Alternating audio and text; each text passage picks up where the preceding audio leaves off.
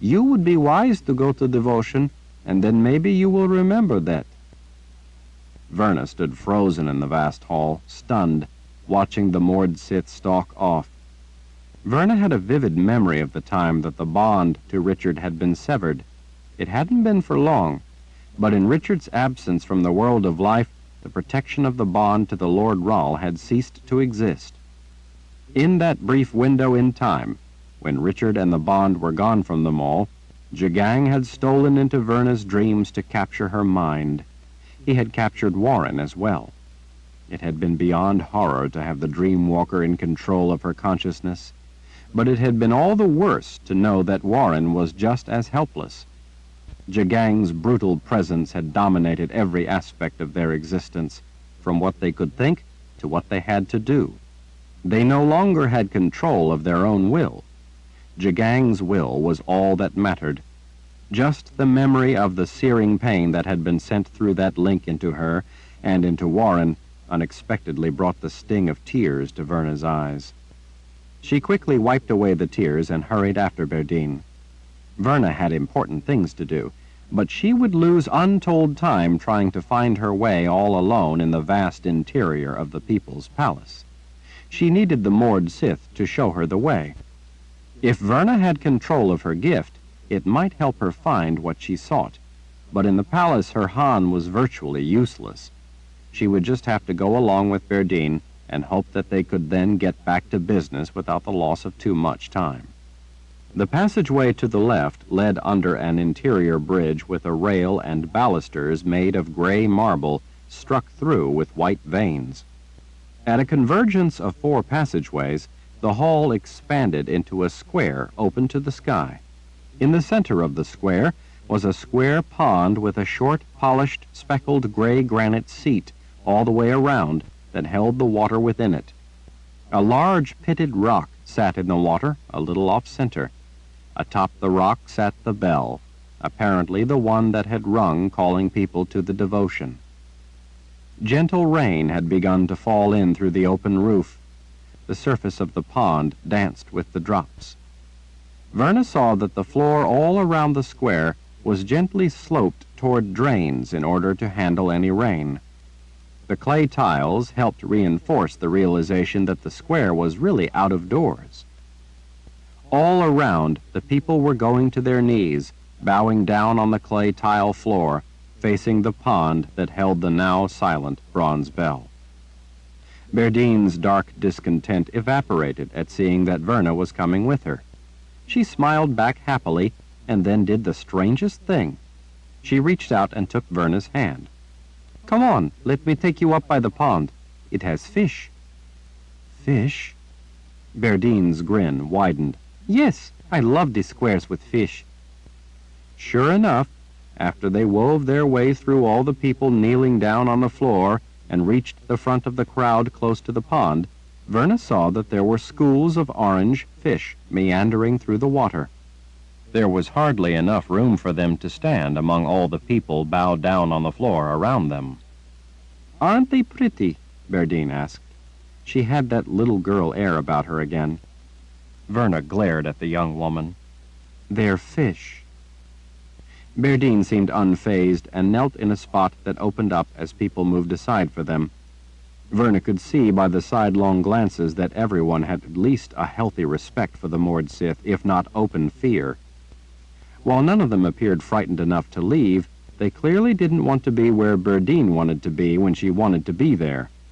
They also seemed more than a little worried about who the moored Sith was dragging to the devotion, as if it might be a repentant sinner and the lesson might involve bloodshed. Berdine glanced over her shoulder at Verna before leaning forward and placing her hands on the tile floor. The brief look had been an admonition for Verna to do the same. Verna saw that the guards were watching her. This was crazy.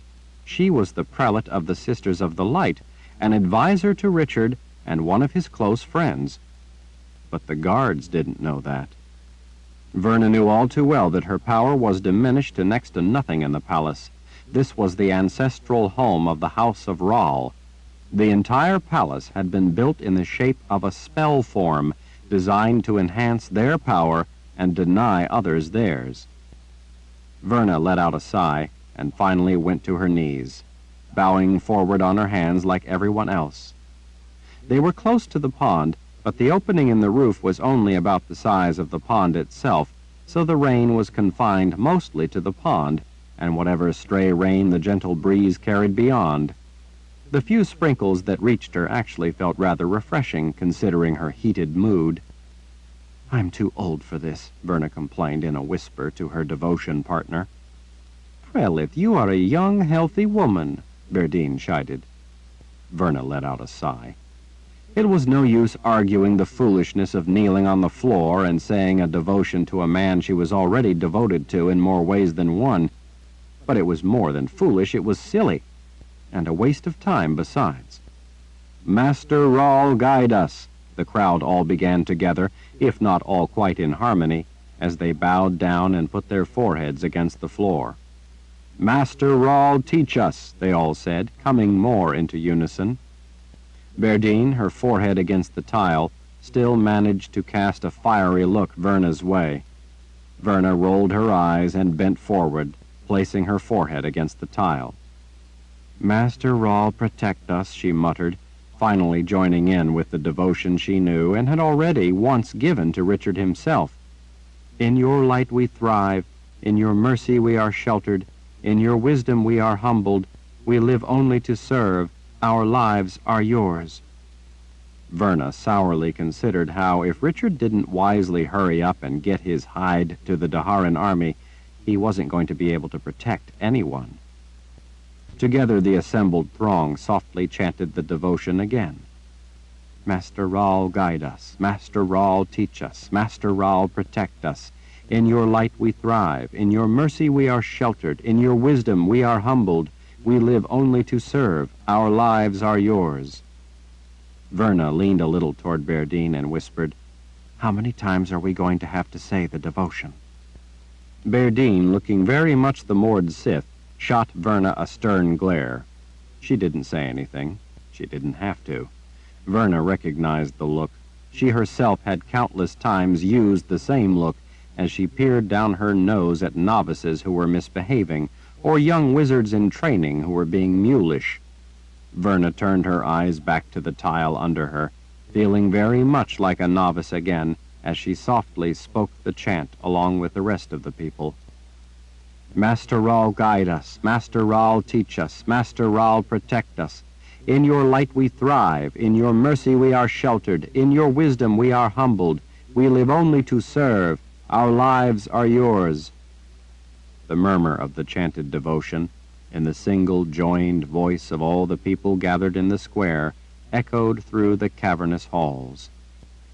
After the look Berdine had given her, Verna thought it best if, for the time being, she kept her objections to herself and said the devotion along with everyone else. She spoke the words softly, thinking about them, and how many times they had proven true for her personally. Richard had changed everything about her life. Verna had thought that the most important mission for the sisters was to put a collar around gifted boys' necks and train them in the use of their ability. Richard had humbled her for that unthinking belief. He had changed everything, made her rethink everything. If not for Richard, Verna doubted that she would ever have been thrown together with Warren, and that their fondness for each other would have blossomed into love. In that, Richard had given her the greatest thing she had ever had in her life. "Master Rawl, guide us. Master Rawl, teach us. Master Rawl, protect us. In your light we thrive. In your mercy we are sheltered. In your wisdom we are humbled. We live only to serve. Our lives are yours." The cadence of the murmured words of all the voices of the gathered people joined into a reverent sound that swelled until it filled the great hall. Verna felt so all alone, even among the gathered crowd of so many people. She ached with how much she missed Warren. She had built a wall around her feelings, and had shut herself away from such thoughts, as well as those around her, hoping to be spared the pain that always seemed to lurk just below the surface. Now she was suddenly overwhelmed by the raw misery of how much she missed Warren, how much she loved him. He was the best thing that had ever happened in her entire life, and now he was gone. Tears from her hopeless heartache welled up. She felt so alone. Master Raoul, guide us. Master Raoul, teach us. Master Raoul, protect us. In your light we thrive. In your mercy we are sheltered. In your wisdom we are humbled. We live only to serve. Our lives are yours. Verna sucked back a sob as she remembered kissing Warren for the last time as he lay dying. That had been the most dreadful moment in her entire life. Despite the time that had passed, it had seemed as if it had happened yesterday. She missed him so much that it made her bones ache. Master Raoul, guide us. Master Raoul, teach us. Master Raoul, protect us. In your light we thrive. In your mercy we are sheltered. In your wisdom we are humbled. We live only to serve. Our lives are yours. Verna spoke the words of the devotion along with everyone else, pouring her feelings into them over and over, yet without haste. The murmured chant filled her mind. She wept as she remembered the time she'd had with Warren. She remembered his last words to her. "Give me a kiss," Warren had whispered, "while I still live. And don't mourn what ends, but what a good life we've had. Kiss me, my love." Pain and longing twisted her insides. Her world was ashes. Nothing seemed worthwhile. She didn't want to live anymore. Master Raoul, guide us. Master Raoul, teach us. Master Raoul, protect us. In your light we thrive. In your mercy we are sheltered. In your wisdom we are humbled. We live only to serve. Our lives are yours. Verna choked back her sobs as she chanted the devotion. It never even occurred to her to wonder if anyone noticed her. It had all been so senseless.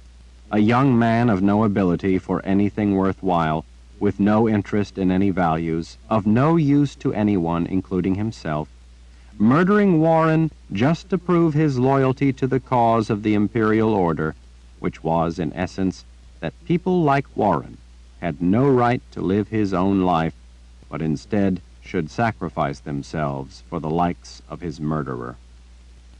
Richard fought to end such madness.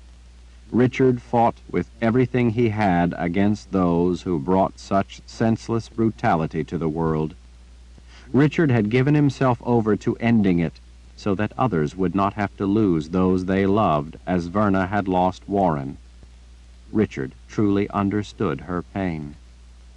Verna sank into the rhythm of the chant, allowing it to wash through her.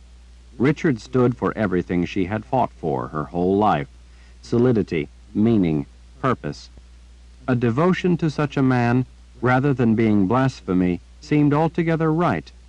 In a way, because of who Richard was and what he stood for.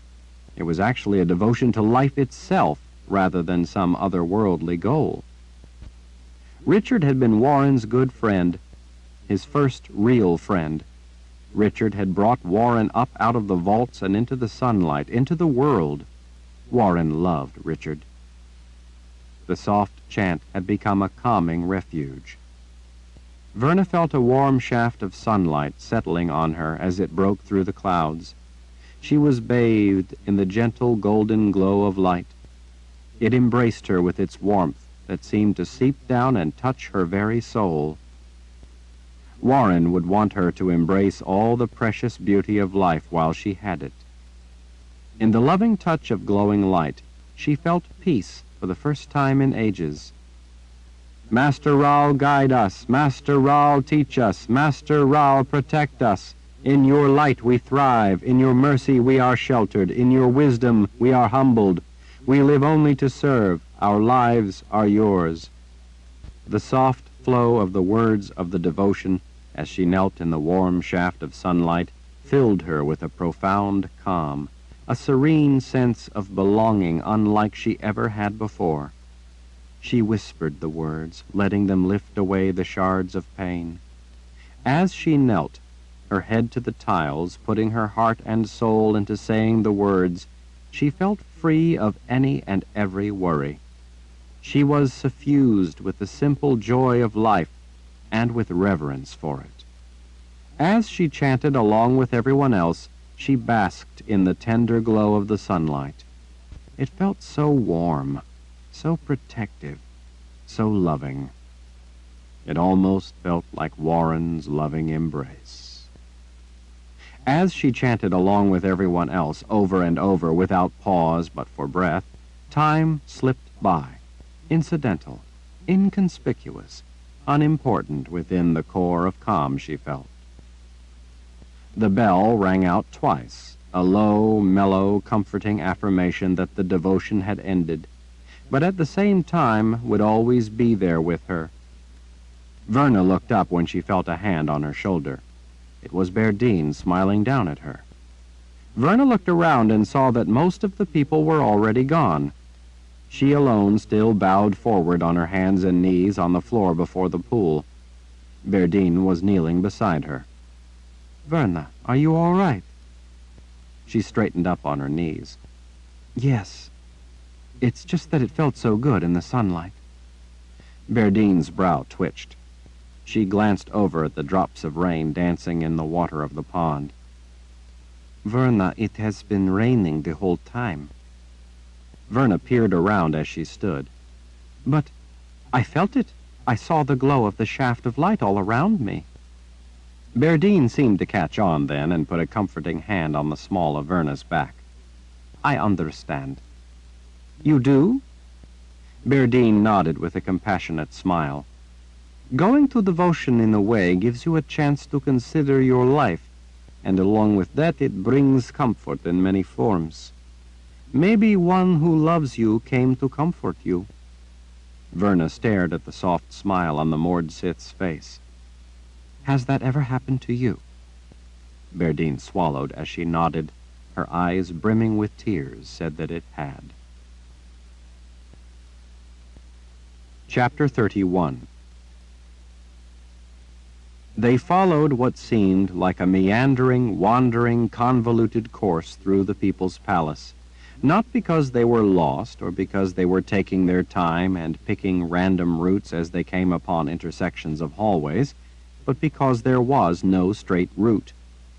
The complex, confusing passage through the labyrinth was necessary because the place had not been built to accommodate ease of travel through the palace, but rather it had been constructed in the explicit shape of a power spell that had been drawn on the face of the ground. Verna found it astonishing to consider that this was not only a spell form similar to spells she herself had drawn, but that she was actually inside the elements that made up the spell.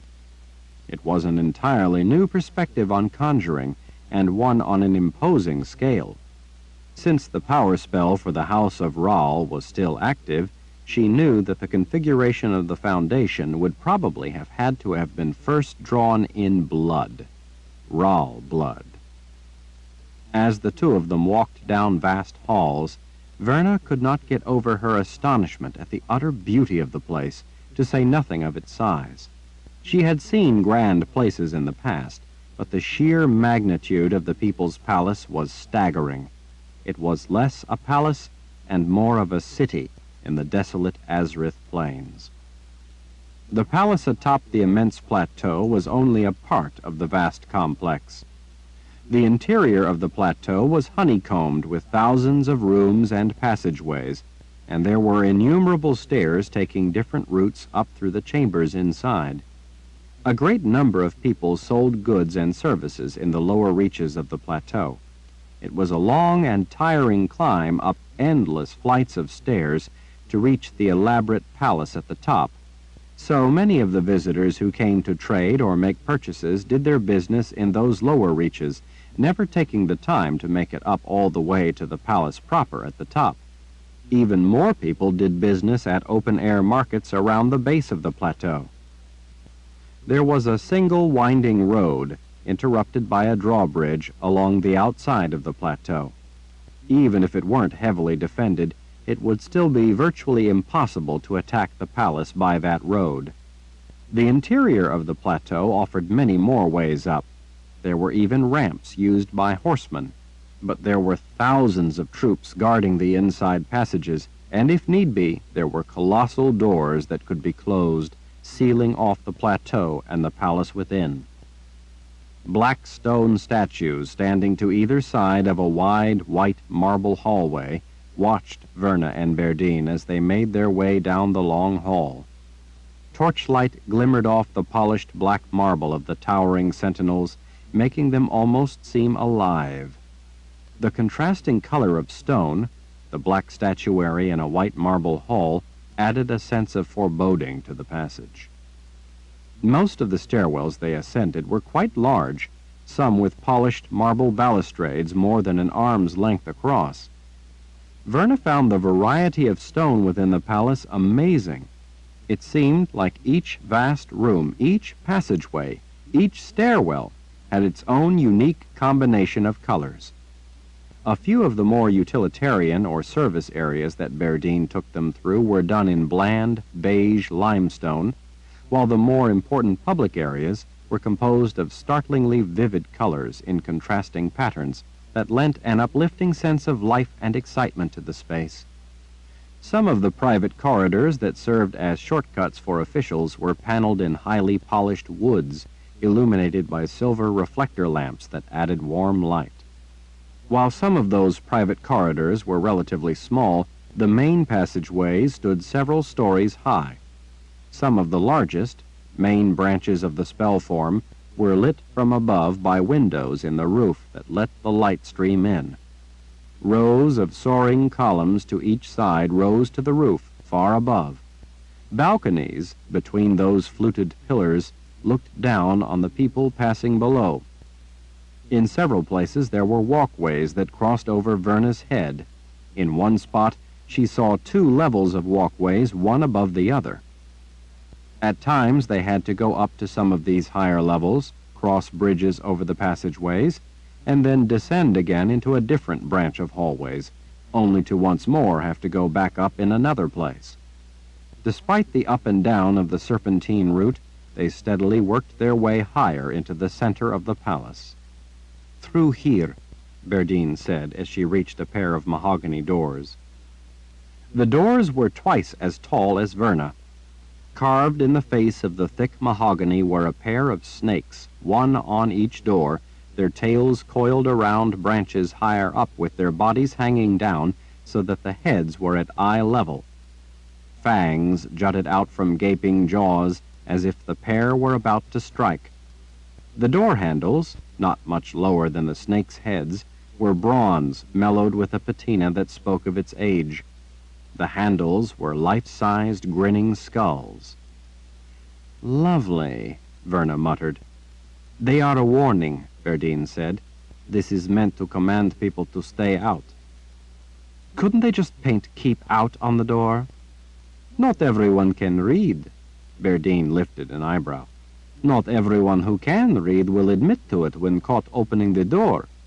This gives them no excuse to cross the threshold innocently and lets them know that they will have no excuse when confronted by guards." From the chill that the sight of the doors gave her, Verna could imagine that most anyone would give them a wide berth.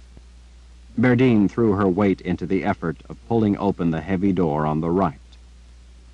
Inside, a cozy carpeted room paneled in the same mahogany as the tall doors, but without any more of the carved snakes, 4 big soldiers stood guard. They looked more fearsome than the bronze skulls. The closest soldier casually stepped into their path. "This area is restricted." Berdine, wearing a dark frown, skirted the man. "Good. See to it that it stays that way." Remembering all too well that her power was next to useless in the palace, Verna stayed close on Berdine's heels. The soldier, apparently not eager to grab the moored Sith, instead blew a whistle that let out a thin, shrill sound, no doubt used because such a sound would carry up the stairs to other guards on patrol. The 2 farthest soldiers, however, stepped together to block the pathway through the room. One of the 2 held up a hand, if politely, commanding them to halt. "I'm sorry, mistress, But as he said, and as you should well know, this is the restricted area. Berdine put one hand on a cocked hip. Her aegials spun into her other fist. She gestured with it as she spoke. Since we both serve the same cause, I will not kill you where you stand. Be thankful that I'm not wearing red leather today, or I might take the time to teach you some manners. As you should be well aware, Mord Sith are personal bodyguards to the Lord Ral himself, and we are not restricted from anywhere we choose to go. The man nodded. I'm well aware of that, but I've not seen you around the palace for quite some time. I've been with Lord Ral. He cleared his throat. Be that as it may, since you've been gone, the Commander General has tightened security in this area. Good. As a matter of fact, I am here to see Commander General Trimac about that very subject. The man bowed his head. Very well, mistress, top of the stairs. Someone will be able to see to your wishes. When the two guards stepped apart, Berdine flashed an insincere smile and swept between them, Verna in tow. Crossing thick carpets of golds and blues, they came to a stairwell made of a rich, flushed, tawny marble webbed with rust-color veins. Verna had never seen stone quite like it. It was strikingly beautiful, with polished vase-shaped balusters and a wide handrail that was smooth and cool under her fingers. Changing direction at a broad landing, she spotted at the top of the stairs not just patrolling soldiers, but what appeared to be an entire army waiting for them. These were not going to be men Berdine would be able to so easily get past. What do you think all the soldiers are doing here? Verna asked. Up there and then down a hallway, Berdine answered in a low voice, is the Garden of Life. We've had trouble there in the past. That was the very reason Verna wanted to check on things. She could hear orders being passed and the sound of metal jangling as men came running. They were met at the top of the stairs by dozens of the guards, many with weapons drawn. Verna noticed that there were a lot more of the men wearing black gloves and carrying crossbows. This time, though, the crossbows were cocked and loaded with the red-fletched arrows. Who's in charge here? Berdine demanded of all the young faces staring at her. I am, a more mature man called out as he pushed his way through the tight ring of soldiers. He had piercing blue eyes, but it was the pale scars on his cheek and jaw that caught Verna's attention. Berdine's face brightened at seeing the man. General Trimac! Men made way for him as he stepped to the fore. He deliberately took in Verna before turning his attention to Berdine. Verna thought she detected the slightest smile. Welcome back, Mistress Berdine. I haven't seen you for quite a while. Seems like forever. It's good to be home. She lifted an introductory hand to Verna. This is Verna Soventhrine, the prelate of the Sisters of the Light. She is a personal friend of Lord Ral and in charge of the gifted with the Daharan forces. The man bowed his head, but kept his cautious gaze on her. Prelate? Verna, this is Commander General Trimac of the First File of the People's Palace in Dahara. First File? When he is at his palace, we are the ring of steel around Lord Ral himself, Prelate. We fall to a man before harm gets a glance at him. His eyes shifted between the two of them. Because of the great distance, we can only sense that Lord Ral is somewhere far off to the west. Would you happen to know where Lord Ral is exactly? Any idea when he will be back with us? There are a number of people wanting to know the answer to that question, General Trimac, Verna said. I'm afraid that you will have to step to the rear of a very long line. The man looked genuinely disappointed. What of the war? Do you have any news? Verna nodded. The Imperial Order has split their forces. The soldiers glanced knowingly at one another. Trimac's face hardened with worry as he waited for her to elaborate. The Order left a sizable part of their force on the other side of the mountains, up near Aidendrill in the Midlands. We had to leave men and some of the gifted on this side of the mountains to guard the passes so the enemy can't come over and get into Dahara. A large contingent of the Order's best troops are presently heading back down through the Midlands. We believe that their plan is to take their main force down around the far side of the mountains and then eventually swing around and up to attack Dahara from the south. We are taking our main army south to meet the enemy." None of the men said a word.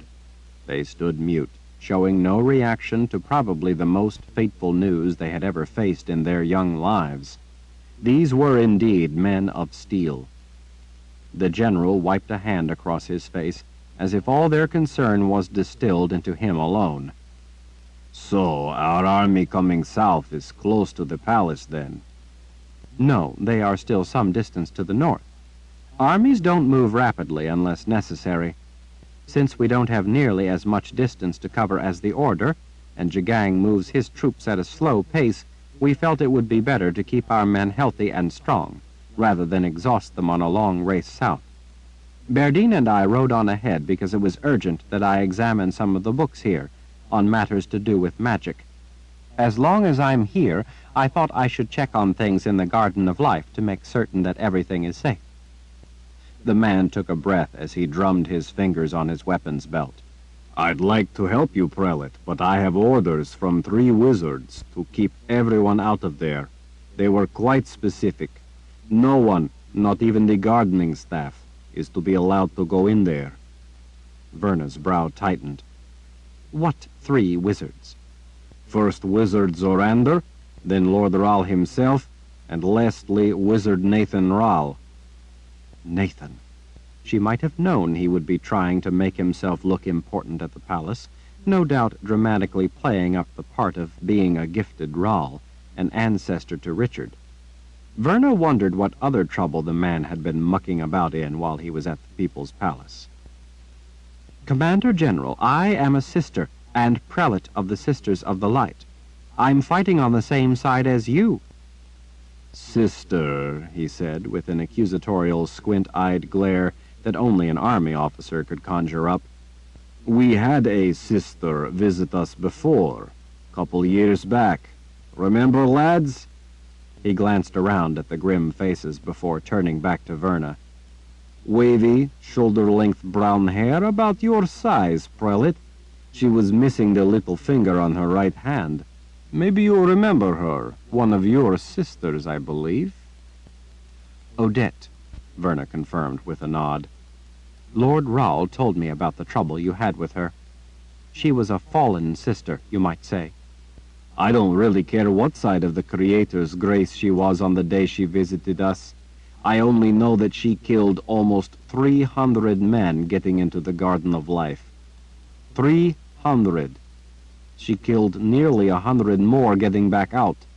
We were helpless against her." As his face reddened, his scars stood out all the more.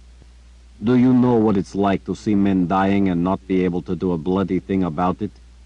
Do you know what it's like not only to be responsible for their lives, but to know that your duty is to keep her out of there, and not be able to do anything to stop the threat?" Verna's gaze fell away from the man's intent blue eyes. "I'm sorry, General, but she was fighting against Lord Ral. I am not. I'm on your side. I'm fighting to stop those like her."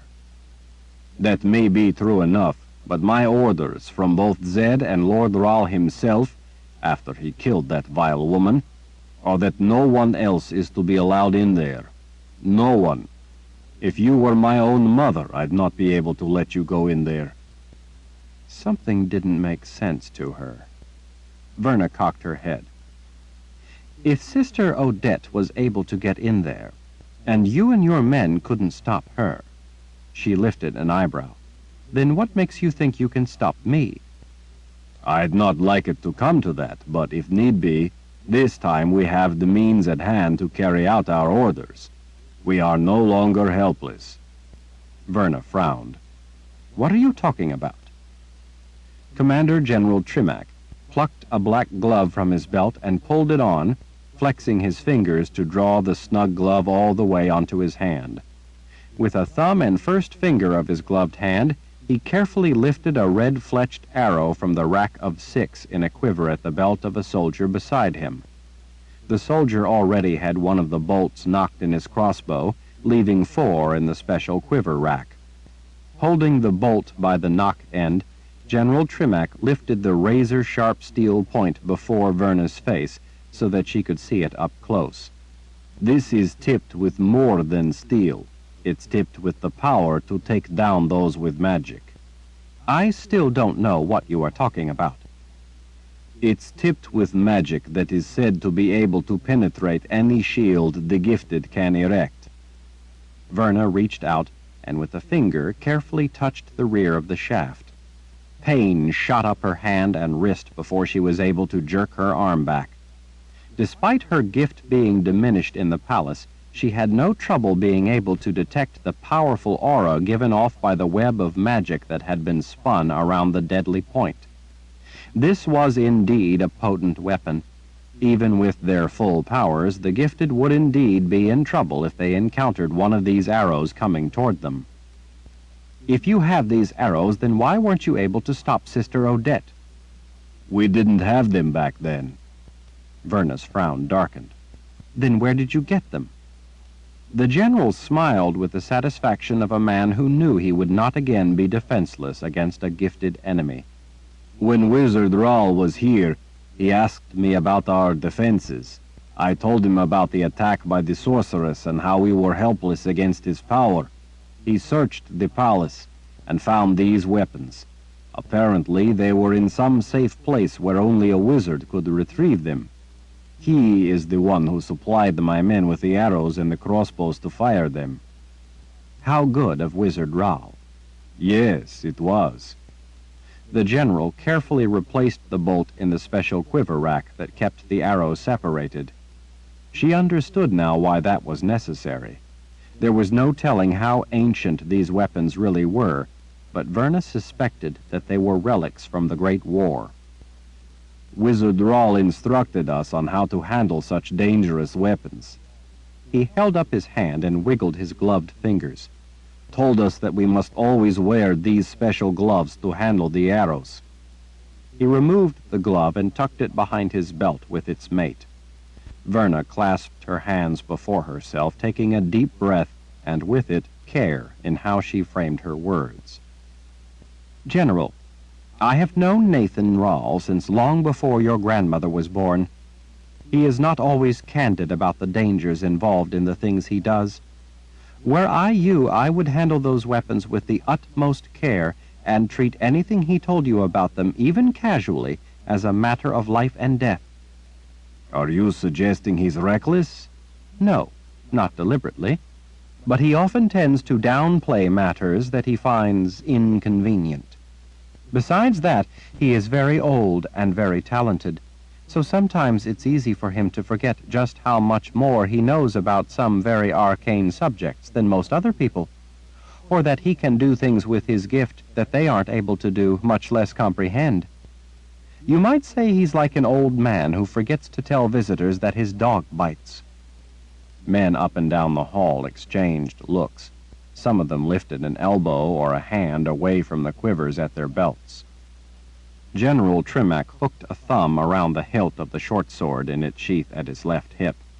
"While I take seriously your warning, Prelate, I hope that you will understand that I also take seriously the lives of the hundreds of my men who died the last time a sister showed up and we were defenseless against her magic. I take seriously the lives of these men here. I don't want any such thing to happen again." Verna wet her lips and reminded herself that the man was only doing his job. With the way the palace drained away her Han, she had an uncomfortable empathy with his feeling about being powerless. "I understand, General Trimac." She smoothed back a wave of hair. "I too know the heavy weight of responsibility for the lives of others. Of course the lives of your men are valuable, and anything that will prevent the enemy from taking those lives is worthwhile. It is in that vein that I'm advising you to be careful with weapons that are wrought with magic. Such things are not typically intended for the unsupervised use of the ungifted." The man nodded once. "We take your warning seriously." "Good. Then you should also know that what is in that room is dangerous in the extreme. It's a danger to all of us. It would be in all our interest if, while I'm here, I just make sure it's safe." "Prelate, I understand your concern, but you must understand that my orders gave me no discretion for exceptions. I simply can't allow you to go in there on your word that you are who you say you are, or that your intent is only to help us. What if you were a spy, a traitor, the keeper himself in the flesh? A sincere-looking woman though you may be, I didn't get to the rank of Commander General by letting attractive women talk me into things." Verna was momentarily startled by being called an attractive woman in front of all these people. "But I can personally assure you that no one at all, has been in there since Lord Rahl himself was in there last. Not even Nathan Rahl went in there. Everything in the Garden of Life remains untouched." "I understand, General." It would be a long time before she ever made it back to the palace. There was no telling where Richard was or when he would return. She rubbed her fingers on her forehead as she considered the quandary. "Tell you what, how about if I don't go in, and instead I just stand in the doorway, outside the Garden of Life, and look in to make sure the 3 boxes being held in there are safe? You can even have a dozen of your men point those deadly arrows at my back." He chewed his lip as he considered. "Men in front of you, men to the sides, and men to the back will have you under the points of their arrows, and their fingers will be on the release levers. You can look past my men, through the doorway and into the Garden of Life, but you may not cross the threshold under penalty of death." Verna didn't actually need to get close enough to touch the boxes. Truth be told, she didn't really even want to get close to them. All she really wanted to do was to make sure that they were untouched by anyone else. At the same time, she wasn't exactly comfortable with the idea of all those men being only a finger twitch away from releasing one of those deadly arrows at her. After all, the notion to check on the boxes of Orden had only been an afterthought, being as she was already at the palace. It wasn't why she had come to the palace. Still, she was so close. "Bargain struck, General. I only need to see that they are safe, so that we all can sleep a little easier." "I'm all for sleeping easier." Berdine and Verna, with a knot of soldiers surrounding them, were led by Commander General Trimac down a broad passageway of polished granite. Columns spaced against the wall framed great slabs of stone as if they were artwork. To Verna, they were visual evidence of the Creator's hand, artwork from the garden he had cultivated that was the world of life. The sound of all the men moving along with them echoed up and down the great hallway as they passed a series of intersections that were arms of the spell form, all pulling back into the center that was the Garden of Life. They at last came to a pair of doors covered in carvings of rolling hills and forests and sheathed in gold. "Beyond is the Garden of Life," the general told her in a sober tone. As soldiers surrounded her, raising their crossbows, the general began drawing one of the great gold doors open. Some of the men to the side and rear pointed their arrows at her head. The 4 men who moved in front of her leveled their crossbow bolts at her heart. She was at least relieved not to have the ones in front of her pointed at her face. She thought the whole thing was silly, but she knew that these men were dead serious, so she treated it as such. As the gold-clad door was swung wide, Verna, in lockstep with her cadre of personal assassins, shuffled closer to the opening so that she could see. She had to crane her neck and finally swish a hand to gently urge one of the men to move a little to the side so that she could have a clear view into the great room. From the rather dimly lit hallway, Verna peered inside and saw that overcast skies lit the place in all its glory through leaded windows high overhead. She was astonished to see that all the way up in the center of the People's Palace, the Garden of Life looked just like a lush garden. From what she could see, around the outside of the room, walkways wound their way through flower beds. The ground was littered with petals, a few still colorful reds and yellows, but most long since dried and shriveled. Beyond the flowers grew small trees, and then beyond them were short stone vine-covered walls. Contained within the walls was a variety of shrubs and ornamental plants, although they were in sorry shape from lack of care. Many were gangly with long new shoots and in need of trimming. Others were infested with invasive vines. It looked as if General Trimac had been telling the truth, that no one, not even the gardeners, had been allowed into the place. At the Palace of the Prophets, they had had an indoor garden, although on a much smaller scale. There had been a system of pipes coming from collection barrels on the roof that kept the garden watered. Recognizing similar pipes in a corner, Verna realized that rainwater collected on the roof provided a constant supply of water in this place as well, or everything in the garden, lit by such wonderful light, would be dried up and dead. In the center of the expansive room was an area of shaggy lawn that swept around almost into a circle, the grass ring interrupted by a wedge of white stone. On that stone sat two short, fluted pedestals that held a slab of smooth granite. Atop the granite altar sat 3 boxes, their surfaces such an inky black that it almost surprised her that they didn't suck the light entirely out of the room and pull the whole world with it into the eternal darkness of the underworld. Just the sight of such sinister things made her heart feel as if it were coming up in her throat. Verna knew the 3 boxes in the gateway, and they were exactly what the name implied. In this case, they were together a kind of gateway between the world of the living and the world of the dead. The gateway was constructed of the magic of both worlds. If that passage between worlds were ever to be undone, the veil would be breached and the seal would be off the Nameless One, the keeper of the dead. Because the information had been in highly restricted books, only a few people at the Palace of the Prophets were even aware of the gateway by its ancient name, the Boxes of Orden. The 3 boxes worked together, and together they constituted the gateway. As far as anyone at the Palace of the Prophets knew, the gateway had been lost for over 3,000 years. Everyone thought that it was gone, vanished, disappeared for good.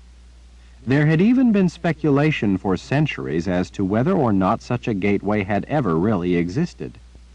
If such a gateway could even exist had been the source of much heated theological debate. The gateway, the Boxes of Orden, did exist, and Verna was having trouble taking her eyes off it. It made her heart race to see such vile things. Cold sweat dampened her dress. It was small wonder that 3 wizards had ordered the general to allow no one into the room. Verna reconsidered her opinion of Nathan for equipping the first file with such dangerous weapons. The jeweled covering had been removed, leaving the sinister black of the boxes themselves, because Darkenral had put the boxes in play and had planned to use the power of Orden to claim mastery over the world of the living. Fortunately, Richard had stopped him. Stealing the boxes now, though, wouldn't do a thief any good. Extensive information was required to understand how the magic of Orden worked and how the gateway functioned. Part of that information was contained in a book that no longer existed except in Richard's mind. That, in fact, had been part of how he had defeated Darkenral. In addition to vast knowledge and information, any thief would also need to have both additive and subtractive magic in order to use the gateway or to claim the power of Orden for himself. The real danger would probably be to any person foolish enough to handle such treacherous things. Verna sighed with relief at seeing the 3 boxes untouched, right where Richard had said he'd left them. For now there was no safer place to keep such dangerous magic. Someday, maybe Verna could help find a way to destroy the gateway, if such a thing were even possible. But for now, it was safe. Thank you, General Tremack. I'm relieved to see that everything is as it should be. And it will stay that way, he said, as he put his weight against the door. It soundlessly moved closed. No one is getting in there except Lord Rahl. Verna smiled at the man. Good. She glanced around at the magnificent palace around her, the illusion of permanence, peace, and security it exuded. If only it were so. Well, I'm afraid that we need to be on our way. I have to get back to our forces. I will tell General Meifert that things here at the palace are well in hand. Let us hope that Lord Rahl will be joining us soon, and we can stop the Imperial Order before they ever reach this place. Prophecy says that if he joins us for the final battle, we have a chance to crush the Imperial Order, if not drive them back to the old world. The general gave her a grim nod. May the good spirits be with you, Prelate. With Berdine at her side, Verna made her way back out of the restricted area and away from the Garden of Life. As they once again descended the stairs, she was relieved to be on her way back to the army, even if she was worried over their mission. She realized that since coming to the palace, she felt more of a sense of commitment and more of a sense of connection to what had become the Daharan Empire under Richard. Even more than that, she seemed to care more about life. But if they didn't find Richard and get him to lead their forces in the battle they would face when they finally met the Imperial Order, then the mission to stop Jagang's army was suicide.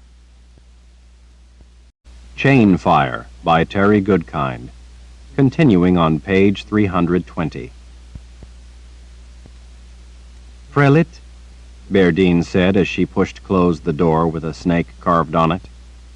Verna paused and waited as the woman tapped the palm of her hand on the top of the bronze skull door handle.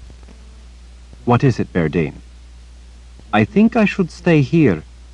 Stay? Verna met the Mordsith's gaze. But why?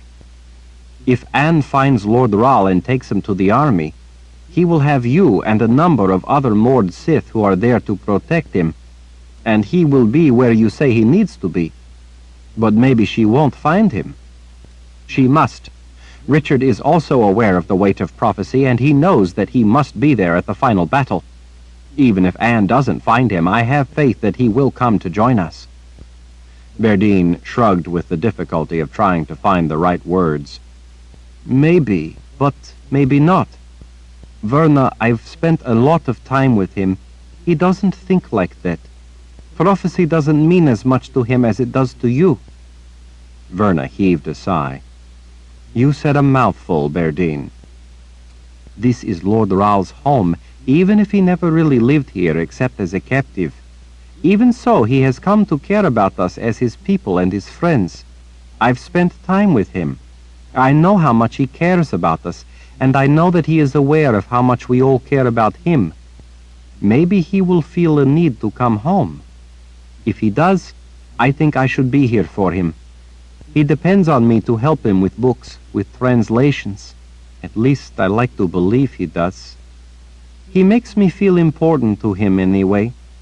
I don't know, I just think I should remain at the palace in case he comes here. If he does, he will need to know that you are desperately trying to find him. He will need to know of the impending final battle. Does your bond tell you where he is? Berdine gestured west. Somewhere in that direction, but very distant.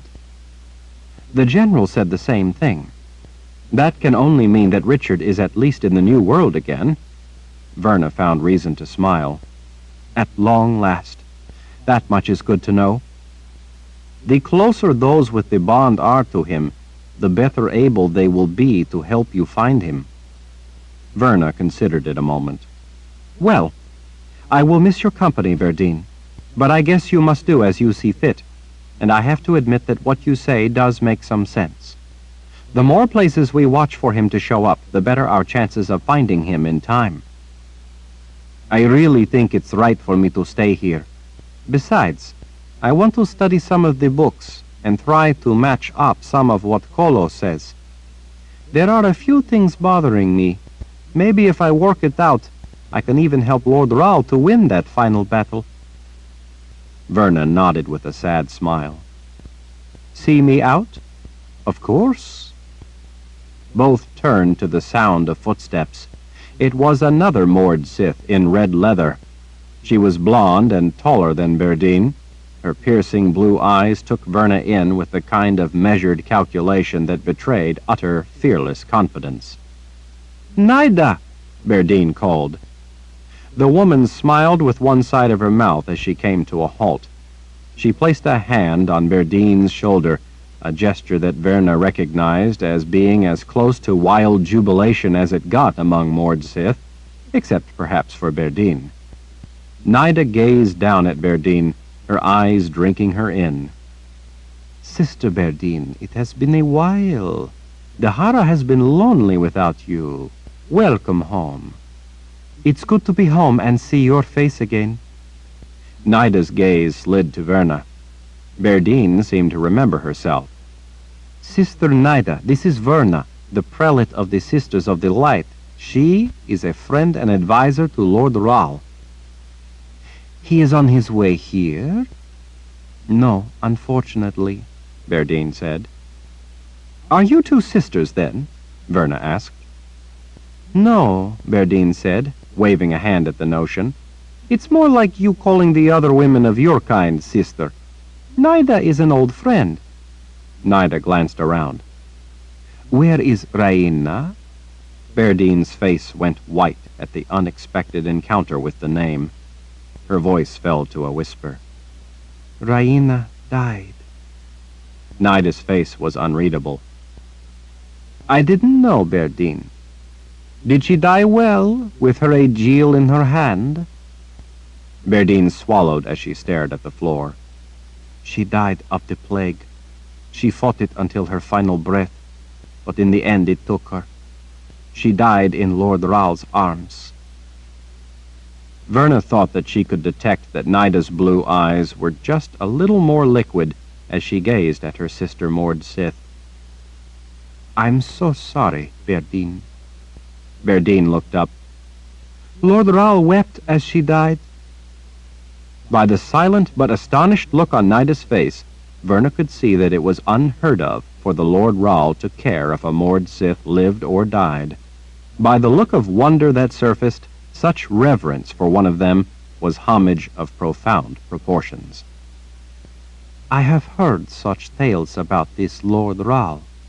They are really true, then? Berdine smiled radiantly. They are true. Chapter 32. What are you reading that's so absorbing? Rika asked as she used a shoulder to push the thick door closed. Zed grunted with displeasure before glancing up from the book lying open before him. Blank pages. Through the round window to his left he could see the roofs of the city of Aidendrill spread out far below. In the golden light of the setting sun the city looked beautiful, but that appearance was but an illusion. With all the people gone, fleeing for their lives before the hordes of invaders, the city was no more than an empty, lifeless husk, like the shed skin of the cicadas that had recently emerged. Rika leaned toward him over the magnificent polished desk and tilted her head to see better as she peered down at the book. It's not all blank, she announced. You can't read something that is blank. You therefore must be reading the writing, not the blank places.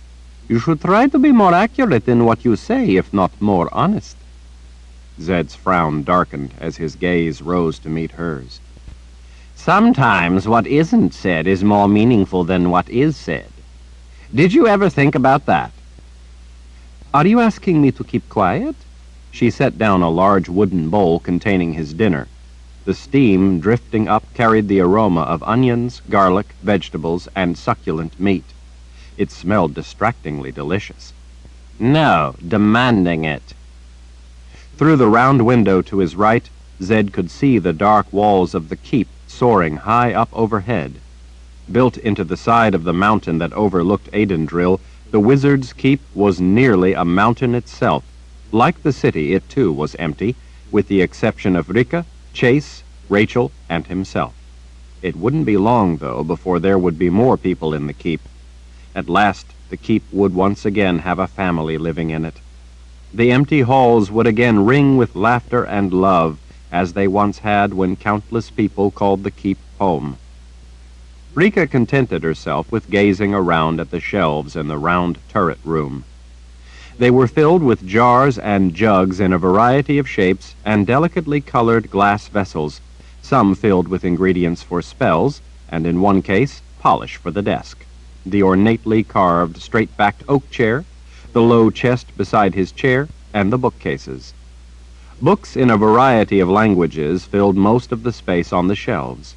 The corner cases with glassed doors held more of the tomes.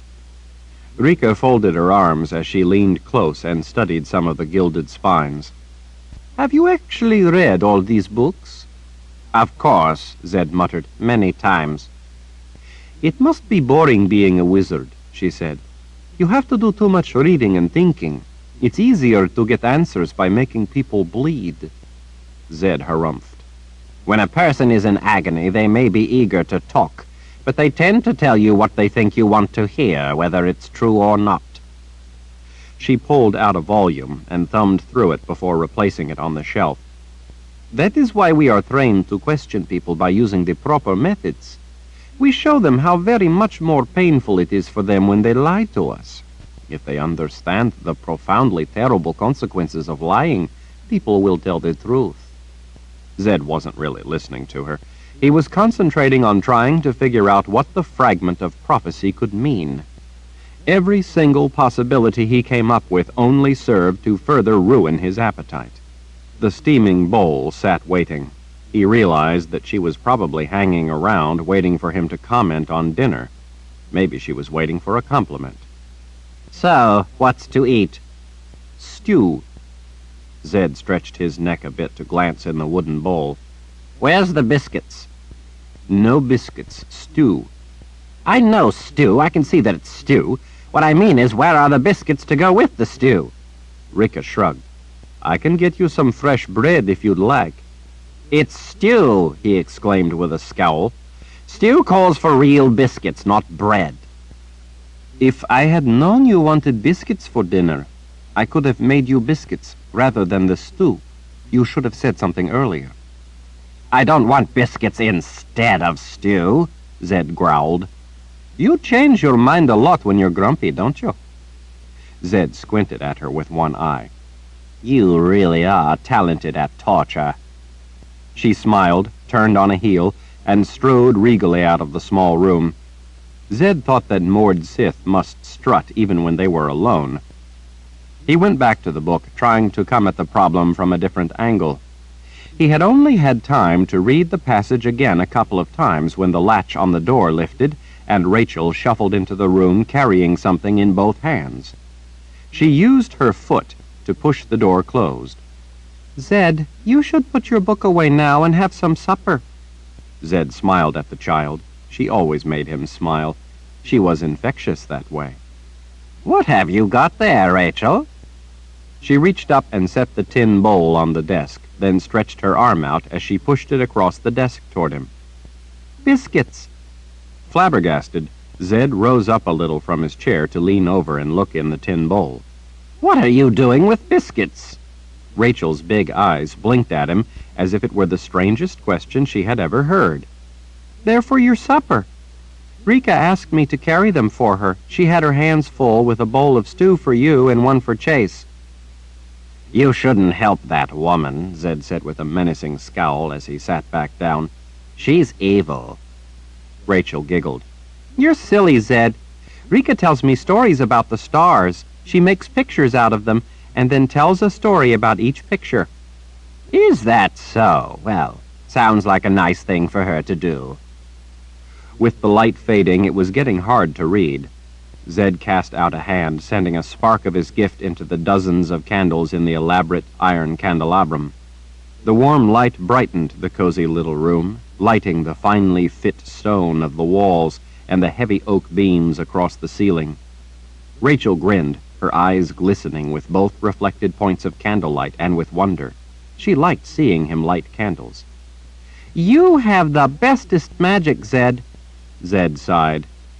"I wish you weren't leaving me, little one. Rika doesn't appreciate my candle-lighting trick." "You will miss me?" "No, not really. I just don't want to be left alone with Rika," he said, as he read the last bit again. "They will at first contest him before they plot to heal him." What could that mean? "Maybe you could get Rika to tell you some stories about the stars." Rachel began looking sad as she came around the desk. "I'll miss you something awful, Zed." Zed looked up from the book. Rachel held her arms out, wanting a hug. A smile overcame him as he scooped her into his arms. There were few things in life that felt as good as a hug from Rachel. She was a devotee of the hug, never putting less than her full enthusiasm into it. "You have good hugs, Zed. Richard has good hugs, too." "Yes, he does." Zed remembered being in that very room so long ago when his own daughter was about the same age as Rachel. She, too, would come to see him and want a hug. Now all that he had left was Richard. Zed missed him terribly. "I will miss you, little one. But before you know it, you will be back here with the rest of your family, and then you will have brothers and sisters to play with instead of just an old man." Zed sat her on his knee. "It will be good to have all of you at the Wizard's Keep with me. The keep will be a joyous place, what with life in it again." "Rika said that she will never have to cook again once my mother comes here." Zed took a sip of lukewarm tea from a pewter mug on the chest beside him. "Did she now?" Rachel nodded. "And she said that my mother would probably make you brush your hair." She held out her hands, wanting to share a drink from his mug. He let her gulp tea. Zed cocked his head. "Brush my hair?" Rachel nodded with a serious look. "It sticks all out, but I like it." "Rachel," Chase said as he ducked in through the round-topped doorway, "are you bothering Zed again?" Rachel shook her head. "I brought him biscuits. Rika said he likes biscuits with his stew, and I should bring him a whole bowl full." Chase planted his fists on his hips. "And how is he supposed to eat his biscuits with ugly children sitting on his lap? You could scare his appetite right out of him." Rachel giggled as she hopped down. Zed glanced at the book again. "Are you all packed up?" "Yes," the big man said. "I want to get an early start. We'll leave first thing in the morning if that's still all right with you." Zed dismissed the concern with a wave of his hand as he studied the prophecy. Yes, the sooner you get your family back here, the better. We'll all feel better having them here where we know they will be safe, and you will all be together." Chase's heavy brow drew lower over his intent brown eyes. "Zed, what's the matter? What's wrong?" Zed looked up with a frown. "Wrong? Nothing. Nothing is wrong." "He's just busy reading," Rachel assured Chase as she hugged his leg and put her head against his hip. "Zed," Chase said in a demanding drawl that said he didn't believe a word of it. "What makes you think something is wrong?" "You haven't eaten a thing." Chase rested one hand on the wooden handle of a long knife at his belt, and with the other caressed Rachel's head of long golden blonde hair. The man probably had a dozen knives of various sizes strapped around his waist and to his legs. When he left in the morning, he would add swords and axes to the knives. "That can only mean something is wrong." Zed popped a biscuit in his mouth. "There," he mumbled around the mouthful. "Satisfied?" While Zed chewed the warm biscuit, Chase leaned down and lifted the girl's chin. "Rachel, go to your room and finish getting your things packed up. And I expect your knives to be cleaned and sharp as well." She nodded earnestly. "They will be, Chase." Rachel had had a hard life for one so young. For reasons that had always made Zed suspicious, she'd been at the center of a variety of consequential situations. When Chase had taken the orphaned girl in to raise as his own daughter, Zed himself had admonished the man to teach her to protect herself, to teach her to be like him, so that she could defend herself and stay safe. Rachel adored Chase, and eagerly learned all the lessons he taught her. With one of the smaller knives she carried, she could pin a fly to a fence post at 10 paces. "And I want you in bed early so that you will be well rested," Chase told her. "I'm not carrying you if you're tired." Rachel gave him a puzzled look. "You carry me when I tell you I'm not tired." Chase cast Zed a pained look before giving her a clearly feigned scowl. "Well, tomorrow you're just going to have to keep up on your own." Rachel nodded seriously, unruffled by the man towering over her. "I will." She looked at Zed. "Will you come and kiss me good night?" Of course, Zed said with a smile of his own. I'll be in after a bit to tuck you in. He wondered if Rika would stop by her room to tell her a story. It was heartwarming to think of the moored Sith telling a child stories about pictures made by the stars in the sky. Rachel seemed to have that effect on everyone. Chase watched through the doorway as his daughter raced off down the broad rampart. Zed had been gratified at the way she had taken to the wizard's keep.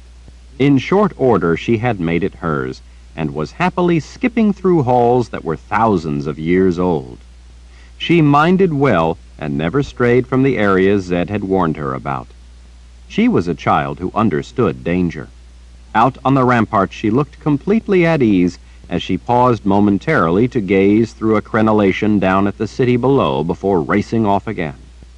It seemed to Zed a wonder that such spindly legs could carry the child so swiftly. After Chase was sure that she was safely on her way, he closed the heavy oak door and stepped closer to the desk.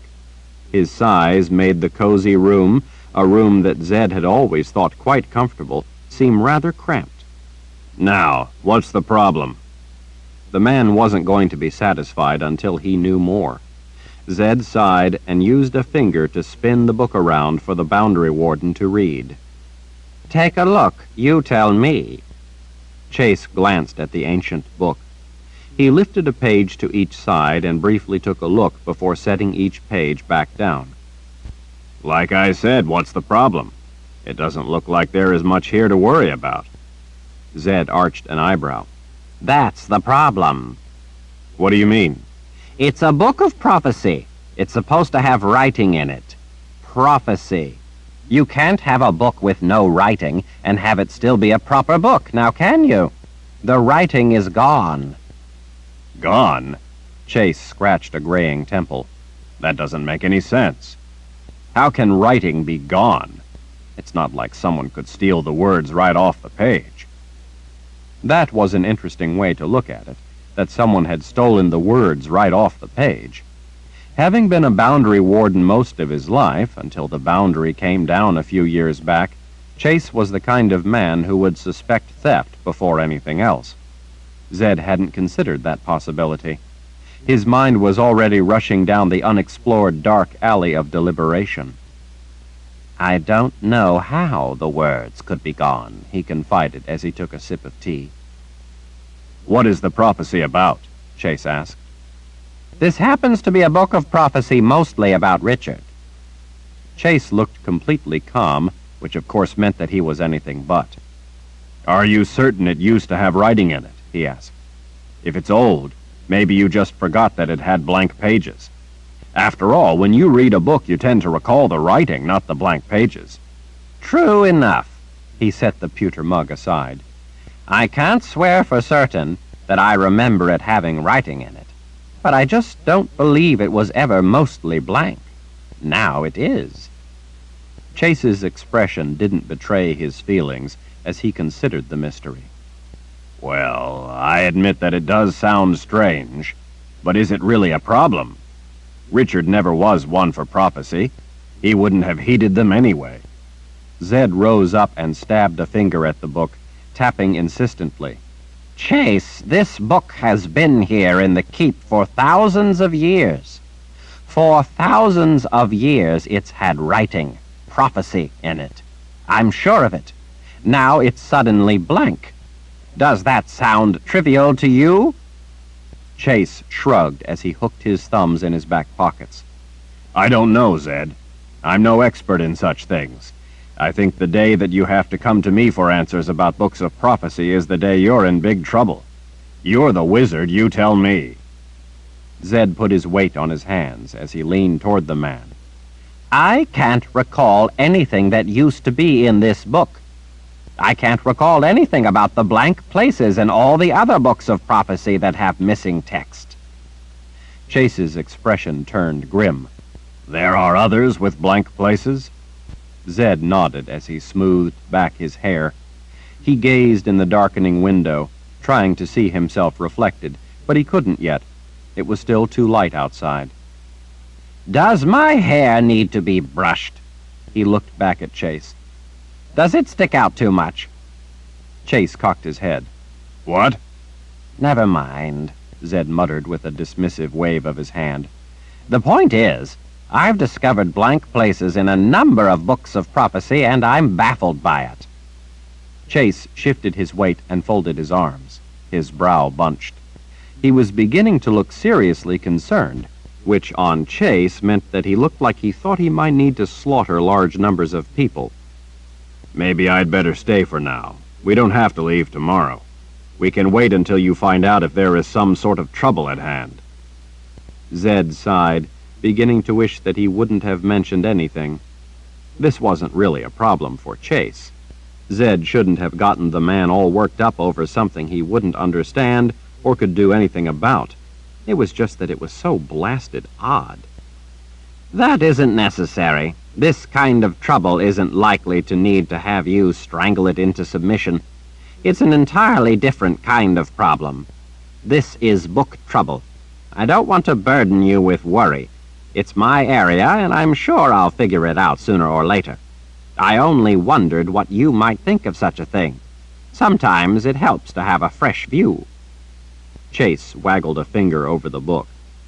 "Well, what does that last part mean? That first contest him before they plot to heal him part. You said it was prophecy about Richard. That sounds like trouble. Like someone is going to plot against him." "No, not necessarily." Zed wiped a hand across his mouth as he tried to think of a way to explain it. "The word plot in prophecy often means nothing more sinister than to lay out a plan. Like plotting a course of action, you might say. In this case, the passage was talking about those who are his closest advisors, his allies. So when it talks about plotting to heal him, it most likely means that they must first convince him that he needs their help, and then once they are able to convince him, these allies, that would most likely be some of us, are going to set about planning a way to heal him." "Heal him from what?" "It doesn't say." "So then it isn't serious." Zed gave the boundary warden a meaningful look. "I believe that may be the part that is blank." "Then it is serious. Richard is in trouble. He needs help. Maybe he's hurt." Zed shook his head unhappily. "In my experience, prophecy is rarely so overt." "But that could be the case." Zed appraised the man for a moment. "We're a long way from needing to dream up things to worry about. In addition, the chronology of prophecy is always troublesome. For all I know, the part we're discussing could have already happened. It could, for instance, be talking about a time Richard had a fever as a child, and I had to find the proper herbs to heal him." "Then it just as well could be past history." Zed turned up his palms in frustration. "It could be.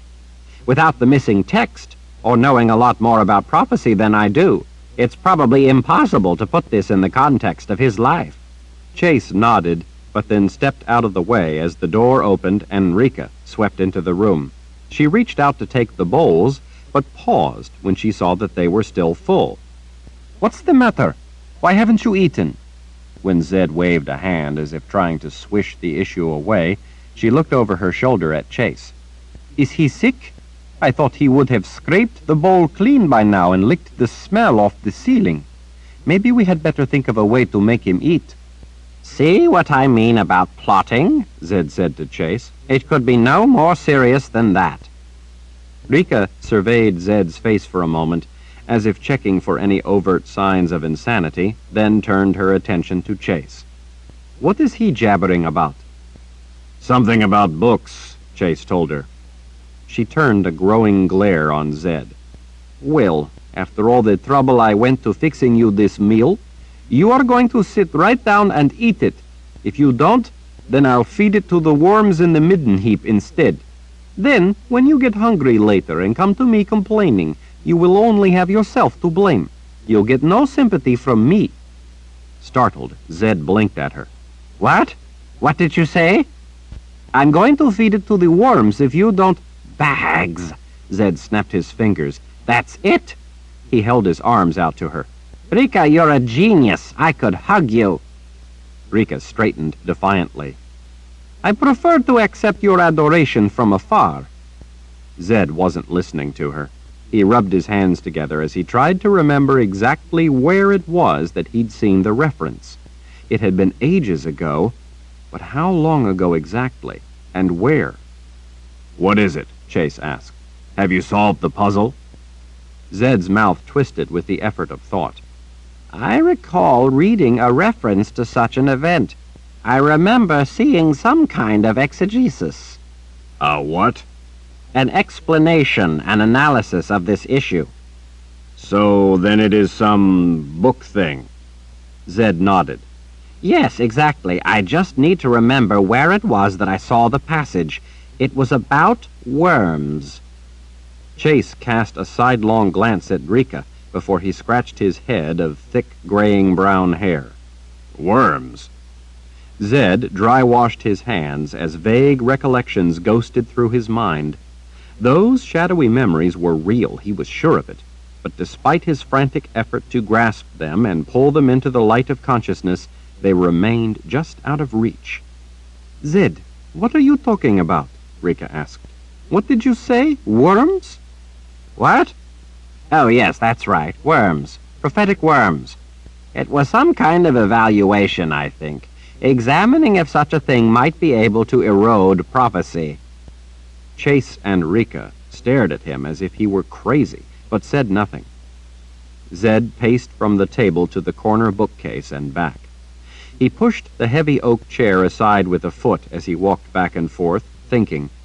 He ran through a list of places that might have a book that would contain such a reference. There were libraries all over the keep. There were thousands of books in those libraries, maybe tens of thousands, if he had even seen the reference at the Wizard's Keep.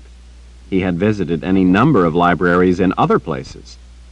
There were a number of archives in the Confessor's Palace down in Aidendrill. There were palaces on King's Row, also in Aidendrill, that contained extensive collections of books. There were any number of cities that Zed had visited with repositories and archives. There were so many books, how was he to remember one he hadn't seen for ages, perhaps since he was young? What exactly are you talking about? Rika asked when she tired of watching him pace. What explanation are you talking about? I'm not sure yet. It was a long time ago. Had to be. Had to be when I was young. I will remember, I'm sure of it. I just have to give it some thought, even if it takes all night. I will remember where I saw the passage. I wish I had my reason chair, he muttered as he turned away. Rika frowned at Chase as she kept an eye on Zed as he paced. He's what? Back in Westland, Chase said in a low voice, he had a chair on his porch where he would sit and think, where he would reason out problems.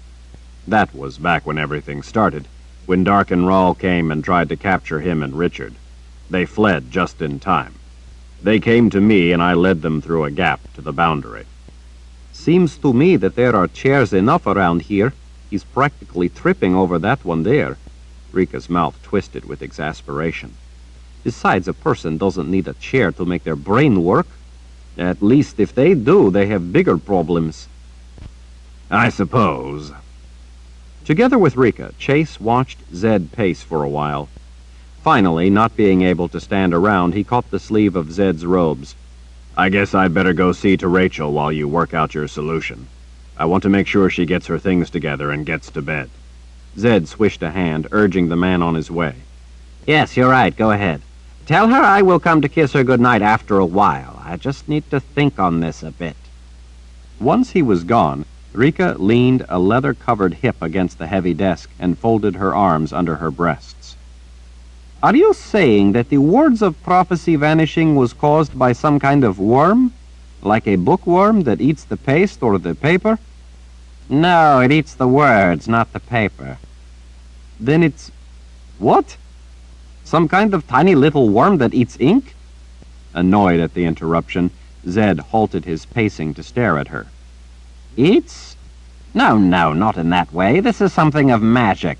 A tricky little twist of something clever. If I recall correctly, it was referred to as a prophetic worm because it could eat away at the branches of prophecy, much like wood borer worms eat away at a tree. It starts with related prophecy, either in subject or in chronology, like wood borers might infest a particular branch. Once established, this kind of worm begins eating away the tree of prophecy. In this case, the branch is the one having to do with the time since Richard was born. Rika looked genuinely fascinated and at the same time distraught. She straightened and tilted her head toward him. Really? Magic can do such a thing? Zed, holding his elbow in one hand and his chin in the fingertips of the other, made a low sound deep in his throat. I think so. Maybe. I'm not sure. He heaved an impatient, irritable sigh. I'm trying to remember. I only saw the reference once. I can't recall if it was a theory I read, or if it was the spell itself, or if it was only a suggestion in a book of records, or if it... Wait.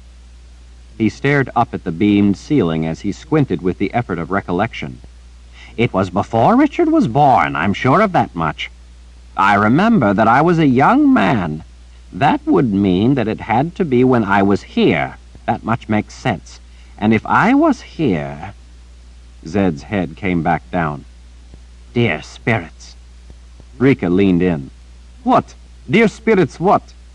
I remember, Zed whispered, his eyes going wide. I remember where I saw it. Where? Shoving his sleeves higher up his bony arms, Zed headed for the door. Never mind, I will see to it. You just go about your patrolling or something. I'll be back later. Chapter 33. With the sun going down, the air was beginning to cool as Zed raced down the broad rampart. The huge stones of the crenellated wall radiated heat they had stored from the hot sun beating down on them all day. The city far below the mountainside was melting into a sea of gloom, while pink rays of the departing sun caressed the tops of some of the tallest towers of the keep high overhead. The dying light of dusk had brought a still quiet, touched only by the distant whisper of the cicadas. At an intersection of ramparts, Zed ran around the corner to the right. Unlike the rampart at the edge of the keep, which overlooked a drop-off of thousands of feet down the sheer face of the mountain, the narrower interior bastion wall had precipitous drop-offs to both sides, yet within the massive complex that gave a clear view of nearly windowless walls descending down into the darkness. Courtyards far below provided the refreshment of open air directly off some of the lower floors within the keep. Zed imagined that people who in the past had worked in the lower reaches of the keep must have appreciated being able to step outside from time to time. As he ran down the narrow bastion path, bridges to various towers crossed overhead. Soaring up before him at the end of the pathway was an immense, imposing wall with vertical rows of projecting keystones for interior floors. There was a grand double-entrance door at the base of that looming wall, with designs above reliefs of columns carved in the wall beneath the arched stone lintel, but Zed instead took to an opening in the side rail to take the steps down. The seemingly eternal flight of stairs descended down a long, sloping lip built into the side of the cliff-like bastion wall. He needed to go down into the lower reaches of the keep, deep within the mountain, to places where no one ever went, to places no one but he even knew existed. The stone banister on the open, exposed side of the stairs wasn't very high, and as a consequence, the descent down the straight run of hundreds of feet of stairs, with no landings, was a harrowing experience. To his left rose the carefully fit stone blocks of the imposing bastion wall. To his right was a drop-off that would make any self-respecting cliff proud. Going down that monumental run of stairs always made Zed feel tiny. He could see little more at the bottom than the jagged formation of dark rock at the base of one of the round towers rising up from the small courtyard. Partway down, Zed realized that he heard footsteps racing to catch him. He stopped and turned. It was Rika. "What do you think you're doing?" he called up to her. The wind, rising up the narrow canyon formed by the stone walls all around, lifted his hair and his robes. It almost felt as if his bony frame might lift right off the stairs and be carried away like a dried leaf on an updraft. Rika came to a panting halt a few steps above him. What does it look like I'm doing? "It looks like you're not doing what I told you to do." "Let's go," she said, swishing her hand to urge him on. "I'm coming with you." "I told you that I would see to this. I told you to go patrol or something." "This is trouble that concerns Lord Rahl." "It's just some information in old books that I need to check into." "Chase and Rachel are leaving early in the morning. You would be in with Rachel telling her a story and tucking her in, unless there was something going on that has you really worried. This is about Lord Rahl. If it has you worried, then it has me worried. I'm going with you." Zed didn't want to stand out on the open steps arguing with her, so he didn't. He turned and raced downward, holding up his robes in both fists so that he wouldn't trip and fall. Besides going on seemingly forever, the steps were frighteningly steep. A fall so high up on the steps could easily be fatal. Finally reaching the bottom, Zed stopped on the first stepping stone and turned back. "Stay on the stones." Rika glanced around at the expanse of viney ground cover. Beyond were walls on two sides that rose up for hundreds of feet without interruption. Behind was the stairs and bastion wall. To the right was a jutting mass of bedrock from which the tower rose. "Why?" she asked as she followed Zed across the stepping stones. "Because I said so." He didn't feel like spending time explaining traps of magic.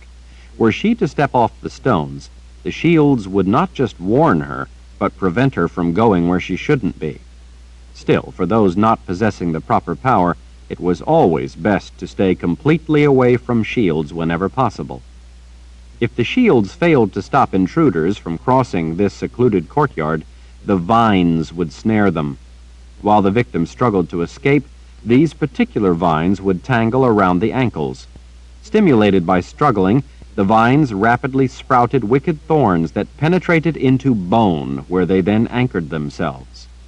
Freeing anyone trapped in the vines was a painful, bloody affair, and more often than not, fatal. The fences at the wizard's keep were not hesitant in their purpose. Those vines are moving. Rika snatched his sleeve. Those vines are moving like a nest of snakes. Zed scowled back over his shoulder. "Why do you think I told you to stay on the stepping stones?" He lifted a lever and pulled open the second round-topped door he came to and ducked inside. He could feel Rika practically breathing down his neck. Reaching blindly in the darkness, his bony fingers found a smooth sphere in the bracket to the right. As he passed his hand over the glossy surface, it began to glow with a greenish light. The entry room was small, made of simple, undecorated stone block walls. Overhead was a beam and plank ceiling. Against the wall to the right was a single short slab of slate built in to provide a bench in case the stairs had left any visitor in need of a brief rest.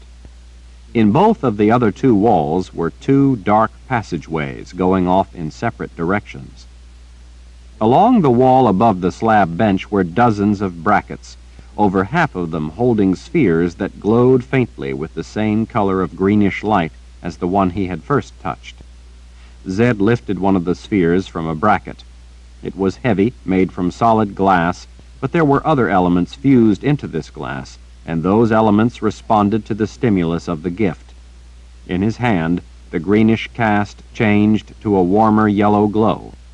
He let a spark of his gift lift through the sphere, and it brightened, throwing harsh shadows down the two halls ahead of them. With a sharp jab of a bony finger, he sat Rika on the bench. This is as far as you go. Grim determination was etched on her face as her blue eyes watched him. Something strange is happening with the books of prophecy. You've been fretting over those books for days now. You haven't eaten or slept. But worse by far is that the prophecies that are vanishing are about Lord Raoul. It was an observation, not a question. He'd thought that his turmoil had been all internal. She had been quietly paying more attention than he'd given her credit for. Or maybe he had just been too distracted to notice her paying attention. In either case, it was not a good sign that he had been so preoccupied that he hadn't even been aware of her, marking how absorbed and unsettled he'd been. Near as I can tell, you are right, in that a great many of those vanished prophecies are about Richard, but I don't think they all are. From what I have been able to determine, however, they all have to do with prophecy pertaining to a time after he was born. That doesn't mean that they are all about him, though. The blank places in the books are extensive. Since I can't remember what those blank places said, there obviously is no way to tell what they were about, making it impossible to know the subject individual of the missing prophecies. But from what you can piece together, they mostly have something to do with Lord Raoul. This, too, had not been a question, but a statement of observation, or at least reasoned speculation. This was a moored Sith asking questions that revolved around the issue of the safety of her Lord Raoul. Zed could see that she was in no mood for any evasive explanations. I would have to agree that Richard, if not central, is at least deeply connected with the trouble in the books of prophecy. Rika rose up from the bench. Then this is no time for you to go all secretive on me. This is important. Lord Raoul is vital to all of us. This is not only about the safety of your grandson, but about the future of all of our lives. And I'm seeing to... It is not only important to you, he is important to all of us. If you alone discover something significant and anything happens to you, then we could all be left at a dead end. This is more important than you keeping your secrets. Zed put his hands on his hips and turned away for a moment, considering. He finally turned back to her. Rika, there are things down there that no one knows about. There are good reasons for that. I'm not going to steal any treasure, and if you fear me seeing some secret of the ages, then I will be willing to swear on my life to keep it secret, unless it is necessary for me to reveal it to Lord Raoul. It's more than that. Many of the things in the lower reaches of the keep are incredibly dangerous to anyone who goes near them. There are things of incredible danger outside the keep as well. We no longer have the luxury of secrets. Zed watched her eyes. She had a point. If anything happened to him, the information, too, was as good as dead. He had always planned on someday letting Richard know about this, but there had never been any time. And until the problem with the books of prophecy had cropped up, it hadn't seemed critical. Still, this was not Richard who would see these things. What do you think, wizard, that I will go to town and gossip about what I've seen? Who is left to tell? The Order has overrun most of the New World, and everyone has fled Aidendril for Dahara. Dahara hangs by a thread. Our future hangs by a thread. There are reasons that some knowledge is kept hidden. There are also reasons that wise men sometimes must share what they know. Life is what matters. If knowledge will help preserve and advance life, then that knowledge should not be hidden, especially when it may be lost right when it could be that it's needed most. Zed pressed his lips tight as he considered her words. He had discovered this secret when he had been a boy. His whole life, he'd never told another person about it. No one had instructed him to keep it a secret, nor could they. No one but he knew about it. Still, he knew that there had to be a reason that this was not something that was meant to be widely known. This had been kept secret for a reason. He just didn't know what that reason was. Zed, for Lord Ral's sake, for the sake of our cause, let me come with you. He appraised her determination for a moment. You can never reveal this to anyone. Except for Lord Ral, I will never reveal it to another. Mord Sith often go to their graves without revealing the things they know. Zed nodded. All right. It goes to your grave with you unless something happens to me. If so, then you must tell Richard what I show you this night. You must swear to me that you will never tell anyone else about this, though, not even your sister Maud Sith. Without hesitation, Rika held her hand out to him. I swear. Zed clasped her hand, and in so doing struck the agreement, accepting her word.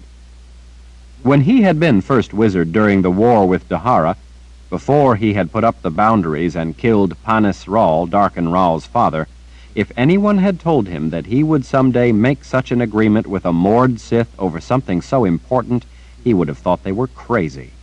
He was grateful that such things had changed for the better. Chapter 34. It's a complex route, Zed told her. Rika arched an eyebrow. Have you ever had to come find me because I got lost patrolling the keep? Zed realized that he hadn't. He knew very well how easy it was to become lost in the keep. In fact, that was one of its defenses. In several places, when trying to travel through the keep, one came upon interconnected rooms numbering in the thousands. In those places, there were no hallways except for the stairs going up or down. Passage through those three-dimensional mazes was necessary to get into several well-protected areas. It was deceptively easy to become forever lost in the morass of those interconnected rooms. Even people who had grown up in the keep could easily become lost in there. An invader, unfamiliar with the place, and if they went too deep into the labyrinth, faced a formidable challenge just to find their way back out, much less to make a passage all the way through and then to escape.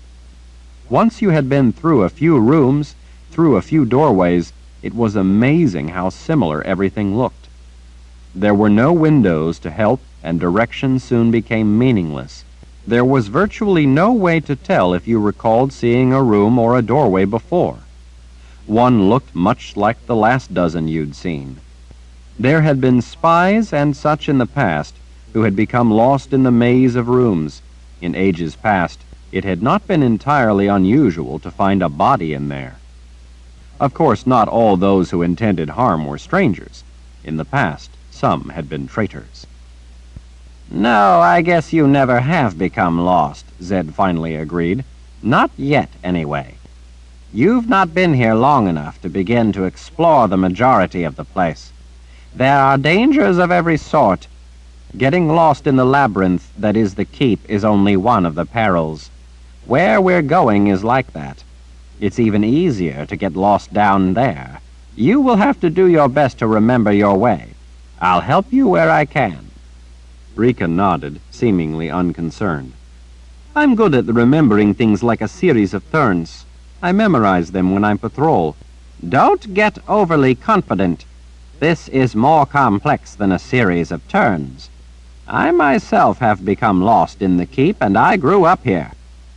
There is not only one right way to get where we're going. Sometimes the route you took the last time won't work this time, because down in the lower reaches of the keep, the shields sometimes shift by themselves to different passageways. It's part of their design to make it more difficult to get through. For instance, if a spy were to draw a map for their cohorts. Unimpressed, Rika shrugged. I understand. The People's Palace is like that in some of the sections where the public isn't allowed. Complex, with the open passages one can get through changing from time to time. Additionally, there is no direct route to anywhere, even if all the passages happen to be open, which they never are. I remember. I was there before, although I was in the public sections, but that was confusing enough. It had been after Dark and Rahl had captured Richard. I had the advantage, though, in that the People's Palace is made in the form of a spell drawn on the face of the ground, and I know how that particular spell is constructed, so I know where the primary arms and the connecting links are located. Well, Rika said, we had to be able to find different passages through the place so that we could get from area to area if it was ever invaded. Or if we are chasing someone, we had to be able to think of a way to get ahead of them. We have to be able to do more than simply remember a series of turns. We must comprehend the whole of the place we pass through. In my head, the turns I take make up parts of a picture of a place. Every turn adds to that picture. With that ever-growing image in my mind, I can find my way by taking a different way, because I can see where the other parts are and how they lock together. Zed blinked in astonishment. That seems quite a remarkable talent. I always could understand that kind of thing better than I can understand people. Zed grunted a brief laugh. I think you understand people more than you admit to. She only smiled. All right, now listen to me, he said. You will not only need to remember a great many turns this night. There is more.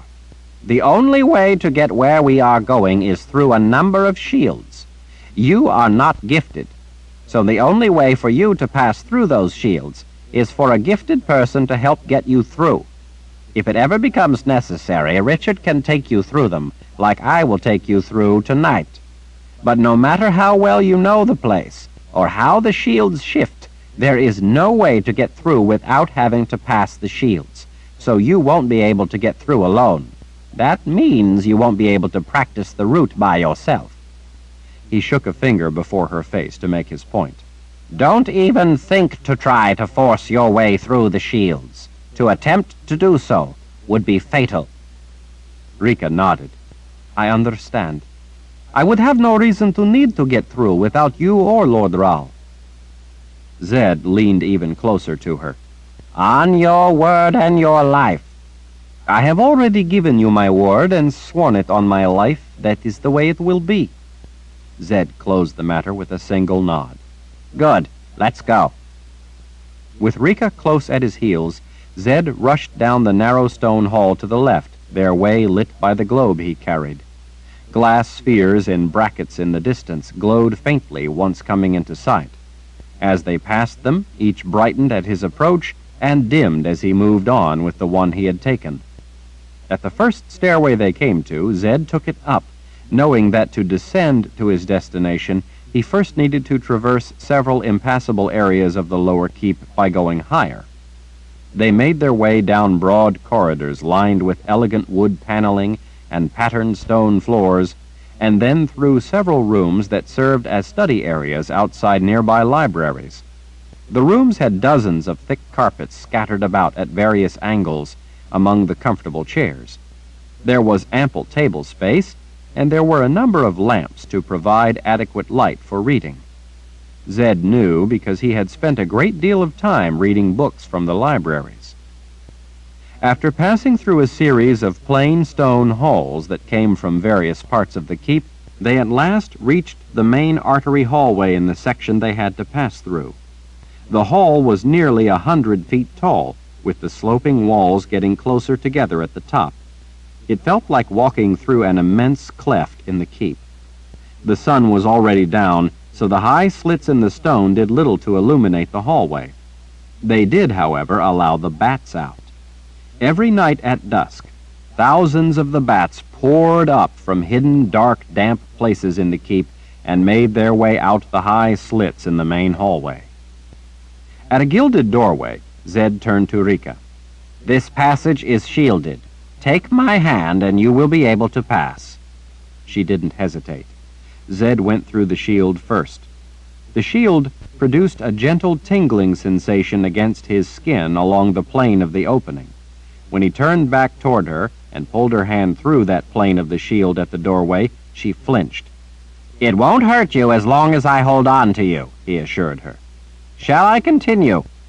She nodded. "It's just so cold. The feel of it surprised me, that's all." Holding her hand tightly, he drew her the rest of the way through the doorway. Once through, she vigorously rubbed her arms. "What would have happened had I tried to go through without you?" "It's hard to say, since different shields do different things, but let's just say that you wouldn't have made it through. This one has no preliminary warning field, so it may not be fatal.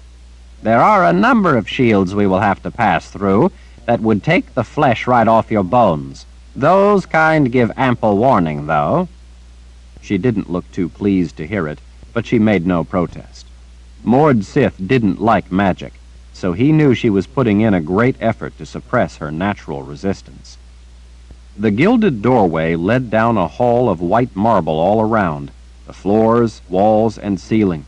The white color was designed to prevent certain gambits of magic that used conjuring involving color to trick the shield at either end of the hall.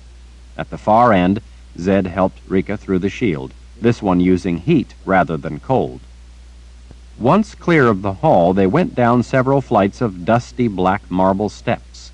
At the bottom of the steps, he led her down the left of 3 forks. The sphere he carried provided a bubble of light around them as they raced through the roughly hewn stone tunnel that took them into simple rooms that were made of simple stone blocks.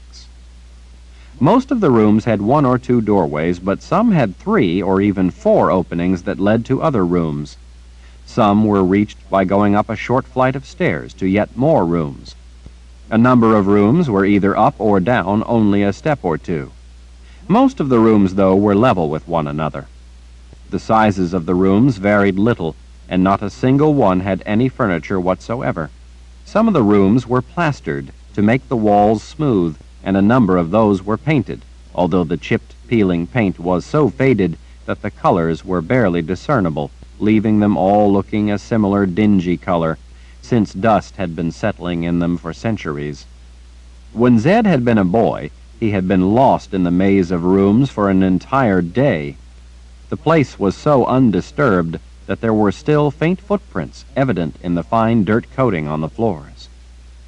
After going through a seemingly endless series of rooms, they finally emptied into a broad corridor of coarse gray granite blocks. While the corridor was wide, the ceiling was so low that they had to bend down slightly so as not to bump their heads. It was a place that, while empty and simple-looking, had always felt ominous to Zed. Around a corner, iron brackets holding more of the glass spheres brightened as they passed, and then faded as they continued on. In several places, utilitarian stone stairwells emptied into the low corridor. Several other taller halls branched off the main passageway. At the end of the broad, low hall, they finally entered a major passageway that was plastered and painted a sandy color. Reliefs of pillars were spaced down the passage, giving it a grander appearance. When they reached the middle, Zed finally paused. He pointed up at the ceiling. "See there? That iron grate overhead that lets the keep breathe, lets fresh air down here?" She peered up at the ornate grate. "Is that a book?" Within the design, crafted from the iron bars, was the outline of an open book. The design, intended as a quick visual reference, denoted a section of the keep that contained a number of libraries. "Yes. The grate will help you remember that this is where you must turn. The corridor with that grate above is a main trunk of passageways. There are a number of ways down to this place, and from here you can go by various routes to nearly anywhere in the keep. But here, under this grate, you must turn down this hall." He gestured toward a small hallway. "It's the only way to get to where we are going." Zed watched her as she looked around at her surroundings and once more checked the grate overhead. When she was sure and had nodded, they started down a small side hall. The hall contained a series of rooms that Zed believed were once used for maintenance supplies. He knew that one of the rooms still had a number of tools. Beyond, at the end of the hall, were a few roughly constructed rooms made of stone, followed by small, square passageways running off in several directions. At the end of the service passageway, they came to a warren of short runs through low service shafts, taking them on a winding route that changed levels by a few feet from time to time. They passed empty rooms and rusted iron doors that stood closed. Cobwebs clogged the shafts in places. In other places, sections of hall that were several feet lower held stagnant water. The rotting carcasses of rats floated in the fetid water. Without a word, they waded through to reach higher ground beyond. When they reached a spiral stone staircase beyond the maze, they descended into the inky darkness, the silent sphere bringing harsh light and shadows to places that had not been lit for years. The stairs were tiny, only large enough for a single body at a time to slip downward. It felt rather like being swallowed down the gullet of some stone monster. At the bottom of the spiral stairs, the light cast harsh shadows down roughly cut passageways that were inspection shafts for part of the keep's foundation. Flecks of quartz in stone foundation blocks the size of small palaces sparkled when the light fell across them. Zed led Rika to the narrow stairs that descended down beside the face of that glittering foundation wall. They both peered over the edge of that slit in the ground before starting down. At the bottom, they followed the narrow slit along the base of the foundation blocks. The stone rose up into the darkness, the sparkling quartz above looking like stars. To the right was a roughly cut wall of crumbling rock. If that softer wall were to collapse, they would be buried alive where no one would ever search for them. The foundation in this part of the keep was kept clear of the soft surrounding rock so that it could move a little if it had to. The foundation blocks had been set down into the harder bedrock below. The narrow slit also provided an areaway for inspection of the foundations. Zed had always thought it remarkable that he had never found any block that was failing. There were some that had cracks, but those were said not to be structural problems. When they came to another narrow flight of stairs at the end of the slit, they again went down, deeper into the pitch-black cut. "Is there any end to this?" Rika asked. Zed looked back over his shoulder, the glowing sphere casting her face in harsh yellow light. "We're deep in the mountain and getting closer to one of the side slopes. We still have quite a ways to go." She simply nodded, resigned to however far it was. "Do you think you can get this far, providing you have me or Richard to get you through the shields?" There had been a number of shields, some that she had not liked going through. For one without the protection of the gift, it was in places a very uncomfortable experience, even with Zed helping her. "I think so," she said. In the lower inspection channels, they came to round, tile-lined tunnels that, when need be, also served as drains. Zed entered the complex of tunnels, taking intersections that he remembered since he was a boy. Dripping water echoed through the passages. It was cold enough to see their breath in the humid air. Water dripped between the tiles in places, making the tunnel slick.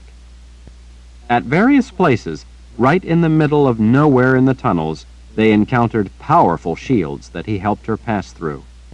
Several were so strong that they gave off preliminary warnings long in advance. Zed had to wrap his arms around her in order to protect her enough to get her safely through. "There's a lot of rats down here," Rika said. Zed could hear them squeaking by the hundreds all through the honeycombed passageways. The little beasts seemed to scatter before the light could fully illuminate them, so they were in evidence by sound, not by sight, except the dead ones. "Yes, are you afraid of rats?" She halted and scowled at him. "No one likes rats." "Can't argue with you about that." At each intersection, Zed pointed out to her the way they had to go. He couldn't imagine how she was ever going to remember the way. He hoped it never became necessary. He hoped to be the one to show Richard. As a boy, Zed had used tracers of magic to learn his way through. Rika paid close attention and watched each of the dark intersections they came to. He was sure that it was more than she had bargained for, and that she would not be able to remember her way. He thought that perhaps he would take her through several more times in order to help her get it all mapped out in her head. After that, he would test her and let her lead the way down. After what seemed like an endless journey, working their way ever lower, they finally entered a colossal room, an immense cave-like chamber that was hollowed out from the interior of the mountain. The granite quarried out of the mountain down in this place had provided some of the stone for the foundation. The quarry, abandoned after the construction was completed, had left behind the huge room. In some places around the sides, the builders of the keep had left fat pillars of stone in place to hold up what they apparently had found to be weaker areas of the ceiling. In spots around the room, there were broad veins of obsidian, a black glassy rock that was unsuitable for building material. Zed had seen it used in a few places in the palace, mostly for decoration. In the glow of the light from the sphere, the surface of the obsidian showed the shiny curved arcs left by being chipped away with chisels, leaving it looking like dazzling fish scales. The center of the gigantic room, where the rock was the hardest, was vaulted to a height of over 250 feet. From the stone evidence, it appeared that the workers had started at the top, taking out huge blocks of stone right under what was the present ceiling. They then began quarrying the next lower level of rock until they eventually had hollowed out the cave-like room. The different levels of galleries around the side were just tall enough and just wide enough between the large square columns for the foundation blocks to be hauled through. Beyond the room were ramps where the blocks had been eased down to the lower parts of the foundation. See there, across the room? Zed asked, pointing at an enormous dark corridor to which he knew the surrounding ramps led. That was constructed first. It's the main channel where the foundation blocks were transported from this room to the foundation all along that section of the keep. Look at how the floor is worn by the work. The floor leading into the yawning dark chasm was worn so smooth that it almost looked as if it had been polished. Why didn't we come that way? It would have been a much shorter route. He was impressed that she realized that the primary passageway ran in the direction from which they had come. The stone blocks for the foundation would not have taken the circuitous route they had. You're right, it would have been shorter, but there are shields there that I can't pass. Since I can't get in there because of those shields, I don't know what is in there, but I suspect that the builders probably created rooms in there that contain things that must be protected. I can't really think of any other reason for those shields. Why can't you pass them? You are first wizard. The wizards of that time had both sides of the gift. Richard is the first in thousands of years to be born with the subtractive side as well as the additive. Shields with subtractive magic are deadly, and are typically reserved for the most dangerous places, or the places that have exceptionally important items they were most concerned about protecting. Zed led Rika across the vast room by a route that kept them close to the outer wall. He rarely came down to this room, and so he had to watch the stone wall carefully as they made their way around. When they reached the place he was looking for, he snatched Rika's arm and pulled her to a stop. This is it. Rika blinked as she looked around. To the inexperienced eye, it looked the same as the rest of the room. This is what? The secret place. It looked like the rest of the huge room. Everywhere the walls were scarred with the gouges left by tools used by workers thousands of years before. Zed held up the glass sphere so she could see where he pointed. Here. See that gouge up high? The one going at this angle following the fissure and a little fatter in the middle? Slip your left hand into it. There's a cleft in the back of the gouge, deeper into the fissure. Rika frowned at him, but then stood on her tiptoes and slid her hand into the groove up to her knuckles. "There's a lip in the rock down here," he said. "I used it when I was smaller. If you can't reach, step up on the edge." "No, I got it," she said. "Now what?" "You're only halfway in. Put your hand in deeper." She wiggled her fingers and worked her hand in farther until it was in up to her wrist. "That's as far as it will go. It's solid where my fingertips are." "Move your longest finger up and down until you find a hole." She made a face as she worked her fingers. "Got it." Zed took her right hand and guided it into a similar gouge in another part of the same fissure down at waist level. "Find a hole in the back of this one as well. When you do, push a finger firmly into both holes." She made a little sound deep in her throat with the effort. "Found it. I've got them both. I'm pushing." "All right, now, as you push with both fingers, put your right foot up here on the wall right on the other side of this chink and give it a good shove." She frowned at him, but did as he said. Nothing happened. "Can't you push any harder than that? Don't tell me that you aren't as strong as a skinny old man." She shot him a scowl, and then used her grip in the hand-holds for leverage as she grunted with effort and gave the wall a good shove with her boot. Suddenly, the face of the rock began moving away. Zed urged Rika to step back. They both watched as a section of the wall silently slid back as if it were a massive door, which was exactly what it was. Despite its monumental weight, it was so perfectly balanced that once the two finger latches were released, it pivoted with nothing more than a stout shove. "Dear spirits," Rika whispered as she leaned toward the opening and peered into the dark maw. "How did you ever find such a place?" "I found it as a child. Actually, I found the other end. Once I came through into here, I knew where this spot was, and I took careful note so that I was able to find it again. The first few times I couldn't find it, so I had to come through again." "Well, what is it?" "When I was a boy, it was my salvation. It was the way I was able to sneak back into the keep without having to come across the bridge and in the front like everyone else." She suspiciously arched an eyebrow. "You must have been a troublesome child." Zed smiled. "I have to admit that there were those who would agree with that. This place served me well. I was also able to get in here when the Sisters of the Dark had taken the keep. They only knew to guard the front entrance. They, like everyone else alive, didn't know this place existed." "So this is what you wanted to show me? A secret way into the keep?" "No, that's by far the least important or remarkable thing about this place. Come on, and I'll show you." Her suspicion flared again. "Just what kind of place is it?" Zed held up the sphere of light as he leaned toward her and whispered, "Beyond is eternal night, the passage of the dead." Chapter 35.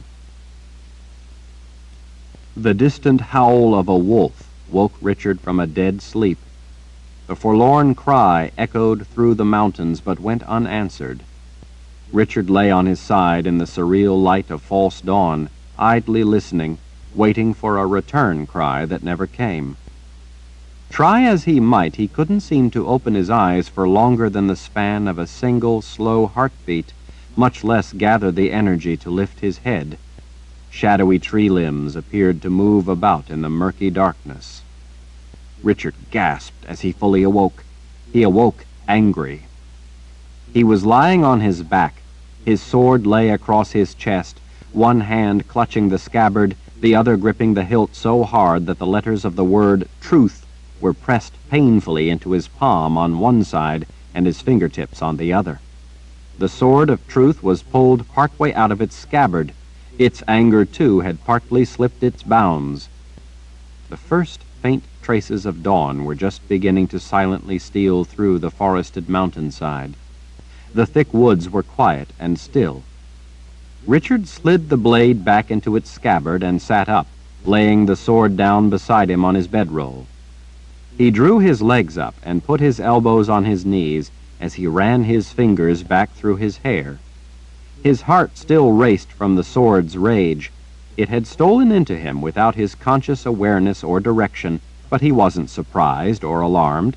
It was hardly the first time he had begun to draw the sword, as he'd remembered that fateful morning while slipping the bonds of sleep.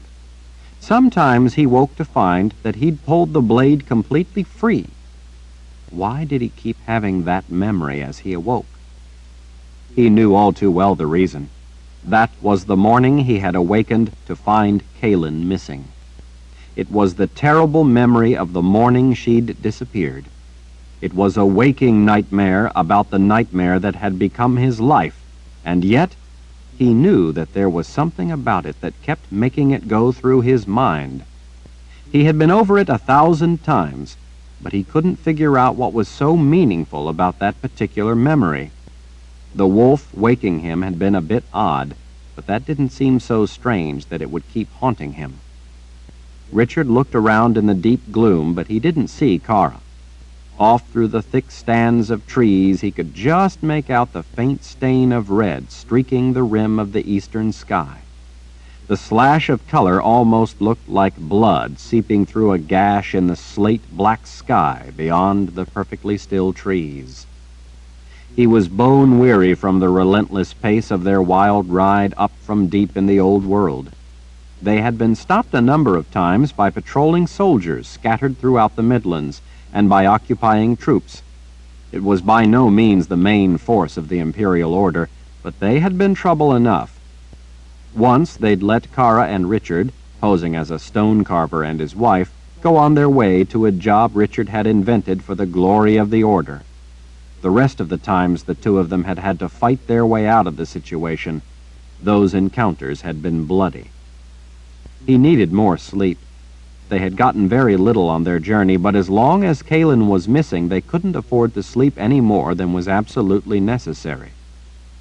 He didn't know how much time he had to find her, but he didn't intend to waste any of it.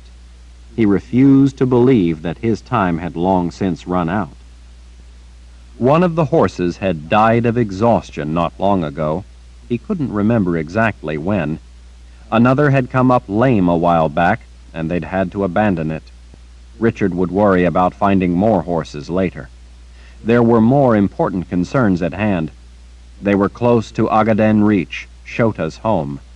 For the last 2 days they had been climbing steadily into the formidable mountains that ringed the Reach. As he stretched his aching, tired muscles, he again tried to think of how he would convince Shota to help him. She had helped him before, but that was no guarantee she would help him this time. Shota could be difficult, to say the least. There were people who were so terrified of the witch woman that they wouldn't even say her name aloud. Zed had told him once that Shota never told you anything you wanted to know without also telling you something that you didn't want to know. Richard couldn't really imagine what he didn't want to know, but he understood quite clearly what it was he did want to know, and he intended Shota to tell him anything she knew about Kaylin's disappearance or where she might be. If Shota refused, there was going to be trouble.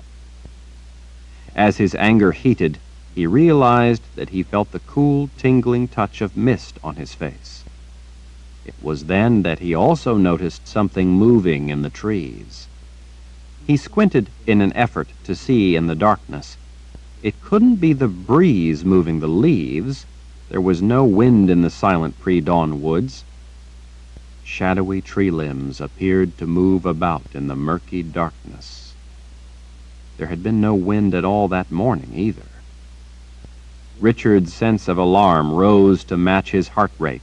He stood in his bedroll. Something was slipping through the trees. It wasn't disturbing the branches or brush the way a person or an animal would. It was higher up, maybe at eye level. There simply wasn't enough light for him to see what it was. As dark and still as the morning was, though, he couldn't be certain that there really was something there. It might have been his imagination. Being this close to Shota certainly was enough to make him uneasy. While she might have helped him in the past, she had also caused him no end of trouble. But if nothing was there in the trees, then why was his skin tingling with dread? And what was the almost imperceptible sound he heard, like a soft hiss? Without taking his eyes off the dark woods, Richard reached out and put his fingertips against a nearby spruce for balance as he carefully squatted down enough to pick up his sword from where it lay on the bedroll. As he quietly slipped the baldric over his head, he tried to focus his eyes in the darkness out ahead of him to see what, if anything, was moving. Whatever was moving, it couldn't be much, yet he was more and more convinced by the moment that it really was something. The most disconcerting aspect of it was the way it moved. It didn't move in short bursts like a bird flitting from branch to branch, or in rapid start-and-stop spurts like a squirrel. It didn't even move with the stealth of a snake that glided, then paused, then glided some more. This moved not only fluidly and quietly, but continuously. The horses, off through the trees in a corral Richard had constructed by using saplings to fence off the end of a narrow chasm, snorted and stamped their hooves. A flock of birds in the distance suddenly burst from their roost and took to wing. For the first time, Richard realized that the cicadas were silent. Richard detected the faint scent of something out of place in the forest. Carefully, quietly, he sniffed the air, trying to place the scent. He thought it might be a whiff of something burning. The odor wasn't anywhere near as strong as a fire would be. It almost smelled like a campfire. But they had no campfire. Richard hadn't wanted to take the time or to chance attracting attention. Kara had a lantern with a light shield around it, but it didn't smell like the lantern flame. He scanned the woods all around, checking for Kara. She was on watch, so she was probably nearby, but Richard didn't see her anywhere. Surely she wouldn't have gone far, especially not after the attack the morning Kalen had disappeared. She was all too worried about his safety, and knew that this time, if he was shot with an arrow, there would be no Nietzsche to save his life. No, Kara would be close. His instinct was to call out for her, but he suppressed the urge. He first wanted to find out what was happening, to find out what was wrong before he called out an alarm. An alarm would also alert any adversary that he was already aware of them. It was better to let an opponent, especially an opponent sneaking up on you, believe that they had not been detected. Page 357. As he studied the surrounding area, Richard thought that there was something not right about the woods. He couldn't put his finger on it, but they looked wrong. He supposed that he had that impression in part because of the curious burning smell. It was still too dark to be able to see anything clearly, but from what he was able to see, the branches didn't seem to look right. There was something odd about the pine boughs, the leaves. They didn't seem to hang naturally. He remembered all too well coming to Ogaden Reach the first time. Farther back down the mountains he had been attacked by some strange creature. As he had been frantically fighting it off, Shota had snatched Kalen and taken her down into the Reach. That attack had been in the guise of a stranger trying to lead him to an ambush. The creature had finally been frightened off, and this time there was no such stranger. Still, that didn't mean that such a creature, having failed before, might not this time try a different approach. He remembered, too, that his sword had been all that had kept the monstrous thing at bay. As quietly as possible, Richard slowly drew his sword from its sheath. In an attempt to keep it from making any noise, he pinched the sides of the blade right at the throat of the scabbard, letting the steel slide between his finger and thumb as it slipped out of the scabbard. Even so, the blade hissed ever so softly as it came free. The sword's rage, too, slipped its bounds. As he steadily drew his sword, he began cautiously moving toward the spot where he thought he saw movement. Whenever he was looking elsewhere, he thought that out of the corner of his eye he could see a faint shape of something ahead of him. But when he then looked directly at the place, he couldn't see anything. He didn't know if it was a trick of his sight or if there was nothing to see. He was well aware that in dark conditions the center of the eye's vision was not nearly as good as the peripheral vision. Being a guide, and having spent a great deal of time outdoors at night, he had often used the technique of not looking directly at what it was that he needed to see, but instead gazing at least 15 degrees away from it. At night, the peripheral vision worked better than direct vision. Since leaving his woods where he had been a guide, he had learned that the knack of focusing his awareness to specific places in his peripheral vision while not turning his eyes there was invaluable in sword fighting. Before he had gone 3 steps, his pant leg came up against something that shouldn't have been there. It was a light contact, almost like a low branch. He halted immediately before putting any pressure on it. He smelled something again, only stronger. It smelled like scorched cloth. He then felt the intense heat against his shin. Quickly, and without making a sound, he drew back. For the life of him, Richard could not figure out what it was he had touched. It was not anything natural that he could think of. He might have suspected that it was a tripwire of some sort to warn anyone hidden in the trees nearby if he moved, but a tripwire wouldn't burn him the way this thing had. Whatever it was, it pulled at his pants like it was sticky when he drew away. When he backed free of it, the sleek movement in the trees abruptly halted, as if it had detected the contact against his pant leg being broken. The dead silence ringing in his ears was almost painful. The mist was too fine to make any sound hitting the leaves, and the moisture that the pine needles combed from the damp air was not enough to collect and drip very much. Besides, the sound he had heard had been something different than rainwater. Richard focused his concentration into the dark shadows, trying to make out what it was that had stopped moving. Then it started again, only more rapidly, as if with more purpose. The soft, silky sound whispering among the limbs of the trees in a way that reminded him of the blade of an ice skate gliding across smooth ice. As Richard backed away, something caught his other pant leg. It was sticky, just like the thing that he'd snagged before. It, too, felt hot. As he turned to see what it was that was against his pant leg, something brushed his arm just above his elbow. He didn't have on a shirt, and the instant the sticky thing touched him, it burned into his flesh. He jerked his arm back and then stepped away from the thing touching his pant leg. With the hand holding the sword, he silently comforted the searing pain on his left arm.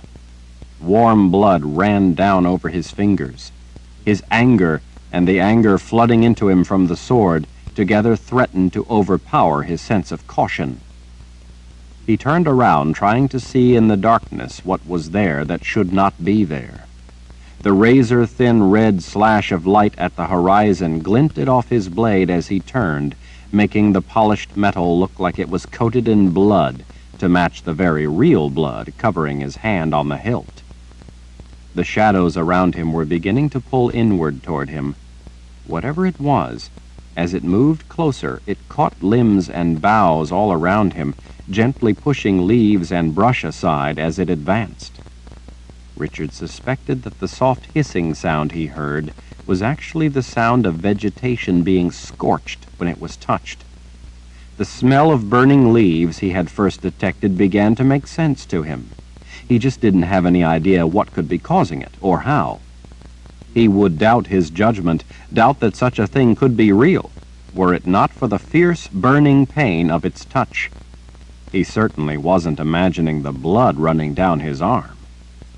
Instinctively, Richard knew that he was running out of time.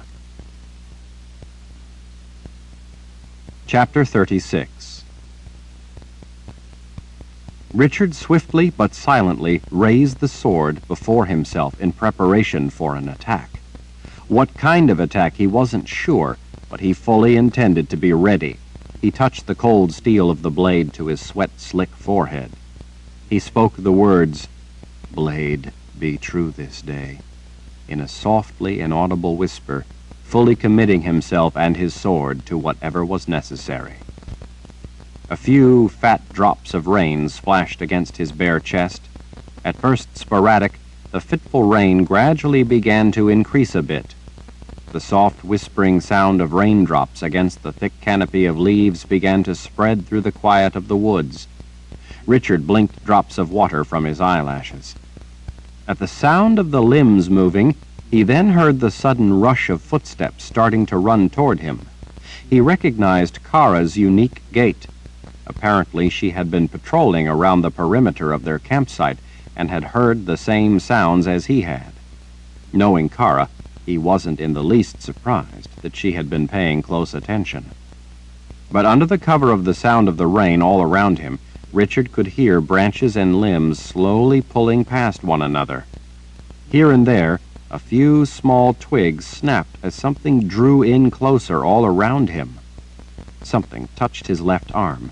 He flinched back a step, pulling his arm away from the gummy contact. The burn throbbed painfully. Warm blood now trickled down his arm in two places. He felt something catch the back of his pant leg. He tugged his leg away from the sticky contact. Kara crashed through the trees not far away. Subtle she was not. She threw open a small door on the shield around the lantern she carried, letting a weak beam of light fall across the campsite. Richard was able to see what he thought looked like a strange, dark web of something crisscrossed all around him, woven through trees, shrubs, limbs, and brush. It looked like thick cords of some sort, but organic and gummy. He couldn't imagine what it was or exactly how it had gotten itself everywhere around him. Lord Ral, are you all right? Yes, stay where you are. What's going on? I'm not sure yet. The sound came closer as the still, dark strands all around him again began to draw tighter. One of them pressed against his back. He flinched away, spun, and slashed with the sword. As soon as he cut it, the whole of the tangle all around him tensed and contracted in toward him. Kara threw open the entire shield around the lantern, hoping to see better. Richard could suddenly see that the glistening threads were nearly cocooning him. He even saw lines of the stuff crisscrossing overhead. As close in as it all was, he was running out of clear space to maneuver. With a flash of comprehension, he understood the silken sound he had heard at first. The fluid, continuous movement was something spinning the filaments around him, as if he were a meal for a spider. These filaments, though, were as thick as his wrist. What exactly they were, he had no idea. What he did know was that when they had touched him, sticking to his pant leg, his left arm, and his back, they delivered painful burns. He could see Kara and her lantern as she dodged this way and that, looking for a way to get through to him. Kara, stay back. It will burn you if you touch it. Burn? Yes, like acid, I think, and it's sticky. Keep away from it or you're liable to get caught in it. Then how are you to get out of the middle of it? I'll just have to cut my way out. You stay there and let me come to you. When the strands pulled in tighter to the left side, he finally swung the sword and struck out at them. The blade flashed in the light of Kara's lantern, slashing through the enveloping tangle of sticky fibers. As they were parted by the blade, they whipped around as if they'd been under tension. Some stuck to trees or limbs, hanging down like murky moss. In the light of the lantern, he could see the leaves shrivel up, evidently from being burned when they were touched by the strands. Whatever was creating the webs of the stuff, Richard didn't see it. The rain began to come down a little harder as Kara darted from side to side, trying to find a way in. I think I can... No, he yelled at her. I told you, keep away from it. Richard swung the sword at the thick, dark ropes wherever they drew in toward him, trying to check their constriction and weaken their integrity, but he was forced not to do so unless he had no choice, because the sticky strands were beginning to cling to the blade. I need to help you stop this thing, she called back, impatient to see him free. You'll just get caught up in it. If you do that, then you can be of no help to me. Stay back. I told you, let me cut my way out and come to you. That, at least, looked to have finally dissuaded her from any immediate attempt to try to fight her way through.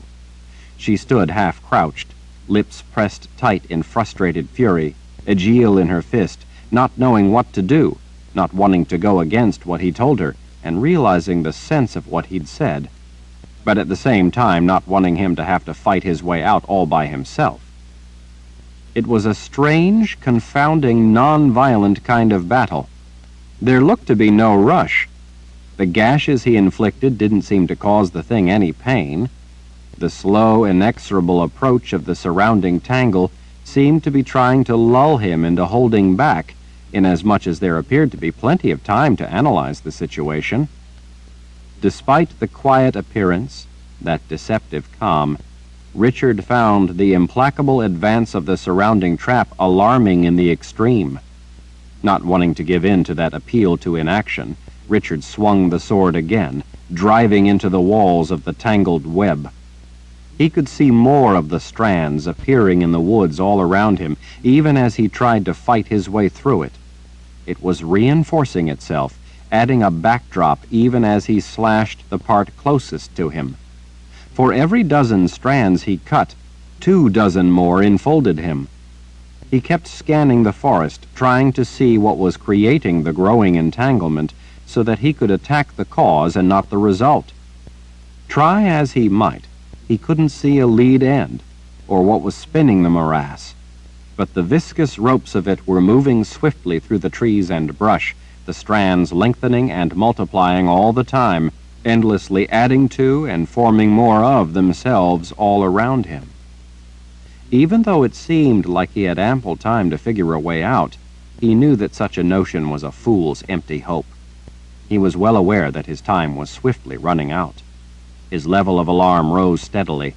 His burned flesh throbbed in pain, reminding him of what fate awaited him if he didn't get out. There would come a point, he knew, when action would no longer be possible. He knew that once the intricate trap contracted enough, he would die, but he doubted that it would be a quick death. As the net reinforced itself around him and moved inward, Richard attacked, slashing furiously, making a mad effort to hack his way through the tightening entrapment. Every time he swung the sword, though, the blade was further ensnared in the tacky substance that made up the strands. The more of it he cut, the more of it stuck to what was already clinging tenaciously to his sword. The unwieldy mass was getting heavy and making it ever more difficult to cut through the wall. As he tried to hack and slash his way through, a knot of the filaments not only continued to tangle together in a clotted mass around his blade, but began to adhere to the wall of the trap, making it a formidable task just to move the sword. He felt like a fly caught in a spider web. It took a mighty effort to pull the sword away from the wall of the strands. They, in turn, sticking to the sword, stretched and pulled away in gummy strings. This was the first time that Richard had ever encountered an adversary of any sort that gave the sword such difficulty. He had cut through armor and iron bars with it, but this sticky substance, even though it yielded to being cut, simply fell away and stuck to everything. He remembered Addie once asking him which he thought was stronger, teeth or tongue. She had made the point that the tongue was stronger, even though it was much softer, and would endure long after the teeth gave out. Although it was in a different context, it had a frightening significance in this instance as well. Some of the gooey strings stretched out and stuck to his pant legs. As he pulled his sword back, a string fell across his right arm. He cried out in pain and dropped to his knees. "Lord Rahl!" "Stay there," he called before Kara had a chance to try again to reach him. "I'm all right. Just stay where you are." Snatching up a handful of leaves, bark, and dirt, he used the debris to protect his hand as he pulled the dark, clinging substance from his arm. The searing pain caused him to nearly forget everything else except getting it off. As the surrounding fibrous structure drew tighter, the thick strands pulled small saplings over. Branches snapped.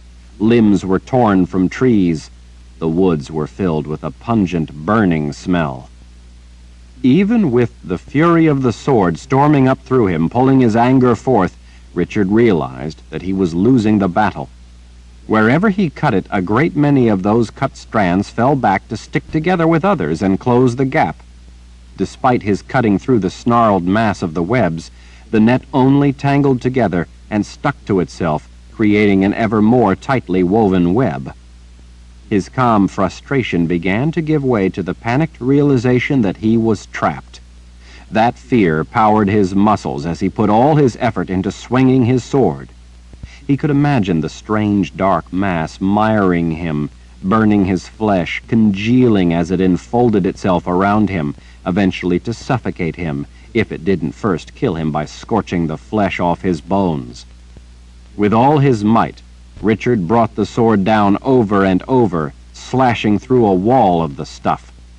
More strands beyond those he cut caught up the ones he had severed as they whipped around and fell back.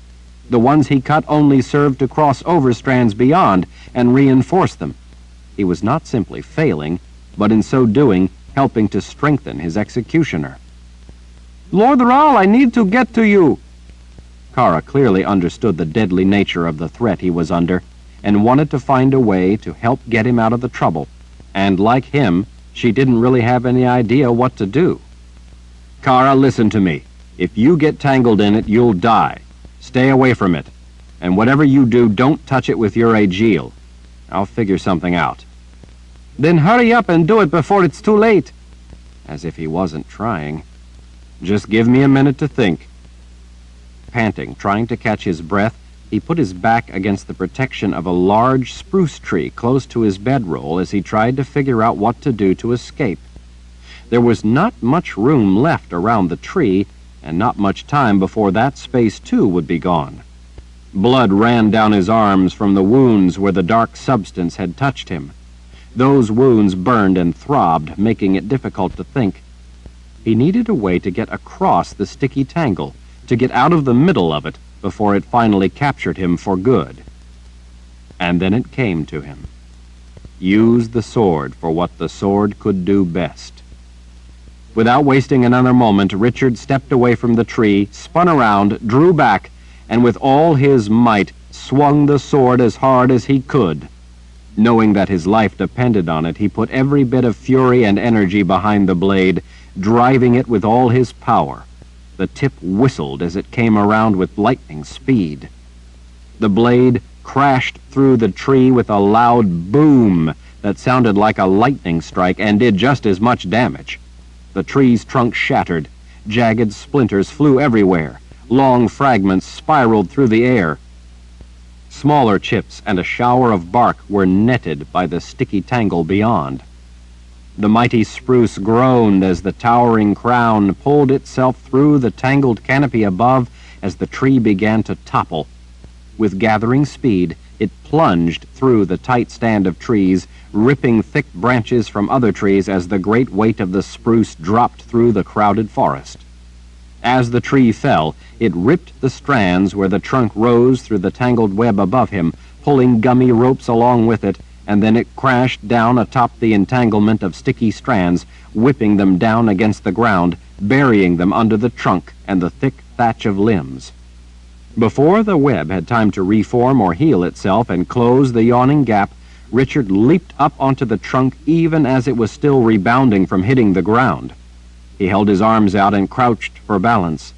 The rain was picking up and the trunk of the tree was slippery. As the great trunk bounced and settled to the ground, and limbs, bark, branches, needles, and leaves still rained down on him, Richard used the opportunity to race across the length of the spruce, using it like a bridge to cross the sticky net. Panting, he reached Kara, free at last of the trap. Kara, having seen him coming, had climbed up on a stout limb to be ready to help him across. She seized his arm to keep him from falling on the wet bark as he ran through the snarl of branches. "What in the world is going on?" Kara asked through the roar of the downpour as she helped him down to the ground. Richard was still trying to catch his breath. "I have no idea." "Look," she said, pointing at his sword. The gummy substance still stuck to his sword had begun melting away in the rain. The mass of strands tangled all through the woods were also beginning to soften and sag. As strands came apart, the rain beat the net down, pulling yet more of the long, thick fibers from the trees. It dropped to the ground in dark masses where it hissed in the rain and melted like the first snow of the season, failing to survive as the storm turned back to rain. In the gray dawn, Richard could see the extent of the mass that had woven its way around him. It was an immense snarl. When the tree ripped the weave of the mesh open at the top, it seemed to have undone the integrity of the whole thing, causing its weight to tear itself apart and collapse. With the cold rain coming down harder all the time, the dark strands were washed from the branches and brush. They lay on the ground looking like nothing so much as the dark viscera of some great dead monster. Richard wiped his sword on wet bushes and grasses until the sticky substance was all off. The mass on the ground melted away with increasing speed, evaporating into a gathering gray fog. Back in the shadows of the trees, like steam rising from the entrails of a fresh corpse on a winter day, that dark fog slowly lifted from the ground. Carried on a faint breeze that had come up, murky patches drifted away beyond the thick veil of trees. Back in the cover of trees, that dark fog shifted abruptly in some vague manner that Richard couldn't quite follow, solidifying into an inky black shadow.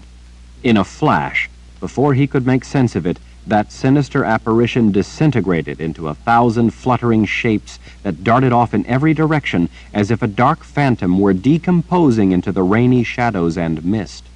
In an instant, they were gone. A chill ran up Richard's spine. Kara stared in astonishment. "Did you see that?" Richard nodded. "It looked something like what the thing back in Alturang did after it came through the walls after me.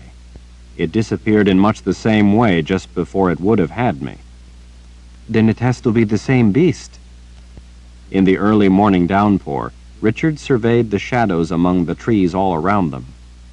"That would be my guess." Kara, too, watched the woods all around for any sign of threat. "Lucky for us, the rain came when it did."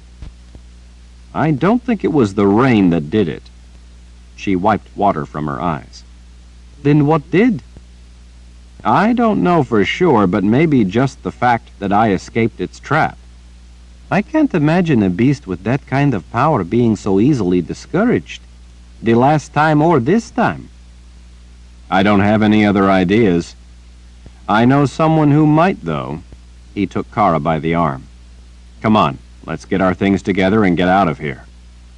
She gestured off through the woods. "You go get the horses. Let me pack up our bedrolls. We can dry them out later." "No, I want us out of this place right now." He quickly pulled a shirt out of his pack, along with a cloak, to try to keep relatively dry. "We'll leave the horses. With them fenced into a place where they have grass and water, they'll be fine where they are for a while." "But the horses would get us away from here faster." Richard kept an eye on the surrounding woods as he stuffed his arms through the sleeves of his shirt. "We can't take them over the mountain pass. It's too narrow in places. And we can't take horses down into Agaden Reach, where Shota lives.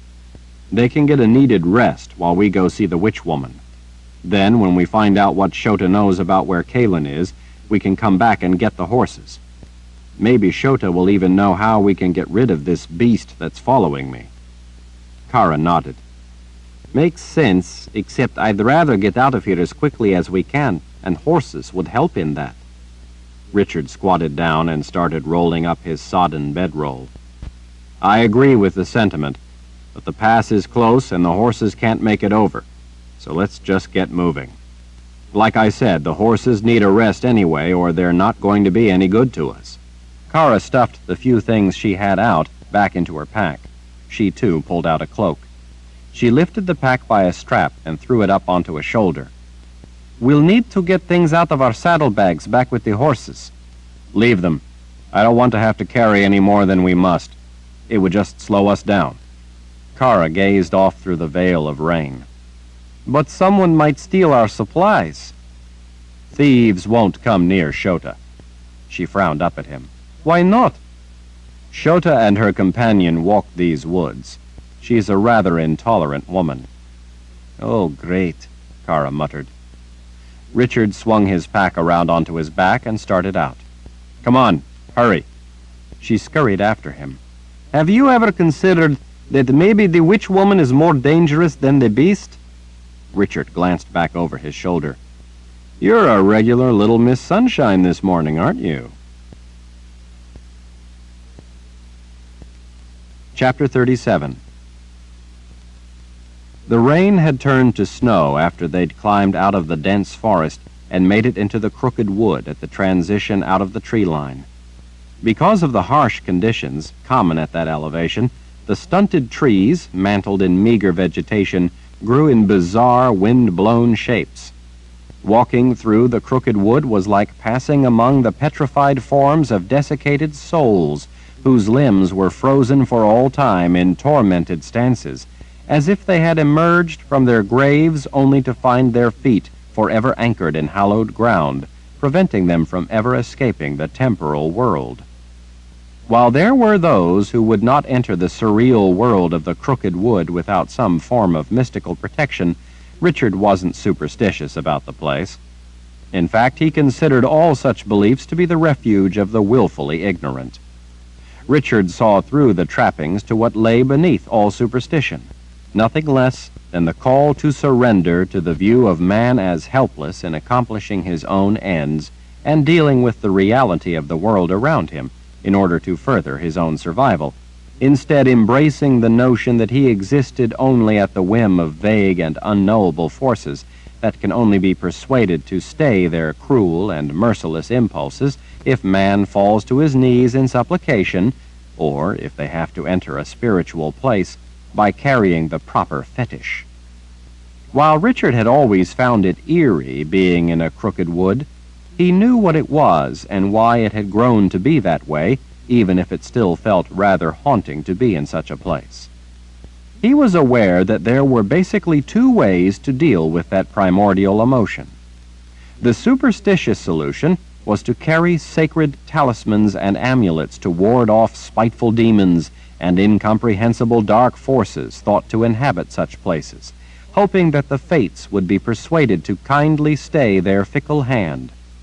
Even though people proclaimed with complete confidence that such mysterious forces were fundamentally unknowable to mere mortals, they nonetheless passionately believed, without evidence, that they could be certain that the power of charms would soothe the savage temper of those menacing forces, insisting that faith was all that was necessary, as if faith were a mystical plaster with the power to patch over all the yawning holes in their convictions.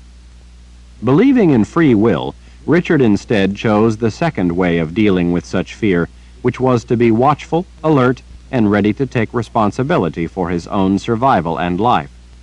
At its core, that battle of belief between the cruel fates and free will was his essential disagreement with prophecy and why he discounted it. To choose to believe in fate was at once an admission of free will and at the same time an abdication of one's responsibility to it. As he and Kara passed through the crooked wood, Richard kept a watchful eye out, but he saw no legendary beasts or vengeful ghosts. Only the wind-borne snow wandered the wood. Having traveled at a breakneck pace for so long in the oppressive heat and humidity of summer, they found that the encounter with bitter cold high up in the mountain pass made the effort of the climb all the more difficult, especially after being drenched by the miserable rain. Despite being fatigued from the altitude, Richard knew that, as wet as they were, they had to keep moving at a brisk pace to keep warm, or the cold could easily overcome them. He was well aware that the seductive song of the cold could entice people to stop and lie down for a rest, luring them to surrender to sleep and the death that waited under its inviting cloak. As Zed had once told him, dead was dead.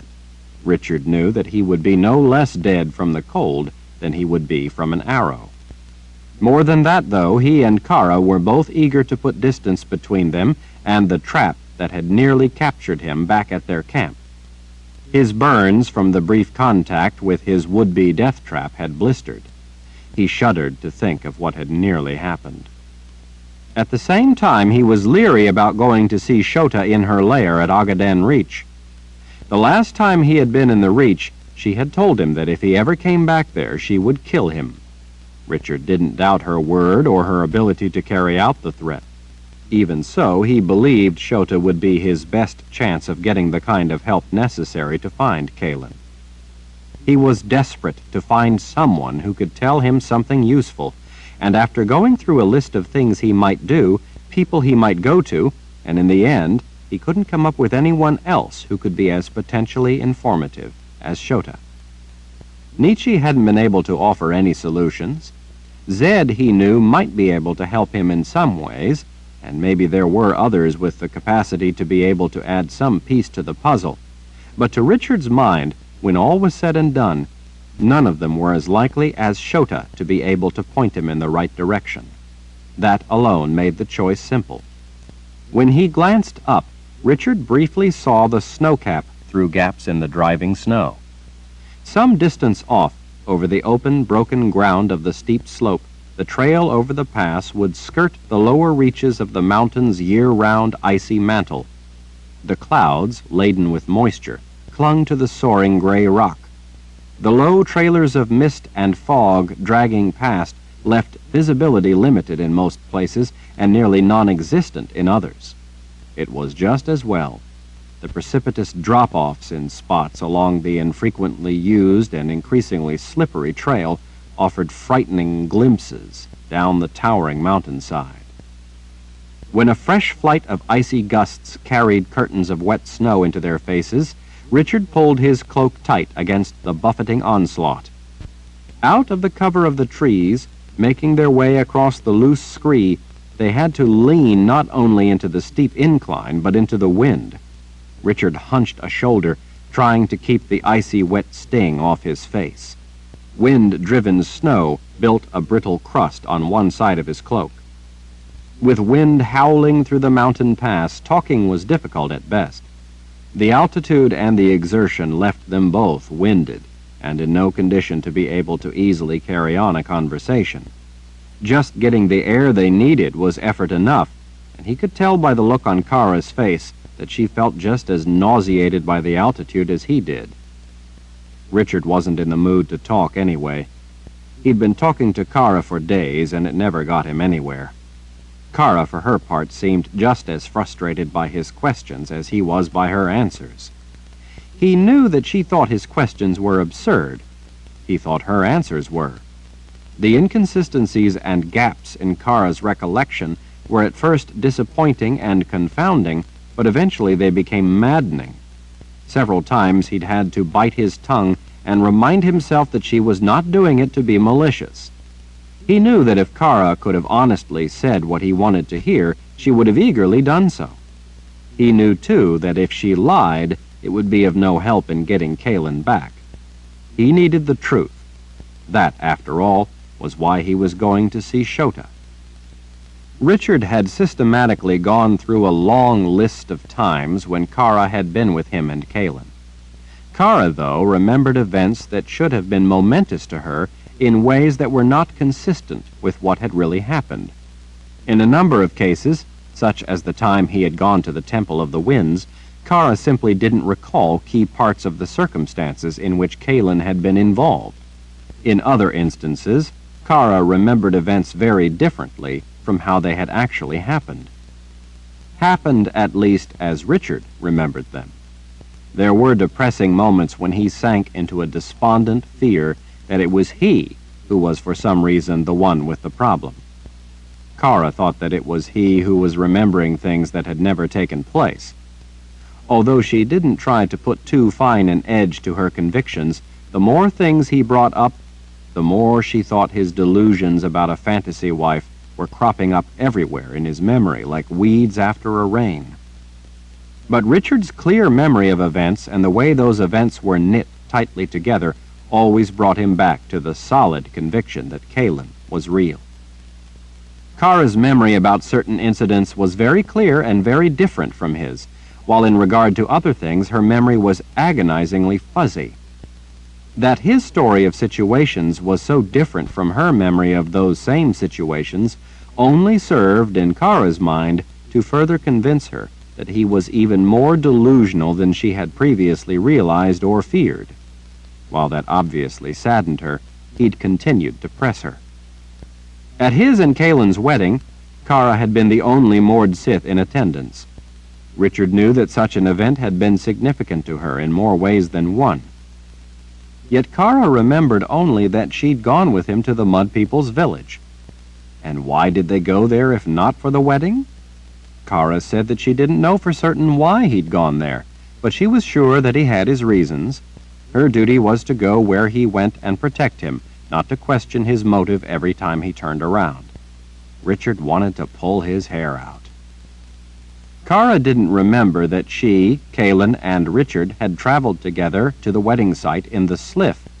At the time, Kara had been apprehensive about climbing down into the Sliff's well and breathing in what appeared to be living quicksilver. Yet now she had no awareness that Calen had helped her overcome her anxiety about traveling within such a creature of magic. Kara remembered Zed being there at the Mud People's village, and Shota making a brief appearance, but instead of the witch woman coming to offer Calen the necklace as a wedding gift and truce, Kara only recalled Shota being there to congratulate Richard on stopping the plague by going to the Temple of the Winds. When Richard questioned Kara about Wizard Marlin, the assassin Jagang had sent, she clearly remembered him coming to kill Richard, but not any of the parts where Calen had been involved. When he asked how in the world she thought he could have even gotten to the Temple of the Winds in the first place, or how he had been cured of the plague were it not for Calen's help, Kara only shrugged and said, "Lord Rahl, you're a wizard. You know about such things. I don't. I'm sorry, but I can't tell you how you managed to accomplish astonishing things with your gift. I don't know how magic works. I only know that you did it.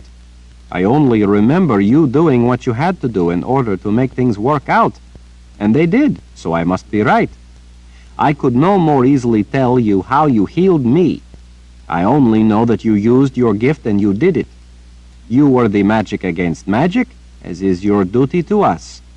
I simply don't recall this woman being any part of it. For your sake, I wish I did, but I don't."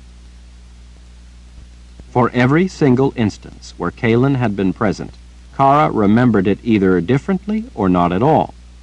For every one of those events, she had an answer to explain it away with an alternate version, or, when that would have been impossible, simply didn't recall what he was talking about. To Richard, there were 1,000 little inconsistencies in her version that just didn't add up or make sense. To Kara's mind, it seemed not only simple and clear, but straightforward. To say that it was exasperating trying to convince Kara of the reality of Calen's existence would not begin to touch the depth of his frustration.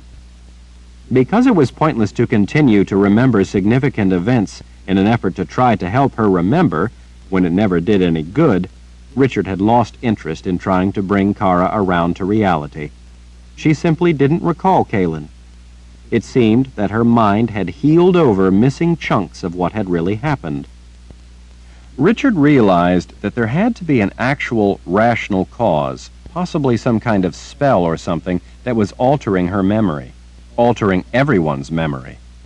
He was coming to accept the fact that if that was the case, and it had to be, then there simply was no single event, or body of events, that he was going to be able to question her about that would bring back Kara's memory. What was worse, he was realizing, was that such attempts to make her or anyone else remember were actually a dangerous distraction from the effort of finding Calen. Richard glanced back to make sure that Kara was staying close to him on the steep mountainside. One didn't have to go far up in the jagged mountains ringing Agaden Reach to find a cliff to fall off of. With loose scree lurking beneath the coating of fresh snow, it would be easy to lose their footing and tumble down the slope. He didn't want to chance losing contact with Kara in the poor visibility. With the howl of the wind, it would be hard to hear voices calling out if they became separated, and their tracks would be covered over in mere moments by the blowing, drifting snow. When he saw that Kara was within an arm's length, he pushed on ahead into the teeth of the wind. As he went over it all in his mind, it occurred to him that by constantly trying to think of some incident that Kara, or those closest to him, would surely have to remember, he was falling into the trap of devoting his thoughts and efforts to the problem rather than the solution. Ever since he had been young, Zed had cautioned him to keep his sights on the goal, to think of the solution and not the problem. Richard vowed to himself that he would keep his focus exclusively on the problem and disregard the distractions created by Kalen's disappearance. Kara, Nietzsche, and Victor all had answers to explain away the inconsistencies. None of them remembered the things that Richard knew had happened. By dwelling on the specifics of what he had done with Kalen and going round and round with people over how it was impossible for them to have forgotten such important events, he was only letting the solution slip farther and farther away from him, letting Kalen's life slip farther and farther away from him. He needed to get a grip on his feelings, stop agonizing over the problem, and concentrate exclusively on the solution. But setting his feelings aside was so difficult. It was almost like telling himself to forget Kalen even as he looked for her. Memory had played a central part in his life with her. Going to see Shota only served to bring much of it back to him. He had met Shota for the first time when Kalen had taken him to see the witch woman in order to ask for her help in finding the last missing box of Orden after Dark and Rahl had put them in play. Kalen was inextricably tied to his life in so many ways. He had, in a manner of speaking, known her as a confessor ever since he had been a boy, long before he met the woman herself that day in the Heartland woods. When he had been a boy, George Cypher, the man who had raised him, and who Richard had at the time thought was his father, had told him that he had rescued a secret book from great peril by bringing it to Westland. His father had told him that there was grave danger to everyone as long as the book existed, but he couldn't bring himself to destroy the knowledge in it. The only way to eliminate the danger of the book falling into the wrong hands, and yet save the knowledge, was to commit the book to memory and then burn the book itself. He chose Richard for the prodigious task of memorizing the entire book. Richard's father took him to a secret place deep in the woods, and day after day, week after week, watched Richard sit reading the book over countless times as he worked to memorize it. His father never once looked in the book. That was Richard's responsibility. After a long period of reading and memorizing, Richard began to write down what he'd memorized. He would then check it against the book. At first he made a lot of mistakes, but he continually improved. Each time his father burned the papers. Richard repeated the task untold times. His father often apologized for the burden he was placing on Richard, but Richard never resented it. He considered it an honor to be entrusted by his father with such a great responsibility. Even though he was young and didn't understand all of what he read, he was able to grasp what a profoundly important work it was. He also realized that the book involved complex procedures having to do with magic, real magic. In time, Richard eventually wrote the book out from beginning to end 100 times without error before he was satisfied that he could never forget a single word. He knew not only by the text of the book, but by its idiosyncratic syntax, that any word left out would spell disaster to the knowledge itself. When he assured his father that the entirety of the work was committed to memory, they put the book back in the hiding place in the rocks and left it for 3 years. After that time, when Richard was beyond his middle teens, they returned one fall day and uncovered the ancient book. His father said that if Richard could write the whole book without a single mistake, they could both be satisfied that it had been learned perfectly, and they would together burn the book. Richard wrote without hesitation from the beginning to the final word. When he checked his work against the book, it confirmed what he already knew. He had not made a single mistake. Together, he and his father built a fire, stacking on more than enough wood until the heat drove them back. His father handed him the book and told him that if he was sure, he should throw the book into the fire. Richard held the Book of Counted Shadows in the crook of his arm, running his fingers over the thick leather cover. He held in his arms not just his father's trust, but the trust of everyone. Feeling the full weight of that responsibility, Richard cast the book into the fire. In that moment, he was no longer a child. When the book burned, it gave off not only heat, but cold, and it released streamers of colored light and phantom forms. Richard knew that for the first time he had actually seen magic. Not sleight of hand or the stuff of mysticism, but real magic that existed. Real magic with its own laws of how it functioned, just like everything else that existed. And some of those laws had been in the book he had memorized. But in the beginning, that day in the woods, when he had been a boy, and for the first time lifted open the cover, Richard had, in a way, met Calin.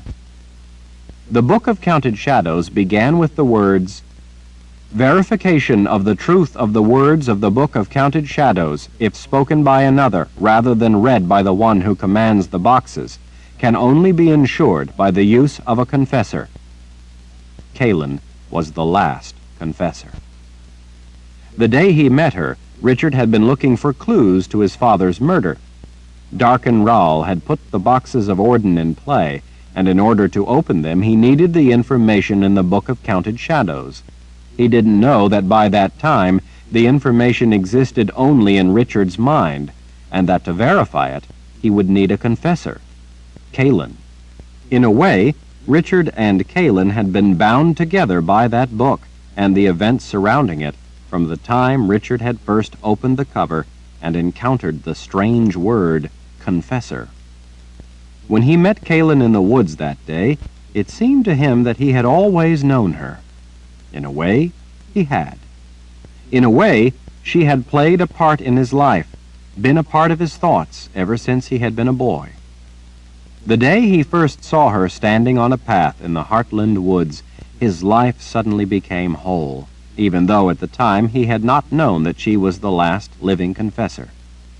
His choice to help her that day had been an act of free will carried out before prophecy had a chance to have its say. Calin was so much a part of him, so much a part of what was the world to him, what was life to him, that he could not imagine going on without her. He had to find her. The time had come to go beyond the problem and seek the solution. A gust of icy wind made him squint and brought him out of his memories. "There," he said, pointing. Kara paused behind him and peered over his shoulder into the swirling snow until she was able to make out the narrow pathway along the edge of the mountainside. When he glanced back, she nodded, letting him know that she saw the path skirting the lower fringe of the snowcap. With the blowing snow starting to pile up, the path had begun to drift over. Richard was eager to get through it and to lower ground. As they went farther, conditions deteriorated, and the only way he could make out the path was by the lay of the land. The snow had a gentle curve to it as the mountainside rose up from below on the left. It leveled out with a slight dip where the path was, and then to the right humped up where the year-round snow rose higher up. As they trudged through the ankle-deep snow, Richard glanced back over his shoulder. "This is the highest point. It will start going downhill soon, and then it will get warmer." "You mean we'll be back in the rain before we even have a chance to get down to lower altitudes and get warm," she grumbled. "That's what you're telling me." Richard understood all too well her discomfort, but could offer no prospect of relief any time soon. "I guess so," he said. Suddenly, something small and dark skittered down out of the white curtains of snow. Just as he saw it, and before he had a chance to react, It knocked Richard's feet right out from under him. Chapter 38. Richard saw the ground flash past his face as his legs flipped up in the air. Then all he could see was white. For an instant he couldn't tell up from down or where he was in relation to anything else. And then his full weight came crashing to the ground, the momentum pitching him down the slope. The snow offered little cushion. His breath was driven from his lungs. Rolling over and over, he saw only brief glimpses of the ground. The world spun crazily. He couldn't control or stop what he quickly realized was his tumbling descent down an increasingly steep slope. It had all happened so unexpectedly and so fast that Richard hadn't had much time to brace for the fall. At that moment, inattention seemed a poor excuse and no comfort. He bounced over a knob of hard ground and landed on his chest. With the wind knocked out of him, he tried to gasp a breath as he slid face first down the mountain, but instead of air, he got only a mouthful of icy snow. With the force of the fall and the precipitous angle of the incline, there was nothing at hand to help stop him as he skidded with increasing speed down the steep incline. Heading downward face first made it all the more difficult to take effective action. In a frantic attempt to stop or at least slow his fall, Richard spread his arms. He fought to dig his hands and feet into the snow and scree to slow his out-of-control plunge down the side of the mountain, but the snow and the scree only began to slide along with him. He saw a shadow flash by. Over the sound of the wind, he could hear wild screams of rage. Something solid slammed into the back of his ribs. He dug his fingers and boots deeper into the scree beneath the snow, trying to slow his frightening slide. With the snow billowing up around him as he slid, he couldn't see anything but white. The dark shape again came flying out of the swirling snow. Again something hammered into him, only this time it was much harder, and it was a direct blow to his kidneys, meant to help accelerate his plunging fall. Richard cried out with the shock of pain. As he twisted in distress onto his right side, he heard the unique ring of steel as the sword of truth was yanked from its scabbard. As he slid down the slope, Richard twisted and reached for the sword as it was torn away from him. He knew that if he were to grab the razor-sharp blade itself, it could easily slice his hand in two, so he tried instead to seize the hilt, or at least snag the crossguard, but he was too late. The assailant dug in his heels to stop himself as Richard sailed out of sight. Twisting awkwardly as he reached for his sword left Richard even more off balance.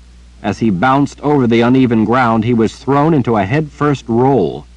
In the middle of pitching over, just as he started spreading his arms and legs to stop the tumbling, if nothing else, his back slammed into a jut of rock under the snow. Again, the wind was violently driven from him, only this time more painfully. The force of the impact flipped him over the obstruction. Tingling dread surged through him as he found himself in mid-air. With frantic effort, Richard reached out and snatched the rock outcropping he had hit. He held fast as his legs whipped out and over a drop-off. Richard clutched the rock with frantic strength. For a moment he clung to the rock, collecting his wits and gulping air. He had at least stopped falling. Snow and small flakes of scree, still sliding down the steep slope, bounced off the rock he was holding, as well as his arms and head. Carefully, he swung his legs all around, trying to catch them up onto something, trying to find some support for his weight. There was nothing. He swung helplessly, a living pendulum clutching a knob of icy rock. He glanced over his shoulder and saw blowing snow and dark clouds scudding by underneath him. Through a brief gap, he spotted bits of scree in the midst of a long fall through the air toward trees and rock far below. Above him, feet spread, stood a short, dark form with long arms, a pallid head, and gray skin. Bulging yellow eyes, like twin lanterns glowing out from the murky bluish light of the snowstorm, glared down at him. Bloodless lips curled back in a grin to expose sharp teeth. It was Shota's companion, Samuel. He was gripping Richard's sword in one hand and looked more than content with himself. Samuel wore a dark brown cloak that flapped like a flag of victory in the wind. He backed away a few paces, waiting to see Richard fall from the mountain. Richard's fingers were slipping. He tried to get his arms around the rocks to climb up, or at least get a better hold. He wasn't successful. He knew, though, that if he did manage to get a better hold, Samuel stood ready to use the sword to ensure that Richard fell. With his feet dangling over a drop of at least 1,000 feet, Richard was in a very precarious and vulnerable position. He could hardly believe that Samuel had gotten the better of him in such a way, and that he had managed to snatch Richard's sword. He surveyed the gloomy gray trailers of fog carried along with the blowing snow, but he didn't see Kara. "Samuel!" Richard screamed into the wind. "Give me back my sword!" Even to himself it seemed a pretty ridiculous demand. My sword, Samuel hissed. "And what do you think Shota would say?" The bloodless lips widened with his smile. Mistress not here. Like a wraith materializing out of the substance of the shadows themselves, a dark shape appeared behind Samuel. It was Kara, her dark cloak billowing in the wind, giving her the aspect of a vengeful spirit. Richard realized that she had probably followed his rolling trail down through the snow. What with the blustery wind in his ears, and more importantly, his gaze riveted on Richard's predicament, Samuel didn't notice Kara looming behind him. In a single glance, she took in the ominous sight of Samuel gripping Richard's sword, standing above Richard as he clung to the edge of the cliff. Richard had learned in the past that Samuel's attention and actions were pretty firmly ruled by his rampant emotions. His feet just followed. With the gleeful distraction of having the object of his rabid hatred at the point of a sword he'd once carried and to this day coveted, Samuel was too busy gloating to watch for the moored Sith showing up behind him. Without a word, Kara unceremoniously rammed her aegil into the base of Samuel's neck at the back of his skull. With the slippery conditions, she couldn't maintain the contact. Samuel shrieked in pain and sudden confused terror as he dropped the sword and toppled back into the snow. Writhing in agony, not understanding what had happened, he pawed frantically at the back of his neck where Kara had pressed her aegil. He squealed as he flopped in the snow like a fish in sand. Richard knew that the horrifying shock of pain from an aegil, when applied in that spot, felt like a lightning strike. Richard recognized the look on Kara's face as she started to lean over the squirming figure. She intended to use her aegil to finish Samuel. Richard wouldn't really care if she killed the treacherous companion to the witch woman, but he had far more urgent problems right then. "Kara, I'm hanging on the edge of a cliff. I can't hold on. I'm slipping." She immediately snatched up the sword from beside a thrashing Samuel so that he couldn't get at it as she ran to help Richard. Stabbing the blade in the ground beside herself, she dropped down, braced her boots against the rocks, and seized his arms. She had not been an instant too soon. With her help, Richard was able to get a better grip on the rocks. With both of them struggling in the difficult conditions, he at last managed to hook his arm over the outcropping. Once he had a firm hold with an arm, he was finally able to swing a leg up and hook it over the rocks. Kara grabbed his belt and helped haul him up. Straining with effort, he dragged himself up and over the slippery outcropping. Richard sagged over onto his side, gasping, trying to get enough of the thin air. "Thanks," he managed. Kara glanced back over her shoulder, keeping an eye on Samuel. Richard quickly gathered his strength and staggered back to his feet. As soon as he had his footing at the brink of the cliff, he pulled up his sword from where Kara had stuck it in the ground.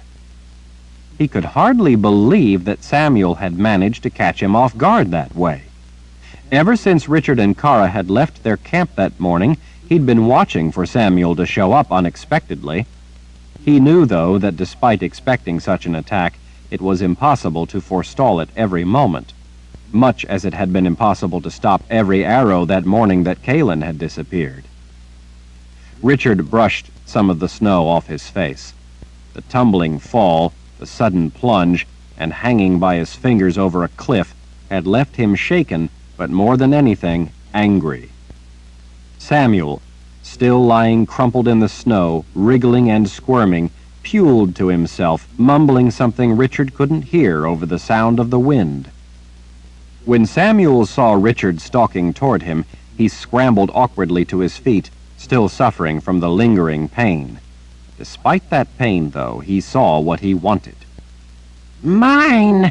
Gimme my sword! Richard lifted the point toward the disgusting little fellow. Seeing the point of the blade approaching, Samuel lost his courage and scuttled a few steps backward up the slope. Please, he whined, holding his hands out to ward Richard's wrath. No kill me?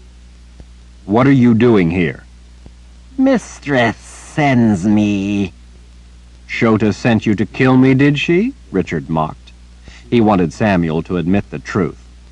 Samuel vigorously shook his head. No, not to kill you. So then that was all your idea? Samuel didn't answer. Why then? Richard pressed. Why did Shota send you? Samuel eyed Kara as she moved to the side, halfway hemming him in. Samuel hissed at her, showing his teeth. Kara, unimpressed, showed him her aegil. His eyes grew big with fear. Samuel! Richard yelled. Samuel's yellow eyes turned back to Richard, and they again turned hateful. Why did Shota send you? Mistress, he whimpered as his anger flagged. He stared off longingly in the direction of Agaden Reach. She sends companion. Why? Samuel flinched when Richard yelled and took an aggressive stride forward. Samuel, trying to keep watch on both of them, pointed a long finger at Kara.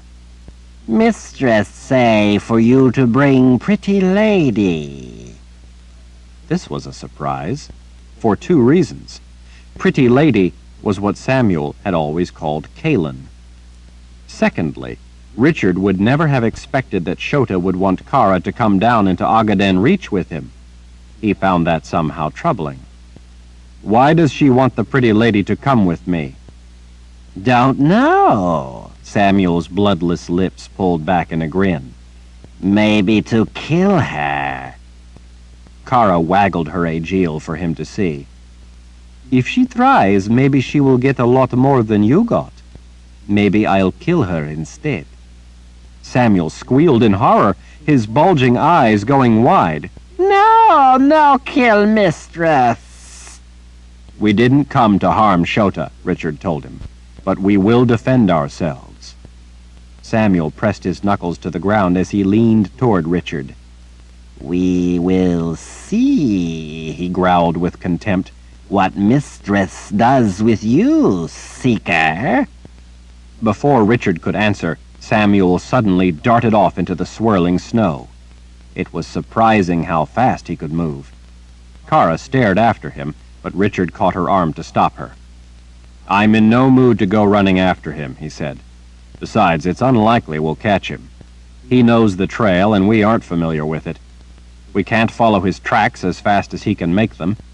Besides, he will be heading back to Shota, and that's where we're going anyway.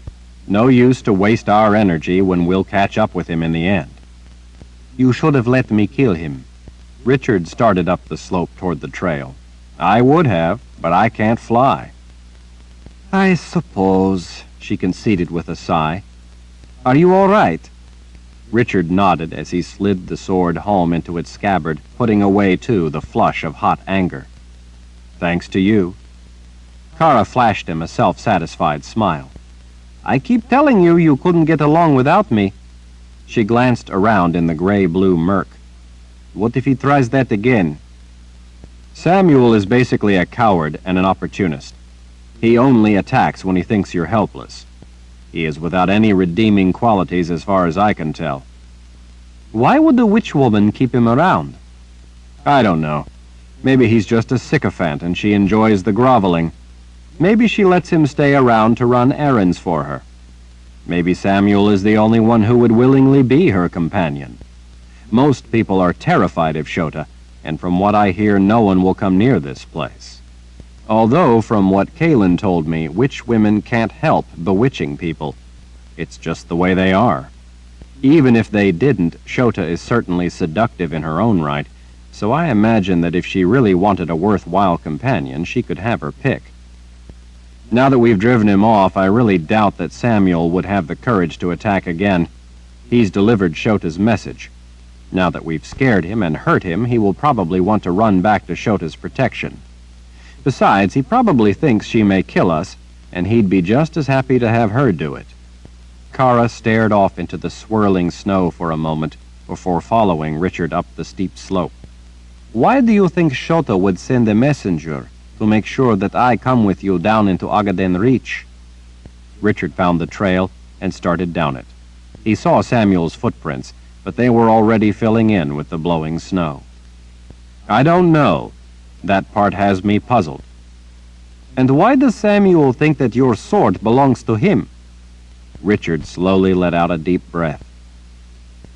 Samuel carried the sword before me. He was the last seeker before me, although not a legitimately named seeker. I don't know how he acquired the Sword of Truth. Zed came into Agaden Reach and took it back.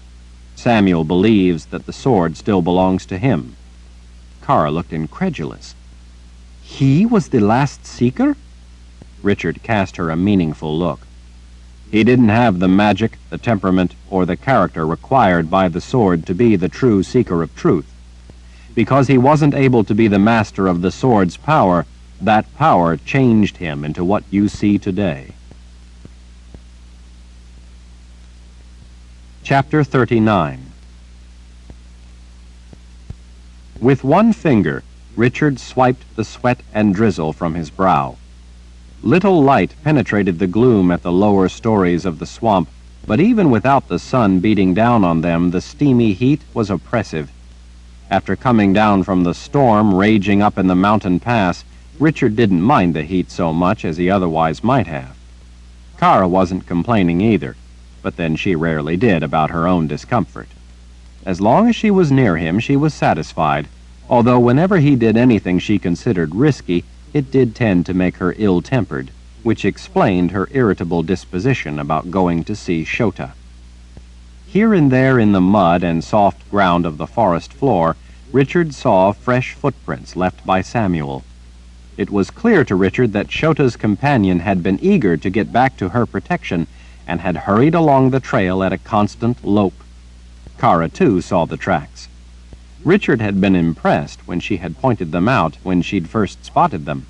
She had been more observant of tracks ever since the day Kaylin had disappeared, and Richard had shown her, Nietzsche, and Victor some of the kinds of things that tracks revealed.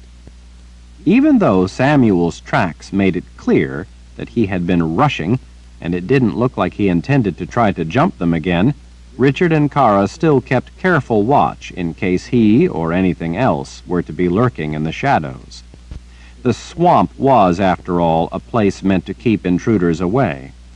Richard wasn't sure just what waited back under cover of leaf and shadow, but people in the Midlands, including wizards, didn't fear to come into Shota's sanctuary without sound reason. It was no longer raining, but as foggy and humid as it was, it might as well have been. The forest canopy collected the mist and drizzle, releasing it as sporadic fat drops. Broad leaves on long arching stalks sprouting up from the tangled growth at the forest floor, and vines twisting through the branches of trees all around, bobbed under the assault of those heavy drops, giving the whole forest a constant nodding movement in the still air. The trees in the swamp grew in gnarled, twisted shapes, as if tormented by the load of vines and curtains of moss that hung limp and heavy from their branches in the mist. Crusty lichen, and in places black slime, grew on the bark. Here and there in the distance, Richard spotted birds perched on the branches, watching. Vapor hovered just above the surface of stagnant expanses of murky water runoff collected in the lap of the mountains. At the water's edge, tangles of roots snaked down into the depths.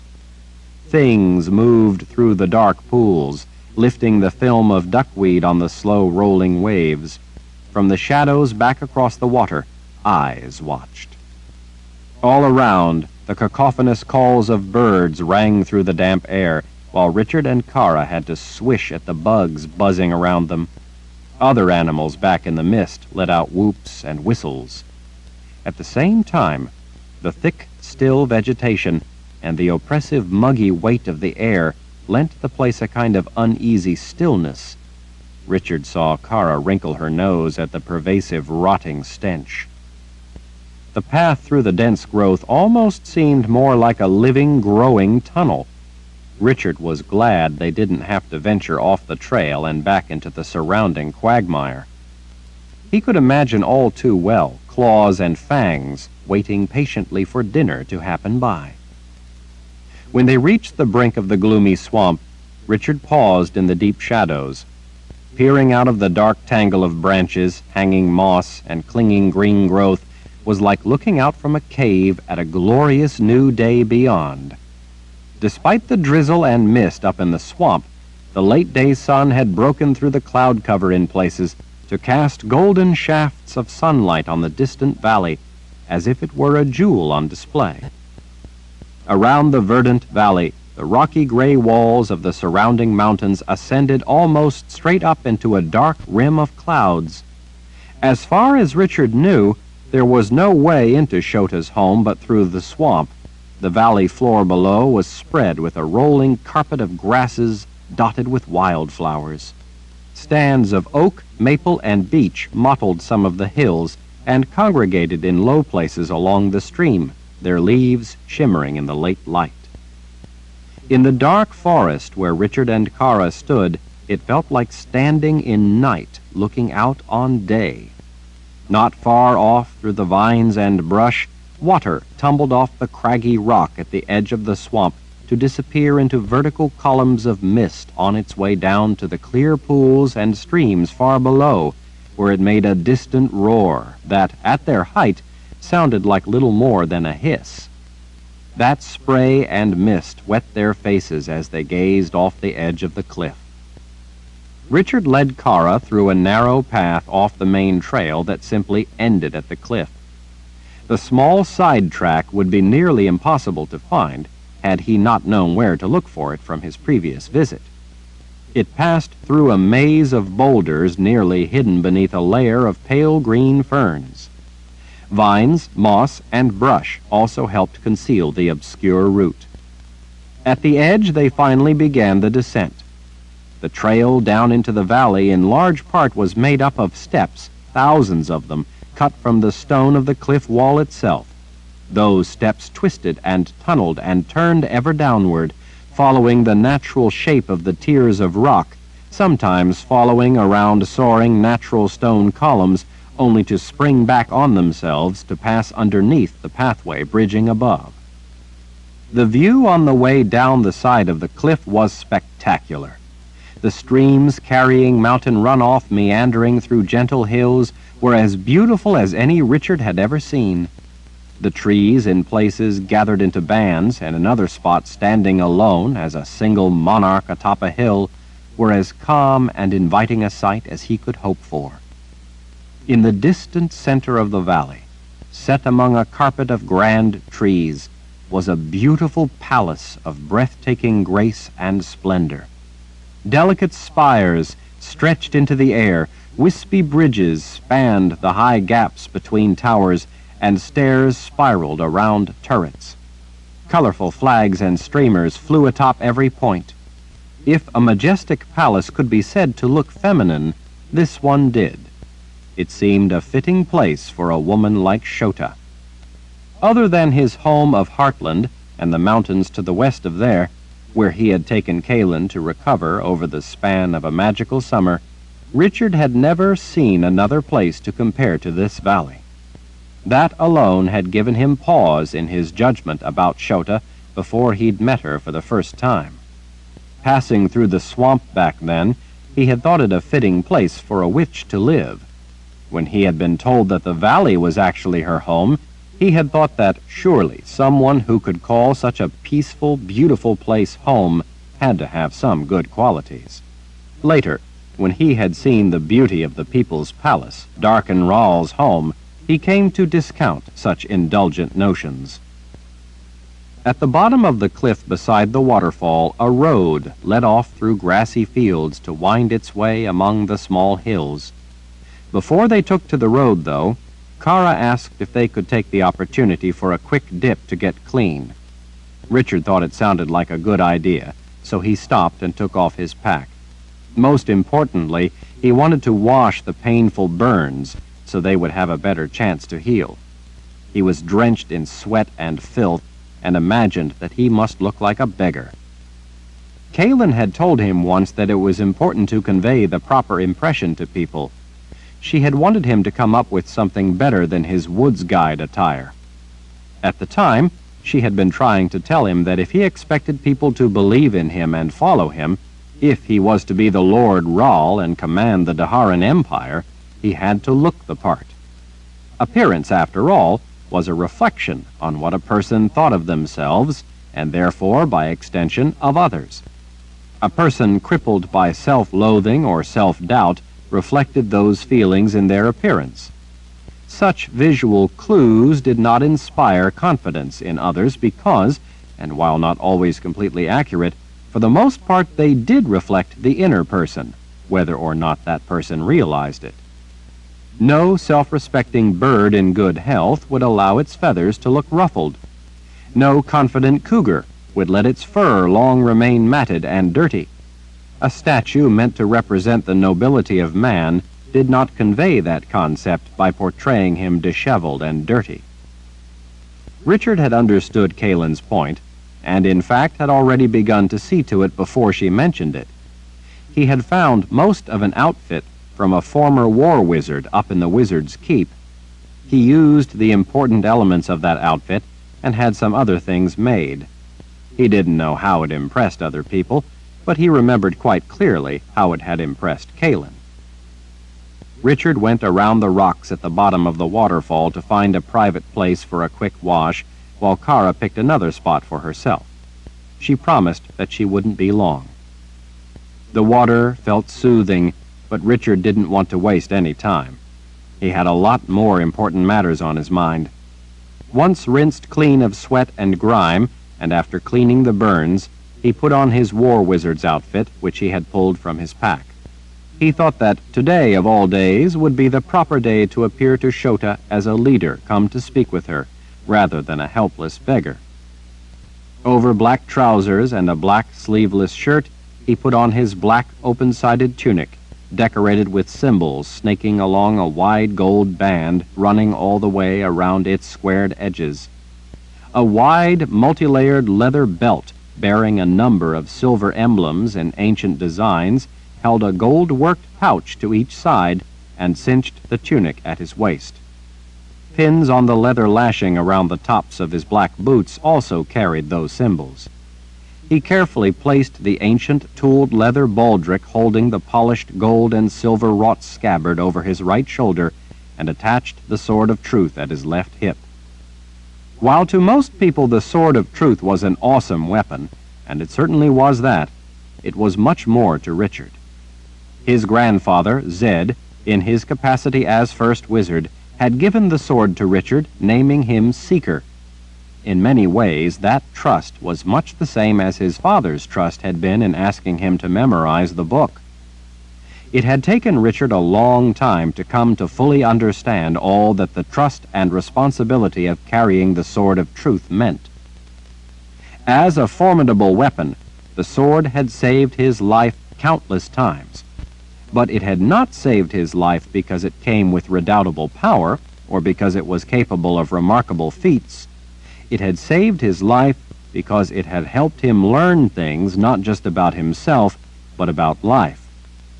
To be sure, the sword of truth had taught him about fighting, about the dance with death, and how to prevail against seemingly impossible odds. And while it had helped him when he had to carry out that most terrible of all acts, killing, it had also helped him learn when forgiveness was justified. In those ways, it had helped him come to understand what values were important in helping to advance the cause of life itself. And it had helped him learn the importance and necessity of judging those values and of how to put each in context. In some ways, like the way that learning the Book of Counted Shadows had taught him that he was no longer a child, the sword had helped him learn to be a part of the wider world and his place in it. It had, in a way, also brought him Kalen. And Kalen was why he needed to see Shota. Richard closed the flap on his pack. There was a cape, looking like it had been spun from gold, that he'd found with the rest of the War Wizard's outfit up in the keep, but since it was such a warm day, he left that in the pack. Finally, on each wrist, he put on a wide, leather-padded silver band, bearing linked rings encompassing more of the ancient symbols. Among other things, those ancient bands were used to call the sliff from her sleep. When Kara called out that she was ready, Richard lifted his pack and made his way around the rocks. He saw then why she had wanted to stop. She had done more than simply take a quick bath.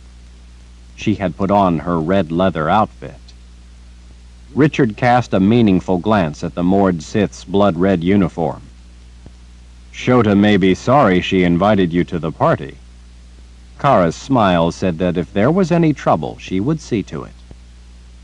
As they started down the road, Richard said, I don't know exactly what powers Shota has, but I think that maybe you should try something today that you have never tried before.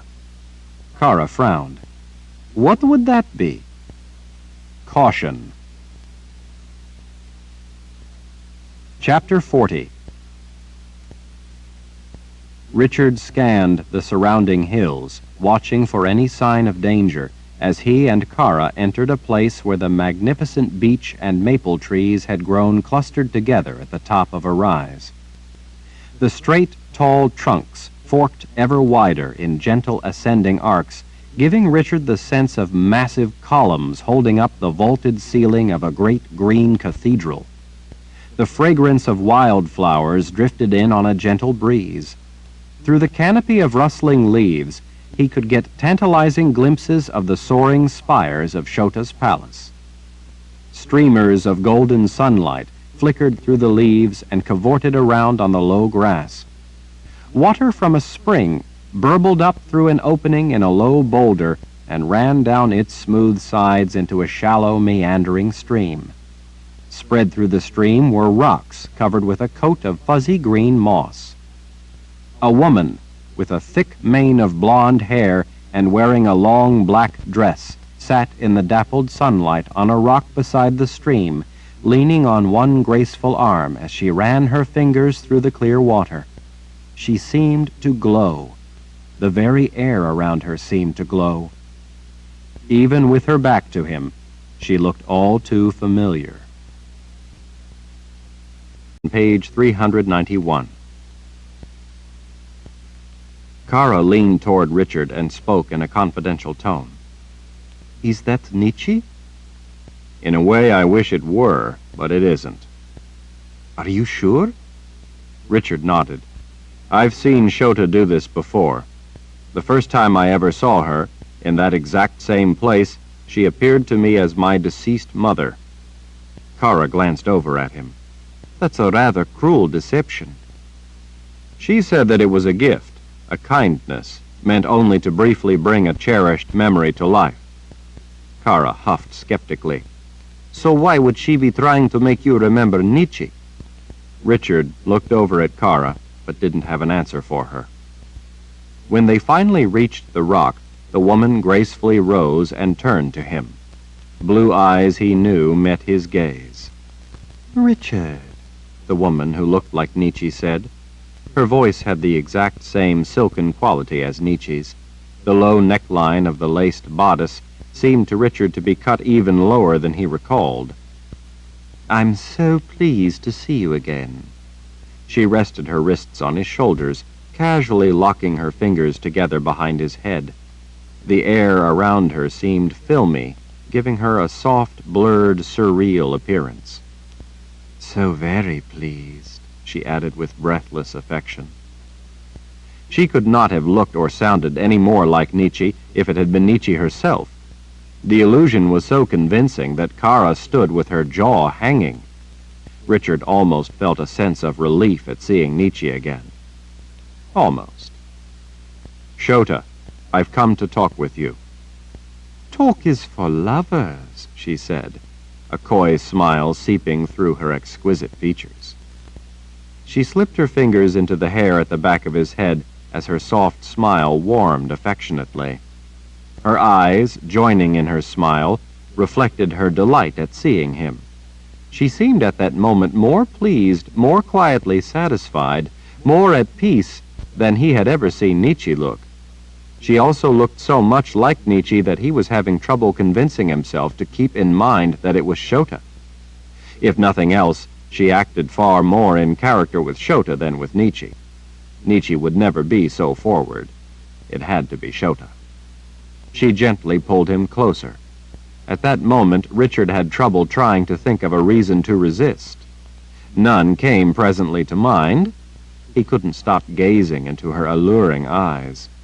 He felt himself being swept away with the simple pleasure of gazing at Nietzsche's entrancing face. "And if that is your offer, Richard, then I accept." She had drifted so close to him that he could feel the sweet breath of her words on his face. Her eyes closed. Her soft lips met his in a slow, luxurious kiss that he did not return. Nonetheless, he didn't force her away either.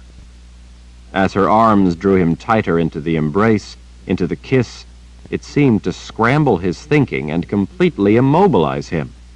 Even more than the kiss, that embrace awakened a terrible longing for the comfort of steadfast support, sheltering devotion, and tender acceptance. More than anything, the promise of that long-absent solace was what disarmed him. He could feel every inch, every curve, every rise and fall of her firm body pressing against his.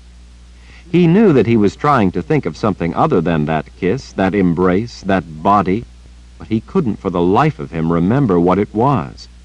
In fact, he was having a great deal of difficulty making himself think at all. It was because of that kiss. It was a kiss that made him forget who he was or why he was here, even though, oddly enough, it didn't seem to be a kiss that necessarily promised love or even lust. He wasn't sure what it promised. It almost seemed to be conditional. One thing he did know was that it was very different from the kiss Nietzsche had given him back in the stable in Al-Turarang just before he'd left. That kiss had carried the extraordinary pleasure and serenity of magic, if not other things. The real Nietzsche had been behind that kiss. Despite the visual illusion, this was not Nietzsche. This was a kiss that seemed irresistible, as a great weight might be irresistible, but not really all that erotic. Even so, it threatened to tangle him up in its cautious questions and silent promises. "Nietzsche, or Shota, or whoever you are," Kara growled through clenched teeth, fists at her sides. "Just what do you think you're doing?"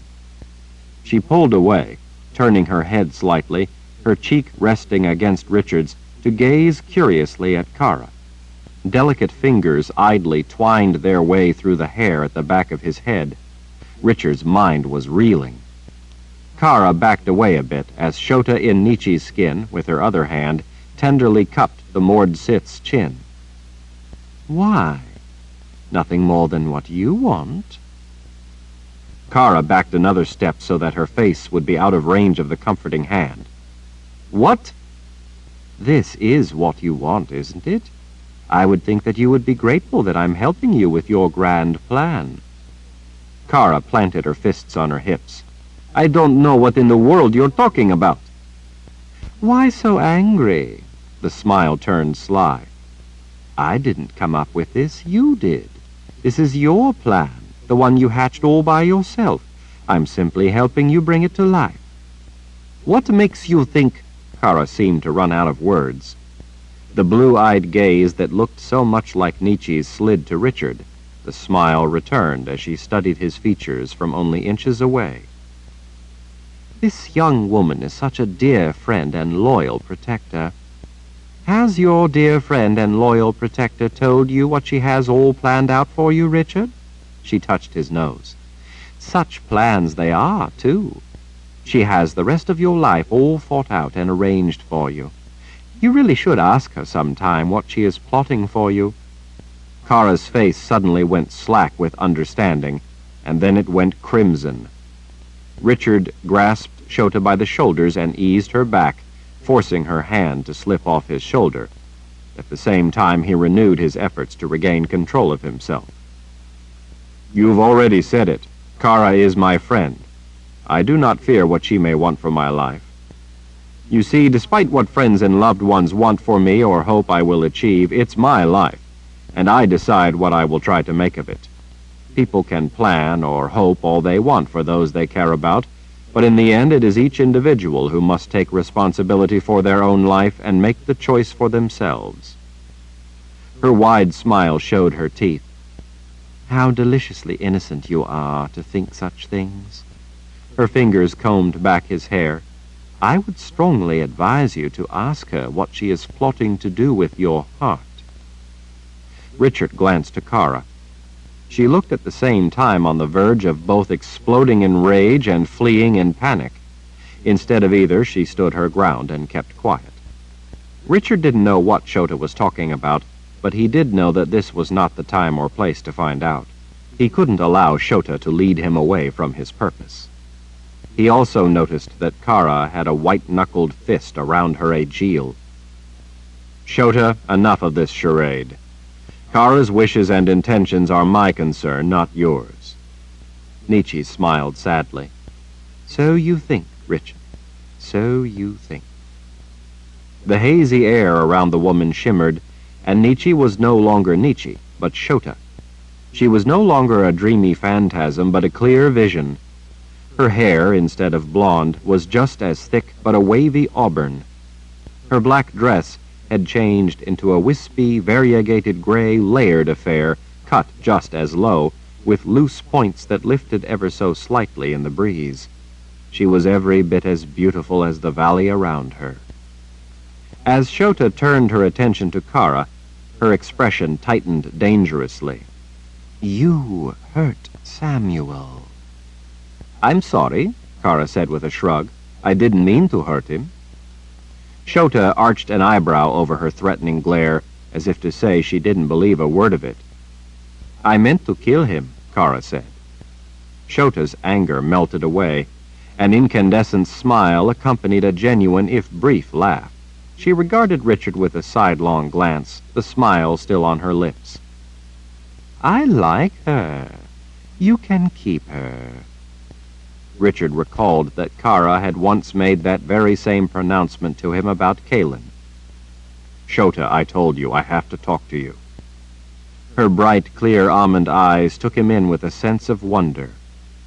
So, you have come offering to be my lover? Richard noticed Samuel off through the trees, watching, his yellow eyes glowing with hatred. You know I haven't. Ah, her smile returned. What you mean to say, then, is that you have come because you want something from me. She caught one of the floating points of her dress. Isn't that right, Richard? Richard had to remind himself to stop staring into her ageless eyes. But it was so hard to make himself glance away. It was as if Shota controlled where his gaze rested, and he was having trouble keeping it resting in the proper places. Kalin had told him once that Shota had been bewitching him. Kalin said that Shota couldn't help it. It was just what witch women did. It came naturally to them. Kalin. That thought of her again jolted his mind. Kalin is missing. Shota's brow wrinkled ever so slightly. Who? Richard sighed. Look, something terrible is going on. Kalin, my wife. Wife? Since when did you take a wife? Her expression curdled into a heated glare. By the sudden anger powering her features and the way her cleavage heaved at the brink of the low-cut dress, Richard knew that she was not feigning surprise. She truly didn't remember Kaelin. Richard ran his own fingers back through his hair as he gathered his thoughts and started again. Shota, you've met Kaelin several times. You know her quite well. Something has happened to erase everyone's memory of her. No one remembers her, you included. And, except you, she said with incredulity. You alone remember her? It's a long story. Length won't make it true. It is true, Richard insisted. He gestured heatedly. You were at our wedding. She folded her arms. I don't think so. The first time I came here, you had captured Kaelin and had covered her in snakes. Snakes? Shota smiled. You're saying I liked this woman and are suggesting that I treated her indulgently? Not exactly. You wanted her dead. The smile widened. She returned her wrists to his shoulders. Now, Richard, that's awfully harsh, don't you think? Richard grasped her by the waist and gently moved her back. He knew that if he didn't stop her, she would soon hamper his ability to think. I certainly thought so, he said. Among other things, you didn't want us to wed. Shota ran a red, lacquered nail down his chest. She looked up at him from under her brow. Well, maybe I had my reasons. Yes, you didn't want us to bring a child into the world. You said we would be creating a monster, because from me it would have the gift, and from Kaelin it would be a confessor. Confessor? Shota took a step back as if he had turned poisonous. A confessor? Are you out of your mind? Shota, there aren't any more confessors. They're all dead. That's not quite accurate. All of them are dead except Kaelin. She turned to Kara. Has he had a fever or something? Well, he was shot with an arrow. He nearly died. Nietzsche healed him, but he was still unconscious for days. Shota suspiciously held up a finger as if she had uncovered a devious plot. Don't tell me. She used subtractive magic. Yes, she did, Richard answered in Kara's place. And because she did, she was able to save my life. Shota took back the step she had put between them when she had retreated. Used subtractive magic, Shota muttered to herself. She looked up at him again. How did she use it? For what purpose? She used it to eliminate the barbed arrow embedded in me. Shota rolled a hand, wanting him to continue. She must have done something more. She used subtractive magic to purge all the blood pooling in my chest. She said that there was no other way to get either the arrow or the blood out of me, and either would kill me if left in. Shota turned her back to them, and, one hand on a hip, walked off a few paces as she considered the brief account. That explains a great many things, she said unhappily under her breath. You gave Kaelin a necklace, Richard said. Shota frowned back over her shoulder. A necklace? What sort of necklace would I give her?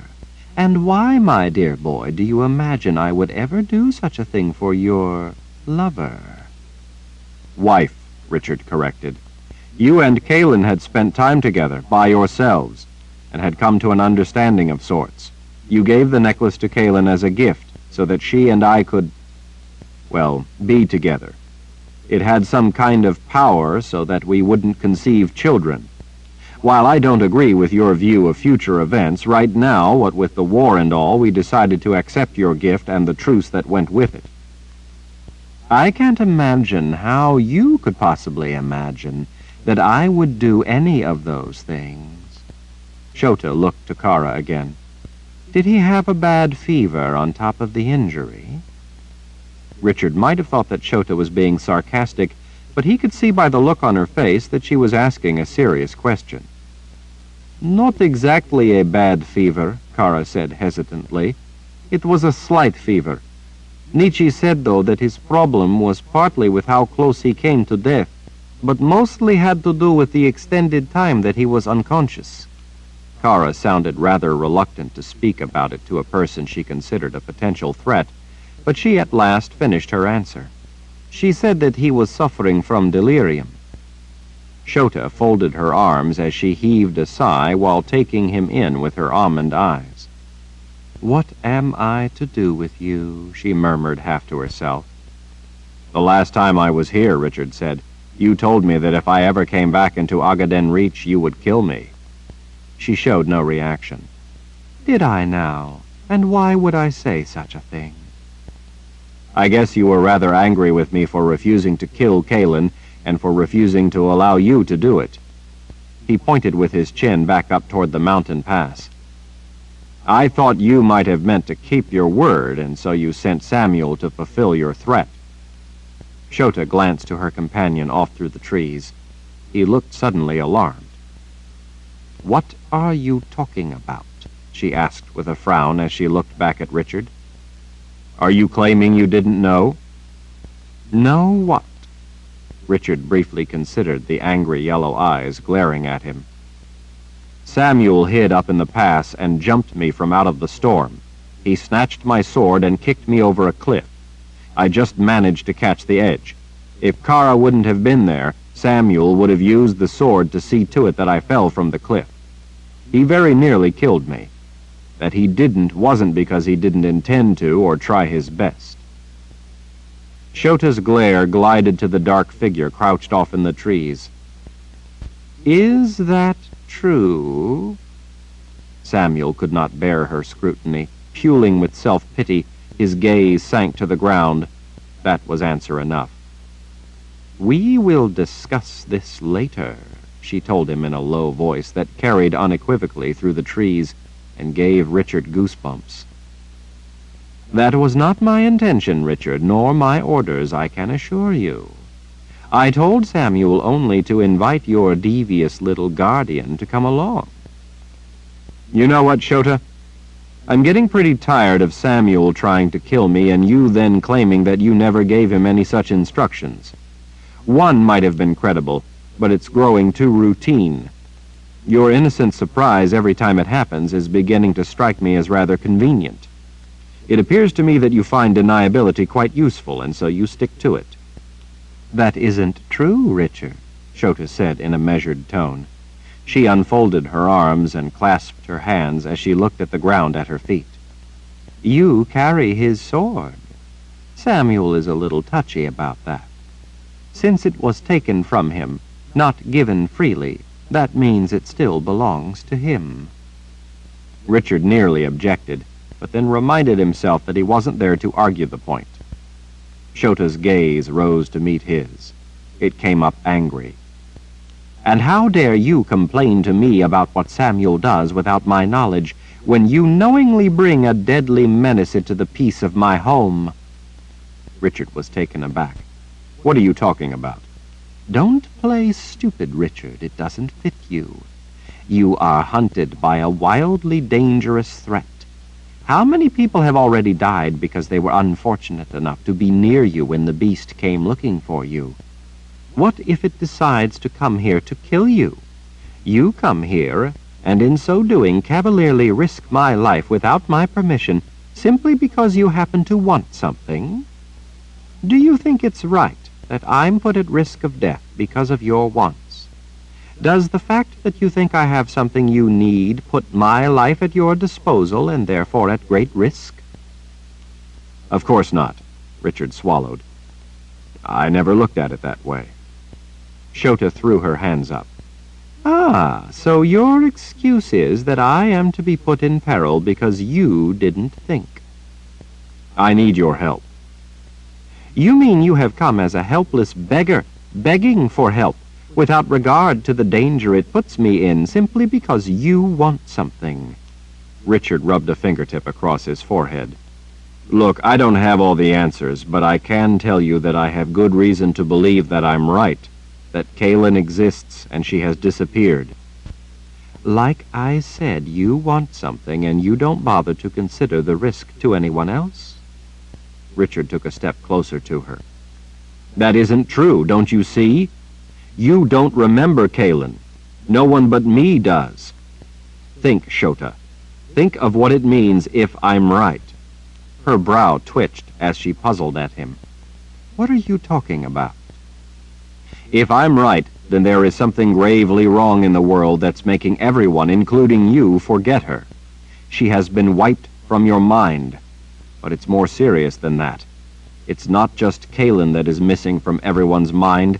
Everything that you or anyone else ever did with her is also missing. Some of those missing bits may be trivial, but other parts of it very well could be vital.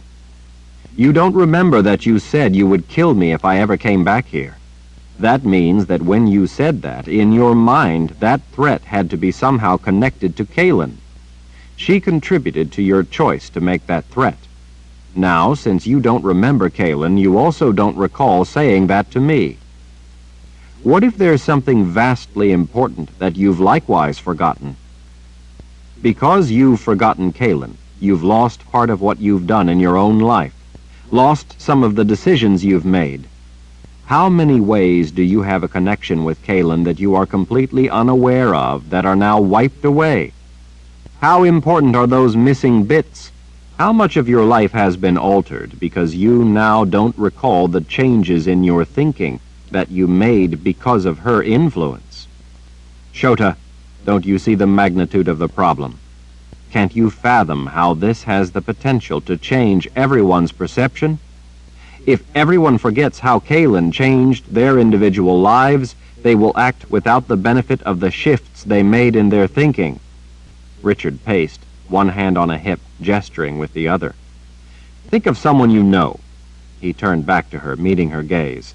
Think of your mother. Now just try to imagine all that you would lose if you lost every memory of her and everything she taught you, every one of your decisions in which she had an influence, both directly and indirectly. Now imagine everyone forgetting someone important like your mother was to you, but imagine them being central to events important to everyone. Imagine for a moment how your life, your thinking, would be altered if you forgot that I exist, and you no longer recalled the things you've done with me, the things you've done because of me. Can you begin to see the significance? You gave Kalen that necklace as a wedding gift to both of us to prevent her from conceiving, at least for now. It was a gift that was more than that, though. It was a truce. It was peace between you and me as much as between you and Kalen. What other truces, alliances, and oaths have been made because of Kalen that, like the necklace, are now forgotten?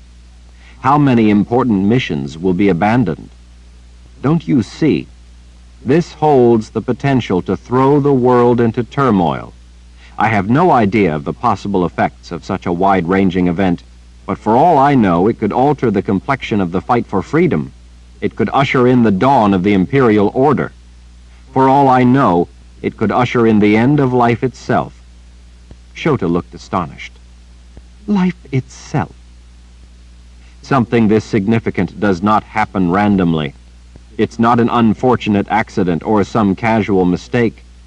There has to be a cause, and anything that could cause a universal event of this enormity carries sinister implications. For a time, Shota regarded him with an unreadable expression. She finally caught a floating corner of the layered material that made up her dress and turned away as she thought about his words. Finally, she turned back. And what if you are simply suffering from a delusion? Since that is the simplest explanation, that makes it most likely the true answer. While the simplest explanation is usually the true answer, it is not infallibly so. This is no ordinary choice as you paint it, Richard. What you describe is extravagantly complicated. I'm having trouble even beginning to envision the complexities and consequences that would be involved in such an event. It would have to cause so many things to come undone with such compounding disorder that it would soon become all too obvious to everyone that something was terribly wrong in the world, even if they didn't know what. That just isn't happening. Shota swept her arm out in grand fashion. Meanwhile, what damage to the world will you cause because of this mad mission you have undertaken to find a woman who does not exist? You came to me the first time to get help in stopping Dark and Rahl. I helped you, and in so doing I helped you become the Lord Rahl. The war rages on, the Daharan Empire fights desperately on, and now you are not there to be a part of it, as is your place as the Lord Rahl. You have been effectively removed from your position of authority by your own delusions and unthinking actions. A void is left where there should be leadership. All the help you would be able to provide is no longer available to those who fight for the cause you have championed. I believe that I'm right, Richard said. If I am, then that means there is a grave danger that no one but me is even aware of. Therefore, no one but me can fight it. Only I stand opposed to some unknown but impending ruin. I can't in good conscience ignore what I believe to be the truth of a hidden threat more monstrous than anyone realizes. That makes a convenient excuse, Richard. It's not an excuse. Shota nodded mockingly. And if the newly founded free empire of Dahara falls in the meantime? If the savages of the Imperial Order raise their bloody swords over the corpses of all those brave men who will perish defending the cause of freedom, while their leader is off chasing phantoms? Will all those brave men be any less dead because you alone see some inscrutable danger? Will their cause, will your cause, be any less ended? Will the world then be able to slide merrily into a long, dark age, where millions upon millions will be born into miserable lives of oppression, starvation, suffering, and death? Will chasing after the enigma in your mind alone make liberty's grave acceptable to you, Richard? A mere consequence of what you stubbornly think is right in the face of overwhelming evidence to the contrary? Richard had no answer. In fact, he feared to even attempt to give her one. After the way she'd put it, anything he said would sound hollow and selfish. He felt sure that he had sound reasons to stick to his convictions, but he also knew that to everyone else the proof had to seem pretty thin, so he thought that maybe it was best to just keep quiet. More than that, though, lurking beneath the surface was the terrible shadow of fear that she could be right, that it was all some dreadful delusion in his mind alone and not some problem with everyone else. What made him right and everyone else wrong? How could he alone be right? How could such a thing even be possible? How could he know himself that he was right? What proof other than his own memory did he have? There was not one concrete shred of evidence that he could hold, that he could point to. The crack in his confidence terrified him. If that crack widened, if it ruptured, the weight of the world would crash in and crush him. He couldn't bear that weight if she didn't exist. His word alone stood between Kaelin and oblivion. He couldn't go on without her. He didn't want to go on in a world without her. She was everything to him. Until that moment, he had been pushing her personal, private, intimate, loving memory aside and instead dealing with details in order to endure the pain of missing her for yet another day, even as he worked toward finding her. But that pain was now tightening around his heart, threatening to take him to his knees. With the pain of missing her came a flood of guilt. He was Kaelin's only hope. He alone kept the flame of her alive above the torrent, trying to drown out her existence. He alone worked to find her and bring her back. But he had not yet accomplished anything useful toward that end. The days marched past, but so far he hadn't gained anything that would get him any closer to her. To make matters all the worse, Richard knew that Shota was also right in one very important way. While he worked toward helping Kaelin, he was failing everyone else. He had been the one who, to a large extent, had made people believe in the idea, the very real possibility, of a free Dahara, of a place where it was possible for people to live and work toward their own goals in their own lives. He was only too aware that he was also largely responsible for the Great Barrier coming down, allowing Emperor Jagang to lead the Imperial Order into the New World, to threaten the newfound freedom in the New World. How many people would be at risk or lose their lives while he pursued this one person that he loved? What would Kaelin want him to do? He knew how much she cared for the people of the Midlands, the people she had once ruled. She would want him to forget her and to try to save them. She would say that there was too much at stake to come after her. But if it was he who was missing, she would not abandon him for anything or anyone. Despite what Kaelin might say, it was her life that was important to him, her life that meant the world to him. He wondered if perhaps Shota was right, that he was merely using the concept of the danger Kaelin's disappearance represented for the rest of the world as an excuse. He decided that the best thing to do for the moment, until he could think of a better way to get the help he needed and to buy himself time to gather his courage, to harden his resolve, was to change the subject. "What about this thing?" Richard asked, gesturing vaguely. "This beast that's chasing me." The passion was gone from his voice. He realized how tired he was from the long trek over the pass, to say nothing of the blur of days riding up from the old world. "Is there anything you can tell me about it?" He felt on safer ground with this question, because the beast could interfere not only with his search for Kaelin, but with the mission Shota was urging him to return to. She watched him for a moment, her voice finally coming much softer, as had his, as if without realizing it, they had reached a wordless truce to lower the level of antagonism. "The beast that hunts you is no longer the beast it once was. The beast it was as it was created. Events have caused it to mutate." "Mutate?" Kara asked, looking alarmed. "What do you mean? What has it become?" Shota appraised them both, as if to make sure they were paying attention. "It has become a blood beast." Chapter 41. "A blood beast?" Richard asked. Kara moved close to his side. "What's a blood beast?" Shota took a breath before explaining. "It is no longer simply a beast linked to the underworld, as it was when it was created. It was inadvertently given a taste of your blood, Richard. What's worse, it was given that taste through subtractive magic, magic also linked to the underworld.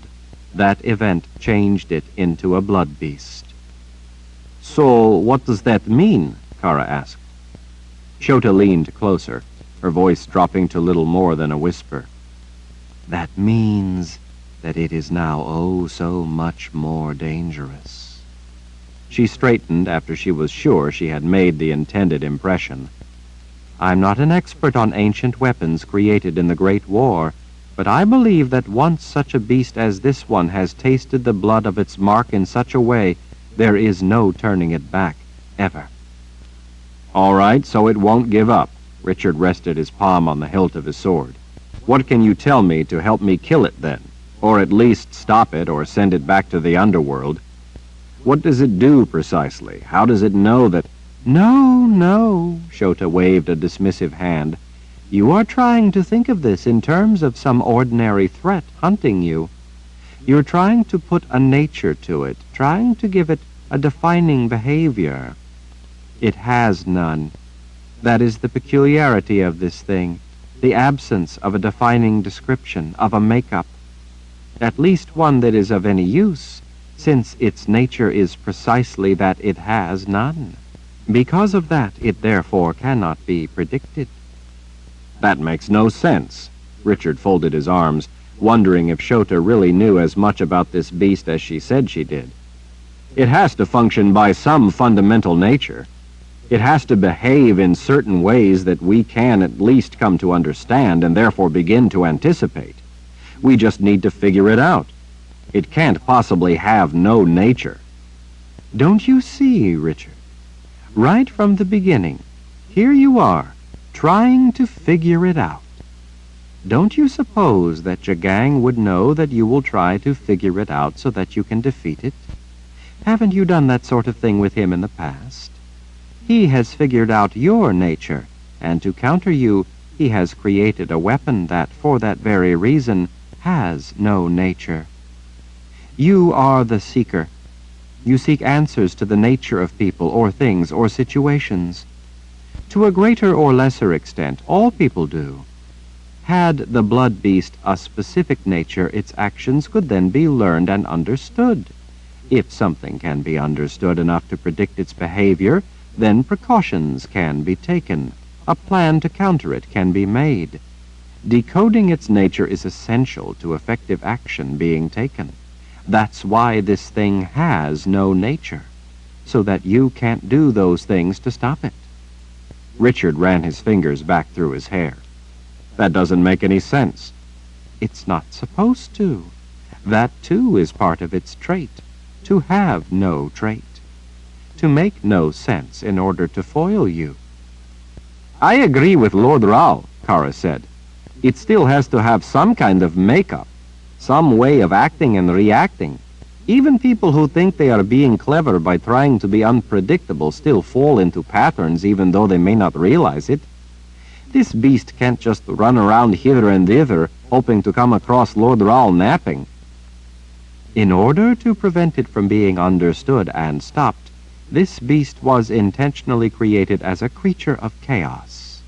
It was conjured to attack and kill you, but beyond that mission it functions toward that end through disordered means. Shota gathered up another floating point of her dress as she spoke. Today it attacks with claws. Tomorrow it spits poison. The next day it burns with fire, or crushes with a blow, or sinks fangs into you. It attacks by random action. It does not choose a course of action based on analysis, previous experience, or even the situation at hand. Richard pinched the bridge of his nose as he thought about her explanation. So far, it seemed like Shota was right, in that there had been no pattern to the attacks. They had come in completely different ways, so different, in fact, that they had questioned whether or not it was really the same beast Nietzsche had warned was after him. But Lord Rao has evaded this beast several times now. He has proven that it can be bested. Shota smiled at the very idea, as if a child had come up with the assertion. She strolled off a ways and then returned as she considered the problem. The twitch of her brow told Richard that she had come up with a better way to explain it. Think of the blood beast as if it were rain, she said. Imagine that you want to stay out of the rain, like you would want to avoid being caught by the beast.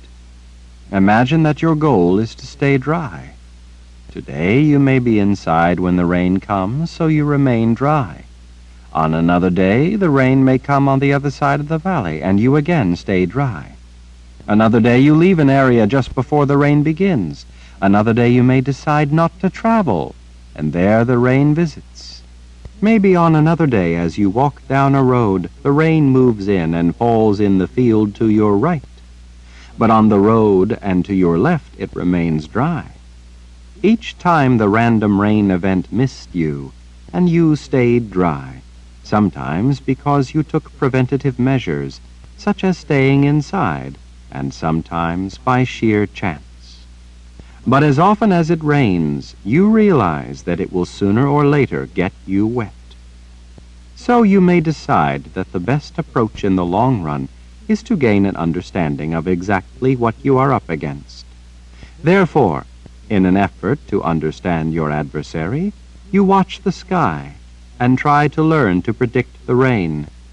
Some patterns begin to reveal themselves as relatively reliable, so you use them as a means of prediction, and as a result, there will be times when you are correct and accurately anticipate the approaching rain. By this means, you are able to stay inside when the rain comes, and thus you stay dry. You have succeeded, it would seem, by applying what you've learned about how to anticipate and predict the rain. Shota's intent, ageless eyes took in Kara, and then fixed on Richard with such power that it almost halted his breathing. But sooner or later, she said in a voice that ran a shiver up his spine, the rain will catch you. You may be taken by complete surprise, or you may have forecast that it was coming, but believed that you would have time to be able to take to shelter first, and then it suddenly sweeps in faster than you ever thought possible. Or on a day when you are far from shelter, because you thought that on that day there was no chance of rain at all, and so you ventured far from your shelter, it unexpectedly catches you. The result of all these different events is the same. If it is the beast rather than the rain, you are not wet, you are dead. Confidence in your ability to predict the rain will eventually be your downfall, because, while you may be able to accurately predict it on a number of occasions, it is not in reality reliably predictable based on the amount of knowledge actually available to you, or possibly your ability to understand all the information you do have. The more times you escape, though, the stronger your false sense of confidence will become, making you all that much more vulnerable to a surprise event.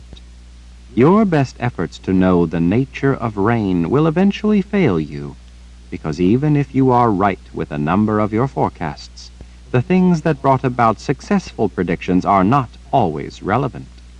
Yet you have no way of knowing that. As a result, the rain will sneak up and envelop you when you are not expecting it. Richard glanced at the worried look on Kara's face, but didn't say anything. The blood beast is like that, Shota said with finality. It has no nature precisely so that you cannot predict its behavior by any patterns to its conduct. Richard took a patient breath. He couldn't keep quiet any longer. But all things that exist have to have a nature to them, laws of their existence, even if we don't understand them. Otherwise, what you are proposing is that they could contradict themselves, and they can't. Lack of understanding on your part does not mean that you can pick an explanation of your choice. You can't say that since you don't know the nature of it, it therefore has none. You can say only that you don't yet know the nature of this thing, that you haven't yet been able to understand it. With a slight smile, Shota gestured toward the sky. Like the rain? You may be theoretically correct, Richard, but some things, for all practical purposes, are so far beyond our understanding that they appear to be driven by happenstance, like the rain. For all I know, weather may very well have laws that drive it, but they are so complex and so far-reaching that we cannot realistically hope to comprehend or know them. The rain may not truly, in the end, be an event caused by chance, but it is still outside our ability to predict.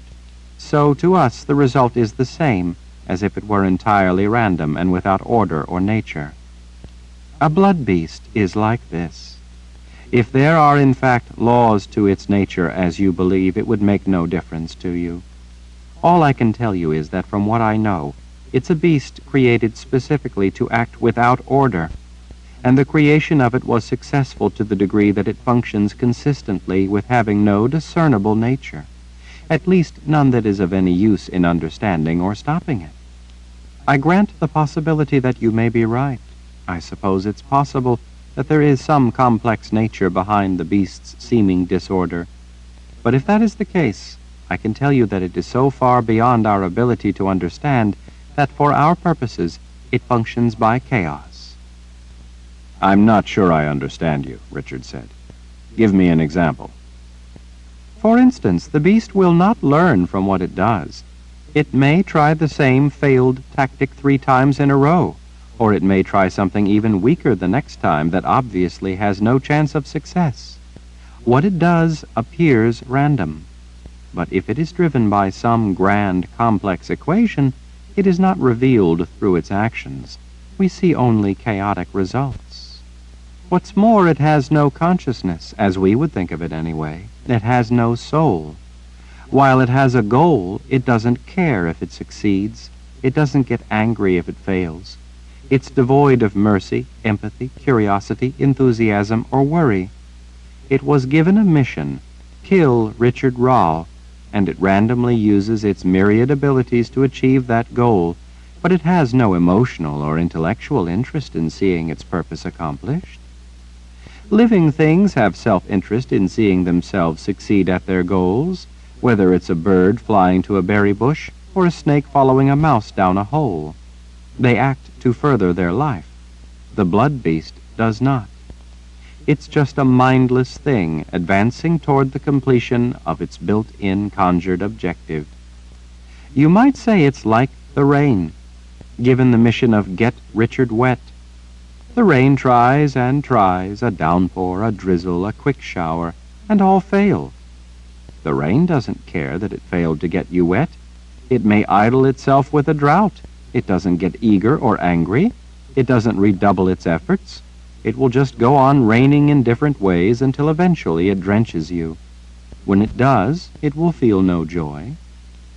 The beast is irrational in that sense, but make no mistake, it is vicious, fierce, and mindlessly cruel in its actions. Richard wearily wiped a hand across his face. Shota, that still makes no sense to me. How could it be like that? If it's a beast, it has to be driven by purpose of some sort. Something has to drive it. Oh, it is driven by something. The need to kill you. It was created to be a creature that acts with pure disorder, so that you may not counter it. In a way, you have proven yourself to be an opponent so difficult to defeat that Jagang had to come up with something that would work by avoiding your striking abilities rather than overpowering them. But if it was created to kill me, then it has purpose. Shota shrugged. True enough, but that one bit of information is of no use to you in predicting how, when, or where it will try to kill you. As you should know by now, its actions toward that goal are random. You should clearly see the profound danger in that tactic. If you know the enemy will attack with spears, you can carry a shield. If you know that one assassin with a bow is hunting you, you can have an army search for a man with a bow. If you know a wolf is hunting you, you can set a trap or stay indoors. The blood beast has no preferred method of killing or hunting, so from the standpoint of defending yourself from it, it's profoundly difficult to protect against. One day it may attack and easily kill 1,000 soldiers who are protecting you. The next time, it may timidly withdraw after mauling a single child who toddles in front of you. What it does one time can tell you nothing about what it will do the next time. That, too, is part of the terror engendered by such a beast, the terror of not knowing how the attack will come. Its strength, its lethality, is that it isn't anything in particular. It isn't strong or weak or fast or slow. It's constantly changing, yet it sometimes stays the same or reverts to a previous state, even an unsuccessful one. The only thing that mattered after it was created was the first time you used your gift. That's when it locked on to you. After that, you can never know what it will do next or when it will do it. You know only that it's coming for you, and no matter how many times you escape its clutches, it will continue to come, maybe several times in the same day, maybe not again for a month or a year, but you can be sure it will eventually come after you again. It will never quit. Richard wondered how much of what Shota was telling him she knew to be fact, and how much she was filling in with what she thought, or maybe even imagined. But you're a witch woman, Kara said. Surely you can tell him something that will help counter it. Part of my ability is the capacity to see how events flow in the river of time, to see where they're going, you might say. Since the blood beast cannot be predicted, it, by that practical definition of its character, exists outside my ability to predict. My ability is linked, in a way, to prophecy. Richard is a man, who, in a way, also exists outside prophecy.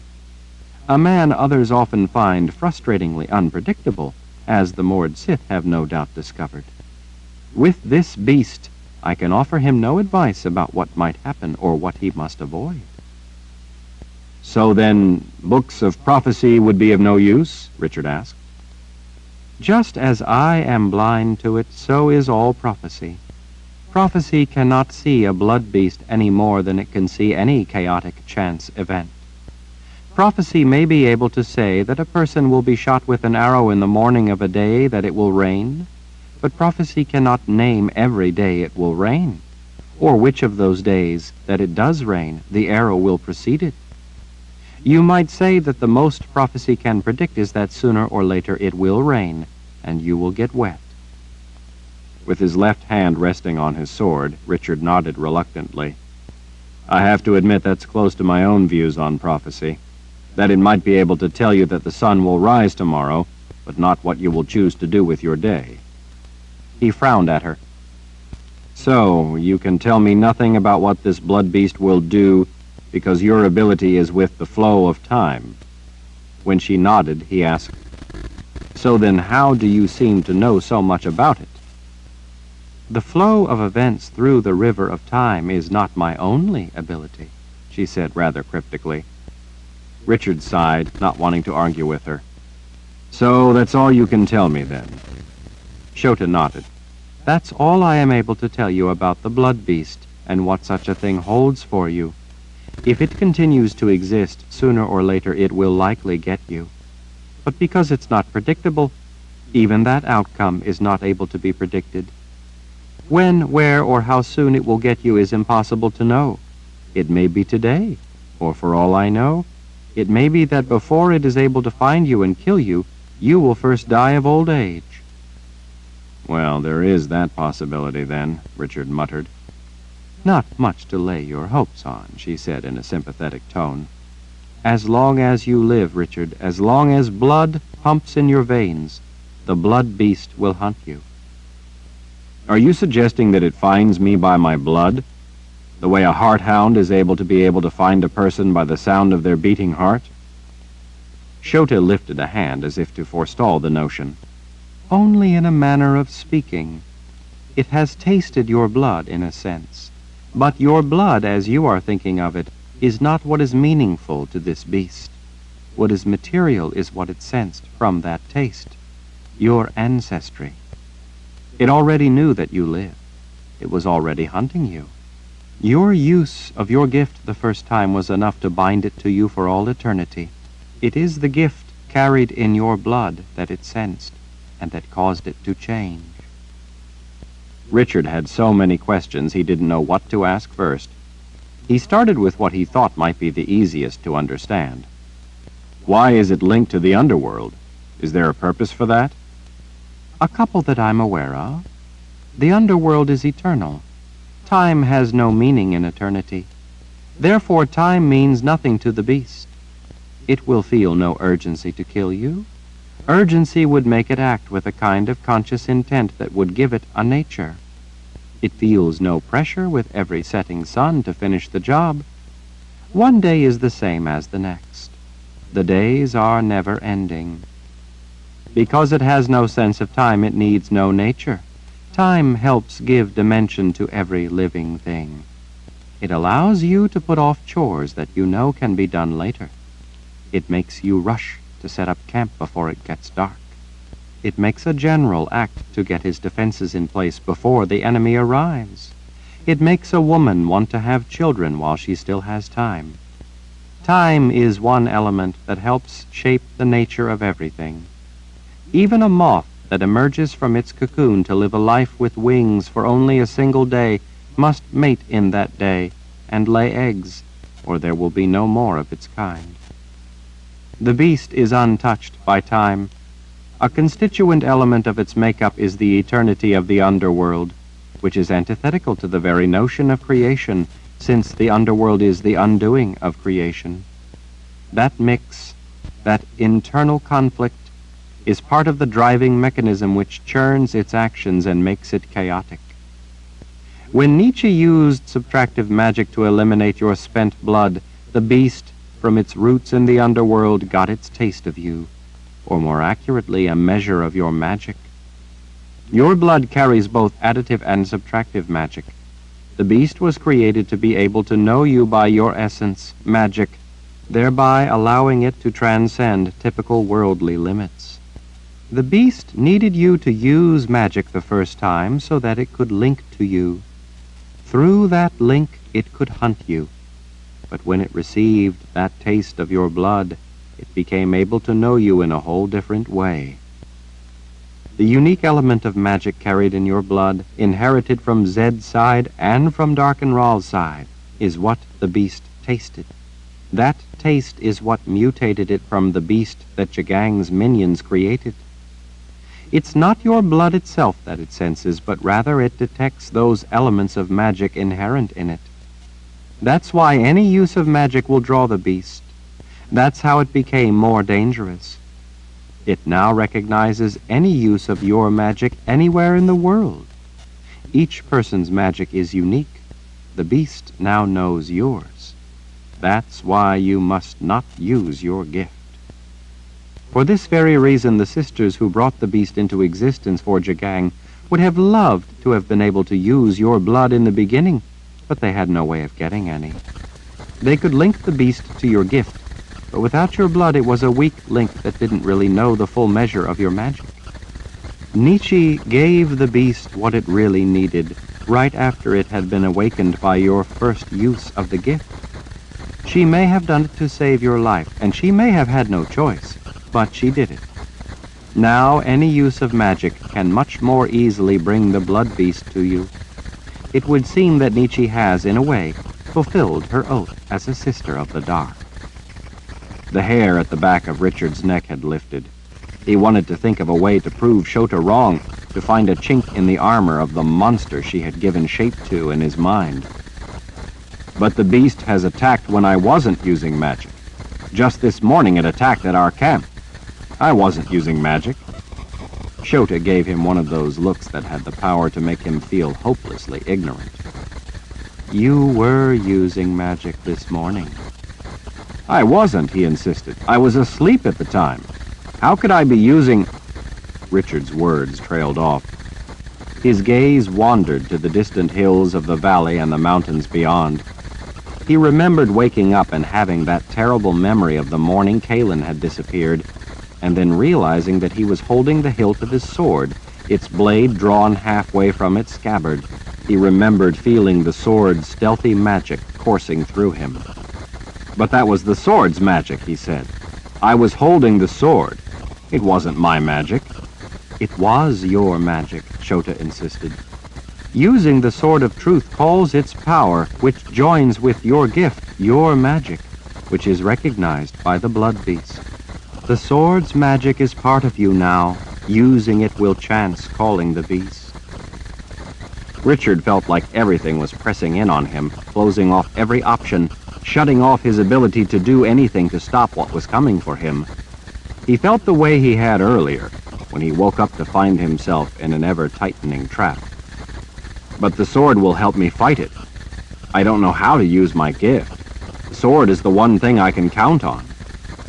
It's possible that in some instances it may save you, but because the blood beast has no nature, and because it is now a part of the underworld, there will be times when you think your sword will protect you, and it will not. Thinking you can predict the ability of your sword to work against the beast will beguile you into having false confidence. As I told you, the beast can't be predicted, so there will be times when your sword can't protect you. You must guard not only against false reliance on your sword, but on it unwittingly calling the beast. It's always hunting you and could attack at any time. But when you use your gift, it vastly increases the ability and therefore the likelihood of the beast initiating an attack. Magic baits it. Richard realized that he was gripping the hilt of the sword so hard in his fist that he could feel the raised letters of the word truth pressing into his palm. He could also feel the sword's anger urgently trying to steal into him to protect him against the threat. He took his hand off the hilt as if it were burning him. He wondered if that magic had ignited his own, if he had just called the blood beast without even realizing what he was doing. Shota clasped her hands. There is something else. Richard's attention returned to the witch woman. Great, what next? Richard, I'm not the one who created this beast. I'm not responsible for its danger to you. She looked away. If you wish to hate me for telling you the truth and want me to stop, then say so, and I will stop. Richard waved an apology. No, I'm sorry. I know it's not your fault. I guess I'm just feeling a bit overwhelmed. Go on. What were you going to say? If you use magic, any magic, the blood beast will know it. Because it acts in a random manner, it very well may not use that magic link to come after you right then. It may inexplicably not respond, but the next time it may pounce. So you dare not gain confidence in that manner. You already told me that. Yes, but as of yet you have not realized the full implications of what I'm telling you. You must understand that any use of magic will give the beast the scent of your blood, so to speak. Like I said, you told me that. That means any use of your gift. When he stared at her with a blank look, she impatiently tapped a finger to his forehead. Think. When he still didn't understand, she said, that includes prophecy. Prophecy? What do you mean? Prophecy is given by wizards who have the gift for prophecy. An ordinary person who reads prophecy will see only words. Even the Sisters of the Light, guardians of prophecy though they thought they were, do not see prophecy in its true state. You are a war wizard. Being a war wizard merely means that your gift carries a variety of latent abilities. Part of that is that you are able to use prophecy, to understand it as it was intended. Do you see? Do you see how easy it is to inadvertently use your gift? It doesn't matter how you use your gift. If you use your sword, or heal with your gift, or call down lightning, it doesn't matter. It will call the beast. To the blood beast, any use of your gift is the same, a means of recognition.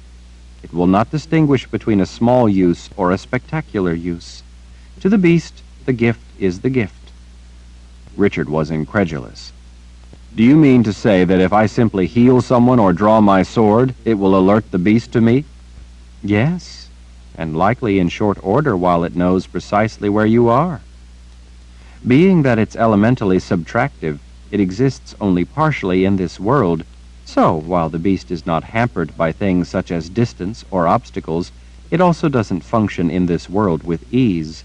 It can't fully conceive of the laws of this world, such as time.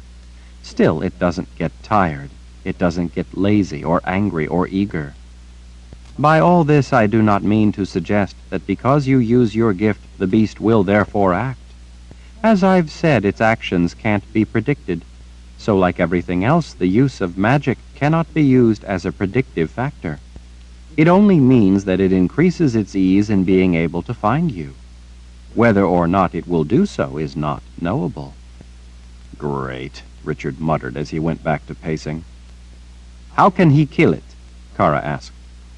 It isn't alive, Shota said. You can no more kill the blood beast than you can kill a boulder that is about to fall on you, or kill the rain before it has a chance to get you wet. Kara looked as frustrated as Richard felt. Well, there has to be something that it's afraid of. Fear is a function of living things. Maybe then something it doesn't like? Shota frowned. Doesn't like? You know, fire or water or light. Something it doesn't like and so avoids. Today it might choose to avoid water. Tomorrow it might slither up from a bog, snatch his leg, and drag him under the water to drown him. It moves through this world as it would through an alien landscape that has little effect on it. Where in the world could someone learn how to create such a beast? Richard asked. I believe that the core of the knowledge was discovered by Jagang in ancient books on weapons that originated during the Great War. He is a student of ancient subjects having to do with warfare. He collects such knowledge from all over. I have a suspicion, though, that he took what he found and added specifications he wanted in order to defeat you. We do know that he then used the gifted sisters to spawn the beast. Since they used subtractive magic along with their stolen wizardry, they were able to make use of other gifted people as constituent parts of the beast, ripping their souls from them ripping away all but what was needed in order to conjure, combine, and create the beast. It is a weapon beyond anything we have ever encountered before. Jagang is the one who caused the beast to be created. He has to be stopped before he creates anything else. I couldn't agree more, Richard muttered. You can't stop him if you are off chasing phantoms, Shota said. Richard halted his pacing and stared at her. Shota, you can't just tell me all this without at least telling me something that will help. You are the one who came to me asking questions. I did not go looking for you. Besides, I have helped you. I told you what I know. Maybe by using the information you now have, you can live another day. Richard had heard enough. The blood beast had no nature, but not to have a nature in a way was its nature, so it had one as far as he was concerned. It may be true, as Shota had said, that there was no accurate way to predict what it would do next, but lack of understanding or knowledge did not constitute a lack of nature. It was, however, a point that was not worth arguing.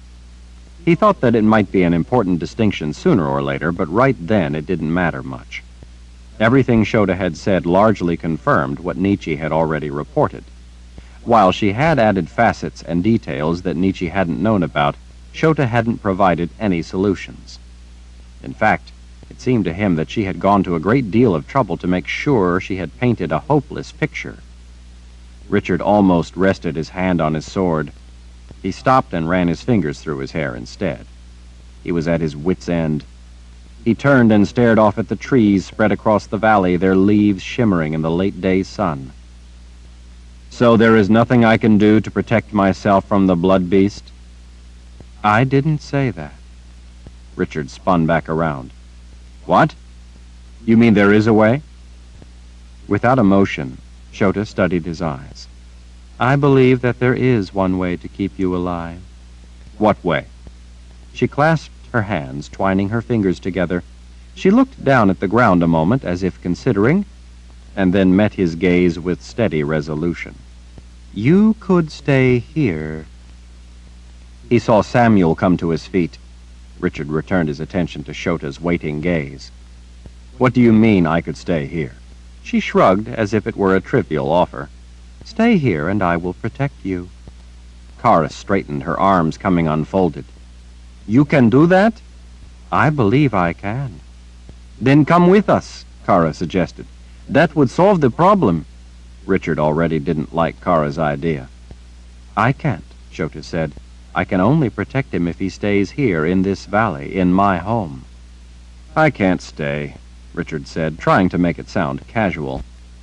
Shota reached out and gently grasped his arm, not allowing him to so easily dismiss the issue. You can, Richard. Would it be so bad staying with me? I didn't mean it that way. Then stay here with me. For how long? Her fingers tightened ever so slightly, as if she feared to say it, feared his reaction, but at the same time was steadfast in her course. Forever. Richard swallowed. He felt like he'd walked out onto thin ice without realizing it, and now he found that it was a long, long way back to safety. He knew that if he said the wrong thing, he would be in over his head. His flesh tingled as he realized how dangerous the late-day air had suddenly become. At that moment, he wasn't sure that he wouldn't rather face the beast than Shota's scrutiny. Richard spread his arms as if to ask her understanding. Shota, how can I stay here? You know that there are people counting on me, people who need me. You said so yourself. You are not the slave to others chained to them by their need. It's your life, Richard. Stay and have a life. Kara, looking more than suspicious, tapped a thumb to her own chest. And what about me? Without looking over at Kara, without taking her gaze from Richard's, Shota said, One woman in this place is enough. Kara glanced between Richard and Shota as they stared into each other's eyes, but she then did what Richard had earlier advised. She turned cautious and said nothing. Stay, Shota whispered intimately. Richard could see a terrible kind of vulnerability laid bare in Shota's eyes, in her hungering expression, an open look he had never seen on her before. From the corner of his eye, he could also see Samuel glaring at him. Richard tipped his head, indicating her companion. And what about him? She did not shy from the question. In fact, she seemed to have expected it. One seeker in this place is enough. Shota. Stay, Richard, she pressed, cutting him off before he could turn her down, before he crossed a line he hadn't known was there until right then. It was both an offer and an ultimatum. But what about the blood beast? You said yourself that you can't know its nature. How can you know that you would be safe here if I stayed? A lot of men near me were killed when the beast attacked the first time. Shota lifted her chin. I know myself, know my abilities, my limits.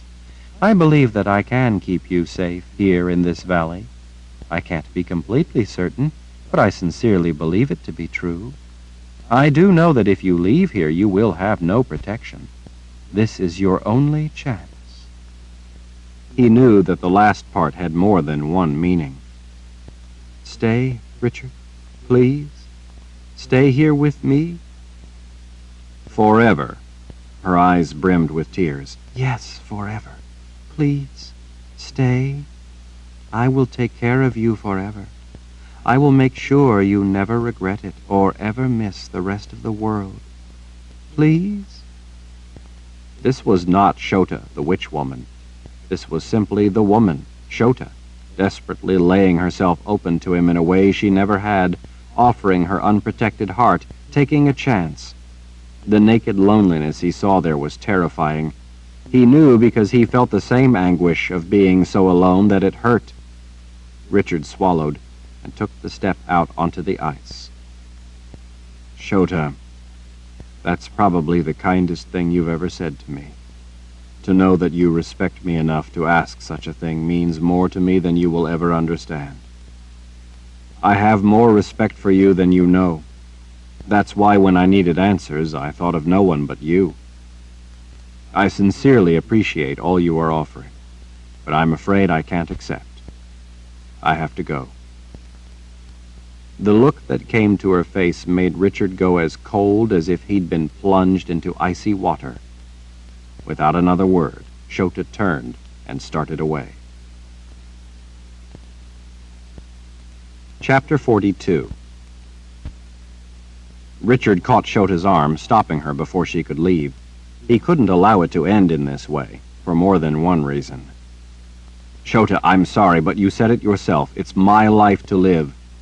If you consider me even a little to be your friend, someone you really do care about, then you would want me to live my life as I think I must, not as you might wish I could. Her chest heaved. Fine. You have made your choice, Richard. Leave. Go and live what is left of your life. I came to you because I need your help. She turned around fully toward him and cast him as forbidding a look as he had ever seen on anyone. It was the unmistakable mask of a witch woman. He could almost see the air around her sizzling. I have given you help, gained through an effort on my part that I seriously doubt you can begin to imagine. Use that help as you wish. Now, leave my home. As much as he wanted right then to do as she asked, as much as he wanted not to press her, he had come for a reason and she had not yet addressed it. He wasn't leaving until she did. I need your help to find Kalin. Her look turned even colder.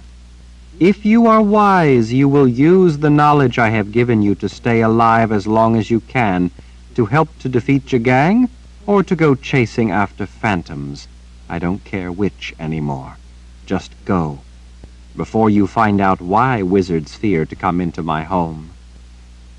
You said that your ability helps you see events in the flow of time. What does your ability see about me in the future? Shota was silent for a moment before she finally glanced away from his steady gaze. For some reason, the river of time has become obscured to me. It happens. Her gaze returned, more determined than ever. You see, I can be of no further help. Now go." He was determined not to allow her to dodge the issue. "You know that I came here for information, for something that could help me find out the truth about what's going on. This is important. It's important to more people than just you or me. Don't close yourself off from me like this, Shota, please. I need your help." She arched an eyebrow. "Since when have you ever followed anything I've ever told you?" "Look, I admit that in the past I haven't always agreed with everything you've had to say. But I wouldn't be here if I didn't think you were an astute woman. While some of the things you've told me in the past were true, if I would have done things strictly your way without using my own judgment as the situation developed, I would have failed, and we would all be either under the rule of Darkenral or in the merciless embrace of the keeper of the underworld." "So you say." Richard lost his indulgent tone as he leaned toward her. "You do remember the time you came to see me at the Mud People's village, don't you? The time you begged me to close the veil so that the keeper wouldn't have us all? You do remember telling me how much the keeper wanted those with the gift, wanted you, a witch woman, to suffer unimaginably for all eternity?" He jabbed her with a finger, punctuating his points. "You did not suffer all the frightful things necessary to stop what was happening. I did. You did not have to fight the keeper's terrors to close the veil. I did. You did not save your own hide from the keeper. I did." She was watching him from under her lowered brow. "I remember." "I succeeded. I saved you from that fate." "You saved yourself from that fate. That it saved me as well was not your purpose, merely a side consequence." He let out a breath, trying to be patient. "Shota, I know that you must know something about this, something about what's happened to Kaylin." "I told you I don't remember any woman named Kaylin." "Yes, and the reason is that something is terribly wrong, and I realize that because of that, you don't recall her. But you must know something that will help me in my search for the truth, some bit of information that will help me find out the truth about what's really going on." "And you expect that you can just walk uninvited into my home, put my life at risk, do your little dance, and get whatever part of my life, my abilities that you want for yourself?" Richard stared at her. She had not denied that she knew something that might help him. He realized that he had indeed been right about her. "Shota, stop posturing and stop acting like I'm unfairly making demands of you. I've never lied to you, and you know it. I'm telling you that this is important to you, too, whether or not you yet realize it. For all I know, it could yet be something the Keeper has initiated in order to get us all.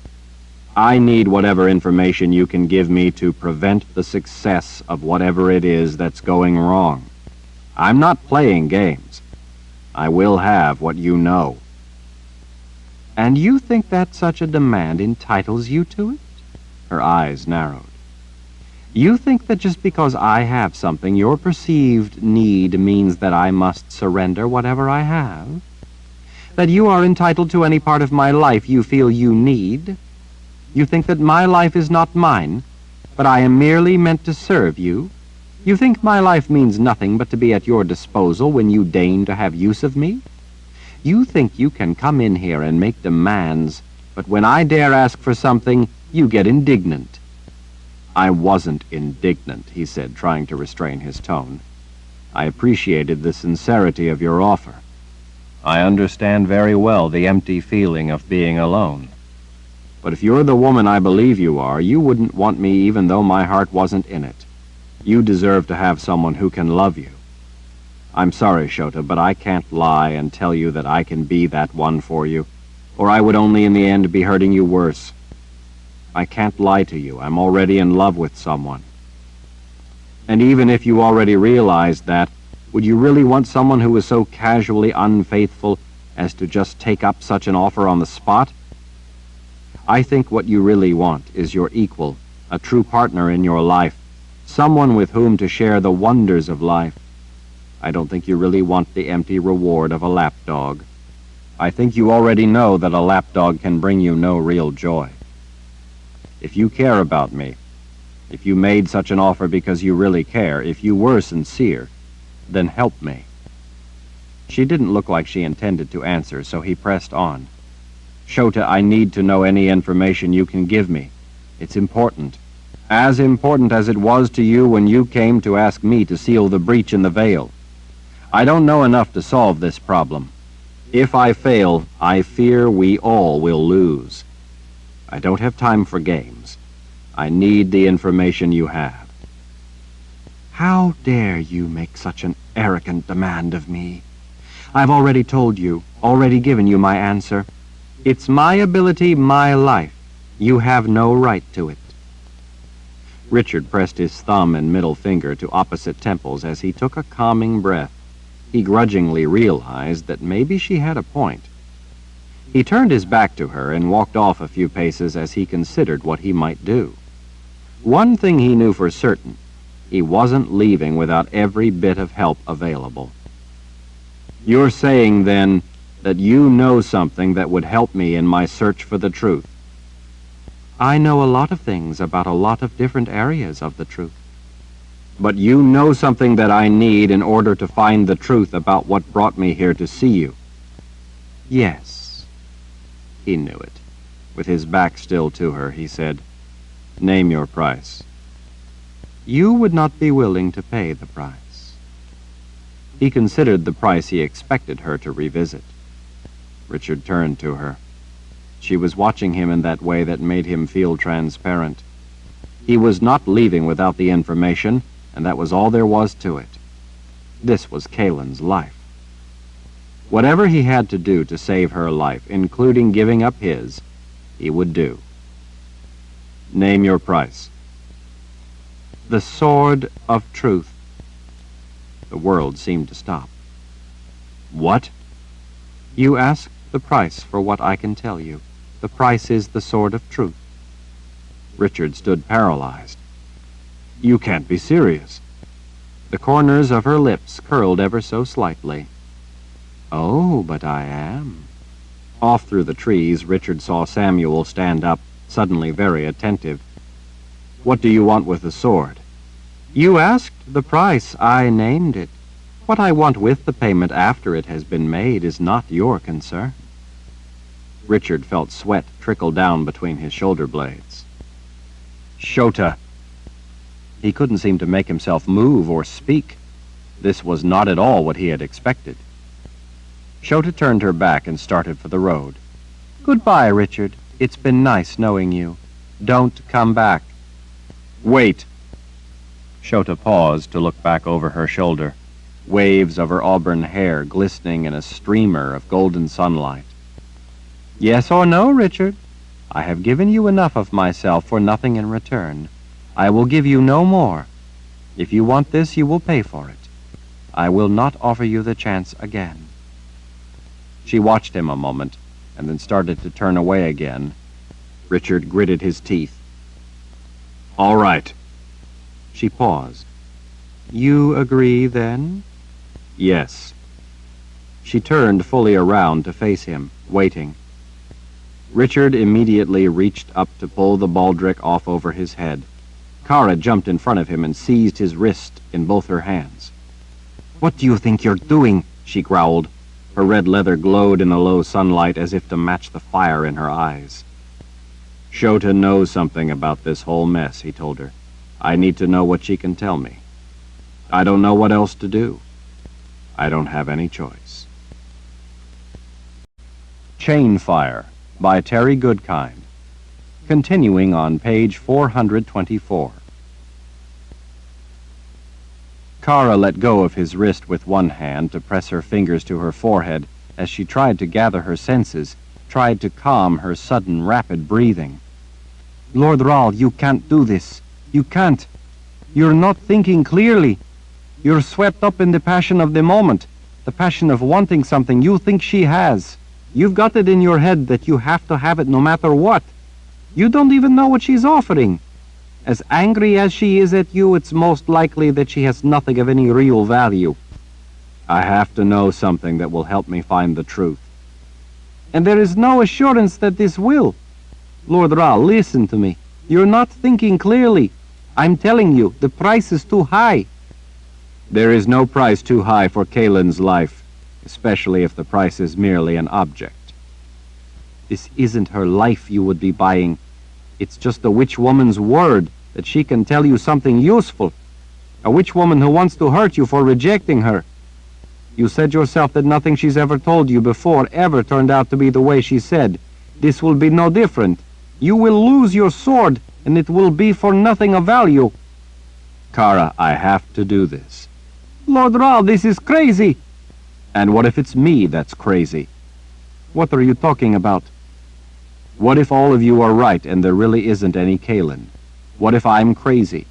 Even you think I am. I need to know what Shota can tell me. If I'm wrong about everything I believe, then what good is a sword going to do a crazy man? If all of you are right, that I'm delusional, then what good can I do anyone else? What good am I to anyone if I'm crazy? What good am I at all? Her eyes looked liquid. You're not crazy. No?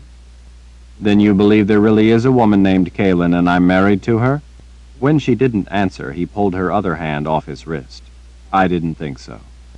Kara turned angrily to Shota, pointing with her aegil. You can't take his sword. It isn't fair and you know it. You're taking advantage of his condition. You can't take his sword. The price, I asked, is but a trifling. The sword isn't even his. It never was. Shota beckoned with a finger. Samuel, watching from the shadows, scurried toward them through the trees. Kara stepped between Richard and Shota. It was given to Lord Ral by the first wizard. Lord Ral was named to the post of Seeker and given the Sword of Truth. It's his. And where do you suppose the first wizard got the sword in the first place? Shota pointed a finger tipped with a long red-lacquered nail downward at the ground. He got it here. He came here into my home and stole it. That's where Zed got the sword. Richard doesn't carry it by right, but by theft. Giving it back to its rightful owner is a small penance to pay for what he wants to know. Kara had a dangerous look in her eyes as she lifted her aegil. Richard gently grasped her wrist and lowered her arm before she started something that he knew could quickly turn ugly. He wasn't sure of the results of such a confrontation, but he dared not risk losing what Shota could tell him, or risk losing Kara. I'm doing as I must, he told Kara in a calm voice. Don't make this any more difficult than it already is. Richard had seen Kara in every sort of mood imaginable. He'd seen her happy, sad, disheartened, resolved, determined, and enraged, but until that moment, he had never seen her anger focused so intently, deliberately, so directly at him. And then he had a sudden vision of her taken by cruel anger once before, a long time ago. He couldn't afford to suffer the distraction of any such memory right then, and shoved it out of his mind. This was about Kaelin, and about the future, not about the past. Richard pulled the baldric off over his head and gathered it together with the scabbard. Samuel, not far behind his mistress's skirts, stood quietly watching, his greedy eyes riveted on the wire-wound hilt. Holding the gleaming gold and silver scabbard in both hands, bundled together with the ancient tooled leather baldric, Richard lifted it out to Shota. She made a move to take it. The sword belongs to Samuel, my loyal companion, she smiled triumphantly. Give it to him. Richard stood frozen. He couldn't let Samuel have the sword of truth. He just couldn't. He wondered then just what he thought Shota would want with the sword if not to give it to Samuel. He guessed that he had been trying not to think of what it really meant to hand it over to Shota. But the sword made him like that. Zed told me that the sword's magic did that to him, turned him into what he is now.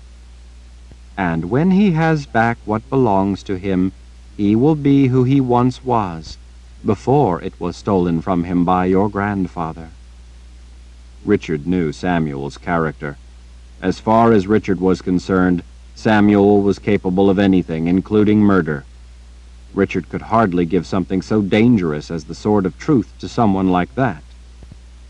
Too many people like Samuel had carried the sword, had fought over it, stolen it from one another, sold it to the highest bidder, who then became a seeker whose services were for sale to any loathsome cause that could pay the price. In the shadows it passed from hand to hand, used for vile and violent purposes. By the time Zed had finally gotten the sword of truth back, and eventually given it to Richard, the seeker had become an object of scorn and contempt, seen as nothing more than a criminal, and a dangerous one at that. If he gave the sword to Samuel, it would be that way again. It would start all over again. But if he didn't, then Richard had no chance of ever stopping the far greater threat very likely loose in the world, or of ever seeing Kaelin again. While Kaelin was of paramount importance to him personally, he was convinced that her disappearance augured an ominous menace far more sinister, with potential harm on a scale he feared to contemplate. His responsibility as the seeker of truth was to the truth, not to the sword of truth. Samuel inched closer, his eyes on the sword, his arms reaching, his palms held up, waiting. Mine! Gimme! Samuel growled impatiently, his hateful eyes glaring. Richard lifted his head to look at Shota. She folded her arms as if to say that this was his last chance. This was the last chance Richard had of ever finding the truth. If he had known of any other way to find a solution, no matter how remote that chance might be, he would have taken the sword back and taken that chance instead. But he couldn't lose this chance, lose what information Shota had. There was nothing else to do. With trembling hands, Richard lifted the sword out. Samuel, unwilling to wait the final seconds until it reached him, lunged and snatched the sword away, finally clutching the coveted object to his breast. The instant he had it, a strange look came over his face. He glanced up into Richard's eyes, his own wide with wonder, his mouth hanging agape. Richard couldn't imagine what Samuel was seeing as a result of having his hands on the sword of truth. Richard thought that perhaps he was simply awestruck to realize that he actually did have it again. He suddenly skittered away, swiftly disappearing into the trees. The sword of truth was once again among the shadows. Richard felt naked and stunned. He stared off in the direction Samuel had gone. He wished now that he had killed Shota's companion the first time Samuel had attacked him. Samuel had attacked Richard more than once. Richard had let those chances slip away. He turned a harsh glare on Shota. If he harms anyone, it will be on your head. I am not the one who gave him the sword. You did so of your own free will. I did not twist your arm or use my powers to force you. Do not try to shed responsibility for your own choices and actions. And I am not responsible for his actions. If he harms anyone, I will see to it that this time he pays for his crimes. Shota glanced off among the trees dotting the sweep of grass. There is no one here for him to harm. He has his sword. He is happy now. Richard seriously doubted that. With quiet fury, he turned his attention to the matter at hand. He didn't want to hear any of her excuses, so he came right to the point. You have your payment. She stared at him a long time, her face unreadable. Finally, in a quiet voice, she spoke a single word. Chainfire. She turned and started toward the road. Richard seized her arm and turned her back. What? You wanted what I know that can help you find the truth. I have given it to you. Chainfire. Richard was incredulous. Chainfire? What does that mean? Shota shrugged. I have no idea. I only know that it is what you need to know to find the truth of all this. What do you mean you have no idea? You can't just tell me some word I never heard of and then leave. That's not a fair trade for what I've given you. Nonetheless, that is the agreement you made, and I have upheld my end of the bargain. You have to tell me what it means. I don't know what it means, but I do know that it is worth the price you paid. Richard couldn't believe that he had agreed to a deal in which he got nothing of value in return.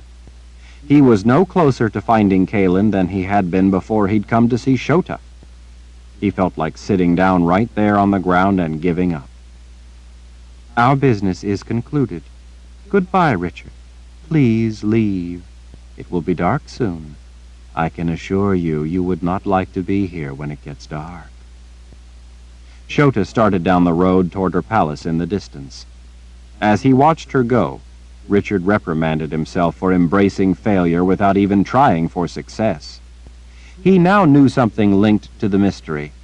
It was a piece of the puzzle, a piece of the solution so valuable that it had previously been known only to a witch woman. It confirmed for him that Kalin was real. He told himself that he was a step closer. He had to believe that. "Shota," Richard called. She paused and turned back, waiting to hear what he might say, looking like she expected a tirade. "Thank you," he said in a sincere voice. "I don't know what good knowing the word Chainfire will do me, but thank you. You have at least given me a reason to go on. When I came here, I had none. Now I do. Thank you." She stared at him. He could not imagine what she could be thinking. Finally, she took a slow step back toward him. She clasped her hands before herself, looking down a moment before she stared off at the trees, apparently considering something. At last she spoke. "What you seek is long buried." "Long buried?" he cautiously asked. "Like the word Chainfire, I can't tell you what that means. Things come to me in regard to issues, problems, questions. I am the carrier of the information, the channel, you might say. I am not the source. I can't tell you the meaning, but I can tell you that what you seek is long buried." "Chainfire, and seek something long buried," Richard repeated as he nodded. "Got it. I'll not forget." Her brow twitched, as if something else had just come to her. "You must find the place of the bones in the deep nothing." Richard felt goosebumps racing up his legs. He had no idea what the deep nothing was, but he didn't like the sound of it, or the sound of looking for bones. He refused to consider the dire implications. Shota turned again to the road and started making her way toward her palace. She had not gone more than a dozen paces when she stopped and turned back. Her ageless eyes met his gaze. "Beware the viper with 4 heads."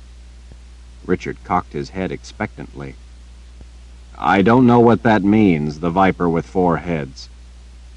"Whether or not you realize it right now, I have given you a fair trade. I have given you the answers you needed. You are the seeker, or at least you were. You will have to seek the meaning to be found in those answers." With that, she turned for the final time and walked off through the golden light down the long road.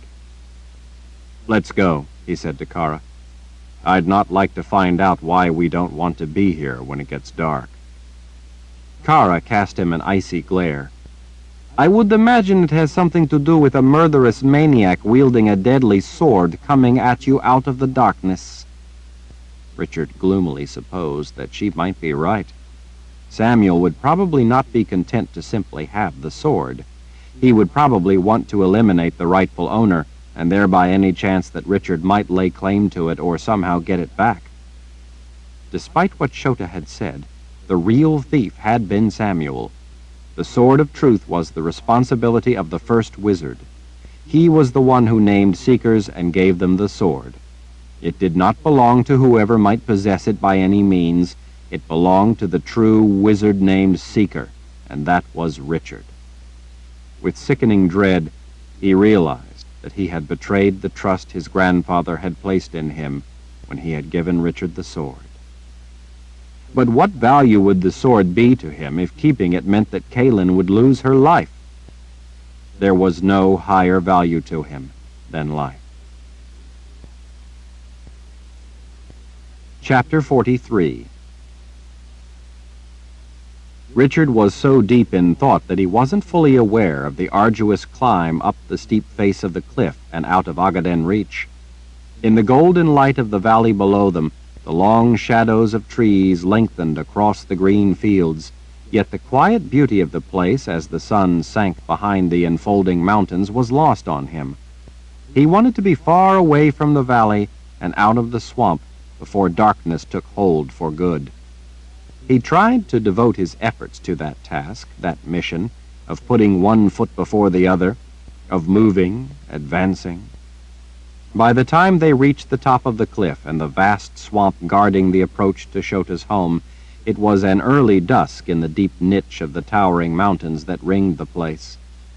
Because the walls of rock cut the sunlight off early, it left the sky overhead a deep blue, but that light was unable to effectively penetrate the forest canopy, so that in the late day the vast green bog seemed mired in a perpetual gloom of half-night. The deep shadows were very different than those in Shota's valley. The shadows in the swamp concealed palpable, but for the most part ordinary threats. The shadows around Shota concealed dangers that were not so easily appreciated, but that Richard suspected were far more pernicious. The sounds of the dank swamp all around him, the chirps, the whistles, the hooting calls, the clicks, the distant cries, hardly registered in Richard's consciousness. He was deep in his own world of despair and purpose tangled together in a titanic struggle.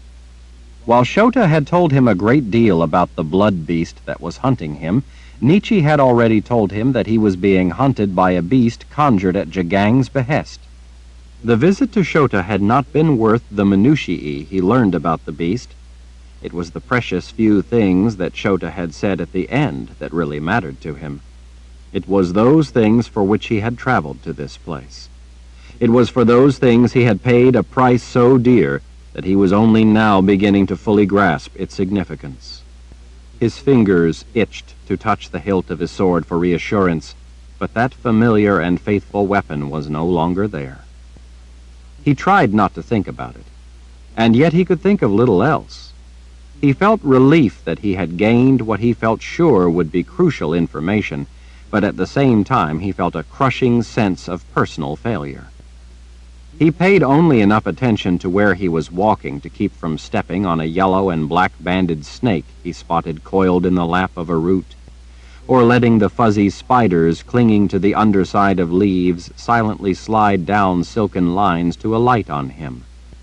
He skirted brush when something within hissed at him.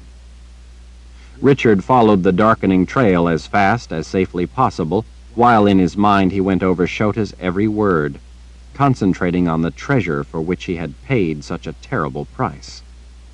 Kara followed close on his heels, swinging and swatting at the cloud of bugs hovering around their faces. Occasionally a bat fluttered in out of the dark shadows to snatch up some of those bugs. As he made his way through the tangle of growth, Richard pushed aside vines and branches and stepped carefully around snarls of roots, some of which writhed like a nest of snakes when they got too close. On his first visit, Samuel had shown him how those roots could grab an ankle if you got too close. Richard was so totally absorbed in trying to figure out what Chainfire could possibly mean, or what it could be, that he nearly stepped into a stretch of black water that was hard to see in the murky light. Kara's hand snatching his arm halted him just in time. He glanced around and spotted the log they had crossed on before and took to that route. He racked his brain trying to think if he had ever heard the word Chainfire before, but his hopes grew as dim as the failing light. It was a strange enough word, it seemed, that he would have remembered it if he had ever heard it before. He wished that Shota would have known its source or meaning, but he believed that she was telling the truth about these kinds of answers coming to her without explanation or insight. On the other hand, he feared that he knew all too well what Shota meant when she'd said, "What you seek is long buried." That warning made his chest ache. He dreaded that it very well might mean that Kalin was already dead and long ago buried. He'd felt lost ever since that morning he awoke to find her missing. Without Kaelin, everything else in the world seemed meaningless. He couldn't allow himself to envision her death as being true. Instead, he thought about her beautiful, intelligent green eyes, her special smile, her singular manner as being very real and very alive. Shota's words, though, kept returning to him. He had to figure out what meaning they could hold if he was to find Kaelin. The last part, that he should beware the viper with 4 heads, had made no sense to him at first, but the more he mulled it over, the more it began to feel to him like he should understand it, as if it was something that should make sense to him, or something he should be able to figure out if he just thought about it hard enough. The implication that seemed obvious was that this 4-headed viper, whatever it was somehow responsible for Kaelin's disappearance. He wondered if he only suspected that because it sounded sinister. He didn't want to allow himself to start down the wrong roads on groundless impulses. That would only waste valuable time. He feared that he had already used too much time. "Where are we going?" Kara asked, lifting him out of his snare of thoughts. He realized that it was the first thing she had said since leaving Shota. "To get the horses." "You intend to try to make it over the pass tonight?" Richard nodded. "Yes, if we can. If the storm has blown away, the moon will provide enough light." The first time he had come to see Shota, the witch woman had taken Kaelin back to her valley. Richard had followed their tracks over the pass at night. It wasn't easy, but he knew it could be done. He knew how tired he was from the hard day of crossing the pass, and he knew that Kara had to be just as tired, but he didn't intend to stop so long as he could still put one foot in front of the other. It was obvious by the set of Kara's jaw that she didn't like the idea of making such a journey at night, but instead of objecting, she asked something else. "And when we get the horses? Then where?" "To try to get answers to what I've found out so far." All around, the mist had slowly drifted in among the gnarled trees, hanging vines, and expanses of still water, as if it were coming closer to listen in on their conversation. There was no wind to move the trailers of moss, so they hung limp from crooked branches. Shadows moved in the dark places beneath vines and brush. Unseen things distantly splashed in the black stretches of stagnant water. Richard didn't really want to discuss the long and difficult ride ahead of them, so before Kara could say anything, he asked, "Have you ever heard the word Chainfire?" Kara let out a sigh. "No." "Any guesses at all about what it could mean?" She shook her head. "What about the place of the bones in the deep nothing? Does that mean anything to you?" Kara didn't answer for a moment. "It seems like the deep nothing might be vaguely familiar, like I might have heard it once before." Richard thought that that sounded encouraging. "Can you recall where, or anything about it?" "No, I'm afraid not." She reached out and casually plucked a heart-shaped leaf from a vine as she walked beside him. "The only thing I can think is that maybe I heard it as a child. I've tried and tried, but I just can't recall if that's really true, that I might have heard it, or it's just that deep and nothing are common enough words, and so that's the reason it seems like I must know them." Richard let out a disappointed sigh. That was what he wondered, too. If they were simply common words, and that was what was making the deep nothing sound like maybe he should know it. "What about a viper with 4 heads?" he asked. Kara shook her head again as she dropped back a step to fall in behind him in order to skirt a tree limb hanging over into the trail. A small leaf-green snake was curled on the branch, watching them pass close by, licking the air for the scent of them. "It makes no sense to me," she said as she twirled the leaf by its stem. "I've never heard of such a beast, or whatever it is. Maybe the 4-headed viper lives in a place called the Deep Nothing." Richard had considered that possibility himself, but because of the way Shota mentioned them separately, he doubted it. They had seemed to come to her as individual, distinctly different pieces of information. He supposed that since they were connected to his question about something that could help him discover the truth, they could be associated as Kara had suggested. At the place in the trail where the trees opened up to the dark mass of the mountains rising up before them, Kara paused. Maybe Nietzsche will catch up with us soon. She knows a lot about magic and all sorts of things. She might know what Chainfire means, or even some of the rest of it. Nietzsche would be happy to do anything to help you. Richard hooked a thumb behind his belt. Do you want to tell me what you and Nietzsche have cooked up? It seemed rather obvious to him, but he wanted to hear her admit the extent of it. He watched her eyes as he waited. Nietzsche had nothing to do with it.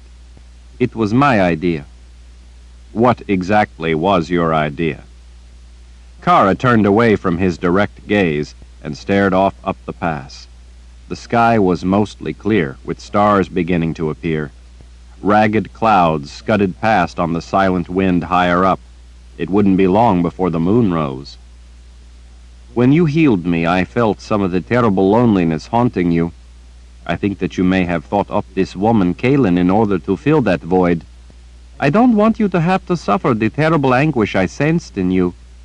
Someone who does not exist can't ever fill such a void. When she didn't say anything else, he did. And so you want that void to be filled by Nietzsche? She looked back to his eyes, frustration overtaking her features. Lord Ral, I only wanted to help you. I think you need someone to be with you, to share your life, like Shota wanted someone, like she wanted you. But Shota is the wrong person for both of you. I think Nietzsche would be good for you, that's all.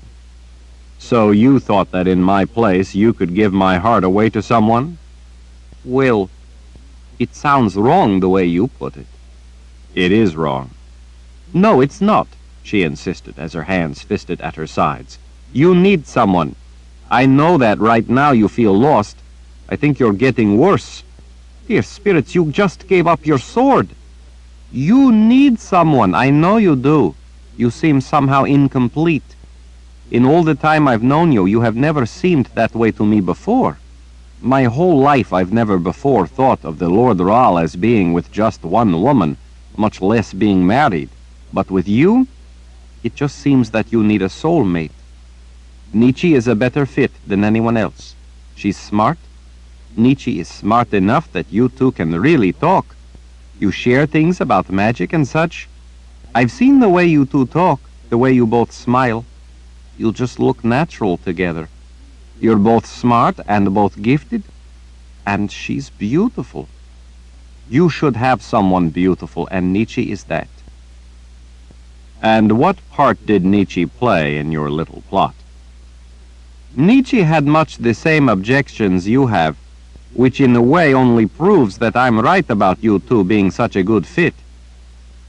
So she didn't like you planning her life either? Kara shrugged one shoulder. No, that's not what I mean. She had the same objections for you. She spoke up on your behalf, not hers. She only cared about what you wanted. She seemed to know that you would take a dim view of such an idea. Well, you're right about one thing. She is smart. I was only trying to get her to think about it. I wasn't telling her to throw herself at you. I thought that maybe you two could complete each other, fill the void you both feel. I thought that maybe if I encouraged her to consider it, that nature could take its course, that's all. Richard wanted to strangle her, but he kept his voice calm because Kara's actions, while wrong, were so touchingly human, so caring, that at the same time he wanted to hug her. Who would have ever thought that a moored Sith could ever care about love and companionship? He guessed that he had. But still. Kara, what you're trying to do is the same thing Shota was trying to do. Decide for me what I should feel, how I should live. No, it's not the same. Richard's brow drew down. And how is it not the same? Kara pressed her lips together. He waited. She finally answered in a whisper. She doesn't really love you. I do. But not that way, she was quick to add. Richard wasn't in the mood to argue or to yell. He knew that Kara's intent was well-meaning, if misguided. More than anything, he could hardly believe what he had just heard her admit out loud. Were it not for everything else going on, he would have been overjoyed. "Kara, I'm married to the woman I love." She sadly shook her head. "Lord Rahl, I'm sorry, but Kaelin just doesn't exist." "If she doesn't exist, then why was Shota able to give me clues that will help me prove the truth?" Kara looked away again. "Because the truth is that there is no Kaelin. The things she told you will only help you discover that sad truth. Did you ever think of that?" "Only in my nightmares," he said, as he started for the mountain pass. Chapter 44. Jillian turned and gazed up into the sky when she heard the raven croak. The great bird's widespread wings rocked as it rode the invisible currents in the perfectly clear blue sky. As she watched, it croaked again, a harsh grating sound that echoed through the deep silence of chasms and carried out across the parched, rolling landscape, baking in the afternoon sun. Jillian snatched up the small dead lizard lying on the crumbling wall beside her and then scrambled up the dusty lane. The raven wheeled majestically overhead as he watched her running up the rise. She knew that he had probably seen her ages ago, long before she knew he had been there. Holding the lizard by its tail as she rose up on the balls of her feet, Jillian lifted her arm as high as she could toward the sky and wiggled the offering. She laughed when she saw the inky black bird look almost as if it stumbled in midair when it spotted the ringed lizard dangling from her fingers. The bird rolled into a steep dive with its wings pulled partly in to enable it to gather speed as it plummeted. Jillian hopped up and sat on the dilapidated stone wall beside some of the exposed paving stones that had once been part of a road. Over eons, much of that road had been buried beneath layers of dirt. Atop those layers of wind and rain-born soil, wild grasses and scraggly trees now grew. Her grandfather had told her that this was part of a special place, and very old. Jillian had trouble imagining how old it could be.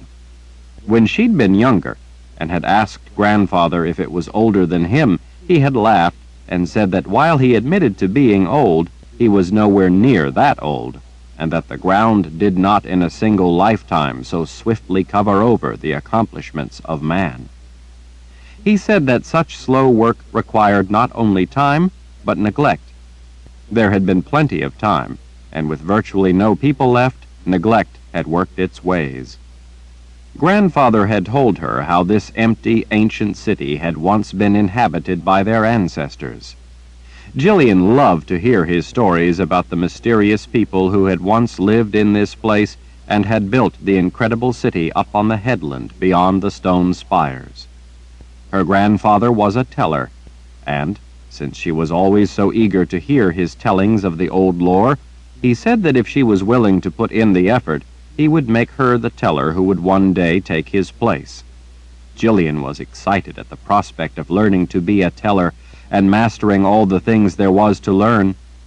Someone respected for their knowledge of the ancient times and their heritage, but at the same time, she didn't like the implication that such an eventual advancement among her people would mark her grandfather's passing. Loki alighted next to her and folded in his glossy black wings, bringing her out of her consideration of weighty subjects, of ancient people and the cities they built, of wars and great deeds. The curious raven waddled closer. Jillian set down the freshly dead lizard and, holding the tip of its tail, wiggled it temptingly. Loki cocked his head, watching. Instead of taking the offering, he blinked his black eyes. He waddled closer to her, leading with his right foot in the cautious sideways manner he always used when approaching carrion. Rather than flapping his wings and hopping back several times in the guarded practice he employed when coming upon what he hoped would be a meal, but could potentially turn into a threat, he stepped boldly forward and snatched her buckskin sleeve in his heavy bill. Loki, what are you doing? Loki tugged insistently. The curious bird usually plucked at the beads down the sleeve of the leather thongs at the end, but now he pulled the sleeve itself. What? She asked. What do you want? He let go of her sleeve and cocked his head as he peered at her with one gleaming eye. Ravens were intelligent creatures, but she was never quite sure just how intelligent. Sometimes she thought that Loki was smarter than some people she knew. Loki's throat feathers and ears lifted out aggressively. He suddenly let out a piercing caw that sounded very much like angry frustration at not being able to talk so that he could tell her something. Caw! He fluffed out his feathers again and cawed again. Caw! Jillian stroked his head and then his back, scratching gently but firmly under his raised black plumage, something he loved to have done, before smoothing down his ruffled feathers. Instead of clicking contentedly and blinking lazily as he usually did when she gave him such a scratch, he hopped back a step out of her reach and let out 3 piercing caws that made her ears hurt. Caw! Caw! Caw! She covered her ears. What's gotten into you today? Loki hopped up and down, flapping his wings. Caw! He ran across the top of the old cobble road, flapping and croaking. At the other side, he fluttered up into the air, alighted, and then lifted off the ground again. Caw! Jillian stood. You want me to come with you? Loki cawed noisily as if to confirm that she had at long last guessed correctly. Jillian laughed. She was sure that the crazy bird could understand every word she said, and sometimes read her thoughts besides. She loved having him around. Sometimes when she talked to him, he would quietly stand nearby and listen. Her grandfather had told her not to let Loki sleep in her room or he would know her dreams. Jillian mostly had wonderful dreams, so she didn't mind if Loki knew them. She suspected that maybe her friend did know her dreams, and that was why she often awoke to find him perched on the nearby windowsill, sleeping contentedly. But she was always very careful not to send him any nightmares. Did you find yourself a nice dead antelope? Or maybe a rabbit? Is that why you're not hungry? She shook her finger at him. Loki, she scolded, did you steal another raven's cache? Loki was always hungry. Her ravenous raven, she often called him. He would share her dinner with her if she would let him, and steal it if she wouldn't. Even if he was too full to eat the lizard, she was surprised that he didn't at least take it away and hide it for later. Ravens hid whatever they couldn't manage to eat, and they could eat a lot. She couldn't understand how it was that the bird didn't get fat. Jillian stood and brushed the dust from the seat of her dress and her knobby knees. Loki was already airborne, circling, cawing, urging her to hurry. All right, she complained, as she held her arms out for balance while scurrying along the top of the fat wall along an enclosure strewn with rubble. At the crest of the small hill, she stood with one hand on the sash of cloth wrapped around her hip, while with her other hand she shielded her eyes as she peered up into the bright sky to watch her friend pitching and rolling in a bid to keep her attention. Loki was a shameless show-off. If he couldn't do aerial stunts to impress other ravens, he would happily do them for her. Yes, she yelled into the sky. You're a clever bird, Loki. Loki cawed once and then swiftly beat his wings. Jillian's gaze followed him, her hand shielding her eyes from the sunlight as he flew south out over the vast expanse before her. Random ribbons of green summer grasses, up closer to the foot of the headland and mountains behind her, cut through the barren landscape. To the sides, hazy violet fingers of distant mountains, each farther one a shade softer and lighter, extended down into the desolate plain that seemed to go south forever. She knew it didn't, though. Grandfather said that to the south was a great barrier, and beyond a long forbidden place called the Old World. In the distance, down among the green patches on the plain that lay close up against the foothills, she could see the place where her people lived in the summers. Wooden fences filled the broken gaps in ancient stone walls that held their goats, pigs, and chickens. Some of their cattle grazed out on the summer grasses.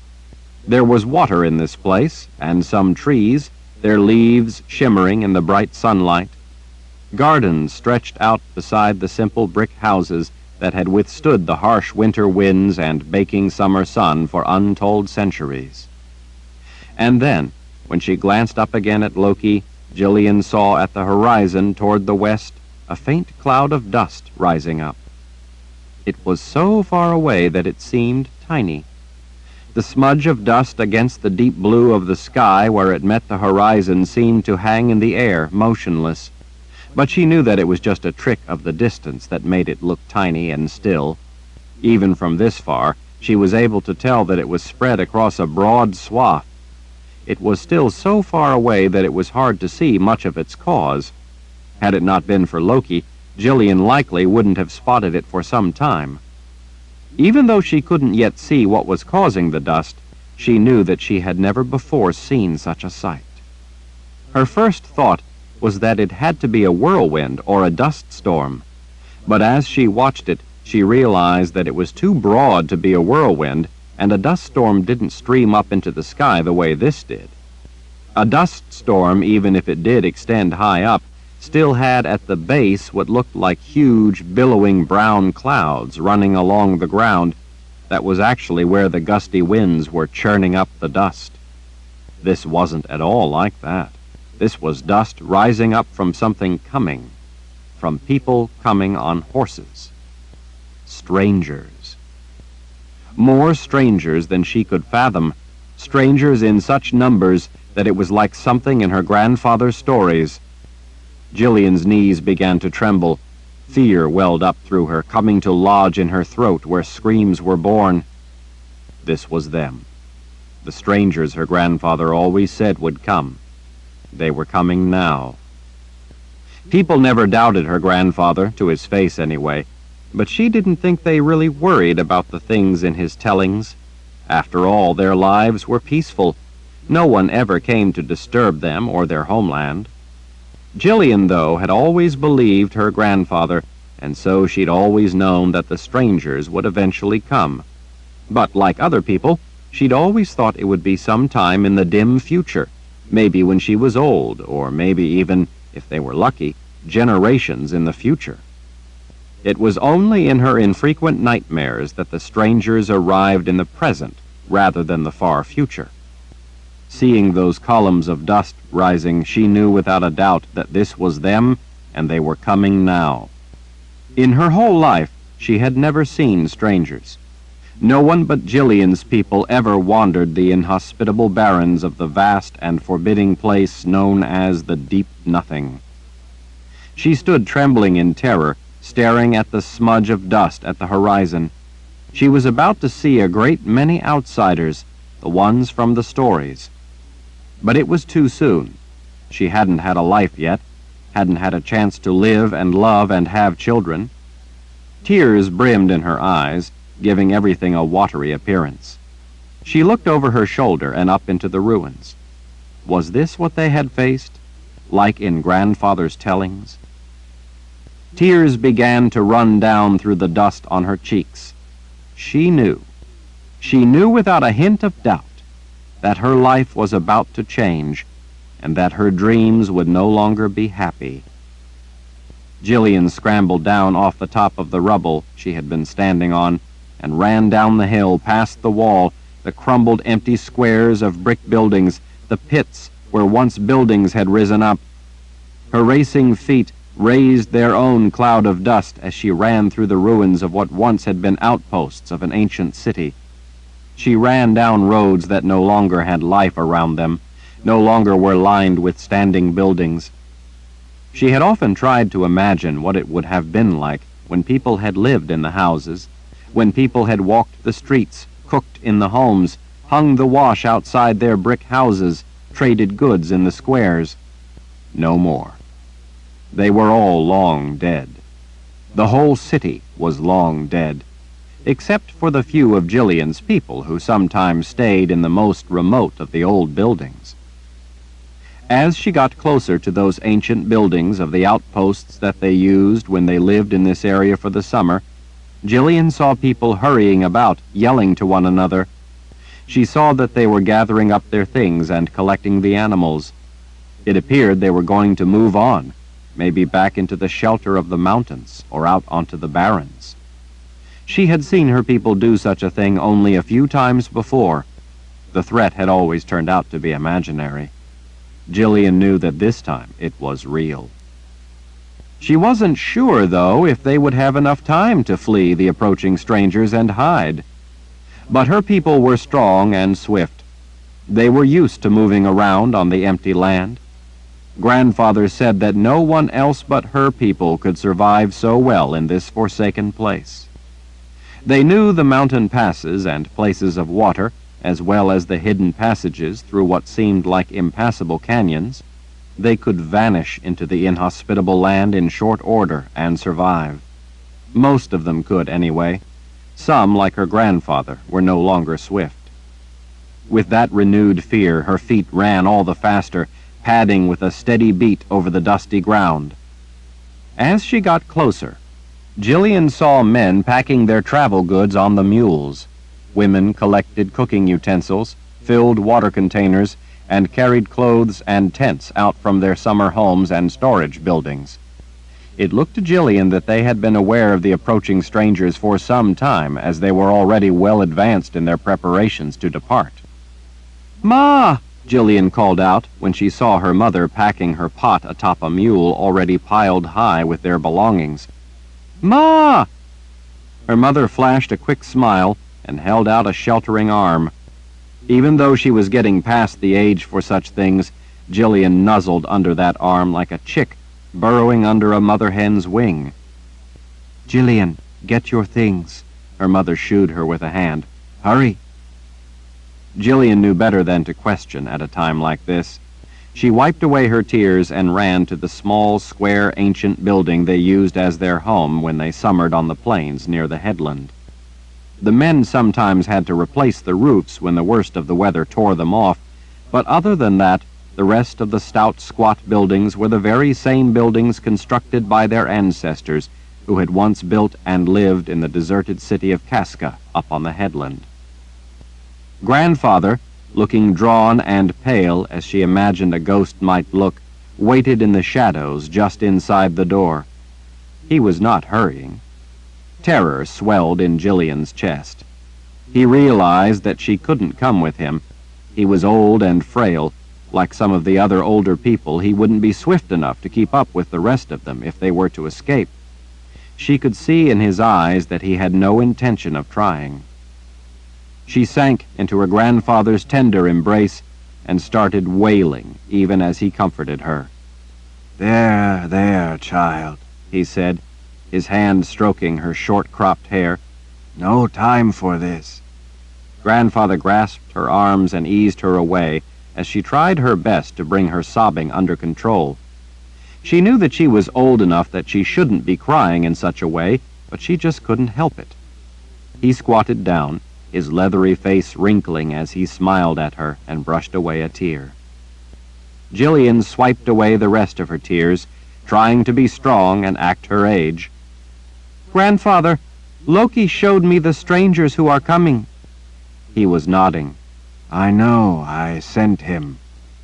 "Oh," was all she could think to say.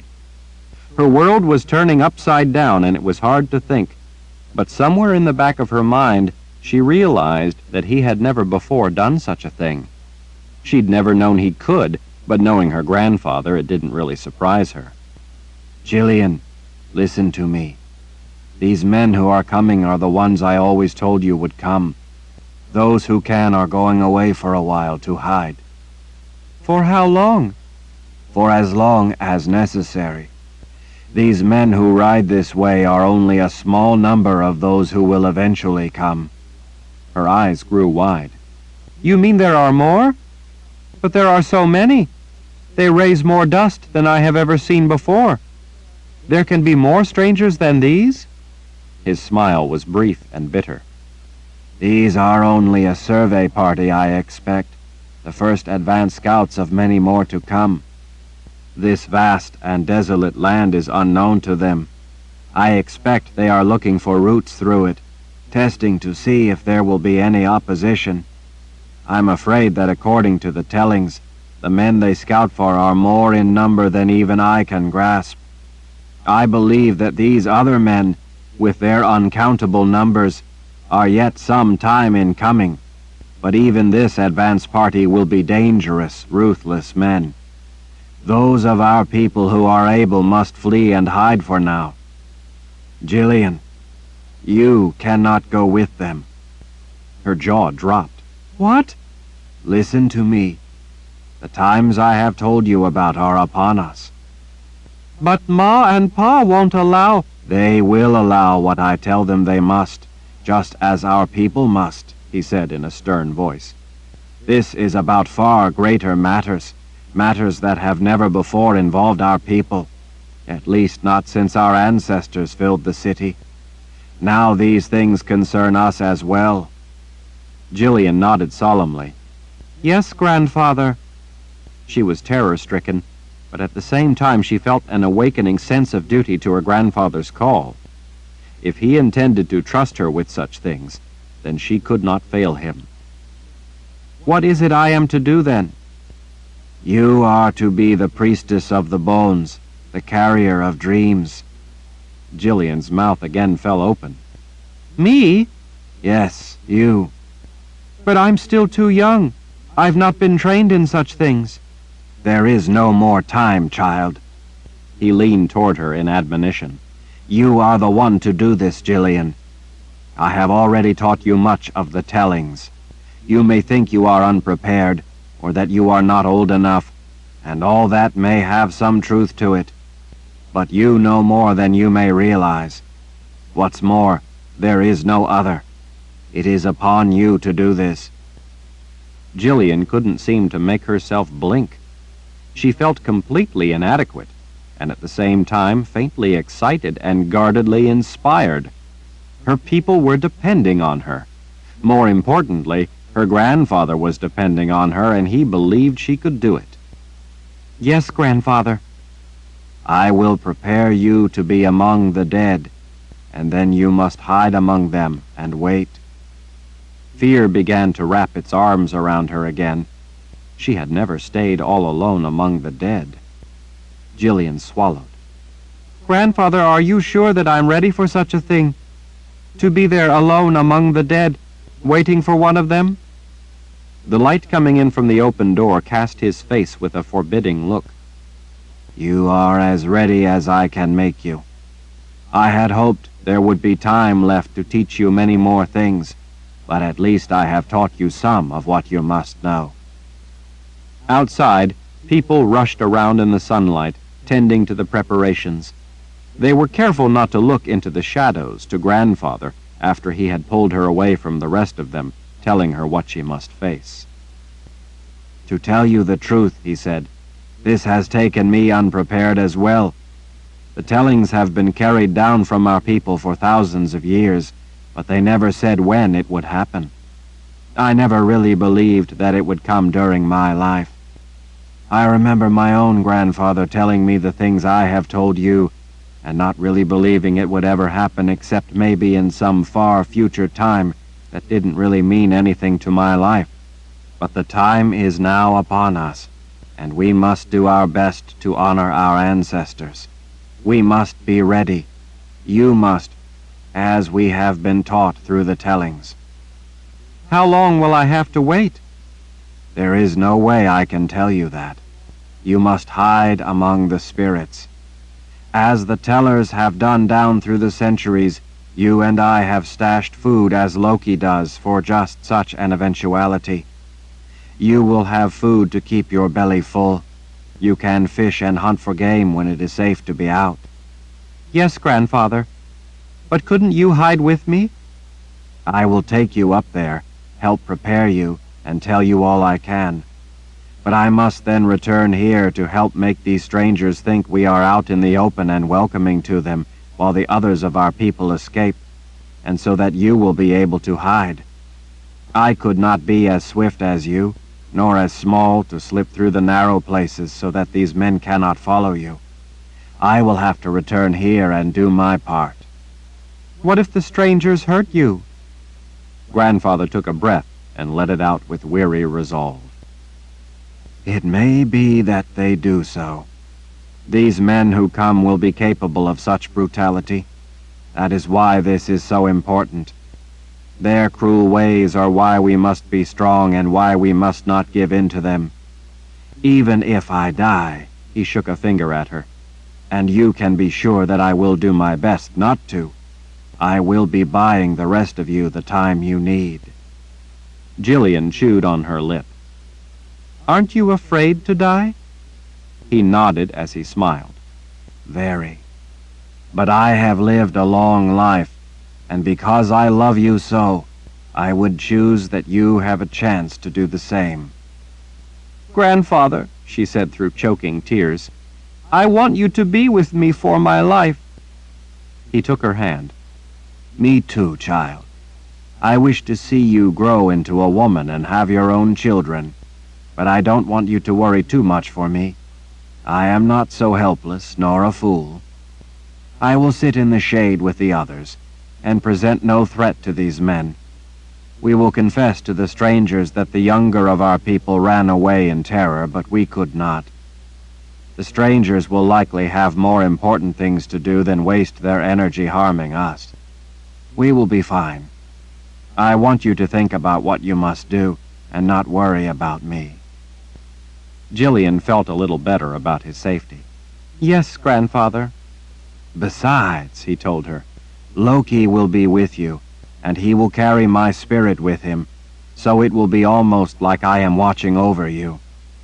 When she smiled at that, he said, Come now, we must go and make preparations. Jillian's mother and father were allowed a brief farewell after Grandfather told them in a stern voice that he was taking her to be with their spirit ancestors and see to the safety of their people. Her mother and father either understood the importance of allowing their daughter to go or were too afraid of Grandfather to refuse. In either case, they hugged her and bid her strength until they could be together again. Without speaking more of it, Grandfather led her away as eyes followed them. He took her up the ancient roads and through gorges, past the deserted outposts and mysterious buildings, and up the great rise of the land. As they climbed, the sun lowered in the western sky behind the golden tail of dust that slowly but steadily came ever closer. She knew that before the sun set, most of her people would be gone. The lowering sun allowed the murky shadows to begin to haunt the defiles. The smooth stone, layered with twisting bands of rock, invited them ever onward to see what might be around each curving bend. Along the bottom, the gravel was littered here and there with bones of small animals. Most, she knew, were the leavings of the coyotes and the wolves. She tried very hard to banish the mental image of her own bleached bones lying scattered in the gravel. Overhead, Loki lazily circled in the deepening blue of the sky as he watched her making her way with Grandfather up toward the headland. When they reached the stone spires, the bird silently glided among the column's pinnacles as if it were a game. He had followed them up to the ancient city enough times that he must have thought nothing of it. To Jillian, even though Grandfather had taken her up through the maze of ravines, gullies, and deep canyons a great many times, this time it all seemed new to her. This time she was going as the priestess of the bones, the carrier of dreams. At a place where a quiet stream followed a twisting route through the graveled bottom of a very deep canyon, Grandfather led her to a small boulder in the cool shade and sat her down. All around, the smooth, undulating sides of the canyon rose nearly straight up, leaving no way to climb out if a sudden rain brought a flood. It was a dangerous place, for more than the reason of the threat of flash floods. It was a tangle of side gullies and canyons that in places took complicated routes around huge standing columns so that it was possible to go around in circles and never find your way out. Jillian, though, knew her way through this labyrinth as well as others. As she sat quietly, waiting, Grandfather opened a pouch he always carried tied to his belt. He pulled out a folded piece of oilcloth from among the things he carried in the pouch and opened it in one palm. He dipped his first finger in the oily black substance inside. Grandfather lifted her chin. "Hold still now while I paint your face." Jillian had never been painted before. She knew of the formality from Grandfather's stories, but she just never thought about it being her who would be the priestess of the bones, the one to be painted. She sat as still as she could while he worked, feeling that everything was happening too fast before she had even had time to really think about it. Earlier that day, the most she had on her mind was catching a lizard for Loki. Now it felt as if the weight of the world was on her shoulders. "There," Grandfather said. "Come see." Jillian knelt beside a still pool and bent forward. She gasped. What she saw was frightening. The face staring back had a painted black band across it, like a blindfold, but one she could see through.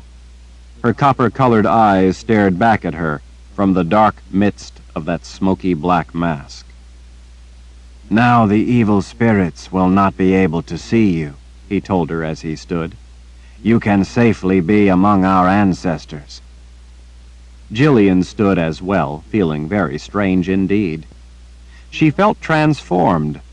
The face she'd seen had been the face of the priestess. She'd heard about it in Grandfather's tellings, but she'd never seen such a face in real life, much less expected it to ever be her own. She leaned over and stole a cautious peek into the still pool. "This will truly hide me?" "It will keep you safe," he said as he nodded. She wondered if Loki would know her, if he would be afraid of her. The face staring back from the still water certainly scared her. "Come," Grandfather said. "We must get you up there, and then I must get back so the men will find me there with those of our people who remain behind." When at long last they climbed out of the spires and stone canyons, they were finally up near the city, just outside the great main wall, but within some of the outer rings of smaller walls. They had emerged near the graveyard. Grandfather gestured. "You lead the way, Jillian. This is your place now."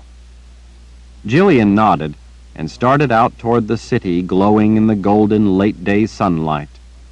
It was a beautiful sight, as it always was, but this day it also seemed haunting to her. It seemed she was seeing it through new eyes. She felt a very real connection with her ancestors now. The grand buildings looked as if people might still occupy them, as if she might spot some of them through the empty window openings as they went about their daily lives. Some of the structures were immense, with soaring pillars holding up projecting sections of slate roofs. Other buildings had rows of arched windows on each level. Grandfather had taken her into some of those buildings. It was amazing to see places that were stacked inside with layers of rooms so that one had to climb stairs, stairs actually built right inside the buildings to get to rooms above. The ancient builders seemed almost magical in the things they had accomplished. From a distance, glowing in the golden light, it truly was a majestic sight. Now she would walk the streets alone, accompanied only by the spirits of those who had once lived here. She felt safe, though, knowing that Grandfather had painted upon her the mask of the priestess of the bones. She would be the one who would cast the dreams at the strangers.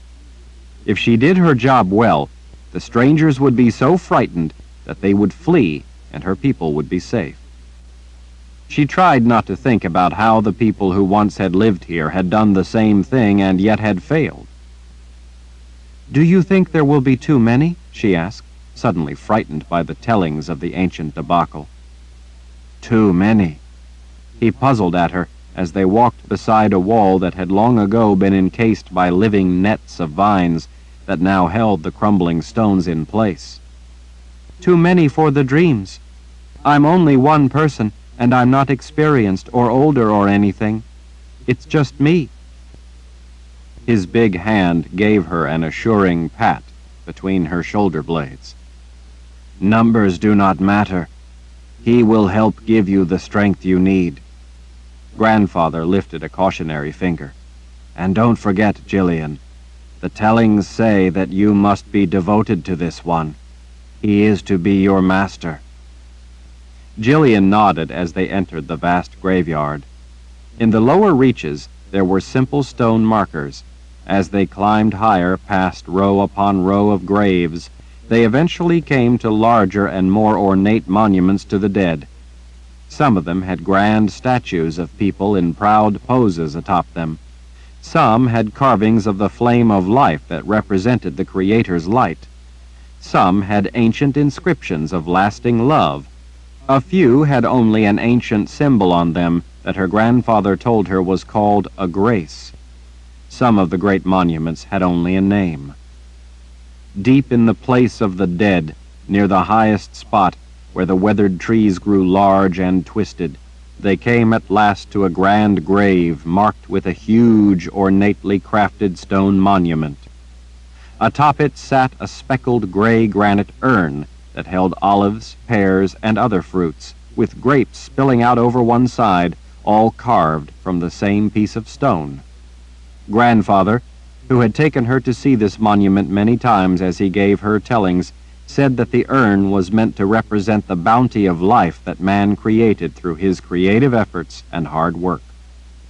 He watched her as she paused, and then stepped closer to a huge gravestone for someone long dead, carved from one piece of stone back in the time that the ancient city had been alive. She wondered what he had been like. She wondered if he had been kind or cruel, or young or old. Loki alighted atop the carved stone grapes and ruffled his glossy black feathers before settling himself.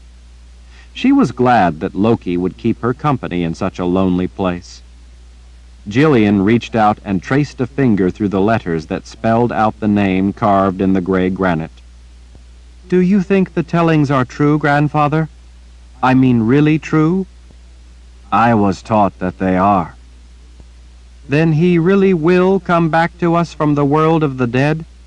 Really, truly come back to life from the dead?" She looked back over her shoulder. Her grandfather, standing close behind her, reached out and reverently touched the stone monument. He nodded solemnly. "He will." "Then I will wait for him," she said. "The priestess of the bones will be here to welcome him and serve him when he returns to life." Jillian briefly glanced at the dust rising at the horizon and then turned back to the tomb. "Please hurry," she implored of the dead man. As her grandfather watched, she gently ran her small fingers through the bold letters on the tomb. "I can't cast the dreams without you," Jillian said softly to the name carved in the stone. "Please hurry, Richard Rall, and return to the living." Chapter 45. As Nietzsche's horse, Sadin, stepped through the empty city, the clop of his hooves on the stone cobbles echoed among the canyons of deserted buildings like a forlorn call that went unanswered. Colorful shutters stood open on some of the windows, closed on others. On the second floor of many of the buildings, tiny balconies overlooking the empty streets had wrought iron railings standing in front of doors with drapes pulled tightly closed. There was no breeze to move the legs of a pair of pants Nietzsche saw hanging on a line strung between the second floors on opposite sides of an empty alleyway. The owner of the pants had long ago walked off without them. The quiet was so imposing that it bordered on ominous. It was an eerie feeling being within a city without its people, the mere shell that had once held life and vitality, now with form but no purpose. It was somewhat reminiscent of viewing a corpse, the way that it seemed so nearly alive and yet so still that there could be no doubt as to the terrible truth. If left this way, If not brought back from the cold brink with life, it would eventually crumble into forgotten ruins. Through narrow gaps between buildings, Nietzsche caught glimpses of the Wizard's Keep embedded in a rocky slope high up on the monstrous mountain. The vast, dark complex perched like a menacing vulture ready to pick over the remains of the silent city. Spires, towers, and high bridges rising up from the keep snagged clouds, slowly drifting past the sheer, fractured face of the rock. The immense edifice was as sinister a sight as she had ever seen. Still, she knew that in reality it wasn't a sinister place, and she was relieved to at last have arrived. It had been a long and difficult journey from the old world up to Aidendrill. There had been times when she had feared she would never be able to escape the snares of troops strung out along the way. There had been times when she had for a time lost herself in killing them. There were so many, though, that she knew she had no realistic hope of making any meaningful reduction in their numbers. It had enraged her that she could be little more than a pest to them. Still, her real purpose had been to reach Richard. The Order troops were merely an obstacle in her way. Through the conjured connection she had forged with Richard, Nietzsche knew that she was at long last near to him. She hadn't found him yet, but she knew she soon would. For a time, before she had even started on her way, she had come to think that she would never again have a chance to see him. The fighting for control of Al-Tuarang had been brutal. The troops who had attacked, having been surprised and bloodied in the beginning as evening had fallen, being as experienced and battle-hardened as they were, had quickly gathered their wits and their numbers, and, by the light of fires they'd set, made a concentrated effort to turn the tide of battle. Even with as much as Nietzsche knew about the manner in which Jagang would deal with the insurrection in Al-Tuarang, even she didn't expect all that he had thrown at them. For a time, with the help of an unexpected third wizard, it had seemed that the Order troops would overpower the inexperienced defenders. It was a darkly hopeless moment when it appeared that the efforts of the people of Al-Tuarang to defend themselves were to be for naught. The specter of failure and the ensuing slaughter everyone knew such a failure would bring came to seem not only inevitable but all too real. For a time, Nietzsche and those with her believed they would not survive the night. Despite her wounds and exhaustion, and even more than her sincere desire to help the people she knew in Al-Tuarang and all the innocent and helpless souls who would be slaughtered if they lost, the thought of never seeing Richard again had galvanized Nietzsche and given her the extra strength of will to push on. She used her fear of never seeing Richard again to ignite a fierce rage that could only be quenched with the blood of the enemy who stood in her way. At the crucial point in the battle, in the harsh, flickering light of the roaring blazes from buildings burning all around, as the enemy wizard stood on the platform of a public well in an open square, casting death and ghastly suffering as he urged his men onward, Nietzsche appeared like an avenging spirit in the midst of their ranks and bounded up onto the platform. It was an event so unexpected that it caught the attention of everyone. In that brief fraction of time when they all stared in stunned surprise in full view of the Order troops, she abruptly cleaved the chest of their astonished wizard and with her bare hands ripped out his still beating heart. With a cry of primal anger, Nietzsche held the bloody trophy up for his soldiers to see and promised them the same. At that moment, Victor Casella charged with his men into the center of the invaders. He was gripped by rage of his own. Not just that the marauding thugs would murder and pillage the people of Al-Tuarang, but that they would steal his hard-won liberty. Had he the gift, his fierce glare alone might have cut down the enemy. As it was, his bold attack was as unexpected as it was ferocious. That combination of events broke the courage of the attackers. None of them wanted to face the wrath of the blacksmith and fall under the fury of his mace any more than they wanted a mad sorceress who seemed like the avenging spirit of death itself to rip out their hearts. The elite order troops turned and tried to escape from the city, from the middle of an enraged populace. Rather than let the people of the city be satisfied with victory, Nietzsche had insisted that the enemy be pursued and killed to a man. She alone fully understood how important it was that none of the soldiers escaped to tell the tale of their loss. Emperor Jagang would be awaiting word that his home city had been brought back under his command, that the insurrectionists had been tortured to death, and that the people of the city had been driven to their knees, that there was such slaughter that it would for all time serve as a warning for others. Even though he expected success, Nietzsche knew that Jagang would have taken word of the defeat in stride. He had lost battles before. It did not deter him. From losses, he learned the measure of the opposition.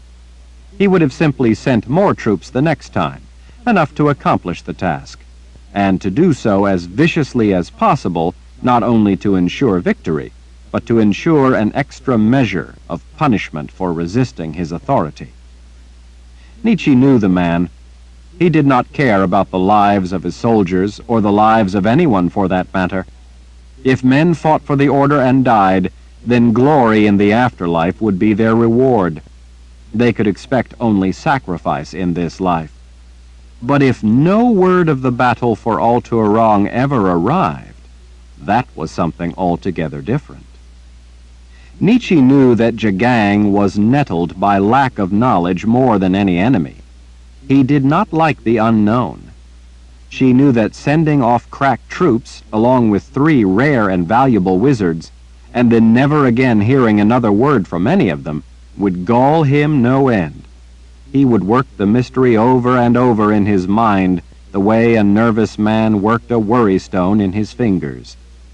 In the end, not having any testimony whatsoever as to the outcome of the battle for Al-Turang would spook him more than a simple defeat. He did not fear losing men. Life meant little to him, so a defeat he could handle, but he didn't at all like the unknown. Perhaps worse, his army, composed of men prone to superstition, would take such an event as a bad omen.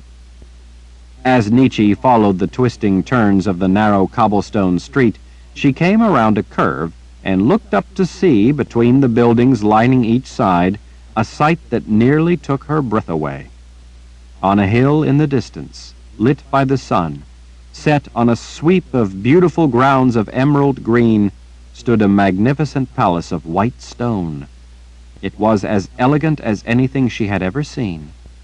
It was a structure that stood proud, strong, and pleasingly possessed of a distinctly feminine grace.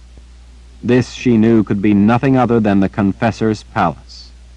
The sight of it, exquisite, authoritative, pure, stood in stark contrast to the towering mountain behind it, upon which rose the dark, soaring walls of the keep. It seemed clear to Nietzsche that the Confessor's Palace was meant to be majesty backed by dark threat. This had been, after all, the place that for millennia had ruled the Midlands. The larger lands of the Midlands had palaces in the city for their ambassadors and members of the Central Council, which had ruled the collective lands of the Midlands. The Mother Confessor reigned over not only the confessors, but the Central Council as well. Kings and queens answered to her, as did every ruler of every land of the Midlands. From the narrow street she was on, Nietzsche didn't see the palaces representing the various lands, but she knew that not a one of them would be as grand as the Confessor's Palace, especially not with the imposing keep as a backdrop. Through a gap in the buildings to the side, movement caught Nietzsche's attention. When she saw that it was dust rising into the still air, she laid the reins over and swung Sadin around, directing him down a side street. Squeezing her lower legs, she urged him into a canter. Without pause, he charged off down the narrow dirt street. In flashes between buildings, she could see the dust rising in the distance. Someone was riding at speed up a road toward the mountain where the keep stood. Through her link with him, she knew who it had to be.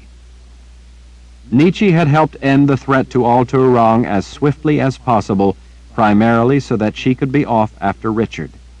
It wasn't that she didn't care about those people, or eliminating the animals sent to massacre them.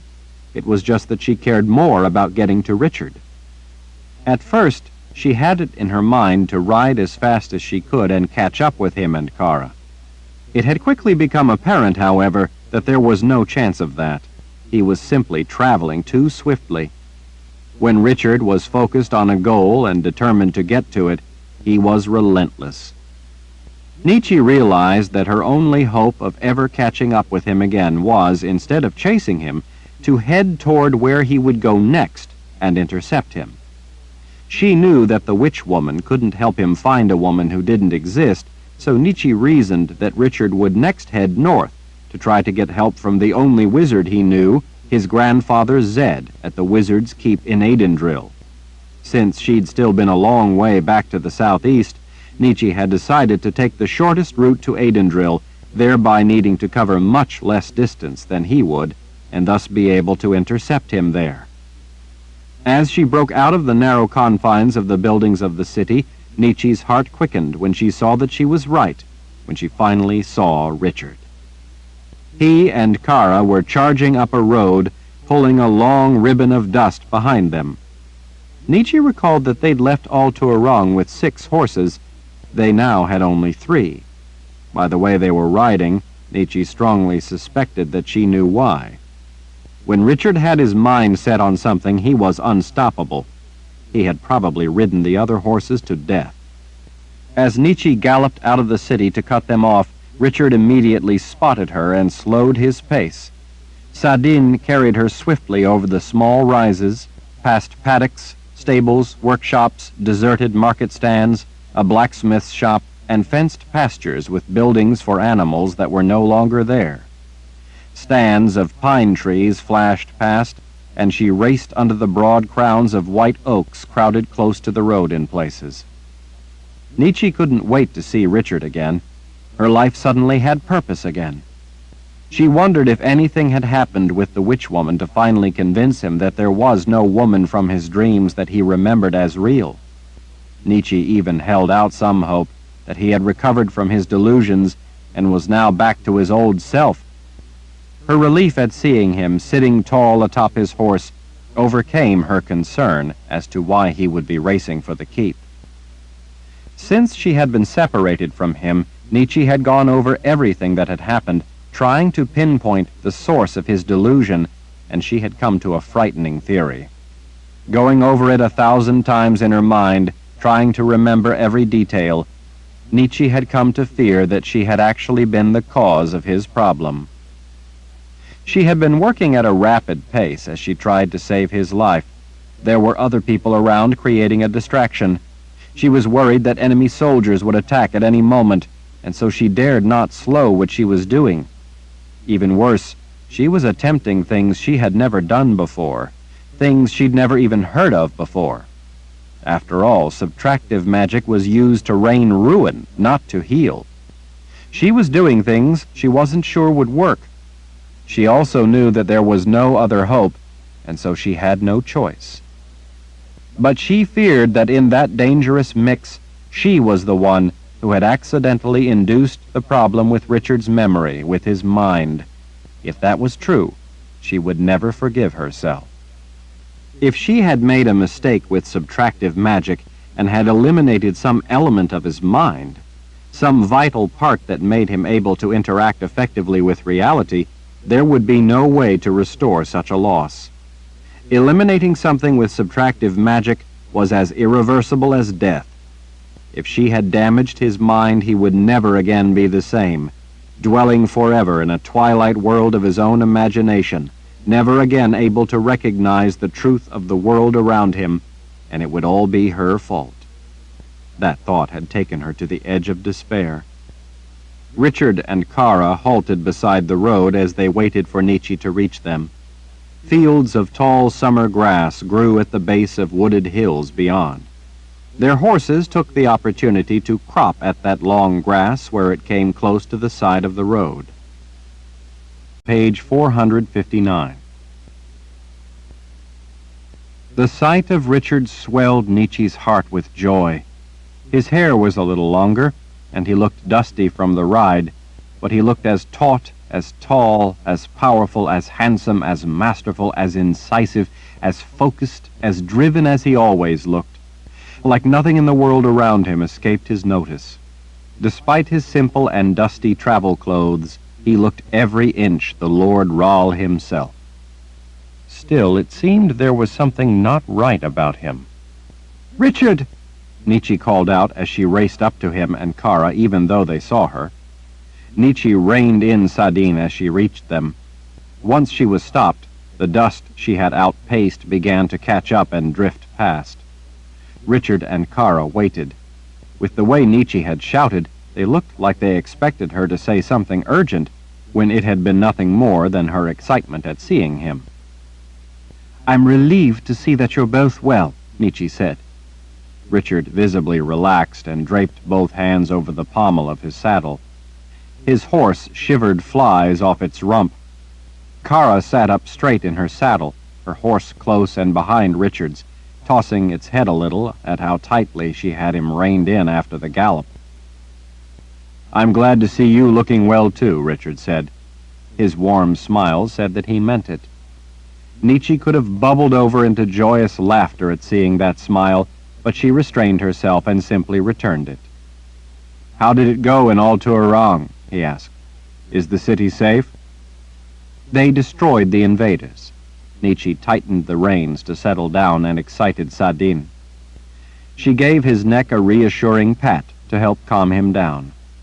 "The city is safe for now. Victor and Ishak said to tell you that they are free and will stay that way." Richard nodded with quiet satisfaction. "You're all right then? I was worried about you." "Fine," she said, unable to restrain her grin at the very idea that he had been worried for her and not the least bit interested in telling him about injuries that were now healed. None of that mattered anymore. She was with Richard again. He looked weary, as if he and Kara had not gotten much sleep on their journey north. By the distance they had covered in such a short time, they could not have rested much. Nietzsche then realized what it was that was wrong with him. He didn't have his sword. "Richard, where's—" Kara behind him flashed Nietzsche a forbidding look, and at the same time quickly drew a finger across her throat, warning Nietzsche to cut off what she had been about to ask.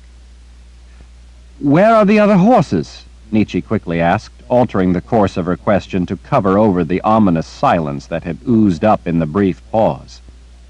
Richard sighed, apparently not realizing the truth of what she had been about to ask. "I'm afraid I've been pushing them pretty hard. A few of them came up lame and the rest died. We've had to get new horses along the way. These we stole from an Imperial Order encampment near Gallia. They have troops billeted all over the Midlands. We helped ourselves to their horses and supplies along the way." Kara smiled with sly satisfaction, but remained silent. Nietzsche wondered how he had managed such things without his sword. She then realized how foolish such a thought was. The sword didn't make Richard the man he was. "And the beast?" Nietzsche asked. Richard glanced over his shoulder at Kara. "We've had a few encounters." For some reason, Nietzsche sensed something disquieting in his voice, if not his words. "A few encounters?" she asked. "What sort of encounters? What's the matter? What's wrong?" "We managed, that's all. We'll talk about it later when we have time." She could see by the irritable look in his eyes that he was understating it and was in no mood to have to relive it right then. He pulled the reins over, taking his horse's attention away from the grass. "Right now I need to get up to the keep." "And what of the witch woman?" Nietzsche asked as she walked her horse alongside his. "What did you find out? What did she say?" "That what I seek is long buried," he muttered dejectedly to himself. Richard wiped a weary hand across his face, and then came out of his private thoughts to fix her in his penetrating gaze. "Does the word Chainfire mean anything to you?" When Nietzsche shook her head, he asked, "What about the deep nothing?" "Deep nothing?" Nietzsche thought it over briefly. "No, what is it?" "I have no idea, but I need to find out. I'm hoping Zed will be able to shed some light on it. Come on, let's get moving." With that, he galloped away. Nietzsche immediately urged Sardine into a gallop to keep up. Chapter 46. The road up to the keep offered magnificent views of the city of Adendril spread out below, even though clouds had slipped in over the mountains to mute the late afternoon light and leave the still air muggy. Were it not for her concerns, Nietzsche might have found the views from the road up to the keep to be one of the most beautiful vistas she had ever seen, and an appreciation of such beauty was something relatively new to her, something that Richard had awakened in her. As it was, though, she brooded over his continuing fixation on finding the woman Kaylin that he was so sure he remembered. He hadn't said anything about her yet. Probably because of their previous disagreements, he had become frustrated by the futility of trying to convince her that he had to find a woman Nietzsche knew did not exist. Despite not mentioning her, it was clear to Nietzsche that he was no less determined to find Kaylin now than he had been the last time Nietzsche had been with him. Her hopes that he would be better by the time she finally caught up with him had faded. Her pleasure over the view dimmed. There was something, though, a look in his eyes, that seemed to Nietzsche somehow different. She couldn't put her finger on what it was or what it could mean. He'd always had a penetrating gaze, a cutting, raptor-like appraisal, but now, the way he met her gaze, it was even more acute, as if he were laying her open and searching her soul. Nietzsche had nothing to hide, though, especially from Richard. She had nothing but his best interests at heart. She wanted nothing more than for him to be happy. She would do anything to help him to be happy. She supposed that was why her mood had sunk. Even though he was still determined, she knew that he was growing ever more dispirited. The light of life in his eyes was something Nietzsche treasured. She would not want to see it go out. Trying to keep up with him left Nietzsche no opportunity to ask him about what had gone on with the witch woman. From Kara's silence, Nietzsche knew that whatever had happened, it had not gone as well as Richard had expected. That was no surprise to Nietzsche. How could a witch woman, even if she wanted to help, be of any use in finding a woman who existed only in Richard's mind? Whatever Chainfire could be, Nietzsche had no idea, but she could sense in his voice, as well as his tense expression, how eager Richard was to discover its meaning. After having lived with him for so long, Nietzsche knew his feelings without him having to say a word. It was obvious he'd placed a lot of significance on the meaning behind Chainfire. More than that, though, Nietzsche was worried as to what could have happened to his sword. She couldn't imagine why he didn't have it with him. Her concern had been heightened all the more by the way Kara had immediately cut off the question, to say nothing of the way Richard had not mentioned it. The sword of truth was not something Richard would have lightly forgotten all about. Higher up on the mountain, as they rode up the switchbacks, the road emerged from a thick growth of towering spruce trees before a stone bridge spanning a chasm of immense depth. It looked to Nietzsche as if the mountain were split open to its core, with the closer side pulled away from the rest of the mountain.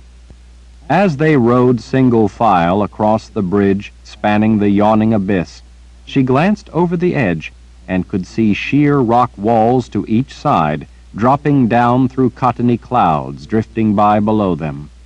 It was a dizzying sight that made her stomach feel queasy. Nietzsche could tell by Sardine's gait how tired he was. His ears lazily swiveled toward the drop to each side as they crossed the bridge. Richard and Kara's horses, though, were lathered and blowing hard. Nietzsche knew how well Richard treated animals, and yet he was showing these no mercy. He obviously thought there were higher values involved than the lives of animals. She knew what that value was: human life. One in particular. The walls of the keep, composed of intricately joined blocks of dark granite, rose up like a cliff before them. Coming off the bridge, riding between, Richard in front and Kara at the rear, Nietzsche stared up at the keep's complex maze of ramparts, bastions, towers, connecting passageways and bridges.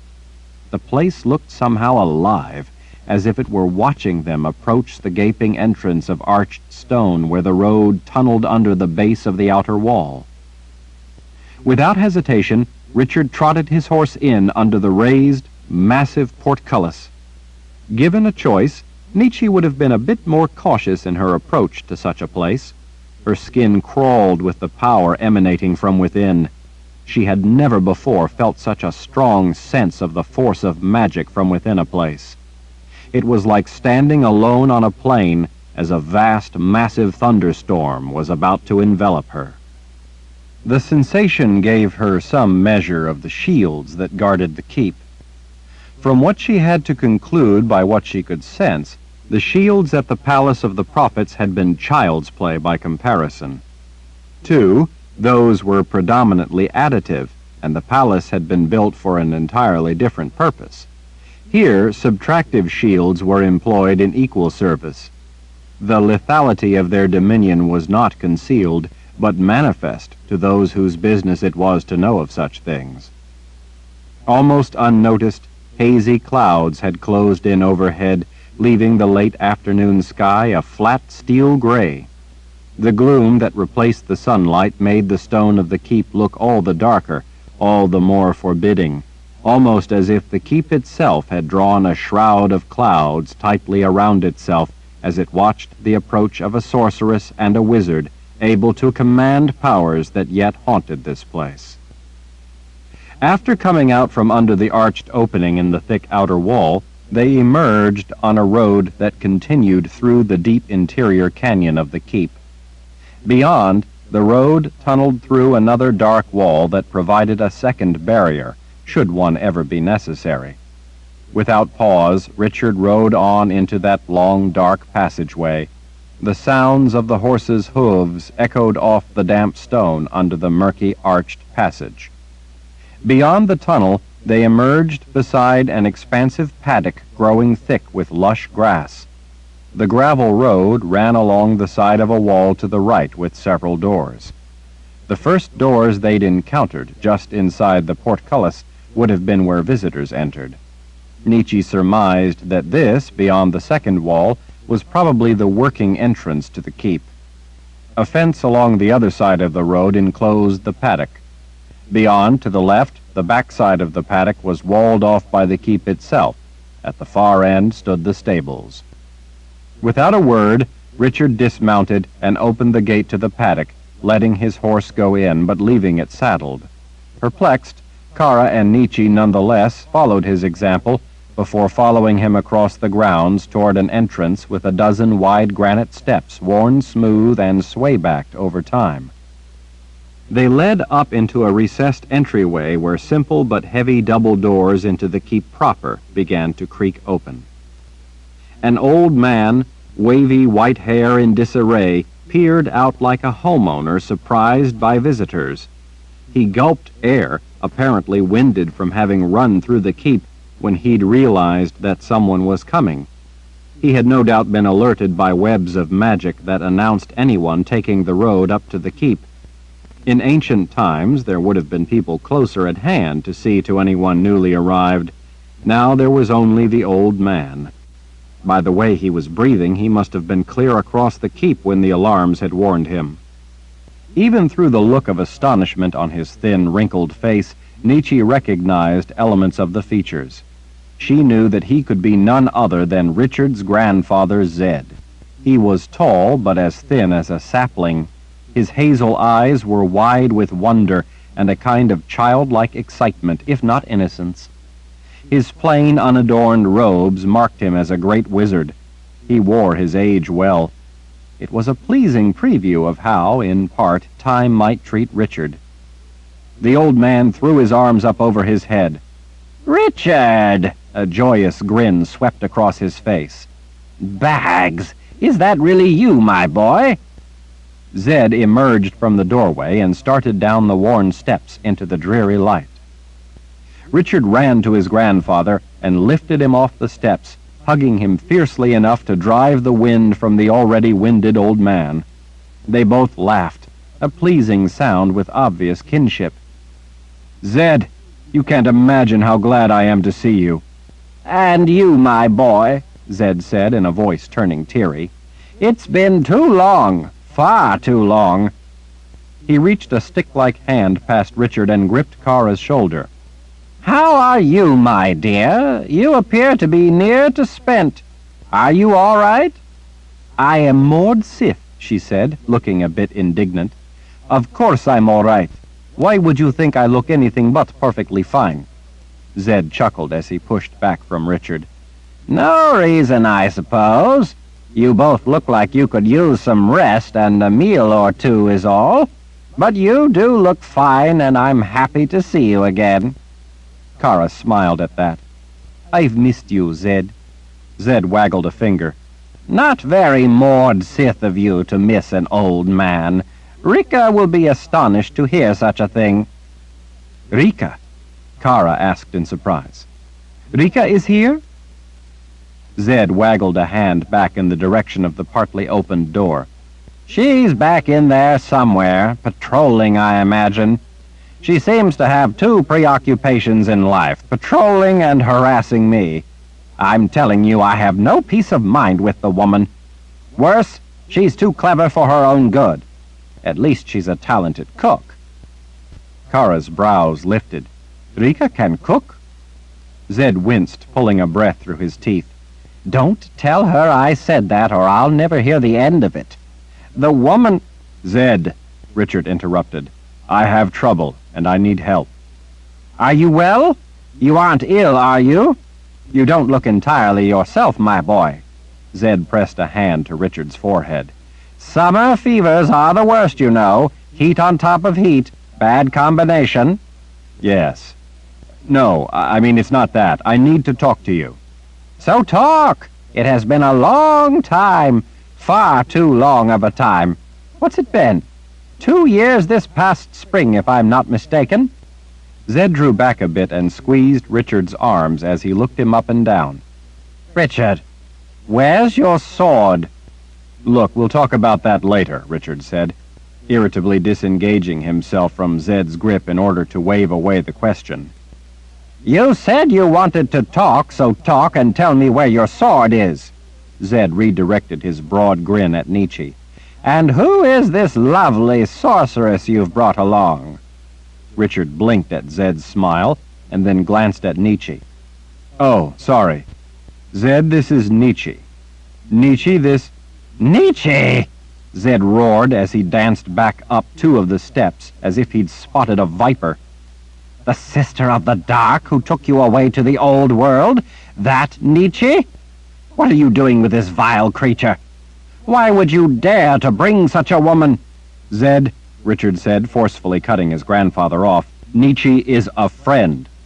"A friend? Are you out of your mind, Richard? How in the world do you expect—" "Zed, she's on our side now." He gestured heatedly. "Much the same as Kara or Rika. Things change. Before, either of them would have—" His voice trailed off as his grandfather stared at him. "You know what I mean. I trust Kara with my life now, and she has proven worthy of my trust. I trust Nietzsche the same. I trust them both with my life." Zed finally gripped Richard's shoulder and gave it an affectionate joggle. "I guess I do know what you mean. Since I gave you the sword of truth, you've changed a great many things for the better. Why, I would never in my life have imagined that one day I'd happily be eating meals cooked by a Maud Sith, and delicious meals they are, too." He caught himself and pointed at Kara. "If you tell her I said that, I'll skin you alive. The woman is already incorrigible." Kara only smiled. Zed redirected his gaze to Nietzsche. He didn't have that raptor-like Rahl quality, but in its own way it was just as disarming and looked to have the potential to be just as disturbing. "Welcome, sorceress. If Richard says you are a friend, then you are. Sorry to get so huffy." Nietzsche smiled. "Perfectly understandable. I didn't like myself back then either. I was under the influence of dark delusions. I was called Death's mistress for good reason. Nietzsche gazed into Richard's gray eyes. Your grandson brought me to see the beauty of life. Zed smiled proudly. Yes, that's it exactly. The beauty of life. Richard pounced on the opening. And life is what this is about. Zed, listen, I need... Yes, yes, Zed said, waving off Richard's impatience. You always need something. Haven't been back long enough to get in the door, and already you want to know something. If I recall correctly, the first word you ever spoke was, why? Come on, then, come inside. I want to know why you don't have the sword of truth with you. I know you wouldn't let anything happen to it, but I want to hear the whole story. Don't leave out a thing. Come along, then. Motioning them all to follow, Richard's grandfather climbed the stairs toward the doorway. Zed, I need... Yes, yes, my boy, you need something. I heard you the first time. I think it looks like rain. No use getting started when we're about to get wet. Come inside, and I will hear what you have to say. Zed's voice began echoing as he disappeared into the darkness. You look like you could use a meal. Is anyone else hungry? Reunions always give me an appetite. Richard's arms dropped, his hands flopping against his thighs in frustration. He sighed and then hurried up the steps after his grandfather. Nietzsche knew that had it been anyone else, Richard would have handled it quite differently. People who loved you and had raised you since you were little and had comforted you when you cried at a thunderstorm or the howl of a wolf tended to be disarming to deal with. She could see that it was no different with Richard. His love of his grandfather tied his hands with unbreakable ropes of respect. It was a view of Richard Nietzsche had never seen before, and one she found quite endearing. Here was the Lord Ral, the leader of the Daharan Empire, the seeker of truth, a man who could make just about anyone tremble with a look brought to flustered silence by a kindly if bewildering lecture. Had the matters involved not been so serious, Nietzsche would have been unable to keep herself from grinning at Richard's utter helplessness before such a frail-looking old man. The sound of water reverberated inside the dark anteroom. Zed cast a hand casually to the side, and a lamp on the wall lit. At the ignition of the flame, Nietzsche recognized the reiteration of a spark of power that marked it as a key lamp. With a succession of whooshing sounds, starting on both sides of the entrance, hundreds of lamps around the vast room lit in pairs. Each whoosh, as a pair of lamps caught flame, was followed almost simultaneously by another, as the lamps around the huge room each took to flame from the engendering magic initiated by the key lamp, the effect being a ring of fire seeming to dance its way around the room. Nietzsche knew that it would have worked the same had someone lit that particular lamp with a flame rather than magic. The light in the room swelled, and in a span of seconds, the anteroom was nearly as bright as day. A clover-leaf-shaped fountain stood centered in the tiled floor. Water spouted high into the air above the top bowl, from where it cascaded down each successive tier of ever wider, scalloped bowls, finally running from points around the bottom bowl in perfectly matched arcs into the surrounding pool contained by an outer wall of variegated white marble, made wide enough to act as a bench. All the way around the oval-shaped room, highly polished, deep red marble columns stood below arches supporting a continuous balcony. 100 feet overhead, a section of glassed roof let in some of the somber late-day light to balance the glow of the lamps down in the heart of the room. At night, the glassed roof would probably also let in the soft, cold light of the moon to give the darkened room a spectral feel, but with it being the new moon, to say nothing of the gathering clouds, there would be no moonlight this night. By the look of the sky through the glassed roof section, Nietzsche thought that Zed was right. It did look like it might rain.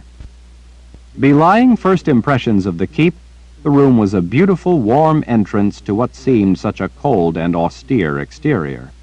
It hinted at the life the place once held. Like the forsaken city down in the valley, Nietzsche was rather saddened by the emptiness. Welcome to the Wizard's Keep. Perhaps we all should... Zed, Richard growled, cutting his grandfather short. I need to talk to you, right now. It's important. Beloved grandfather or not, Nietzsche could see that Richard was at the end of his patience. Tight white knuckles stood out in stark contrast against his tanned skin and the prominent veins on the backs of his fists. Judging by the way he looked, he hadn't gotten much sleep in recent days or had much to eat. She didn't think that she had ever seen him looking this exhausted or this near his wits' end. Kara, as well, looked well past the limits of her endurance, although she did a good job of covering it. Mord Sith were trained to ignore physical discomfort. Despite being overjoyed at seeing his grandfather, Richard's preoccupation with finding the woman from his imagination had cut the pleasantries of the reunion short. The mad rush that had become life since that day he had been shot with the arrow and had nearly died seemed to have come down to this moment. Zed blinked in innocent surprise. Well, of course, Richard, of course. He spread his arms as he spoke in a gentle voice. You know that you can always talk to me. Whatever is on your mind, you know that... What's Chainfire? That was nearly the first thing he had asked of Nietzsche, too. Zed stood unmoving, a blank look on his face. Chainfire, he repeated in a flat tone. Yes, Chainfire. A serious expression weighing on his face, Zed considered the question with care, turning toward the fountain as he thought it over. The waiting was almost painful. The fountain burbled and splashed and echoed in the otherwise silent room.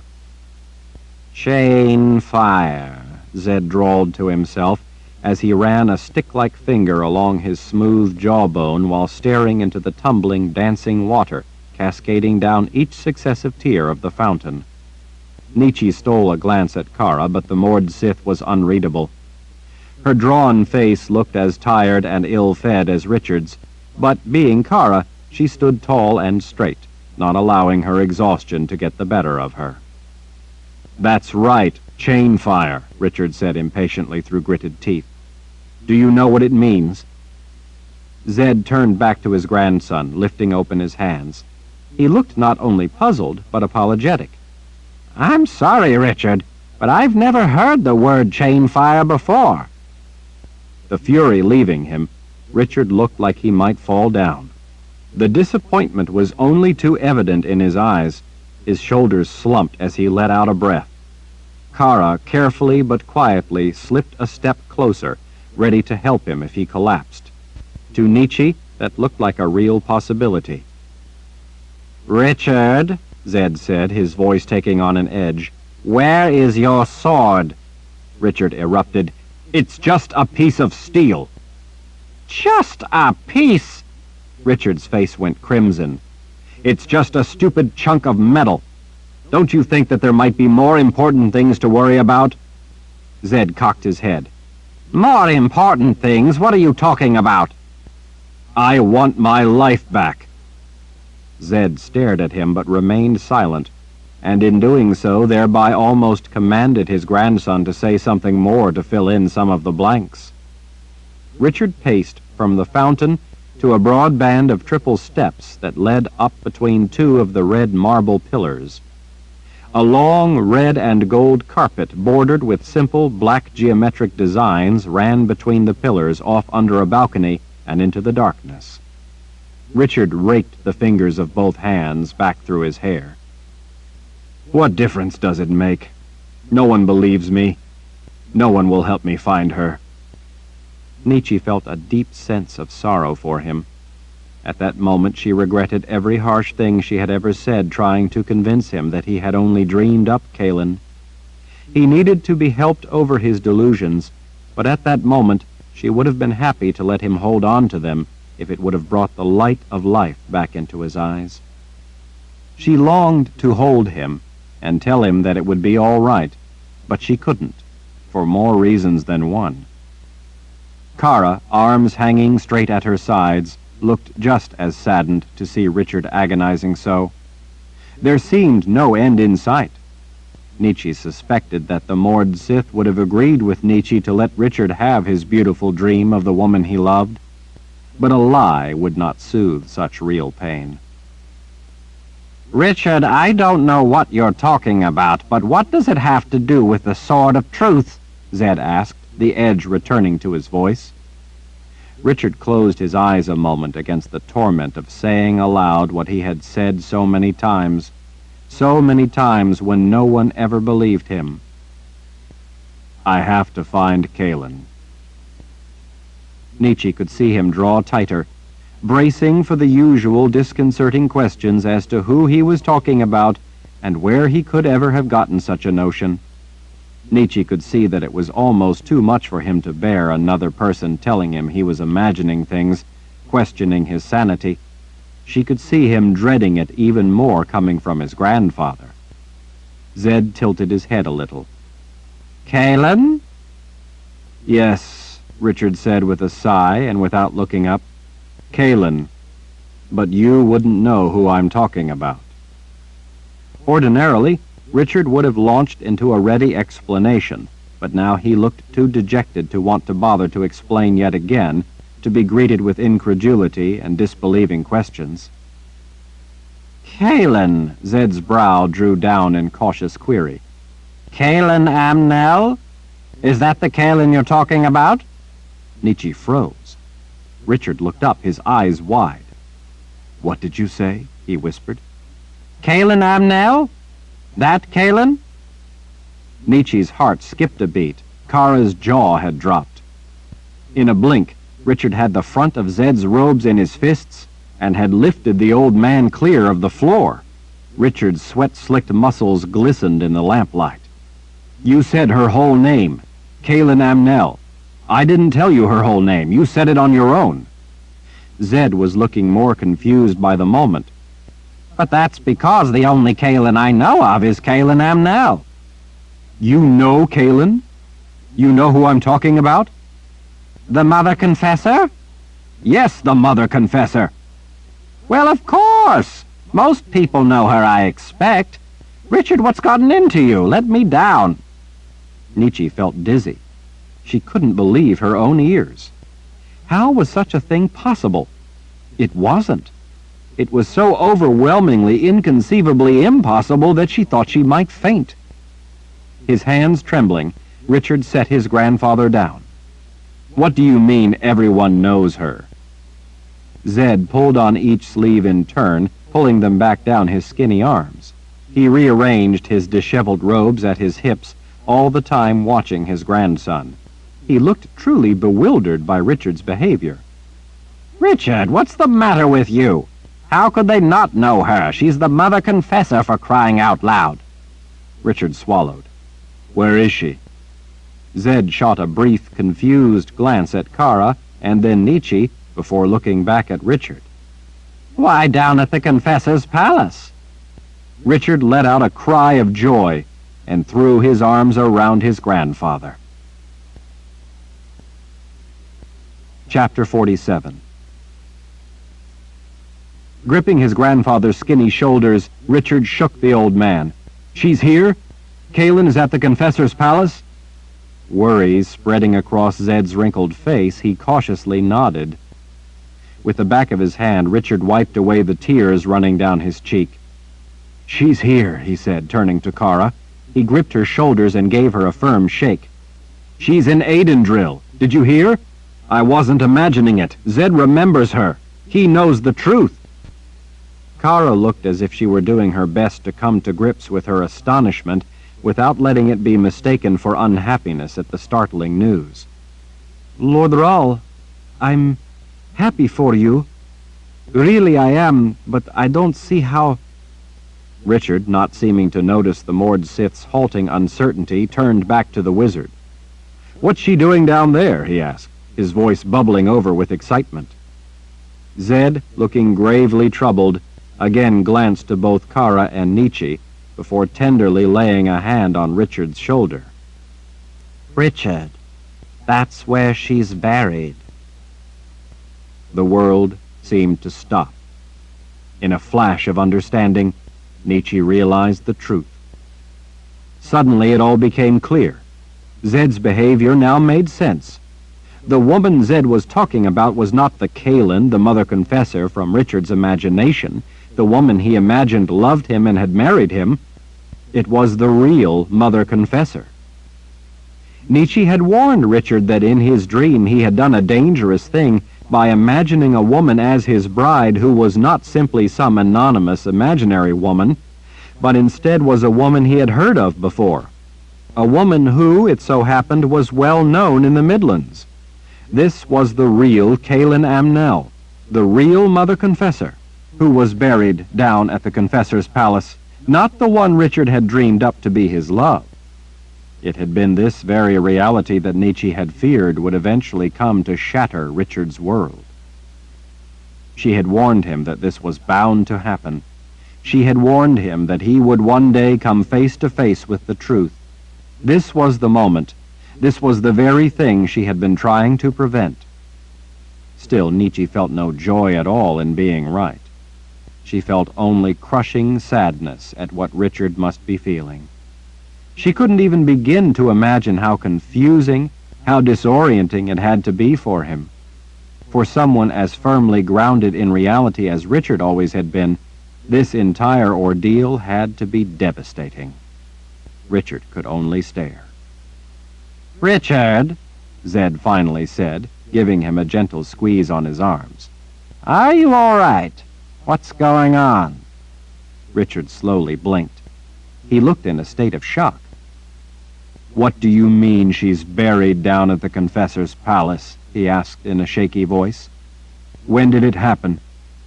Zed guardedly licked his lips. I don't know when she died.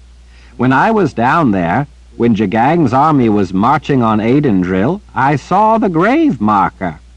I didn't know her. I just saw her grave, that's all.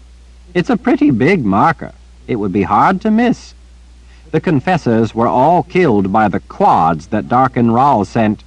She must have died back then. Richard, you couldn't possibly have known the woman.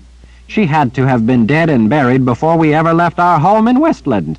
Back before the boundary came down. Back when you were still a woods guide in the Heartland Forest. Richard pressed his palms to his forehead. No, you don't understand. You're having the same problem as everyone else. It's not her. You know Kaelin. Zed lifted a sympathetic hand toward his grandson.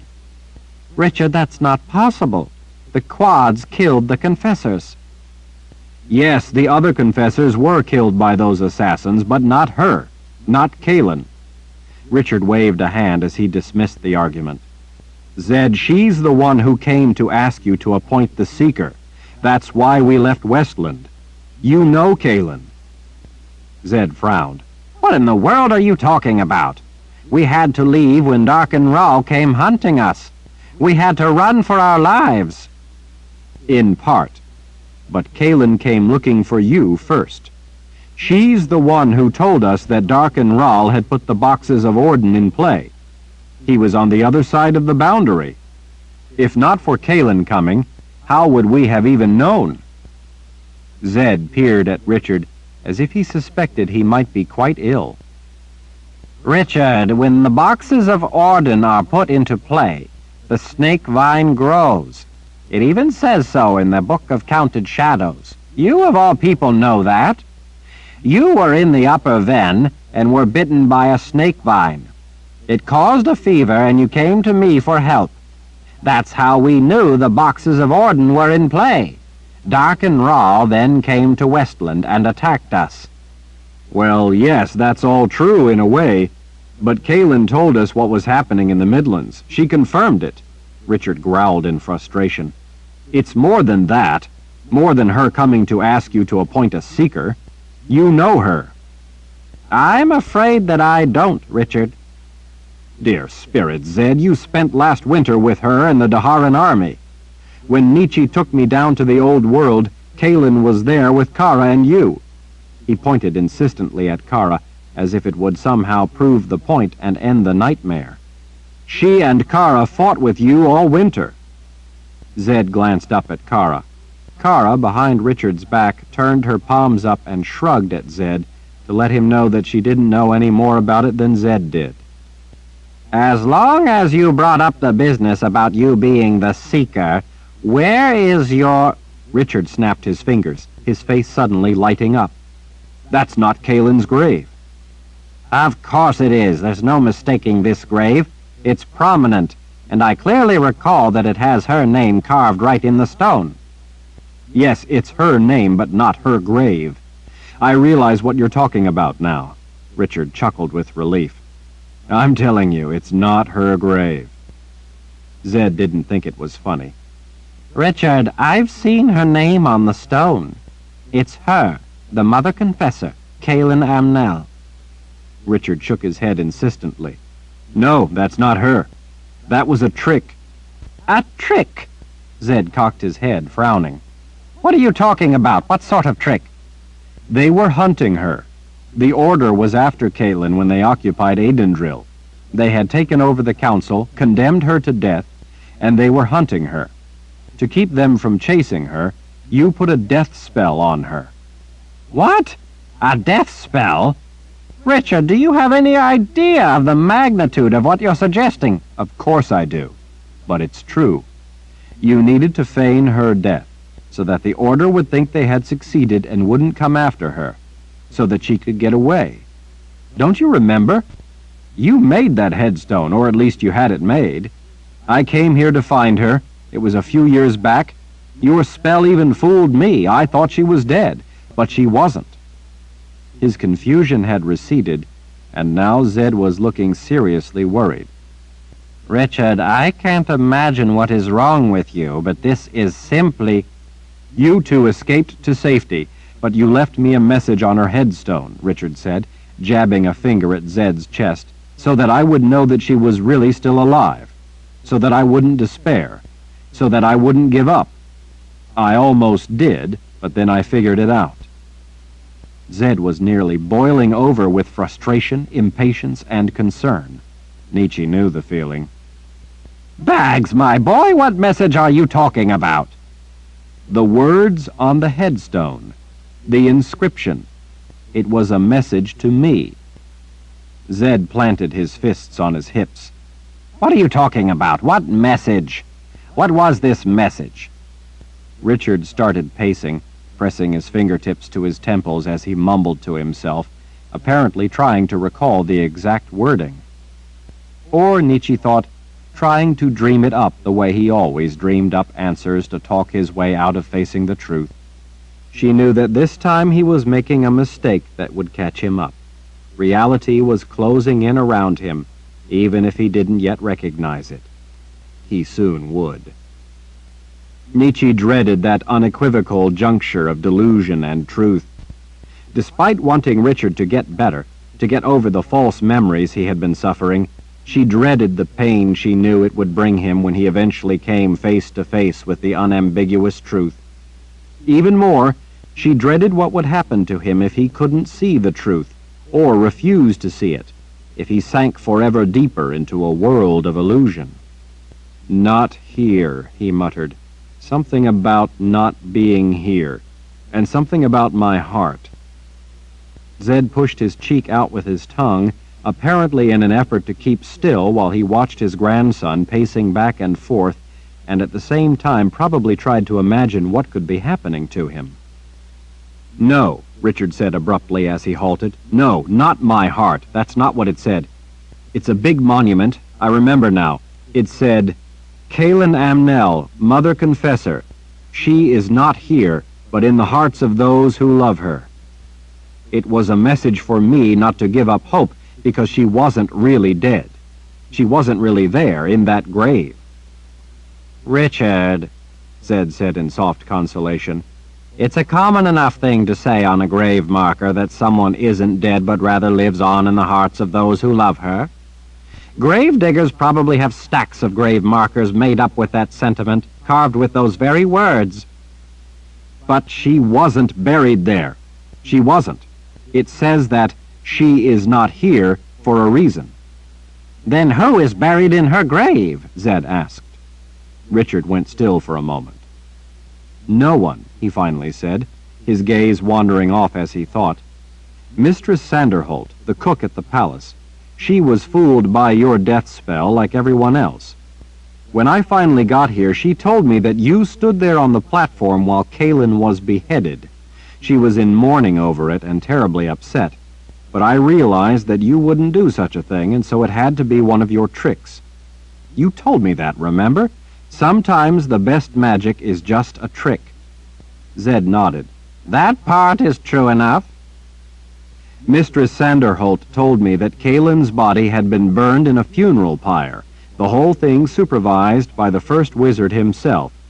She said that Kaelin's ashes were then buried before that immense stone marker. Mistress Sanderholt even took me out to the secluded courtyard beside the palace where confessors are buried. She showed me the grave. I was horrified. I thought it was her, that she was dead, until I figured out the message carved in the stone, the message the two of you left for me to find. Richard gripped his grandfather's shoulders again. Do you see?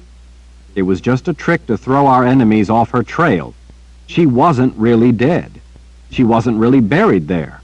Nothing is buried there, except maybe some ashes. Nietzsche thought that it was rather convenient that Richard imagined her being cremated in his story of the death spell bluff, so that all that remained were ashes that couldn't be identified. He always came up with something that, to his mind, logically explained the lack of evidence. Nietzsche didn't know if confessors really were cremated, but if they were, that would only provide him with another useful pretext to prop up his story so that he could continue to deny that it was her.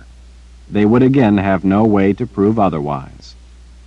Unless, of course, he was dreaming up the funeral pyre part of his story, and confessors weren't ordinarily cremated. And so you say that you went there? Zed asked. Down to where the gravestone stands? Yes, and then Denna came. Denna was dead, Kara said, interrupting for the first time. You killed her in order to escape from her at the People's Palace. She couldn't have been there, unless, of course, she appeared as a spirit. Yes, that's right, Richard said, turning to Kara. She did. She came as a spirit and took me to a place between worlds so that I could be with Kaelin there. Kara's eyes briefly turned to the wizard. Her incredulity was impossible for her to mask, so she looked away from Richard and occupied herself with scratching the back of her neck. Nietzsche wanted to scream. His story grew more insanely convoluted by the moment. She remembered the prelate once teaching Nietzsche as a novice how the seed of lies, once planted, only grew more tangled and out of control over time. Zed came up from behind and gently grasped Richard's shoulders. Come on, my boy, I think you need to get some rest. And then, afterwards, we can... No, Richard cried out as he twisted away. I'm not imagining it. I'm not making it up. Nietzsche knew he was doing just that. In a certain sense, it was remarkable the way he was able, on the spot, to weave new events based on his original delusion to continually manage to escape the trap of the truth. But he could not escape it forever. There was the matter of the true Mother Confessor buried in the grave, and that was all too real. Unless it turned out that the Midlands actually did cremate their confessors, in which case Richard would be able to continue to hobble along, clinging to his dream for a little while longer, until the next problem cropped up. Sooner or later, though, something was going to shatter those dreams. Zed tried again. Richard, you're tired. You look like you've been living on a horse for... I can prove it, Richard said in calm defiance. Everyone went quiet. You don't believe me, I know. None of you do. But I can prove it. What do you mean? Zed asked. Come on. Come with me down to the gravestone. Richard, I told you the gravestone very well could say what you said you remember, but that proves nothing. It's a common enough sentiment to express on a gravestone. Do they typically burn the bodies of the Mother Confessor on a funeral pyre? Or was that just part of your trick, so that you wouldn't have to produce her body at the funeral when she was supposedly buried?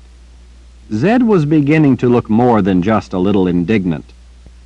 When I used to live here, the bodies of confessors were never desecrated. The mother confessor was placed in a silver-clad coffin in her white dress, and the people were allowed to view her one last time to say their farewells before she was buried. Richard glared at his grandfather, at Kara, and finally at Nietzsche. If I have to dig up the grave and prove to all of you that there is nothing buried under the gravestone, then that's what I will do.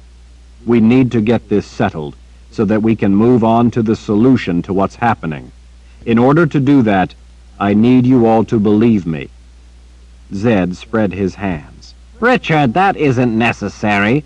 Yes, it is. It is necessary. I want my life back. No one offered an argument.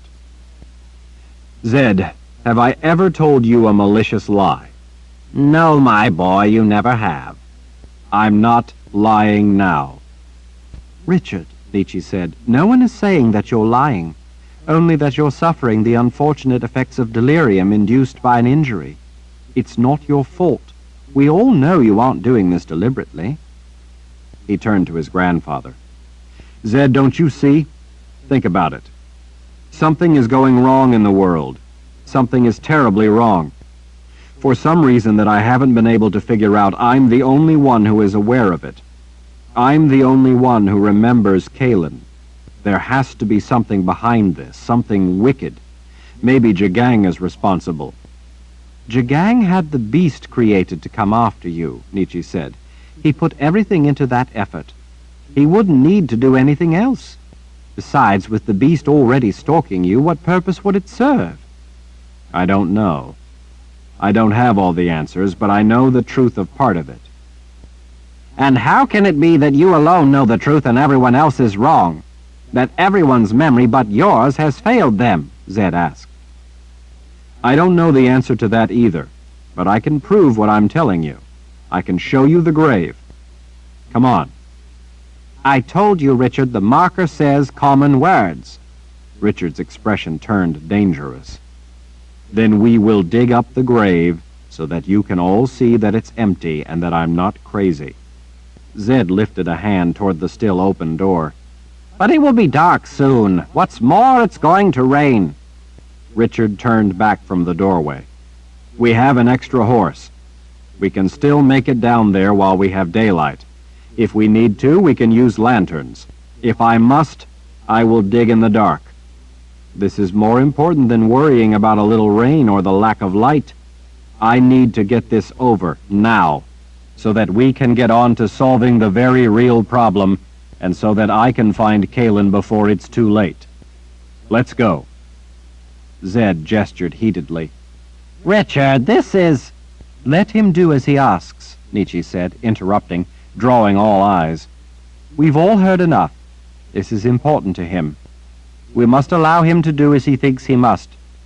It's the only chance we have to finally settle the matter. Before Zed could answer her, a moored Sith appeared from between two red pillars at the opposite side of the room. Her blonde hair was pulled back into a single braid like Kara's. She wasn't quite as tall as Kara, and not as lean, but she looked just as formidable in the way she carried herself, as if she feared nothing and lived for an excuse to prove it. What's going on? I heard... She stared in sudden astonishment. Kara, is that you? Rika, Kara said with a smile and a nod. It's good to see your face again. Rika bowed her head to Kara more deeply than Kara had before staring at Richard. She stepped forward into the room. Her eyes widened. Lord Ral, I haven't seen you since... Richard nodded. Since the People's Palace in Dahara. When I came to close the gateway to the underworld, you were one of the moored Sith who helped get me up to the Garden of Life. You were the one who held my shirt at my left shoulder as all of you guided me safely through the palace. One of your sister moored Sith gave her life that night that I might complete my mission. Rika smiled in astonishment. You remember? We were all in our red leather. I can't believe you have that good a memory that you could remember me, much less that I was the one at your left shoulder. She bowed her head. And you honor us all to remember one who fell in battle. I do have a good memory. Richard cast a dark glare at Nietzsche and then Zed. That was just before I came back to Aidendrill and the gravestone with Kalen's name on it. He turned back to Rika. Watch over the keep, will you, Rika? We all have to go down to the city for a while. Of course, Lord Ral, Rika said, bowing her head again, looking almost giddy to be in Richard's presence and to be remembered. Richard again swept his raptor glare across the rest of them. Let's go. Richard vanished out the doorway. Zed caught Nietzsche's sleeve on her way by. He was hurt, wasn't he? When she hesitated, he went on. You said he was suffering delusions from being injured. Nietzsche nodded. He was shot with an arrow. He almost died. Nietzsche healed him. Kara leaned in as she spoke in a low voice. She saved Lord Ral's life.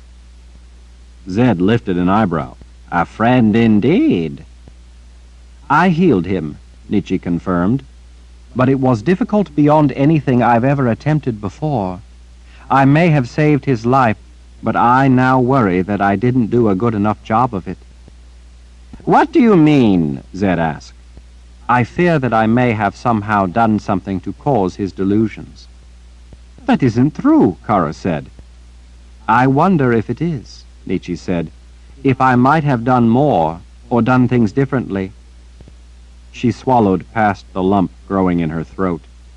She feared that it was true, that Richard's problem was her fault, that she hadn't acted quickly enough, or that she might have done something dreadfully wrong.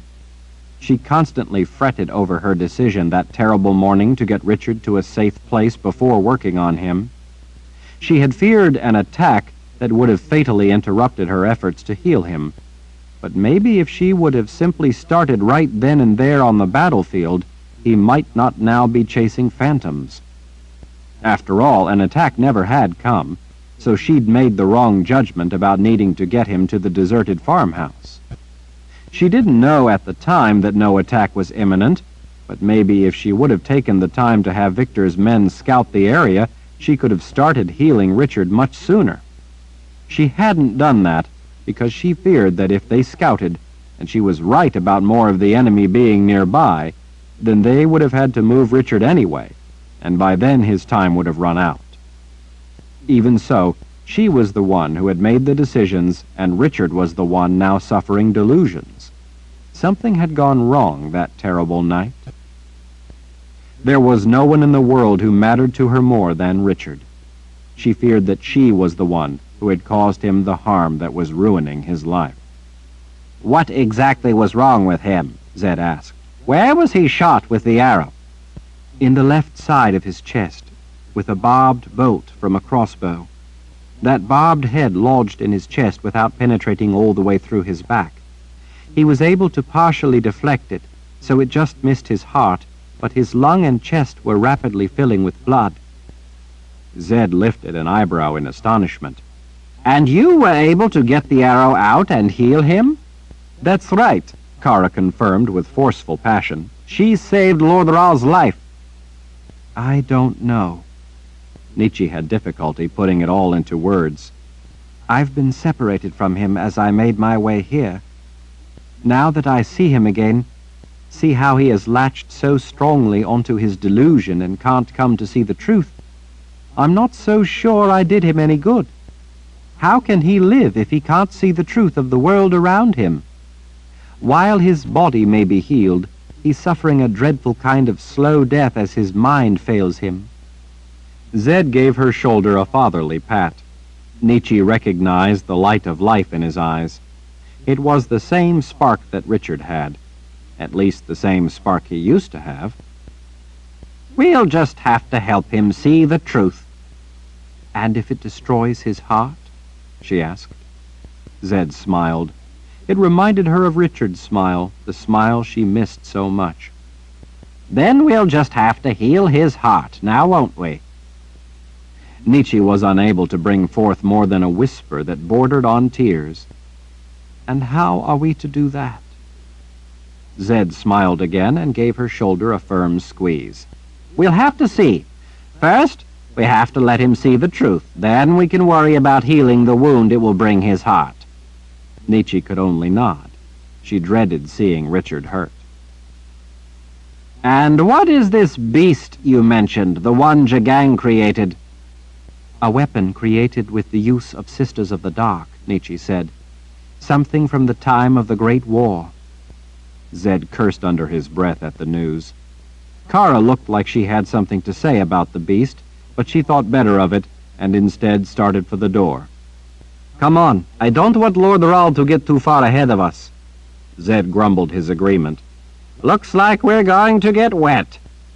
At least if it rains, the Mord Sith said, it will wash some of the horse off of me. Chapter 48.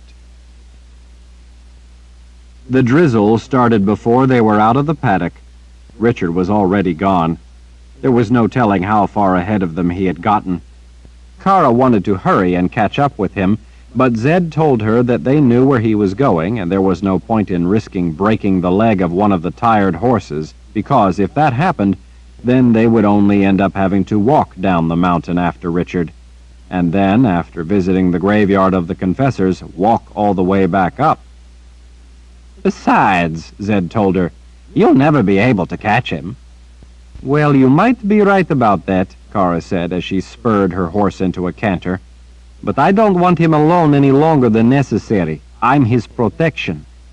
Especially since he's without his sword, Zed muttered sourly. They had little choice but to hurry after Kara. By the time they'd raced down the mountain and reached the city, the daylight was fading and the drizzle strengthening. Nietzsche knew they were going to be soaked before it was over, but there was no helping it. Fortunately, it was warm enough that at least they wouldn't be freezing in the wet weather. Knowing where Richard would be, they made their way to the grounds of the Confessor's palace, where they quickly found his horse, tied to one of the rings holding chains strung between decorative granite stanchions. Since there was no opening in the chains, they were apparently meant to indicate a private area of the grounds. After the three of them tied their horses alongside Richard's, Kara and Nietzsche followed Zed as he stepped over the chain. This was clearly not a place where outsiders were welcome. The secluded courtyard was screened from public view by a row of tall elms and a dense wall of evergreen junipers. Through the thick branches of the grand trees, Nietzsche saw glimpses of the white walls of the Confessor's palace looming close by, enfolding and sheltering the wooded graveyard. Because of the way it was hidden away, Nietzsche had expected it to be small, but the place where Confessors were buried was actually quite extensive. Trees were placed so as to cut the openness and give each section of the graveyard an intimate feel.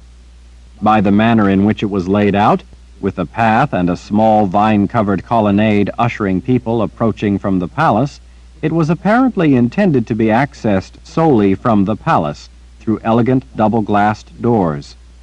In the muted gray light, the quiet place beneath the canopy of trees had a hallowed feel to it. They found Richard up a slight rise in what would be the shady courtyard, were it sunny, standing in the drizzle before a polished stone monument, running his fingers through the letters carved in the granite, through the letters of the name Kalen. Somewhere on the grounds to the Confessor's palace, Richard had managed to find shovels and picks. They lay at the ready nearby. Scanning the area, Nietzsche saw that there were storage buildings for groundskeepers set back among hedges, partly hidden around a corner of the palace, and reasoned that Richard had found them there. As she quietly approached him, Nietzsche knew that Richard was on the brink of something potentially very dangerous. To him. She stood behind him, hands folded, waiting, as he tenderly touched Kalen's name in stone. "Richard," Nietzsche finally said in a soft voice, feeling the need for a reverent tone in such a place. "I hope that you will think about everything I've told you, and if things don't turn out the way at this moment you believe they will, know that we will all help you in any way we can." He turned away from her name in stone. "Don't be worried about me, Nietzsche. There is nothing under this ground. She isn't here. I'm going to show that to all of you, and then you will have to believe me. I'm going to get my life back. When I do, then you're all going to understand that something is very wrong. Then we're going to have to work to find out what's going on, and we're going to find Kaylin." After holding her gaze for a moment, waiting to see if she would dare to challenge him, Richard, without another word, snatched up a shovel, and with a forceful push of his foot, sank the blade into the slightly mounded grassy ground in front of the stone marker to the dead Mother Confessor. Zed stood nearby, silent, unmoving, as he watched. He'd brought 2 lanterns with him. They sat on a stone bench nearby, giving off a weak but steady glow in the still dampness. The drizzle was giving rise to ground fog. Although the sky was completely covered over with iron-gray clouds, by the failing light, Nietzsche thought that it must be just after sunset. With it being the darkest night of the new moon, and with thick clouds to hide even the stars, it was going to be a blackest of nights. Even without the drizzle and approaching darkness, it was a miserable time to be digging up dead people. As Richard worked with a kind of controlled but focused anger, Kara finally picked up another shovel. "The sooner we get this over with, the better." She plunged her shovel into the damp ground and started helping Richard dig. Zed stood nearby, silent and grim as he watched. Nietzsche would have helped get it over with, but she doubted that more than 2 people would have room to dig without getting in the way of each other. She might have used magic to accomplish the deed of opening the ground, but she had a strong sense that Zed would not have approved, that he wanted this to be Richard's effort, his muscle, his sweat, his doing. As the light gradually dimmed, Richard and Kara worked themselves ever deeper into the ground. They had to resort to the pick to get through thick roots crisscrossing the gravesite. Such good-sized roots told Nietzsche that the grave had to be older than Richard believed. If he realized as much, he didn't mention it as he worked.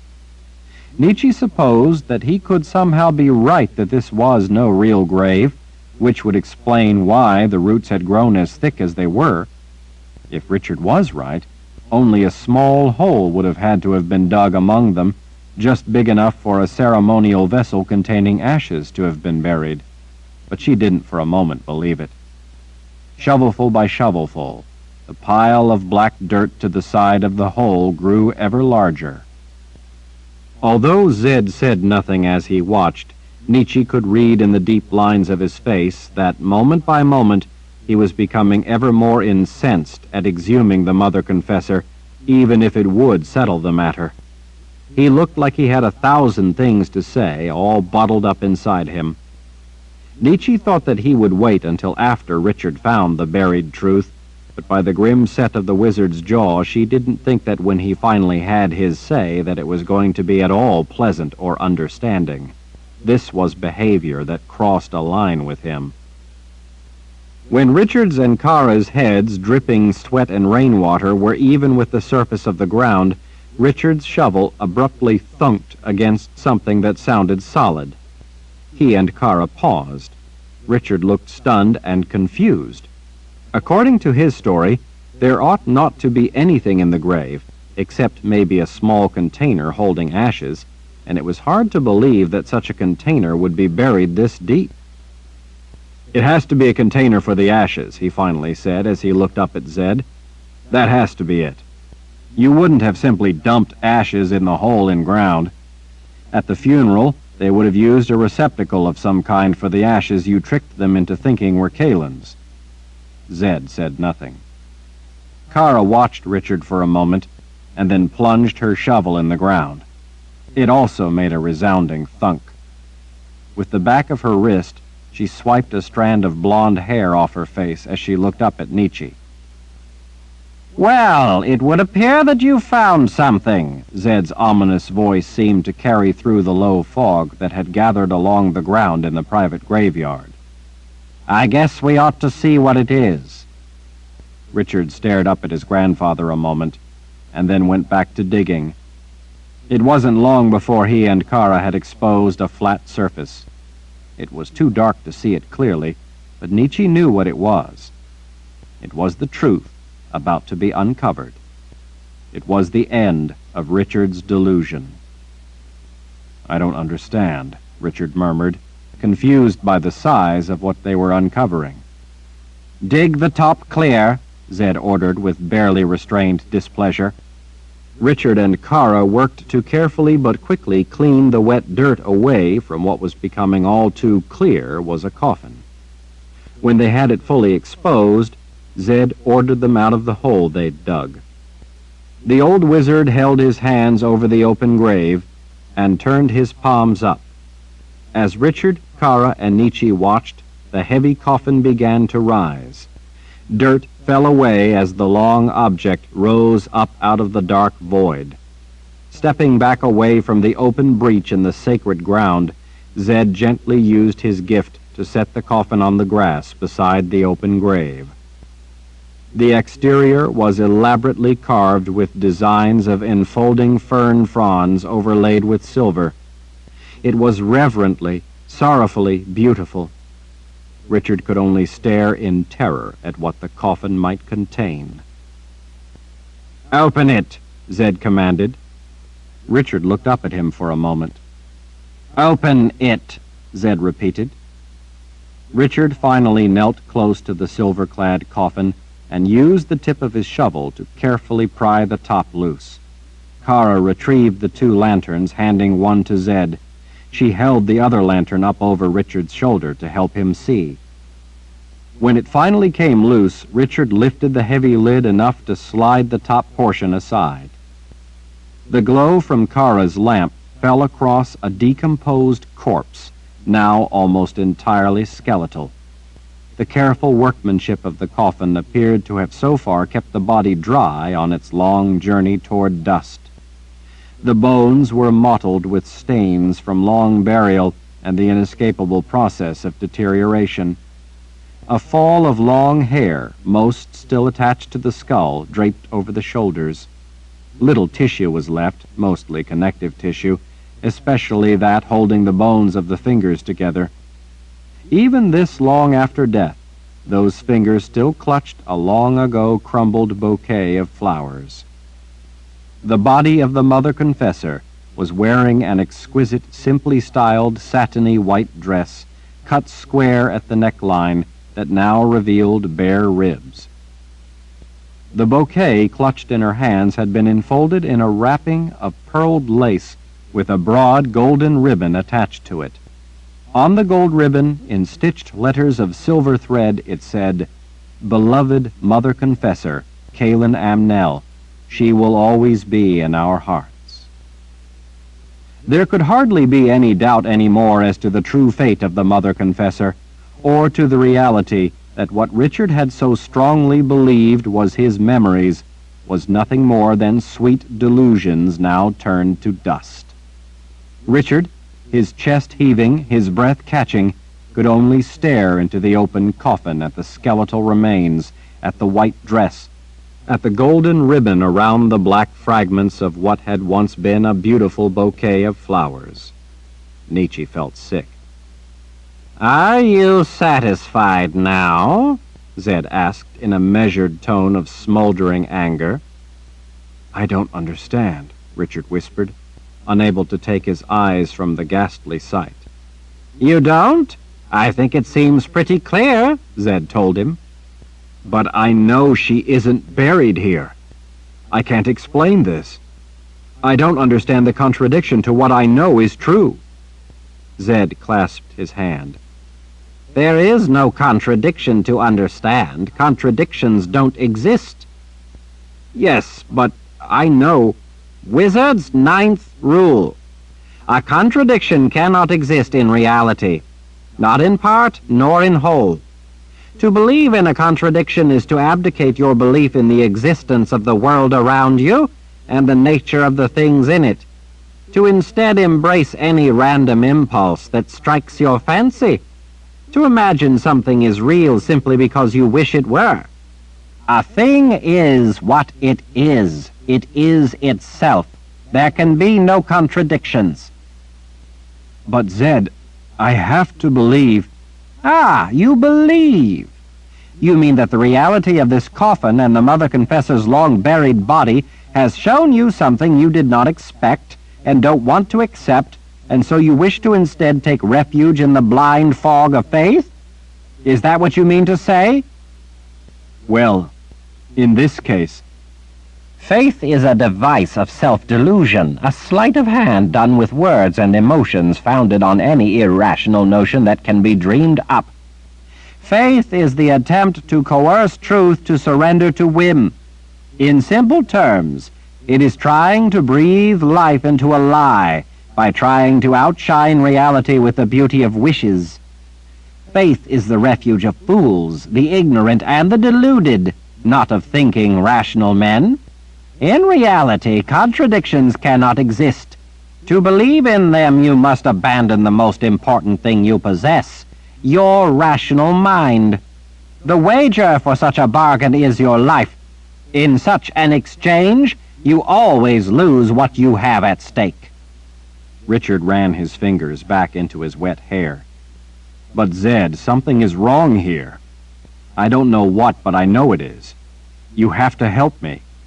I just did. I've allowed you to show us the proof that you yourself named. Here it is, in this coffin. I admit that it isn't as desirable as what you wish were true, but the reality of it can't be evaded. This is what you seek. This is Caelan Amnell, the Mother Confessor, just as it says on the gravestone. Zed arched an eyebrow as he leaned a little toward his grandson.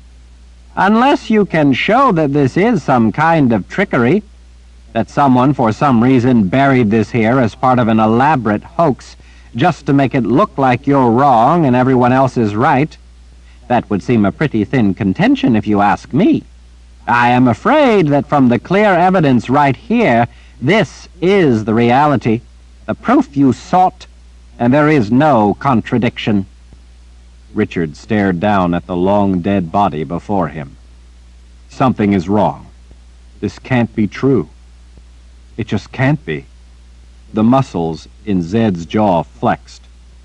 Richard, I've allowed you this gruesome indulgence when by all rights I shouldn't have. Now tell me why you don't have the sword. Where is the sword of truth? Rain patted softly on the canopy of leaves above as Richard's grandfather waited. Richard stared into the coffin. I gave the sword to Shota in exchange for information I needed. Zed's eyes went wide. You did what? I had to, Richard said without looking up at his grandfather. You had to? You had to? Yes, Richard answered in a meek voice. In exchange for what information?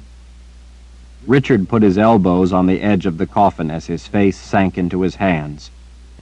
In exchange for what might help me find the truth of what's going on. I need answers. I need to know how to find Caelan. In fury, Zed thrust his finger toward the coffin. There is Caelan Amnell, right where the gravestone has always said she is buried. And what oh so valuable bit of information did Shota give you after she tricked you out of the sword? Richard made no effort to contend the characterization of being tricked out of the sword. Chainfire, he said. She told me the word chainfire, but she didn't know what it meant. She told me that I must find the place of the bones in the deep nothing. The deep nothing, Zed mocked. He gazed up at the black sky as he took a breath. I don't suppose Shota was able to tell you what this deep nothing is? Richard shook his head, but didn't look up. She also said to beware the viper with 4 heads. Zed let out another angry breath. Don't tell me neither she nor you have any idea what that means either. Again, Richard shook his head without looking up at his grandfather. Is that it? That's the great prize of valuable information you got in exchange for the sword of truth? Richard hesitated. There was one other thing. He spoke so softly that he could hardly be heard over the gentle whisper of rain. Shota said that what I seek is long buried. Zed's smoldering rage threatened to explode. There, he said, thrusting out a finger to point. There is what you seek. Kaelin Amnell, the mother confessor, long buried. Richard, head down, said nothing. For this you traded the sword of truth, a weapon of incalculable value, a weapon that can bring down not only the wicked but the good as well. A weapon handed down from the wizards of the ancient times, meant to be entrusted to only a select few. A weapon I entrusted to you, and you gave it to a witch woman. Do you have any idea at all what I had to go through to recover the sword of truth from Shota the last time she got her hands on it? Richard shook his head as he stared at the ground beside the coffin, looking like he dared not test his voice.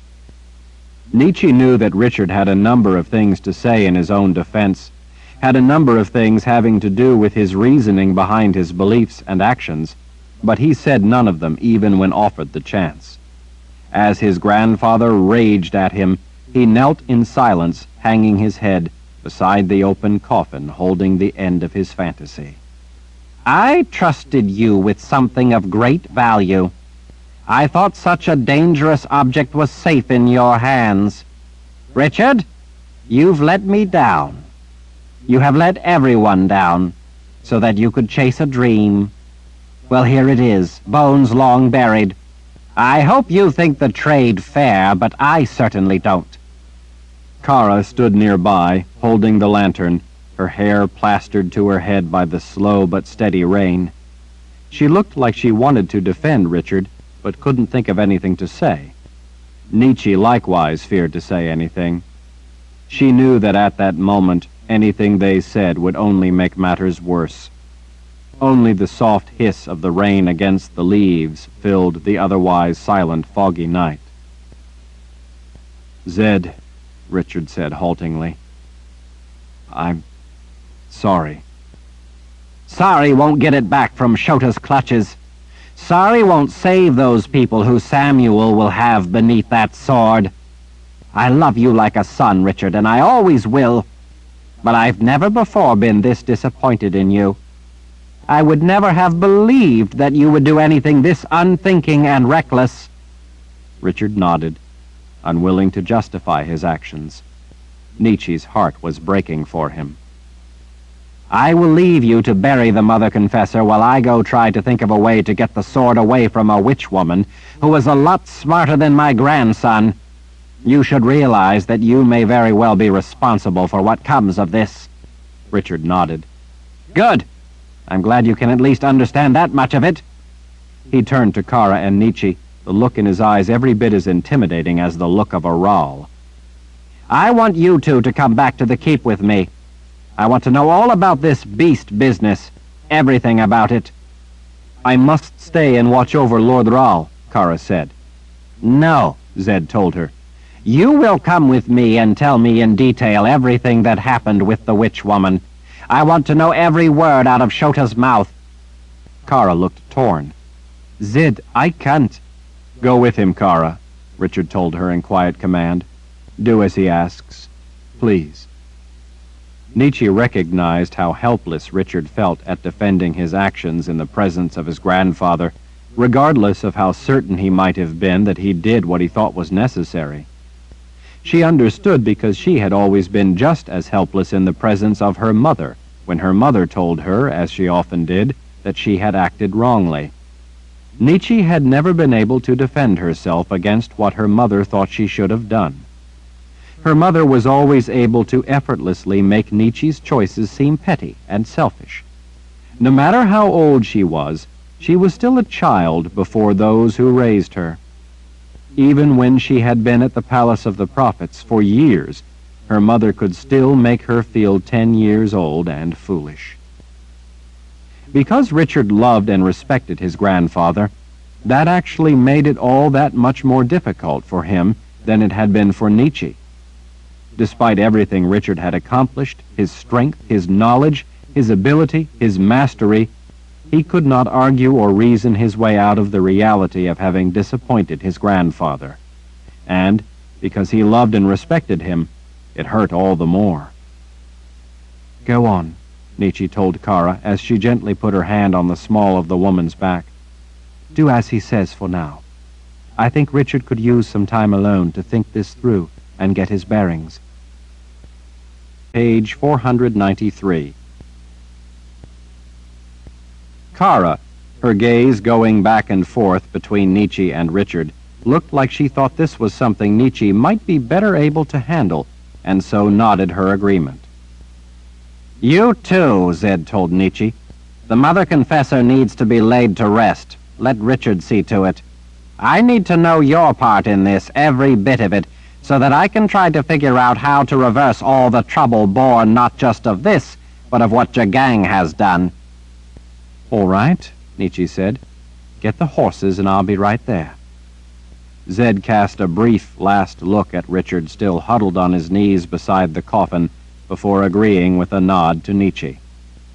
After he'd vanished with Kara through the junipers and into the fog, Nietzsche crouched down beside Richard and laid a hand on his back between his slumped shoulders. It will be all right, Richard.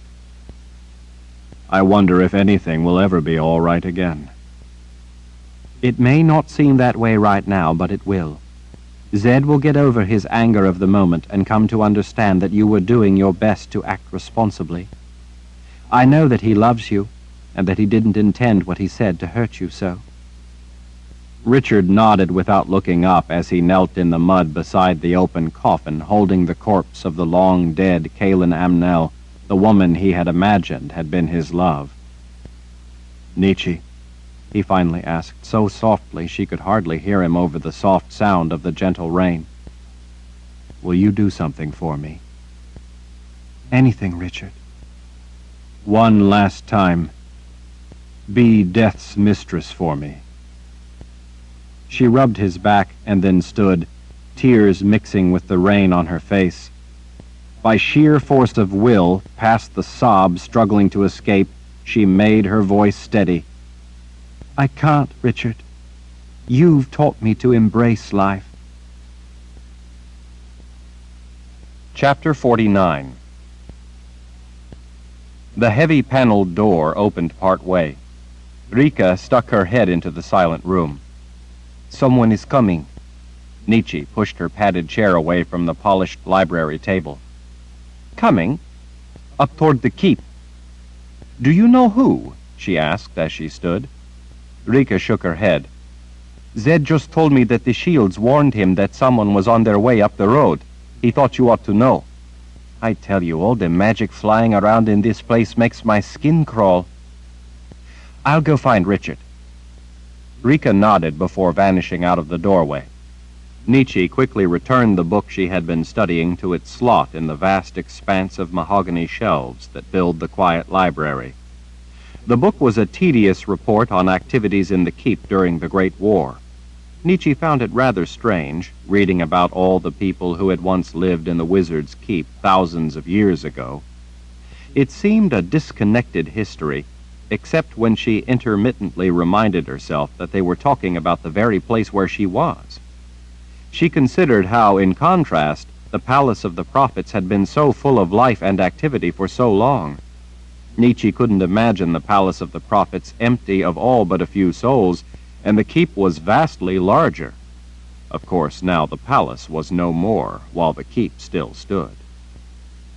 Nietzsche hadn't really been interested in the book she'd been reading. It was boring, but she didn't really care. It was merely something to occupy her time. She couldn't force herself to concentrate on anything that would be absorbing or that would require her to put any great effort into thinking. She was too distracted.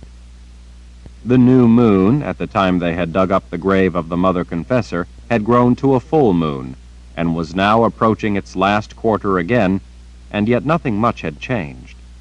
A few days after digging up the body, Zed had told Richard that he loved him, and was sorry to have been so hard on him, when maybe he should have found out a little more before saying the things he'd said. Zed promised that they would figure out a way to get Richard's sword back, and everything would be all right. It might have been sincere, and it might have been true, but for Richard the hurt of such a personal failure was hard to put back into the bottle. He had not just disappointed and angered his grandfather, He had failed to prove his dream was in fact the truth.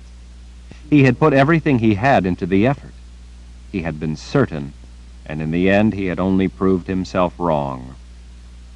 Richard had only nodded to Zed's words. Nietzsche didn't think it mattered much to him either way if Zed had softened his viewpoint. He had reached the end of his ideas, his hopes, and his efforts. Nothing had helped him. After that night, the life had gone out of him. Zed had interrogated Kara and Nietzsche for hours that first night. Nietzsche had been stunned to hear from Kara what Shota had said about the beast becoming a blood beast because Nietzsche had inadvertently given it the measure of Richard's ancestral blood. She was horrified to learn that she had been responsible for intensifying the danger to Richard. While astonished at how Nietzsche had accomplished saving Richard's life, Zed had quietly assured her that had she not acted, Richard would most certainly have died right then and there. He said that she had given Richard a chance at life, and now they could work to solve the problem of the beast Jagang's sisters had created, as well as Richard's strange delusions and the matter of recovering his sword. From what Shota had revealed about the beast, on top of what Nietzsche already knew, it didn't look to Nietzsche that they had much of a chance of success. She had no idea at all of how to even begin to destroy such a beast spawned of dark powers. She had also been embarrassed to hear Kara telling about how Shota had revealed to Richard Kara's plan for Nietzsche to interest Richard romantically. Zed, thankfully, had withheld any comments on that part of Kara's story. That, among other things, had left Nietzsche feeling rather hopeless and helpless. The Imperial Order was rampaging unchecked through the New World. The beast was stalking Richard, and he was not himself, to say the least. In some ways, it reminded her of her dead attitude toward life back before Richard. She had been taught that she had been born lucky in every way, and because she had ability, it was her duty to devote herself to those in need. No matter how hard she worked, the needs always outpaced her ability to meet them, leaving her perpetually in debt to the ever-worsening lives of others, while her own life was not her own. Her feeling about what was happening now with the beast and Richard's delusions were different in almost every way, except they were the same in that they gave her that familiar feeling of hollow hopelessness. Richard had spent the long days since opening the grave and discovering the truth off by himself, with the exception that Kara, after answering all of Zed's tedious questions about everything she knew about what had happened with Shota, refused to leave Richard's side for any reason. Since Richard was in no mood to talk to anyone, Kara had become his silent shadow.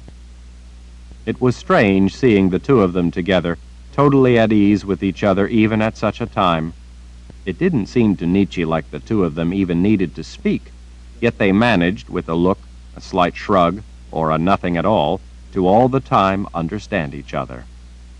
Nietzsche felt like an unwelcome outsider to his misery, and so she let him be. She remained as close as she could, so that she would be at hand should the beast attack, but she stayed out of his sight and left him to his solitude. The first 4 or 5 days after arriving at the keep, Richard had spent in the confessor's palace, wandering the magnificent rooms and vast network of halls.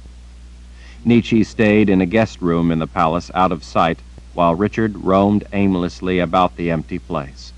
After that, he'd gone out and wandered the city of Adendril for a half-dozen days, walking the streets and alleys as if reliving the life that had once been there. It was a lot more difficult for Nietzsche to stay close to him when he walked all day long through the city. After that, he had spent yet more days wandering the forests of the mountains around Adendril, sometimes not even returning at night.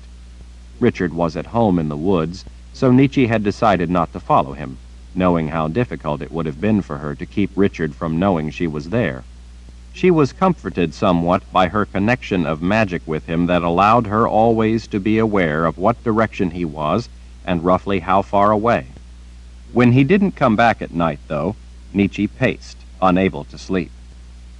Zed finally asked Richard to please remain at the keep so that in case the beast were to attack, Zed and Nietzsche could help stop it. Richard had done as he'd been asked, without comment or objection. He'd spent recent days, instead of wandering the palace or the city or the woods, wandering the outer ramparts of the keep, staring off into the distance. Nietzsche desperately wanted to do something to help him, but Zed had insisted that there was nothing to do but wait and see if time would begin to bring him around to the reality that he had only dreamed up his relationship with Kaelin during the time he had been unconscious. In this, Nietzsche didn't really think time would solve anything. She'd been with Richard long enough to realize that this was something bigger. She believed that he needed some kind of help, but she didn't know what that help could possibly be. Nietzsche hurried down the wood-paneled hall outside the library, her feet swishing across thick carpets, using her sense of her gifted connection with Richard to guide her, letting that thread of magic take her where it may, rather than trying to deliberately remember and find her way through the keep. As she made her way ever closer to him, she reminisced about the kiss she had given him to link them so that she could find him. She felt rather guilty about that kiss, even if it had been achingly wonderful to do it. It had been far more than she needed to do. She could have simply touched a finger to the back of his hand or a shoulder and established a link without him feeling a thing. But Kara had just been telling her how maybe she needed to make him more aware of her, and filled her mind with heady thoughts of the possibilities. That kiss would certainly have planted her firmly in his thoughts. In a way, though, she felt it was too forward, considering his mental state. He was in love with someone else, even if it was a dream, and Nietzsche hadn't respected that. She regretted, in a way, giving him that kiss. In another way, she wished she had planted it on his lips instead of his cheek, as Shota had done. It burned her to hear Kara telling them how Shota had kissed him and tried to get him to stay with her. Nietzsche knew how the witch woman felt, but that didn't make her any happier about it. Nietzsche would give anything to be able to hold him now, to comfort him, to tell him that it would be all right for no other reason than simply to try to make him feel just a little better, to reassure him that there were others around who cared about him. But she knew that this was not the time or circumstances for such things. At the same time, she knew that this could not continue. He simply could not go on like this. His life could not stay in this static state, drifting without his conscious direction. He had to come to his senses. Nietzsche hurried onward, quickening her pace, down the endless maze of halls and through empty but grand rooms, suddenly feeling, for some reason, the urgent need to be with him. Richard stood at the brink of the wall, an arm resting on a massive merlon to each side, as he stared out through the crenellation. It felt like standing at the edge of the world. Gray patches of shade drifted slowly over the hills and fields far below as their mothering clouds shepherded them along. He seemed to have lost all track of time. Every day had become the same monotonous, pointless, empty existence. He didn't even know how long he had been standing at the gap in the wall, staring out at nothing in particular. With Kaelin dead and gone, nothing mattered anymore. He had trouble imagining why it ever had. He couldn't even imagine for sure now that she had ever been real. But whether or not she had been, it was over. Kara was close. She was always close. In a way, it was comforting, knowing that he could depend on her for anything. In some ways, though, it was wearing to have her always there, so that he was never able to have a moment's privacy. He wondered if she believed she was close enough to snatch him if he jumped. He knew that she wasn't. He gazed at the tiny little roofs crowded together in the city of Adendril far below. In a way, he felt an affinity for the city. It was empty. He was empty. Life was gone from both of them. Since digging up the grave, he couldn't bring himself to call it Kaelin's grave, even in his own mind, much less out loud. He didn't think there was anything worth being alive for anymore. If a person could die by sheer will alone, he would already be dead. But death, when invited, had suddenly grown shy. The days dragged endlessly on. He had been so stunned by that grave that it seemed his mind had been scrambled on the spot. It felt like he had lost his ability to think. Nothing he knew made sense to him. The things he'd thought were true somehow no longer were. His whole world had been turned upside down. How could he function if he couldn't tell what was real and what wasn't? He didn't know what else to do. For the first time in his life, he was baffled and defeated by the way things were. He always seemed to have a variety of options that he knew he could try. Now he didn't. He had tried everything he could think of. None of it worked. He was at the end of his rope, and there was none left. And all the time, in his mind, he kept seeing her body in the coffin.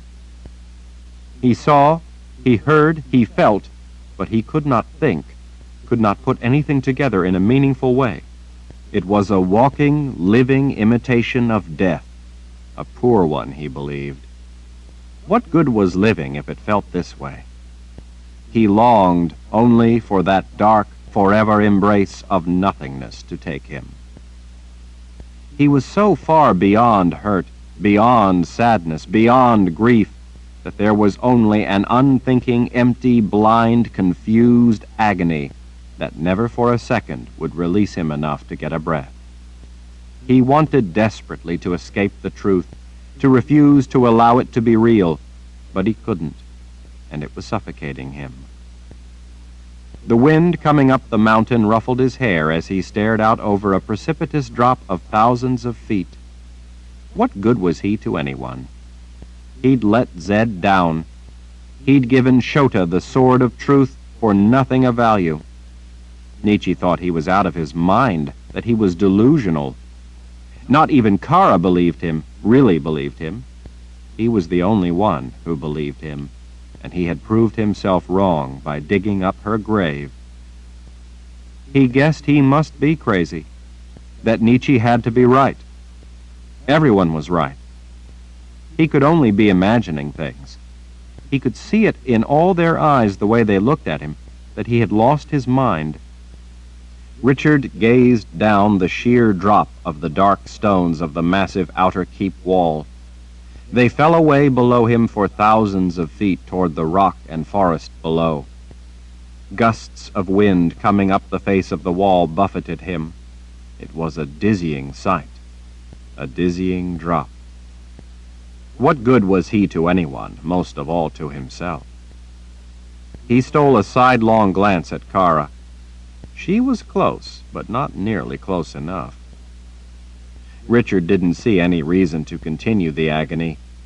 He didn't have his mind, and his mind was life. He didn't have Kaylin. She was his life. From what everyone told him, from what he saw in the coffin that terrible night, he never had her. It was all just a mad delusion, a wish, a whim.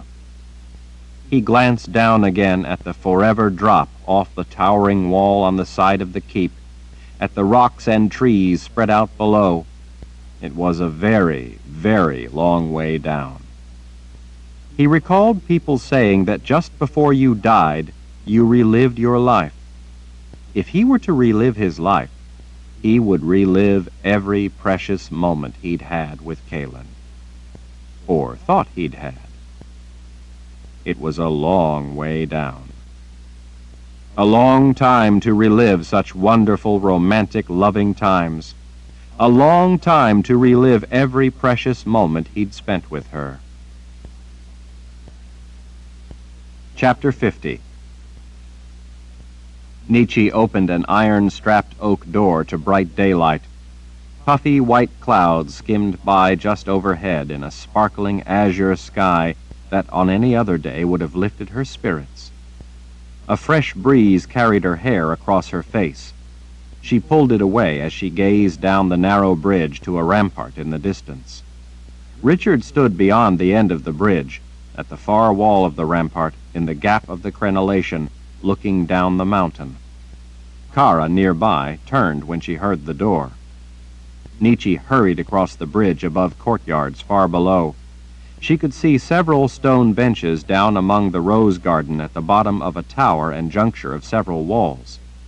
When she finally reached Richard's side, he glanced over, giving her a brief, small smile.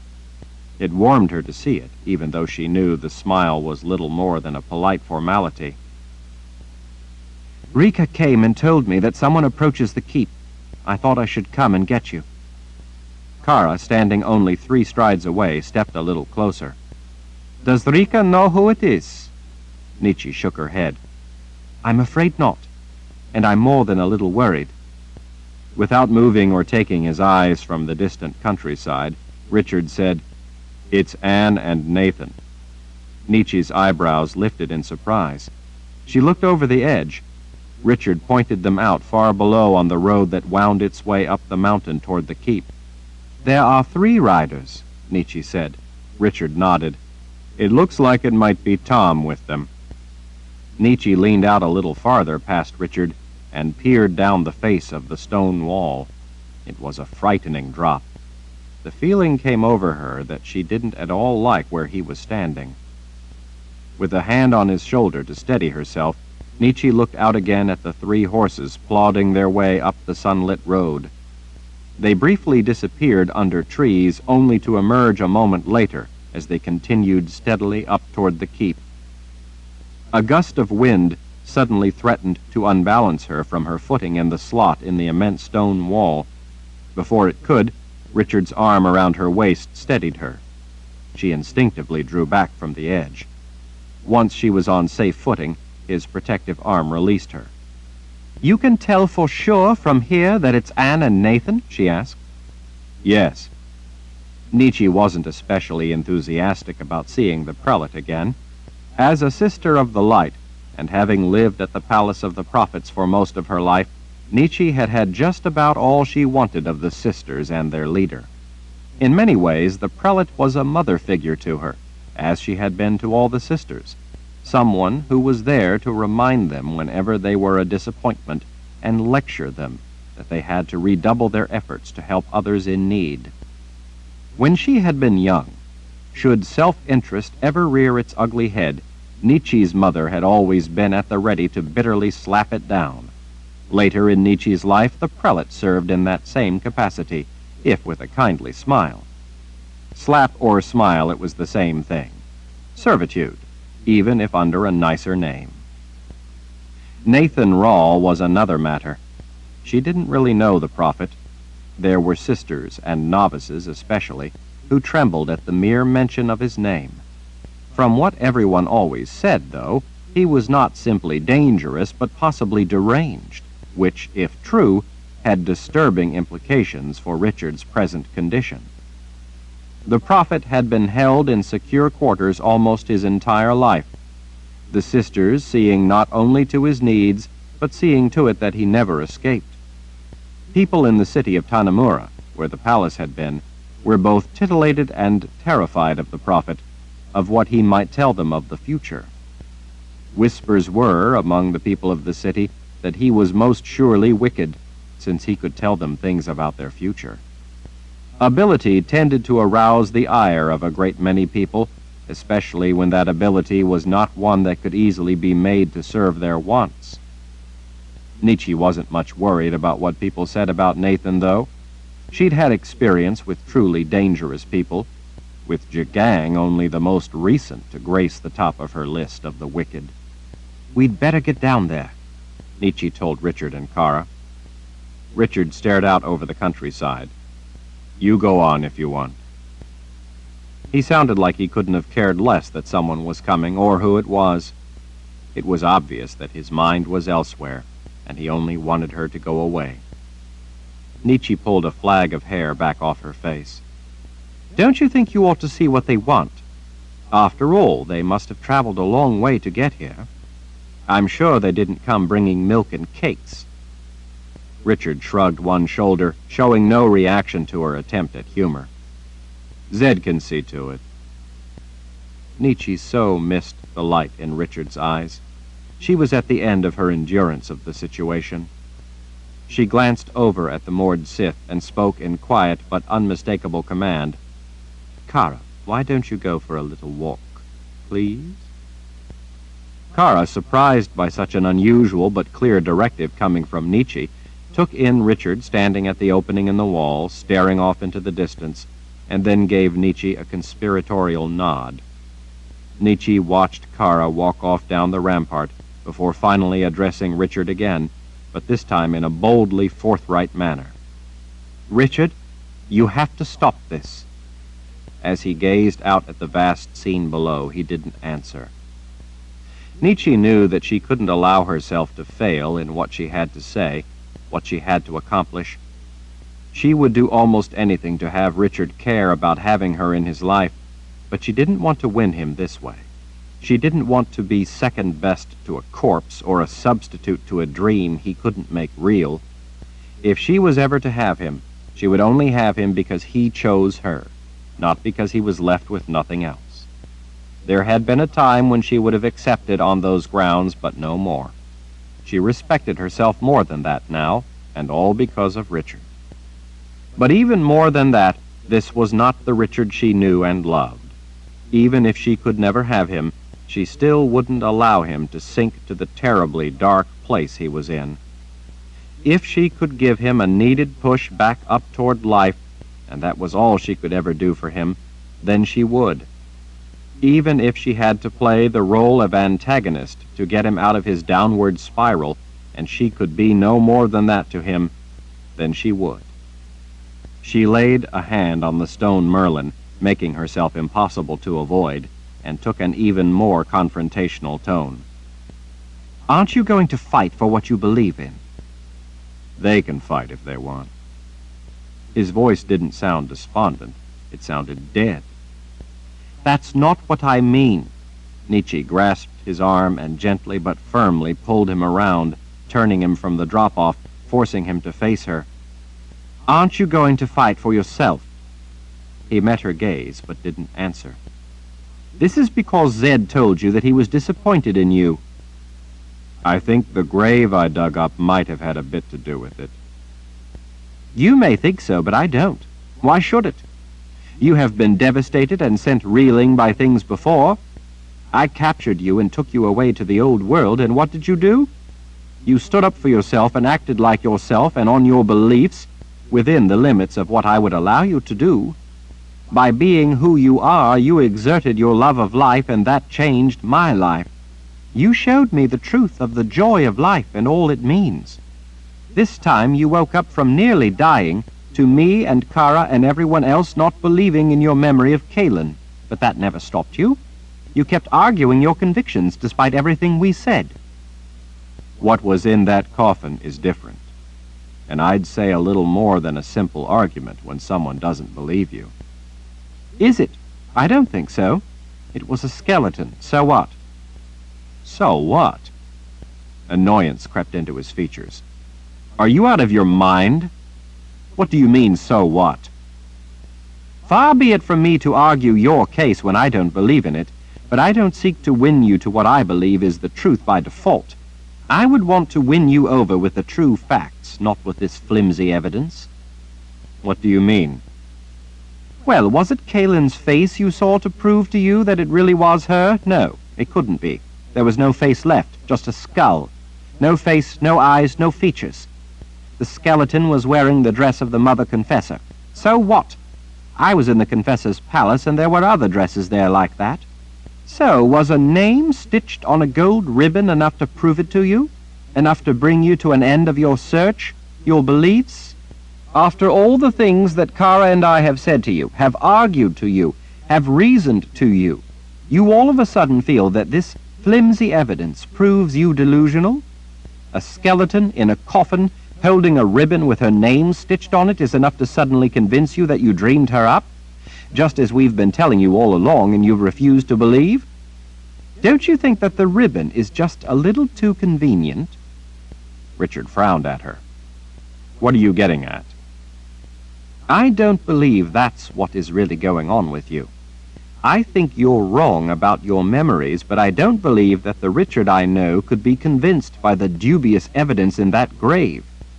This isn't even because Zed doesn't believe your memories any more than Kara and I do." Then what's it about? This is all because you believed a corpse in a coffin was her because you were afraid it was true after your grandfather said that he was disappointed in you and that you let him down. Richard started to turn away, but Nietzsche seized his shirt and pulled him back, forcing him to face her. "That's what I think this is about," she said with fierce resolve. "You're sulking because your grandfather said you were wrong, said that you disappointed him." Maybe because I did. So what? Richard's face screwed up in confusion. What do you mean, so what? I mean, so what if he's disappointed in you? So what if he thinks you did a stupid thing? You're your own man. You did what you reasoned you had to do. You acted because you thought you had to act and do the things you did. But You what? You disappointed him? You made him angry at what you decided to do? He thought more of you and you let him down? You came up short in his eyes? Richard swallowed, not wanting to admit it aloud. Nietzsche lifted his chin and made him look into her eyes. Richard, you have no responsibility to live up to anyone else's expectations. He blinked at her, looking speechless. It's your life, she insisted. You're the one who taught me that. You did what you thought you must. Did you turn down Shota's offer because Kara disagreed with you? No. Would you have turned down Shota's offer if you knew I thought you were wrong to give her your sword? Or would you have turned her down if both of us told you that you'd be a fool to accept? No, I don't think so. And why not? Because you were doing what you thought you must do. And as much as you would hope we would agree with you, in the end, it didn't matter what we thought. Your conviction was what you had to act upon. You didn't quail at the decision, you acted. You did what you felt you had to do.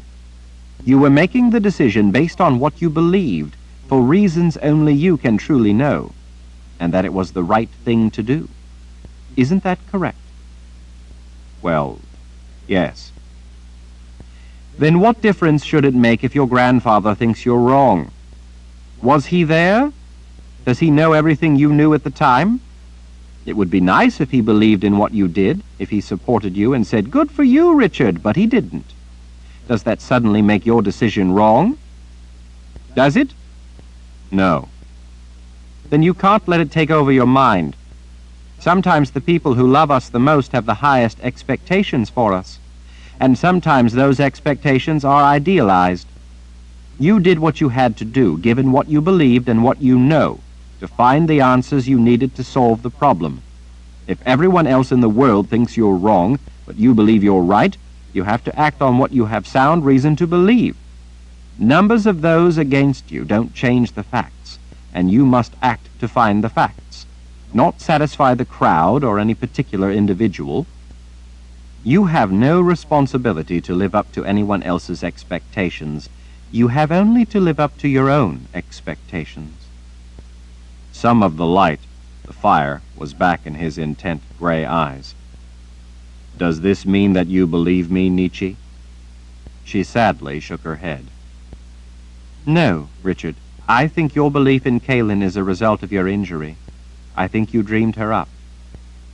And the grave? The truth? When he nodded, Nietzsche took a deep breath.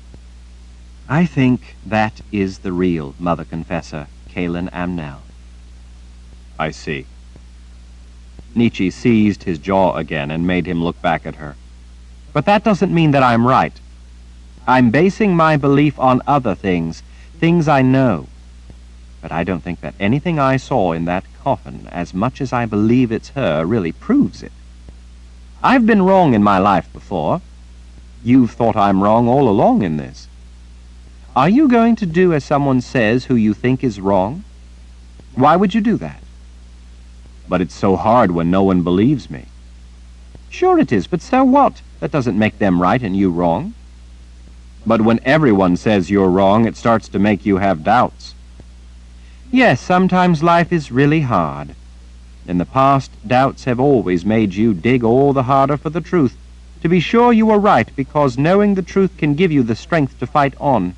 This time your shock at seeing a body in the Mother Confessor's grave when you hadn't anticipated even the possibility of one being there, coupled with your grandfather's unexpectedly harsh comments right in that moment of horror, overwhelmed you.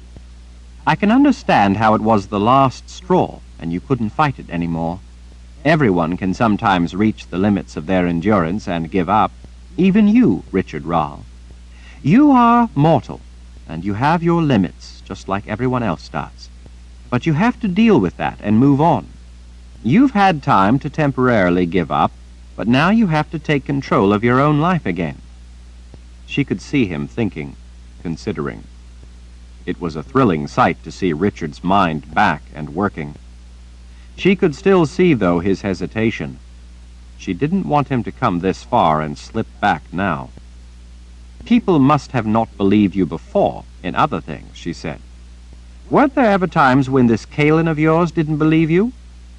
A real person would have sometimes disagreed with you, doubted you, argued with you.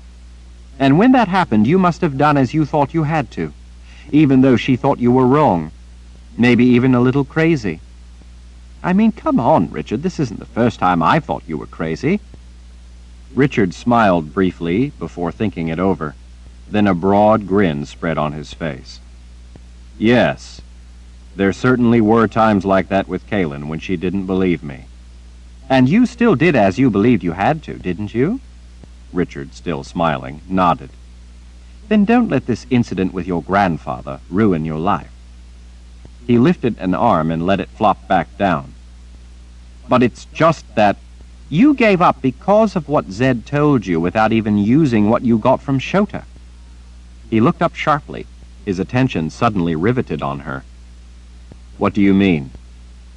In exchange for the Sword of Truth, Shota gave you information to help you find the truth. One of the things she told you was, what you seek is long buried. But that's not all. Kara told Zed and me everything Shota said. Apparently the most vital thing she gave you, because it was the first, and almost all she thought she had to tell you, was the word Chainfire. Right? Richard nodded as he listened. She then told you that you must find the place of the bones in the deep nothing. Shota also told you to beware the viper with 4 heads. What is Chainfire? What is the deep nothing? What is the viper with 4 heads? You paid a dear price for that information, Richard. What have you done with it? You came here and asked Zed if he knew, and he said no. Then he told you that he was disappointed in you. So what? Are you going to throw away everything you've gained in your search just because of that? Because an old man who has no idea what Cailin means to you, or what you've been through the last couple of years, thinks that you acted foolishly? Do you want to move in here and be his lapdog? Do you want to stop thinking and just depend on him to do your thinking for you? Of course not. At the grave, Zed was angry. He went through things we probably can't imagine to get the Sword of Truth away from Shota. What would you expect him to say? Oh, yes, that's a good idea, Richard. Just give it back to her, that's fine. He had a lot invested in getting that sword back from her, and he thought you made a foolish trade. So what? That's his view. Maybe he's even right. But you thought it was important enough to sacrifice something he had entrusted to you alone, something very precious to you, in order to gain a higher value. You believed that it was a fair trade. Kara said that at first you even thought Shota might be cheating you, but then you came to believe that she had given you fair value. Did Kara tell it true? Richard nodded. What did Shota tell you about your bargain? Richard gazed up at the soaring towers behind Nietzsche as he recalled the words. Shota said, "You wanted what I know that can help you find the truth. I have given it to you. Chainfire. Whether or not you realize it right now, I have given you a fair trade. I have given you the answers you needed. You are the seeker, or at least you were. You will have to seek the meaning to be found in those answers." And do you believe her? Richard considered a moment, his gaze dropping away. I do. When he looked back up into her eyes, the spark of life was again blazing there. I do believe her. Then you should tell me and Kara and your grandfather that if none of us are going to help you, then we ought to get out of your way and let you do as you must. He smiled, if somewhat sadly. You're a pretty remarkable woman, Nietzsche, to convince me to keep fighting even when you don't believe in what I'm fighting for. He leaned in and kissed her on the cheek. I truly wish I could, Richard, for your sake. I know. Thank you, my friend. And I say friend because only a true friend would be more concerned with helping me face reality than what it means for her. He reached out and, with his hand cupped to her face, used a thumb to wipe a tear from her cheek. You have done more for me than you know, Nietzsche. Thank you. Nietzsche felt giddy joy mixed with sinking frustration that they were right back to where they had started. Still, she wanted to throw her arms around him, but instead she simply cupped both her hands over his on the side of her face. Now, he said, I think we had better go see about Anne and Nathan, and then I need to find out what part Chainfire plays in all this. Will you help me?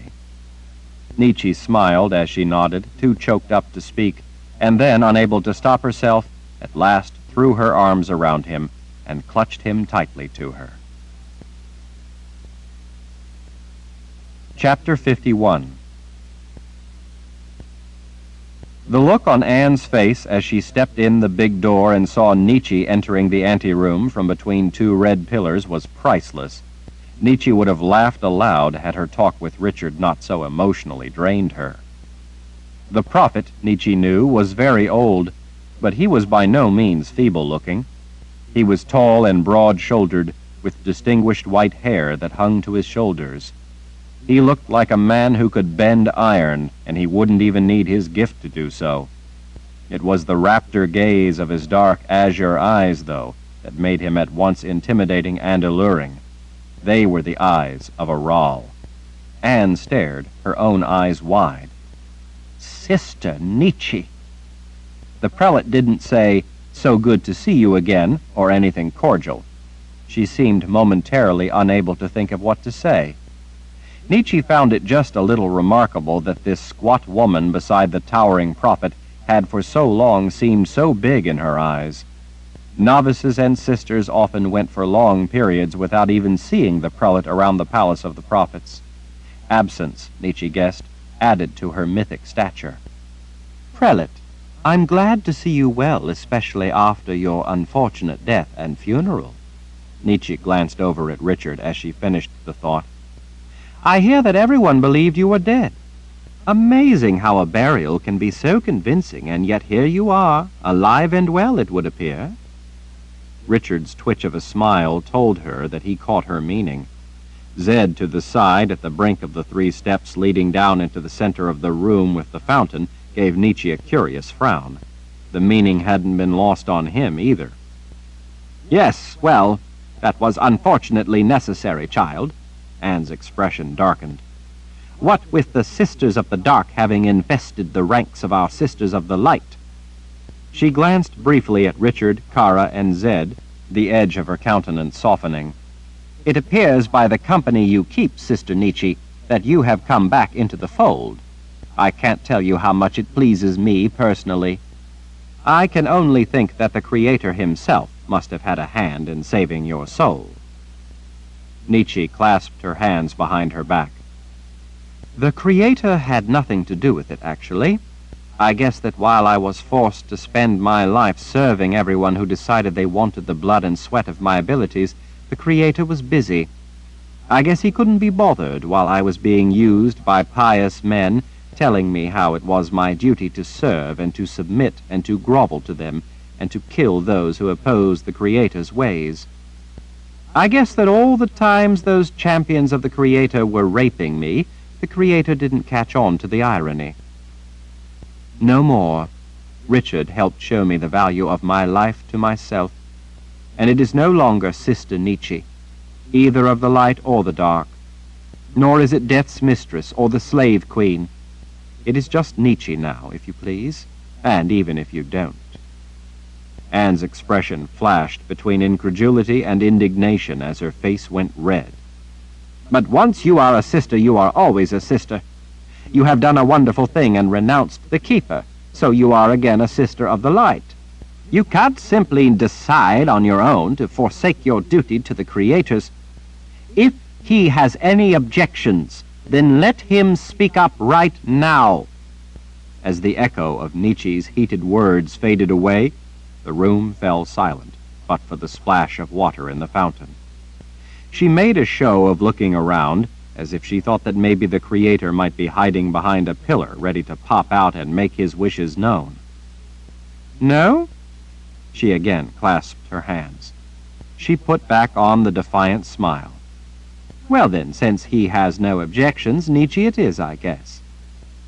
"I'll not have—" "Anne, enough," Nathan said in a deep, commanding voice. "We have important business, and this isn't it.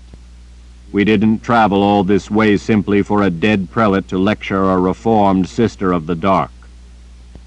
Nietzsche was somewhat surprised to hear the voice of reason coming from the prophet.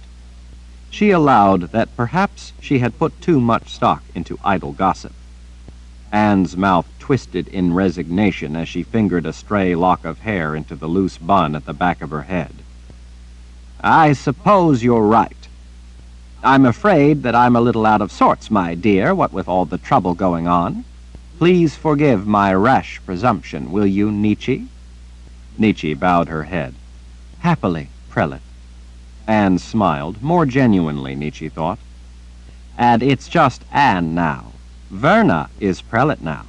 I'm dead, remember?" Nietzsche smiled. "So you are, Anne. Wise choice, Verna. Sister Cecilia always said that there was no hope of converting that one to the Keeper. Some day, when we have the luxury of time, I would appreciate hearing more about Sister Cecilia, in addition to Richard's former teachers." She sighed at the thought. "I never knew for sure that you and all 5 of the others were Sisters of the Dark." Nietzsche nodded. "I'd be happy to tell you what I know about them. The ones still alive, anyway. Liliana and Marissa are dead." "Tom, how is my sister?" Richard asked as soon as there was a brief break in the conversation. Nietzsche recognized that he had listened long enough and was signaling that he wanted to move on to more important matters. "She is well, Lord Thrall," the big blonde-headed man near the door said. "Good. Nathan, what's going on?" Richard anxiously asked, getting right to the point. "What trouble are you here about?" "Well, among other things, prophecy trouble." Richard visibly relaxed. "Oh, well, that's not something I can help you with." "I wouldn't be so sure," Nathan said cryptically. Zed stepped off the gold and red carpet and down into the room. Let me guess. You're here about the blank places in the books of prophecy. Nietzsche had to run Zed's words through her mind a second time before she was sure she'd heard him right. Nathan nodded. "You've just sat down in the middle of the muck." "What do you mean you hear about blank places in the books of prophecy?" Richard looked suddenly suspicious. "What blank places?"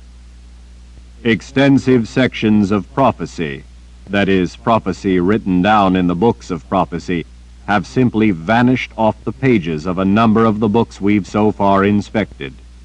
Nathan's brow bunched in an expression of apprehension. "We've checked with Verna, and she confirmed that the books of prophecy at the People's Palace in Dahara are suffering the same inexplicable problem. Therein lies the heart of our worry. We came in part to see if the works of prophecy here at the Keep are still intact." I'm afraid not, Zed said. The books here have been similarly corrupted.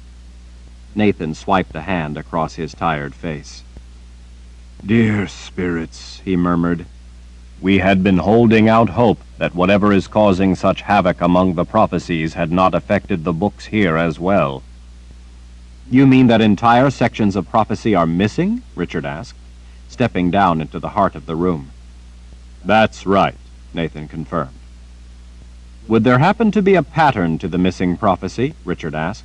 suddenly focusing on a line of reasoning that Nietzsche knew would end up being somehow related to his own search. Ordinarily, she would have been frustrated or even annoyed that he could think of nothing else but his fixation with the missing woman, but this time she was heartened to see that the familiar Richard was back. Why, yes, there is a pattern. They are all prophecies having to do with events beginning roughly around the time of your birth. Richard stared, dumbfounded. What are the missing prophecies about? Specifically? I mean, are they related to specific events? Or are they non-specific and instead share only a time period? Nathan stroked his chin as he considered the question. That's the thing that makes this so strange. Many of the prophecies that are missing we know we should be able to recall, but they are suddenly and completely just as blank in our minds as they are on the page. We can't remember a single word of them. We don't recall what they were about, and since they're gone from the books as well, I can't tell you if they were event-related or time-related, or something else. We realize that they are missing, but that's about all. Richard's eyes turned to Nietzsche as if to ask if she caught the correlation. She thought he could see that she did. His voice remained casual, but Nietzsche knew how intent was the interest behind his words. Pretty odd that something you've known all your lives can just vanish right out of your memory, wouldn't you say? I certainly would, Nathan said. Any thoughts on the subject, Zed? Zed, who had been silently and intently watching Richard, nodded. Well, I know what's causing it, if that will help you out. He smiled innocently. Nietzsche noticed that Rika, standing in the shadows back behind the red pillars, smiled as well. Nathan, at first stunned, became animated with curiosity. Richard gently tugged Zed's robes at his shoulder. You know? You do? Nathan asked, urging Richard back out of the way as he stepped closer. Anne rushed forward with him. What is it? What's happening? Tell us. A prophecy worm, I'm afraid. Nathan and Anne blinked, their faces blank of any comprehension. A what? Nathan finally ventured, somewhat cautiously, if not suspiciously. The text vanishing is caused by a prophecy worm. Once a fork of prophecy is infected with this scourge, it worms its way entirely through that branch, consuming it as it goes. Since it consumes the actual prophecy itself, that means that over time, all manifestations of it, such as the written prophecy or any memory of it, are destroyed. It's quite virulent. Zed regarded their rapt stares with another polite smile. If you want, I can show you the reference work. I should say so, Nathan said. Zed, this is important, Richard said. Why haven't you said something? Zed gave him a familiar clap on the shoulder as he started away. Well, my boy, when you arrived, you weren't much in the mood to listen to anything but what you were here about, remember? You were rather insistent that you had trouble, and you needed to talk to me about it. Since then, you haven't exactly been willing to talk. You've been rather distracted. I guess I was. Richard caught his grandfather's arm, halting him before he could get far. Zed, look, I need to tell you something about all of that, and about that night. Like what, my boy? I know that a contradiction cannot exist. I never really thought you did, Richard. But there was more to it that night. The rule most involved down there at the gravesite was not the one you quoted. It may have seemed that way to you at the moment, but the rule I made a mistake about was another. The one that says in part that people can be made to believe a lie because they fear that it's true. That's what I was doing. I wasn't believing a contradiction. I was believing a lie, because I was so afraid it was true. The rule of non-contradiction is one of the ways I should have checked my assumptions. I didn't. And in that I made a mistake. I understand what it must have looked like to you since you weren't aware of everything that's been happening, but that doesn't mean I should have stopped looking for the truth out of a misplaced wish to make you happy, or out of fear of what you would think of me. He met Nietzsche's gaze for a brief moment. Nietzsche helped me see what I was doing wrong. He looked back at his grandfather. I think you meant to show me that the rule you quoted is more, though. It also means you can't hold contradictory values or goals. You can't say, for instance, that honesty is a meaningful value and at the same time lie to people. You can't say that justice is your goal, but refuse to hold the guilty responsible for their actions. At the heart of our struggle, the fact that contradictions can't exist is why the imperial order's regime is so ruinous. They hold up altruism as their highest purpose, yet out of their proclaimed selfless concern for one individual, they sacrifice another, soothing over the bloodletting by proclaiming that such a sacrifice is the moral duty of the sacrificial victim. It's really nothing more than organized looting, a passion for the happiness of thieves and murderers without any concern for their victim. Attempts at goals that depend on such contradiction can only lead to widespread suffering and death. It's the fraudulent advocacy of the right to life by embracing death as a means to achieve it. The rule you quoted means I can't, like Jagang's followers, say I want the truth and then, without checking my assumption, willingly believe a lie in its stead, even if out of fear. That's the way I violated the rule you quoted. I should have sorted out what looked like contradictions and found the truth staring me in the face. That's where I let myself down. Are you saying that you now don't believe that was Kaylin Amnell? Zed asked. Who says that corpse has to be the woman you think it is? There were no facts there to contradict my belief that it wasn't her. I only believed there were out of fear that it was true. It wasn't. Zed took a deep breath, letting it out slowly. You're stretching things mighty thin, Richard. Am I? You wouldn't be too pleased with my rationale if I said that there is no such thing as prophecy and held up the blank books as proof that your belief in the existence of prophecy is wrong. For you to believe that prophecy exists in the face of the fact that the supposed books of prophecy are blank is not a contradiction. It is a perplexing situation with insufficient information to as of yet explain the facts. You have no obligation to reach a conclusion or hold an opinion you don't accept for other reasons without adequate information or before you have finished investigating. What kind of seeker would I be if I did that? After all, it's the mind of the man that makes him the seeker, not the sword. The sword is merely a tool. You're the one who told me that. In the case of Kaylin, there are still too many unanswered questions for me to be convinced that what we saw that rainy night is really the truth.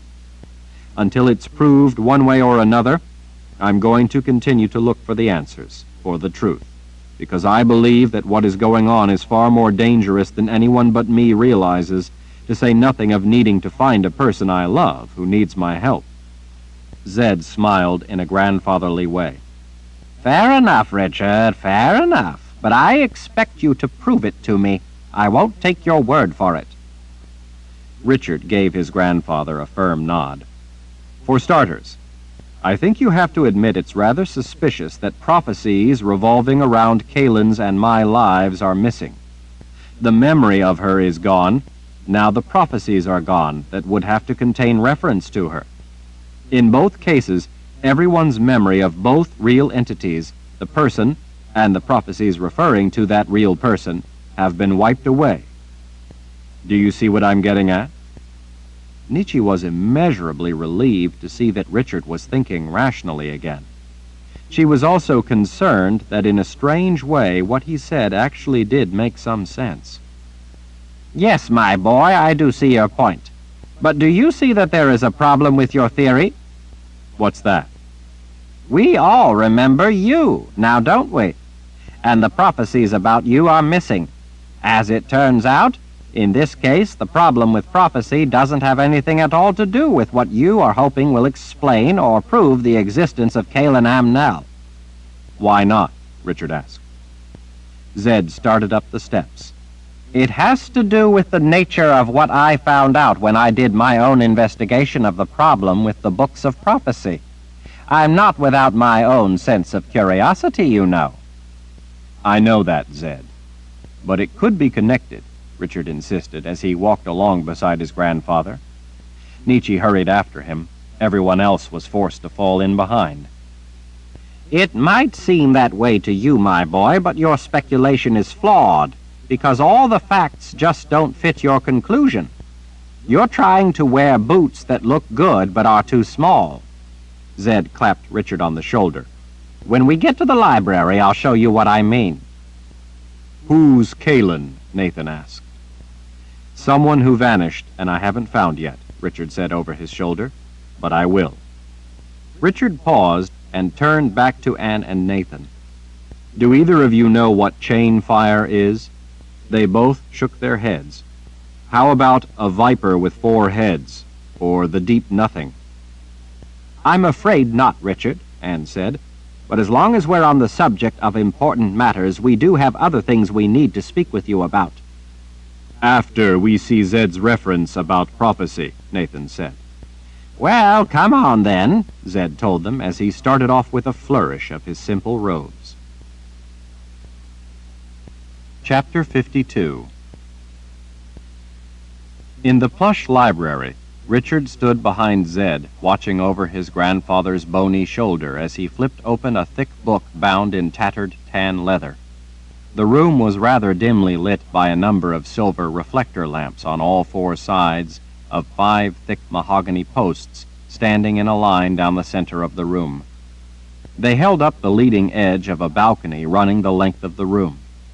Heavy, dark wooden tables with polished tops lined the center of the room down the line of posts. Wooden chairs were spaced around the outside of the tables. Opulent carpets with elaborately woven patterns felt soft and quiet underfoot. Perpendicular to the long walls on each side were aisles of shelves packed with books. Above, the balcony held closely spaced shelves filled with yet more volumes. A gray-blue shaft of sunlight, slanting in from the single window up high at the very end of the room, lit the dust floating in the stuffy air. The freshly lit lamps added an oily smell. The room had a vault-like quiet about it. Kara and Rika stood off by themselves in the darker area beneath the window at the end of the room, arms folded, heads together, talking in low voices. Nietzsche stood beside Zed along one edge of a table lit in a glowing rectangle of sunlight, while Anne and Nathan stood impatiently on the opposite side, waiting for Zed's explanation of how prophecy had vanished. Standing there, in the island of light, the rest of the room faded away into gloomy shadows around them. This book was compiled, I believe, sometime not long after the Great War had ended, Zed told them, as he tapped the open cover near the title, Continuum Ratios and Viability Predictions. The gifted back then had discovered that, for whatever reason, fewer and fewer wizards were being born, and the ones who were being born were not being born with both sides of the gift, as had almost always been the case before. What's more, the ones who were being born with the gift were all being born with only the additive side. Subtractive was vanishing. Anne looked up from under her brow. It is hardly a novice and a boy wizard standing before you, old man. We know all this. We have spent our lives devoted to this very problem. Get on with it. Zed cleared his throat. Yes, well, as you may know, this also meant that there were fewer and fewer prophets being born. How remarkably fascinating, Anne mocked. I, for one, would never have guessed such a thing. Nathan irritably hushed her. Go on, Zed. Zed pushed back his sleeves, briefly casting a scowl Anne's way. They realized that with ever fewer wizards born to prophecy, the body of work of prophecy was, of course, going to cease to grow. In order to understand what the consequences of this might mean, they decided that they needed to do an intensive investigation of the entire subject of prophecy while they still could, while they still had prophets and other wizards with both sides of the gift. They approached the problem with the gravest of concern, realizing that with them, this might very well be mankind's last opportunity to comprehend the future of prophecy itself, and to offer future generations an insight to understanding what these wizards were increasingly coming to believe would one day be seriously corrupted or even lost. Zed glanced up to see if Anne looked like she intended to offer any more disparaging comments. She did not. This was apparently something she hadn't known. "Now," he said, "to their work." Richard moved up to the table beside Nietzsche and with a finger turned over pages as he listened to Zed. He quickly noticed that the book was written in such strange technical jargon having to do with the intricacies of not only magic, but prophecy as well, that it was nearly incomprehensible to him. It might as well have been a different language. One of the surprises was that the book contained a series of complex mathematical formulas. These were interrupted by diagrams of the moon and stars, marked with angles of declination. Richard had never before seen a book about magic that contained such equations, celestial observations, and measurements. Not that he had actually seen that many books about magic, although he recalled the Book of Counted Shadows that he had memorized as a boy did have a number of sun and star angles that were necessary to know in order to open the boxes of Orden. Yet more formulas were scratched in the margins, but by different hands, as if someone had come along and done the sums to check the work in the book, or perhaps approached it with updated information. In one instance, several of the numbers in an elaborate table were crossed out, with arrows pointing from new numbers scribbled in the margins to the stricken numbers in the tables. Zed occasionally stopped Richard from turning pages in order to point out an equation and explain the symbols involved in the calculation. Like a dog watching a bone, Nathan's dark azure eyes tracked the pages as Richard slowly turned each over, idly looking for anything that made sense to him as Zed droned on about overlapping transpositional forks and triple duplexes bound to conjugated roots, compromised by precession and sequential proportional binary inversions shrouding flawed bifurcations that the formulas revealed, which could only be detected through subtractive levorotatory. Nathan and Anne stared without blinking. Once Nathan even gasped. Anne incrementally went ashen. Even Nietzsche seemed to be listening with uncharacteristic attention. The unfathomable concepts made Richard's head spin. He hated that feeling of drowning in incomprehensible information, of trying to keep his head above the dark waters of complete confusion. It made him feel dumb. Intermittently, Zed referred to numbers and equations from the book. Nathan and Anne acted like they thought Zed was on the verge of revealing not only how the world was going to end, but the precise hour. "Zed," Richard finally asked, interrupting his grandfather in the middle of a sentence that showed no signs of ever coming to an end, "is there any way you can boil this stew down to some meat that I can chew?" Mouth agape, Zed regarded Richard for a moment before pushing the book across the table to Nathan. "I'll let you read it for yourself." Nathan cautiously picked up the book as if the keeper himself might pop out at him. Zed turned back to Richard. "Basically, to put it in terms you might better grasp, and at great risk of oversimplifying it, imagine that prophecy is like a tree, with roots and branches. Like a tree, prophecy was continually growing. What these wizards were basically saying was that the tree of prophecy behaved as if there were a kind of life to it.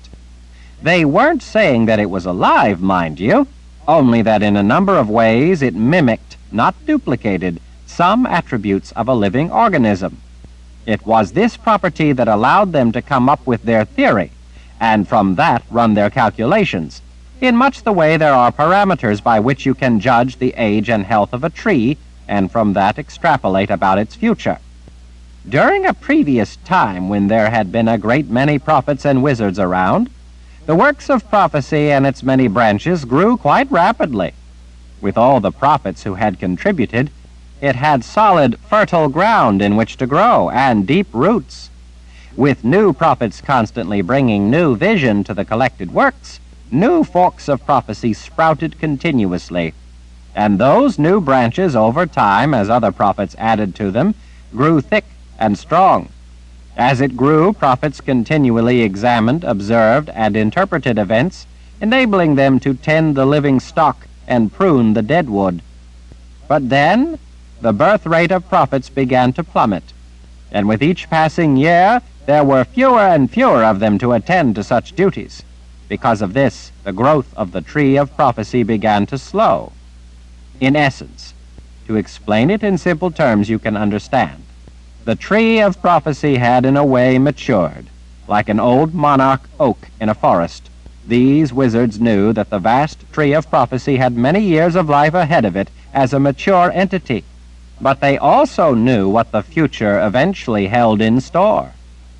Like all things, the existence of prophecy could not be eternal. As time passed, prophetic events came to pass, becoming outdated.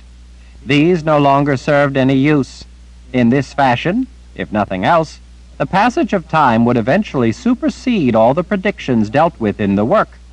In other words, without new prophecy, all the existing prophecy, whether or not they turned out to be true forks, nonetheless would eventually reach their chance in the chronological flux. As they did, their time passed. They would be used up. Thus, the commission studying the problem came to realize that the tree of prophecy, without the growth and life that it drew from prophets, from the constant stream of prophecy feeding the many branches, would eventually die. Their task, and the purpose of this book, Continuum Ratios and Viability Predictions, was to try to predict how and when this would happen. The best minds in prophecy studied the problem, took a measure of the health of the tree of prophecy, through known formulas and predictions based on not only observed patterns in the decline of growth in prophecy, but a decline in prophets to sustain it, they determined how this particular tree of knowledge would become heavy with the deadwood of false and expired prophecy as prophetic forks were reached and chronology moved on down the sections of branches still viable. As this happened, as the tree of prophecy grew thick with age and deadwood that could no longer be culled by true prophets, they predicted how it would become susceptible to, well, a kind of malady, a decay, much like an old tree in the forest will eventually become susceptible to disease. That decline in viability they found would, over time, leave prophecy vulnerable to any number of ever-growing problems. The infirmity that they concluded would be the most likely to strike first would come in a form they described as worm-like. They thought that it would begin to infest and destroy the living portions of the tree of prophecy itself, meaning the branches that are contemporary at the time of this worm-like infestation. In fact, they called it just that, a prophecy worm. The air felt heavy in the thick silence. Hands in his back pockets, Richard shrugged. So what's the cure? Astonished by the question, Zed stared at Richard as if he'd just asked how to heal a thunderstorm. Cure? Richard, these experts who wrote this book predicted that there wasn't any cure as such. They concluded in the end that without the vitality provided by new prophets, the tree of prophecy would eventually rot and die. They said that prophecy would only come back strong and healthy when new prophets returned to the world. In effect, when a seed of new prophecy sprouted and flourished. Old trees die and make room for the new shoots. It was determined by these learned wizards that the fate of prophecy as we know it is also doomed to aging, infirmity, and eventual death. Richard had had to deal with any number of problems caused by prophecy, but the gloomy expressions around the table were infectious. It almost felt like a healer had come out of a back room to announce that an aging relative was near to passing on. He thought about all the gifted prophets devoted to their calling who had worked all of their lives to contribute to this great body of work that was now withering and dying. He thought about the statue he himself had worked so hard to create and how it made him feel when it was destroyed. He thought, too, that it might simply be the concept of death itself in any form that was so dismal because it reminded him of his own mortality and of Kalen's mortality. He also thought that it might be the best thing that could happen, After all, if people no longer believed that prophecy had foreordained what would become of them, then maybe they would realize that they had to think for themselves and decide what was in their own best interest.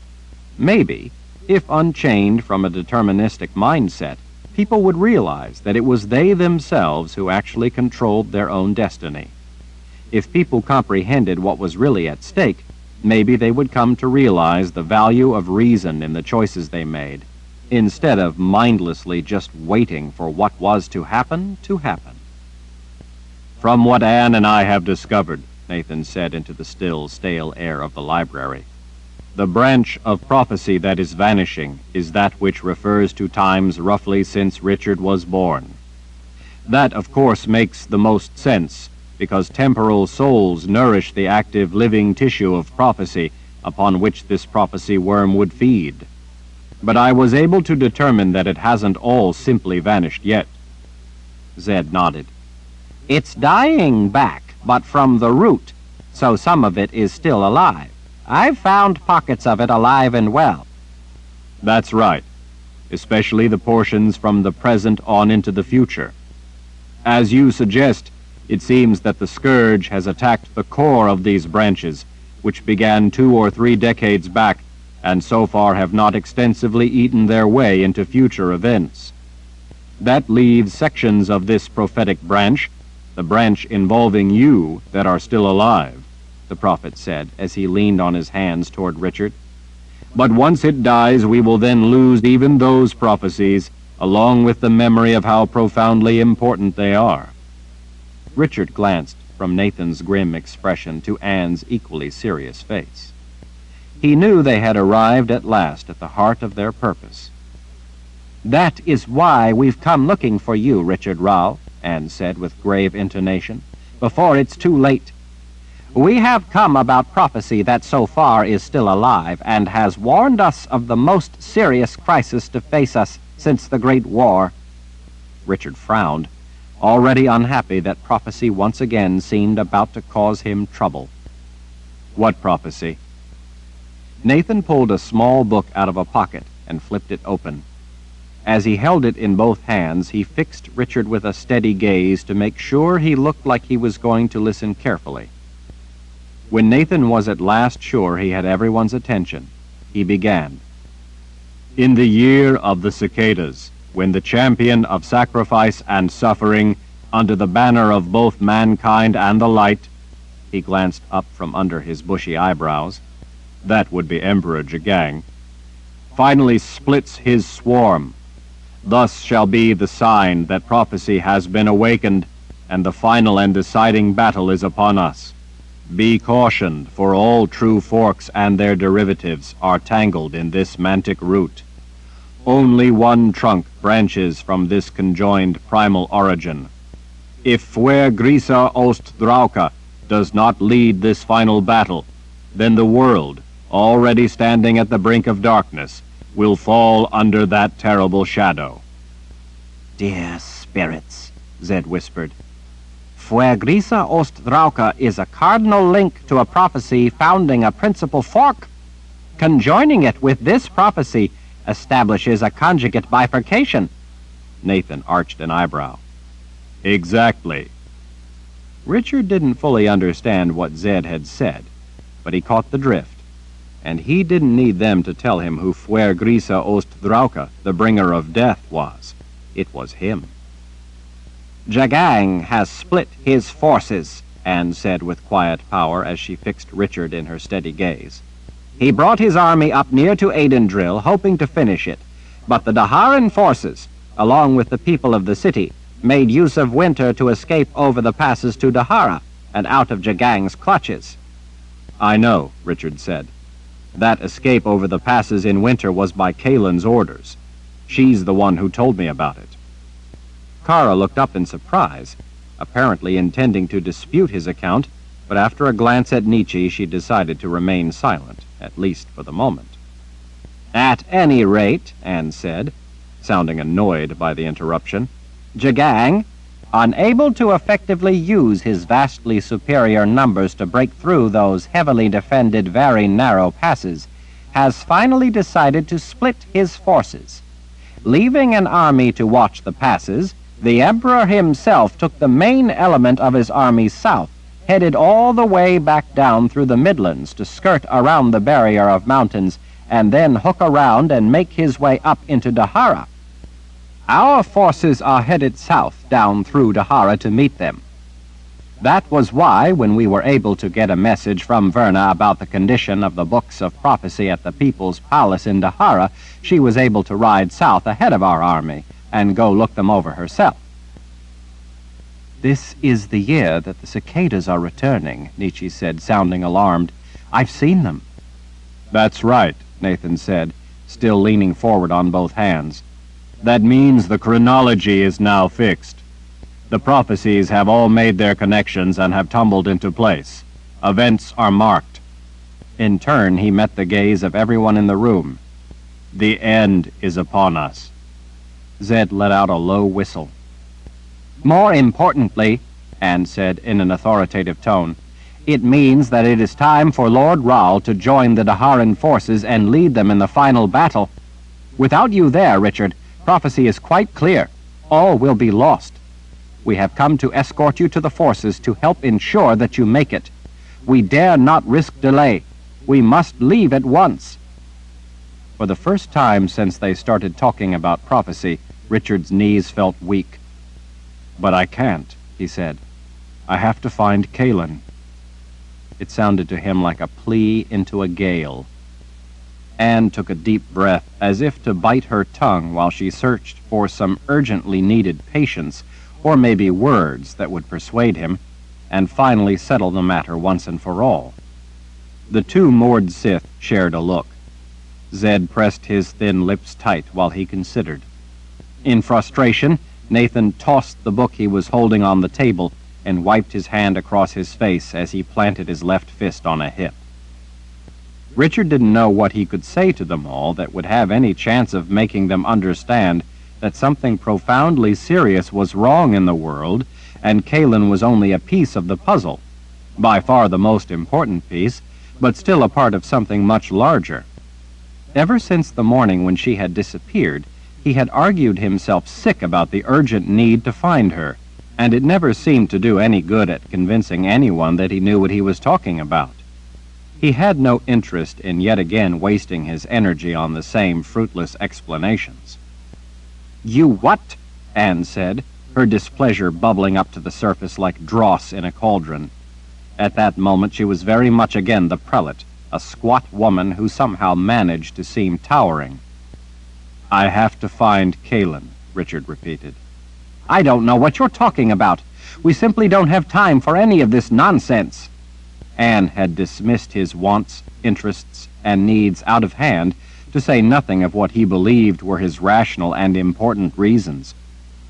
We have come to see to it that you get to the Daharan army immediately. Everyone is waiting on you. Everyone is depending on you. The time has come when you must lead our forces in the final battle that is now rapidly descending upon us. I can't, Richard said in a quiet but firm voice. Prophecy demands it, Anne shouted. Richard realized that Anne had changed. Everyone had changed in little ways since Kaelin had disappeared, but Anne had changed in more overt ways. The last time she had come, with the very same purpose, to demand that Richard go with her to lead the war, Kaelin had thrown Anne's journey book in a fire, telling the former prelate that prophecy was not driving events, but rather Anne was, by trying to make people follow prophecy in an effort to make it come true, that she was acting as prophecy's enforcer. Kaelin had shown Anne how she herself, as the prelate, by being prophecy's handmaiden, might very well have actually been the one who'd brought the world to the brink of cataclysm. Because of Kaelin's words, Anne had done some deep soul-searching that had eventually helped make her more rational and more understanding of how Richard was the one who had to choose to do what was right. Now, with the memory of Kaelin gone, everything that had happened with Kaelin was also wiped away. Anne, like everyone else, had reverted to the disposition she'd shown before Kaelin's influence. It made Richard's head hurt sometimes just trying to recall exactly what Kalen had done with everyone that they wouldn't now remember, so that he could take that into account when he dealt with them. With some people, like Shota, it had actually in some ways helped him. Shota, for instance, because of losing her memory of Kalen, hadn't recalled that she told Richard that if he ever returned to Agaden Reach, she would kill him. With other people, like Anne, it was proving to make matters much more difficult. Kalen threw your journey book in a fire, he told her. She was fed up with you trying to control my life, as am I. Anne frowned. I accidentally dropped my journey book in the fire myself. Richard sighed. I see. He didn't want to argue, because he knew it would do no good. Chainfire, by Terry Goodkind, continuing on page 528. No one in the room believed him. Kara would do whatever he wanted her to do, but she didn't believe him. Nietzsche didn't believe him, but wanted him to act as he believed he must. Nietzsche was the one who had actually given him the most encouragement he had gotten since Kalen had disappeared. Richard, Nathan said in a gentler, more benevolent voice, this is not some simple little thing. You have been born to prophecy. The world stands at the brink of a great dark age. You hold the key to preventing a slide into that long, terrible night.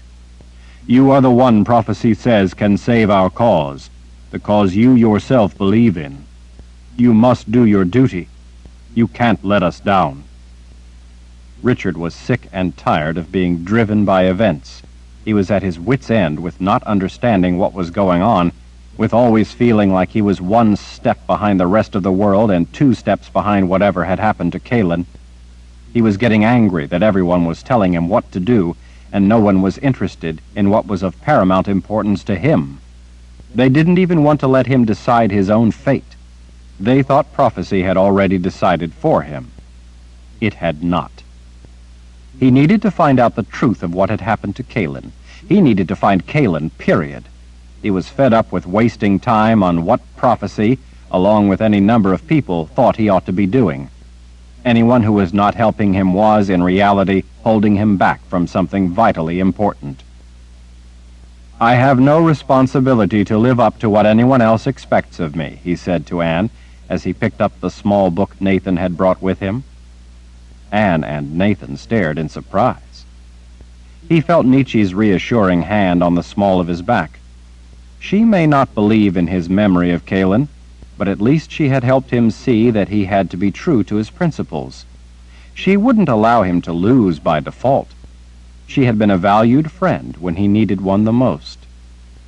The only other person he knew who would stand by him in that way, stand up to him in that way, was Kalen. He thumbed past all the blank pages in the book Nathan had brought. Richard was curious to see if there was more that might change the picture, if they were only telling him what they wanted him to believe. He also would like to find something, anything that would help him understand what was going on. And something was going on. Zed's explanation of the prophecy worm sounded airtight, but something about it bothered Richard. It explained the missing text in the books of prophecy in a way that suited what these people wanted to believe. It was too convenient, and worse, it was too much of a coincidence. Coincidence always made Richard suspicious. Nietzsche had a good point as well. It seemed just a little too convenient that the body buried down at the confessor's palace would have a ribbon with Kalen's name embroidered on it, just in case there was any doubt should someone dig up the body. After blank page upon blank page, Richard found the writing. It was exactly as Nathan had read it. In the year of the cicadas, when the champion of sacrifice and suffering, under the banner of both mankind and the light, finally splits his swarm, thus shall be the sign that prophecy has been awakened, and the final and deciding battle is upon us. Be cautioned, for all true forks and their derivatives are tangled in this mantic root.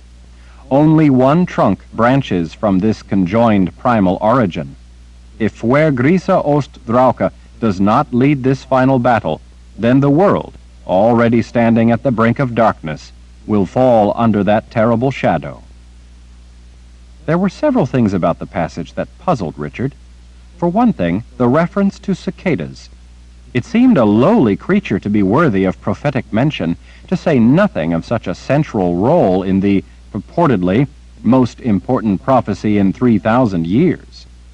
He supposed that it could make sense that it was a key that helped set the chronology, but from what others had told him, prophecy never went out of its way to set chronology, making it one of prophecy's most difficult issues. It also troubled him that this prophecy, so distant in so many ways from the other he had read at the Palace of the Prophets, would also refer to him in High Daharan as Fuer Grisa Ost Drauka. He supposed that it could be, as Zed had suggested, that such a linkage meant it was important. But the link to the prophecy Richard had seen at the Palace of the Prophets with the reference to Fuer Grisa Ost Drauka was strongly connected to something else, the boxes of Orden. In the old prophecy that named Richard the bringer of death, the word death meant 3 different things depending on how it was used: the bringer of the underworld, the world of the dead, the bringer of spirits, spirits of the dead, and the bringer of death, meaning to kill. Each meaning was different, but all 3 were intended. The second meaning had to do with how he used the sword of truth, and the third simply that he'd had to kill people. But the first meaning involved the boxes of Orden. He supposed that in the context of the prophecy at hand, the third meaning seemed the obvious, that he had to lead the army and kill the enemy. So calling him Fuer Grisa Ost Drauka did make sense, yet again things seemed awfully convenient. All the convenient explanations and coincidences were making Richard more than just a little suspicious.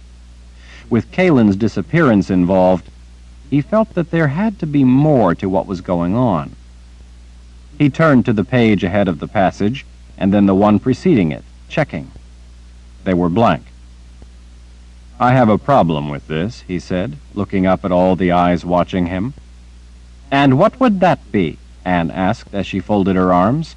She used the same tone of voice she would have if she'd been talking to an inexperienced, untrained, ignorant boy freshly brought to the Palace of the Prophets to be trained in the use of his gift. "Well, there's nothing around it," he said. "It's all blank." Nathan covered his face with a hand while Anne threw her arms in the air in a gesture of baffled outrage. "Of course not. They vanished, along with a great deal more. That's what we've just been talking about.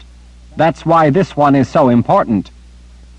But without knowing the context, you can't really say that this one is important, now can you? To understand any information, one must know the context. Contrary to Anne and Nathan's agitation, Zed smiled to himself at lessons taught long ago and remembered. Nathan looked up. "What does that have to do with this prophecy?" "Well, for all we know, there might have been mitigating text right before this, or something right after that went on to dismiss this. With the copy missing, how are we to know? This prophecy could have been superseded by just about anything." Zed smiled. "The boy has a point." "He's not a boy," Anne growled. "He's a man, and the Lord Ra, the head of the Daharan Empire, that he himself pulled together to fight the Imperial Order, and he's supposed to lead those forces. All of our lives depend on him doing so."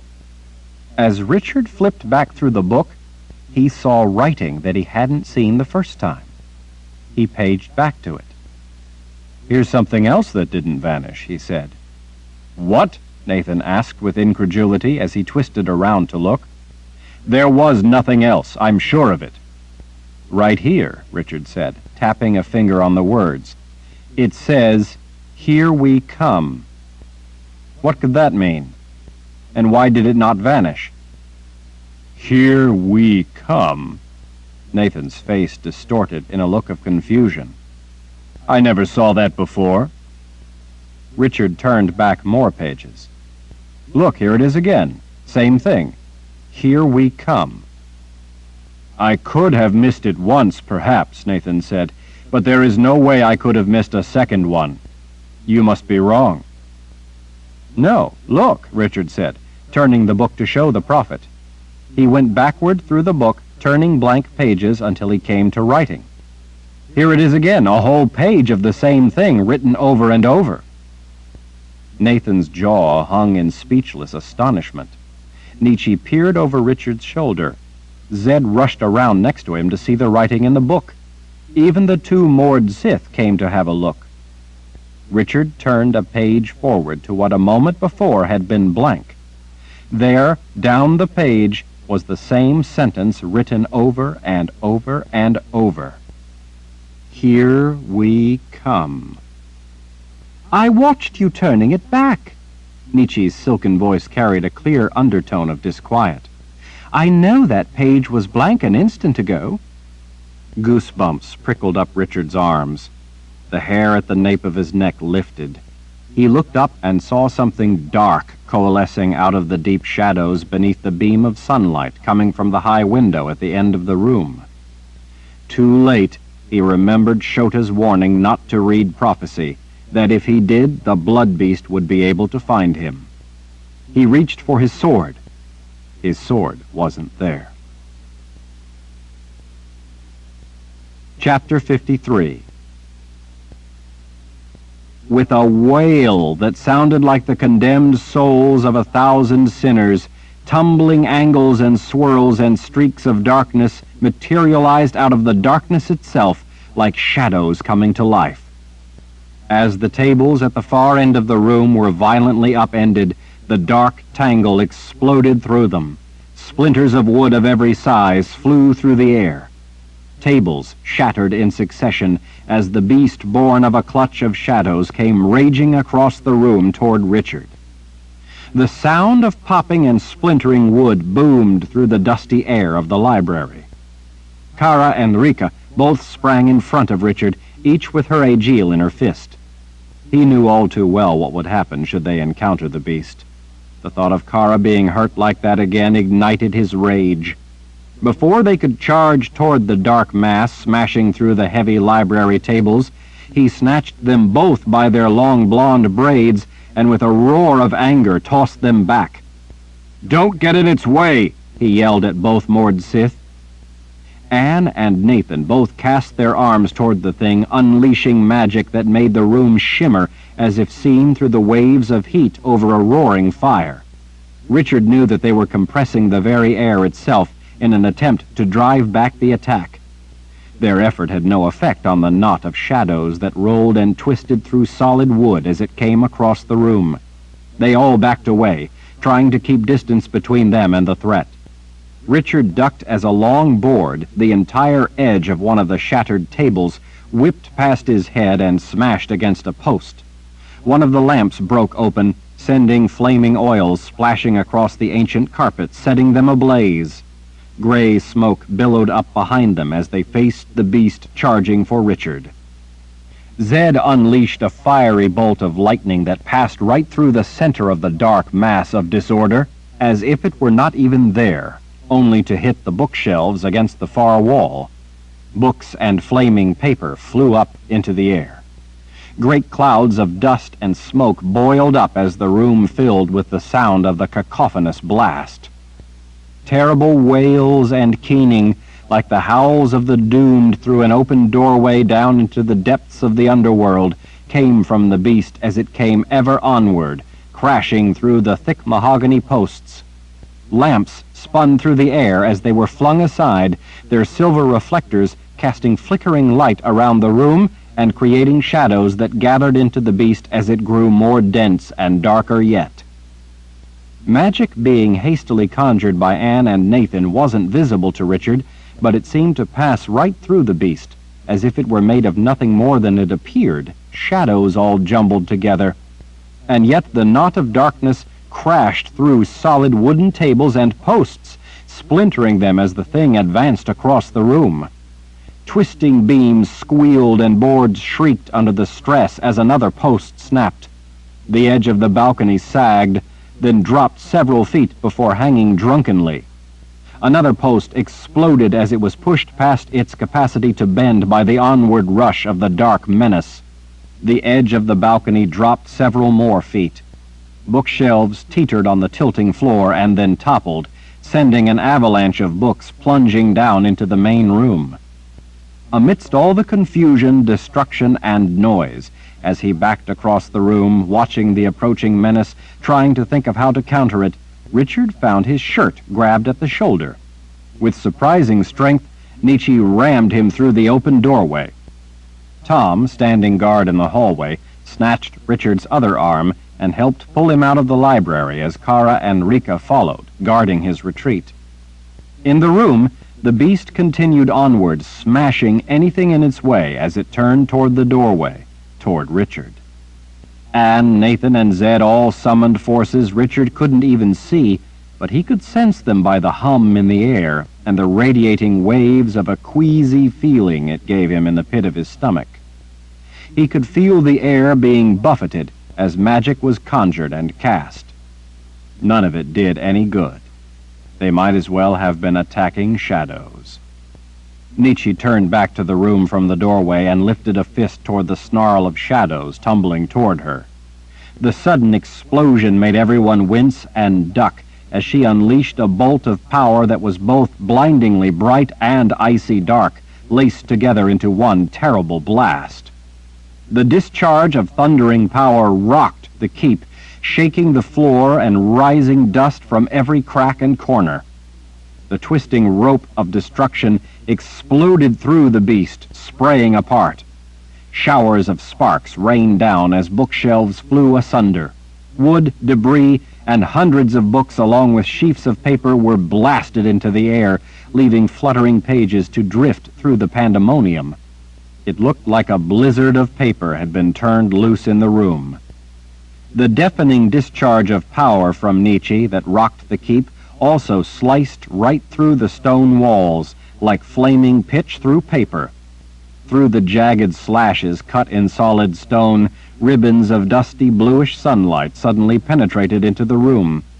The contrast of harsh light against the otherwise dark room made it all the harder to see the murky collection of shade and shadow as it moved through the confusion of destruction. Everyone covered their ears as the terrible wail that sounded like lost souls increased to a terrifying pitch, as if the power Nietzsche had set upon it had reached down into the underworld to sear them in their dark sanctuary. While it didn't look to have done much to stop the shadowy beast, it did seem to get its attention. Nothing else had. Nietzsche ran out through the door and shoved Richard, starting him moving down the hallway. He was reluctant to leave Zed to such a threat, but Richard knew that the thing was after him and not his grandfather. Zed would be safer if Richard ran. He didn't think, though, that running was necessarily the solution to his safety. "Stay out of its way," Richard told Tom. "It will rip you to shreds." "That goes for you two as well," he said to Kara and Rika as they shepherded him down the hall. "We understand, Lord Rao," Kara said. "How do we kill it?" Tom asked as they ran sideways down the hall, keeping a wary eye toward the library. "You can't," Nietzsche answered. "It's already dead." "Oh, great," he muttered as he turned back to help Nietzsche, Kara, and Rika make sure that Richard kept moving. Richard didn't really think that he needed any physical encouragement. The wails of the dead were enough to urge him to run. Flashes of light along with angry shrieks came from the doorway, as those in the room still fought to destroy, or at least contain, what looked like nothing so much as living shadows. Richard knew that they were wasting their time. It was made in part with subtractive magic, and they had no weapon against that. The thing had already proven that much to them, but they were probably trying to distract it so as to give Richard time to get away. So far it hadn't proven itself susceptible to such tactics. Shota had told him as much. At an intersection, Richard took the paneled hall to the right. The rest of them followed. At intervals, they passed open areas with chairs and couches and dark lamps. Such spots must have once hosted warm conversation and companionship. As they turned and ran down a wider corridor with tan, troweled plaster walls and golden oak floors, a wall ahead exploded. Dust and debris billowed toward them. Richard slid to a stop on the polished wood floor and reversed direction as the jumble of shadows emerged from the white cloud of dust. Everyone else had previously pushed him on ahead, so that now, having had to turn around, he was at the rear as the beast rapidly closed the distance. The dark snarl looked like it had collected yet more random shadows along the way. Small, angled shadows, broad leafy shade, inky dark corners, dark haze of dusk, and crumbled them all together like wadding up paper. The way the shadows folded back on themselves made swirling black shapes that constantly eddied over and under and through one another.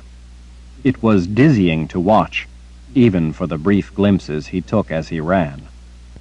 And yet it was so insubstantial that when he glanced over his shoulder, he could see light from windows far off down the hall, right through the thing. Even so, as they raced around corners, the beast would sometimes go wide and graze the walls, and when it did, it ripped apart the wood or plaster or stone as easily as a bull going through bramble. Richard had no idea how to fight a cluster of crumbled shadows that could tear through solid stone without even slowing. He recalled Victor's men in the woods, so violently ripped to shreds in mere moments. He wondered if this was the thing that had slashed through them, if this was the fate they faced that terrible morning when the blood beast came looking for Richard. 2 wizards and 2 sorceresses had now tried to stop Jagang's conjured beast without any practical effect, and Nietzsche was more than a mere sorceress. She had been taught the sinister art of how to use subtractive magic in exchange for dark oaths that Richard feared to think about. Even that hadn't stopped the beast, although it did seem to get a reaction. Nietzsche stopped and turned to the dusky collection of shadows careening down the paneled oak halls behind them. She looked like she intended to make a stand. As he caught up with her, Richard, without slowing, planted his shoulder into her middle, knocking the wind from her as he lifted her clear of the floor, carrying her over his shoulder like a sack of grain as he ran. The halls all around lit in a blinding flash of white light as Nietzsche, having quickly recovered her breath, cast magic behind even as she was being carted down the hall. The floor shook, nearly knocking Richard from his feet as he ran. Blackness, like the flash of light, caught them and swept past for an instant as Nietzsche unleashed terrible power at the thing chasing them. By the haunting keening that echoed through the halls, Richard thought that Nietzsche's effort must have done something. She seized his shirt in both fists as she squirmed. "Let me down, Richard. Let me run myself. I'm only slowing you down, and it's catching up with us. Hurry!" Richard immediately spun her around in his right arm so that she would be facing the right way. As he dropped her to the ground, he kept his arm around her waist until he was sure she had her balance and was up to speed with the rest of them. With Nietzsche beside him, and Tom, Kara, and Rika right in front of him, they all raced down halls without knowing where they were going. They switched randomly from right turns to left, going past some intersections while taking others. He could hear the beast crashing after them. Sometimes it followed down the halls and corridors. Sometimes, when they went around a corner, it clipped through the walls, trying to close the distance, trying to get to him. Stone, mortar, and wood seemed to make no difference to the thing as it broke through each with equal ease. He knew that a thing conjured by Sisters of the Dark and tied to the underworld would have abilities that no ordinary creature would possess, so he had no idea what the limits of it might be. As he ran, he yelled to the 2 moored Sith and Tom, "You 3 go straight. Try to get the thing to follow you." They looked back as they ran and nodded to his orders. "That thing isn't going to follow them," Nietzsche said in a low voice as she leaned toward him as best she could at a full run. "I know. I have an idea. Stay with me. I'm going to take those stairs up ahead." At a stairwell, as the 3 in front shot past it, Richard hooked a hand on the black stone sphere atop the granite newel post, spinning himself around it and to the right. Nietzsche did the same, and they both shot down the stairs at full speed. The beast cut the corner, crashing through the post, sending granite fragments ricocheting off the walls and the sphere bouncing down the hall. Kara, Rika, and Tom, having already passed the stairs, slid to a stop on the polished marble floor. They were trapped above the beast. They immediately followed it down the stairs. Richard and Nietzsche bounded down the steps 3 or 4 at a time. He could hear the otherworldly howl of the thing right behind him. It felt as if it were touching the hair at the back of his neck. It was that close. At the bottom of the stairs, Richard cut to the right, following a stone passageway. The beast went wide, crashing into a tan, polished marble wall. The stone slab shattered with a loud bang, but the beast rushed onward. At the first stairwell Richard came to, he raced down it, then took the second and third flight down as well to the bottom. The broad hallway running straight off from the stairs had carpets at regular intervals, making it more difficult to keep their footing. The walls had beaded wainscoting beneath smooth plaster. Brackets spaced down the passageway, centered above each carpet, held what looked like glass globes that brightened as Richard raced toward each one in turn. He ran as fast as he could, Nietzsche at his side, the shadows tumbling onward like death itself right on their heels. At spiral iron stairs, Richard jumped side saddle onto the railing and slid at breakneck speed in a corkscrew course down into the darkness. Right with him, Nietzsche threw one arm around his neck for balance and did the same. Together they plummeted downward, gaining some precious distance on their pursuer. At the bottom, the railing spilled them out onto a cold tiled floor. They both tumbled across the smooth green tiles and slid to a sprawling stop. Richard scrambled to his feet and snatched one of the glowing spheres from a bracket. "Come on, hurry," he said as Nietzsche did the same. They raced through endless rooms and passageways, taking as wild a route as he could in an effort to shake their hunter. Occasionally, they gained a precious few paces. At other times, especially in the halls, the thing regained the distance and inched ever closer. Some of the rooms were cozy paneled suites. The beast seemed to suck the shadows right out of the cold, dark fireplaces as it passed them. The globes they carried cast a warm glow across intricately woven carpets and richly upholstered chairs. Bookcases held leather volumes. Richard accidentally knocked over a bookstand, but kept his balance and kept running. After charging down yet more flights of stairs, some broad with landings and others nothing more than narrow shafts that seemed bottomless, the rooms began to become less grand. Some of the halls were tiled on all sides with odd patterns. One of the chambers was immense and empty, with fat, round stone pillars spaced evenly throughout. The lights they carried were not enough to penetrate the farthest reaches. Occasionally, the passages were little more than shafts, chiseled through solid rock. Other rooms and halls were protected with shields that Richard deliberately charged through. He didn't want Kara, Rika, and Tom coming near the thing chasing him. He didn't want them meeting the same fate as Victor's men. He knew that Kara would be furious at him when she found herself blocked by shields. He hoped he lived to hear her lecture. They emerged from what appeared as they'd run through it to be a storage room for construction material, with burlap bags and stone stacked to each side. Richard recognized the material from his time in Al-Tur-Rang at forced labor, working on Emperor Jagang's palace. Now Jagang's beast was hunting him down. They emerged on the far side of the storage room into a long corridor with a slate floor.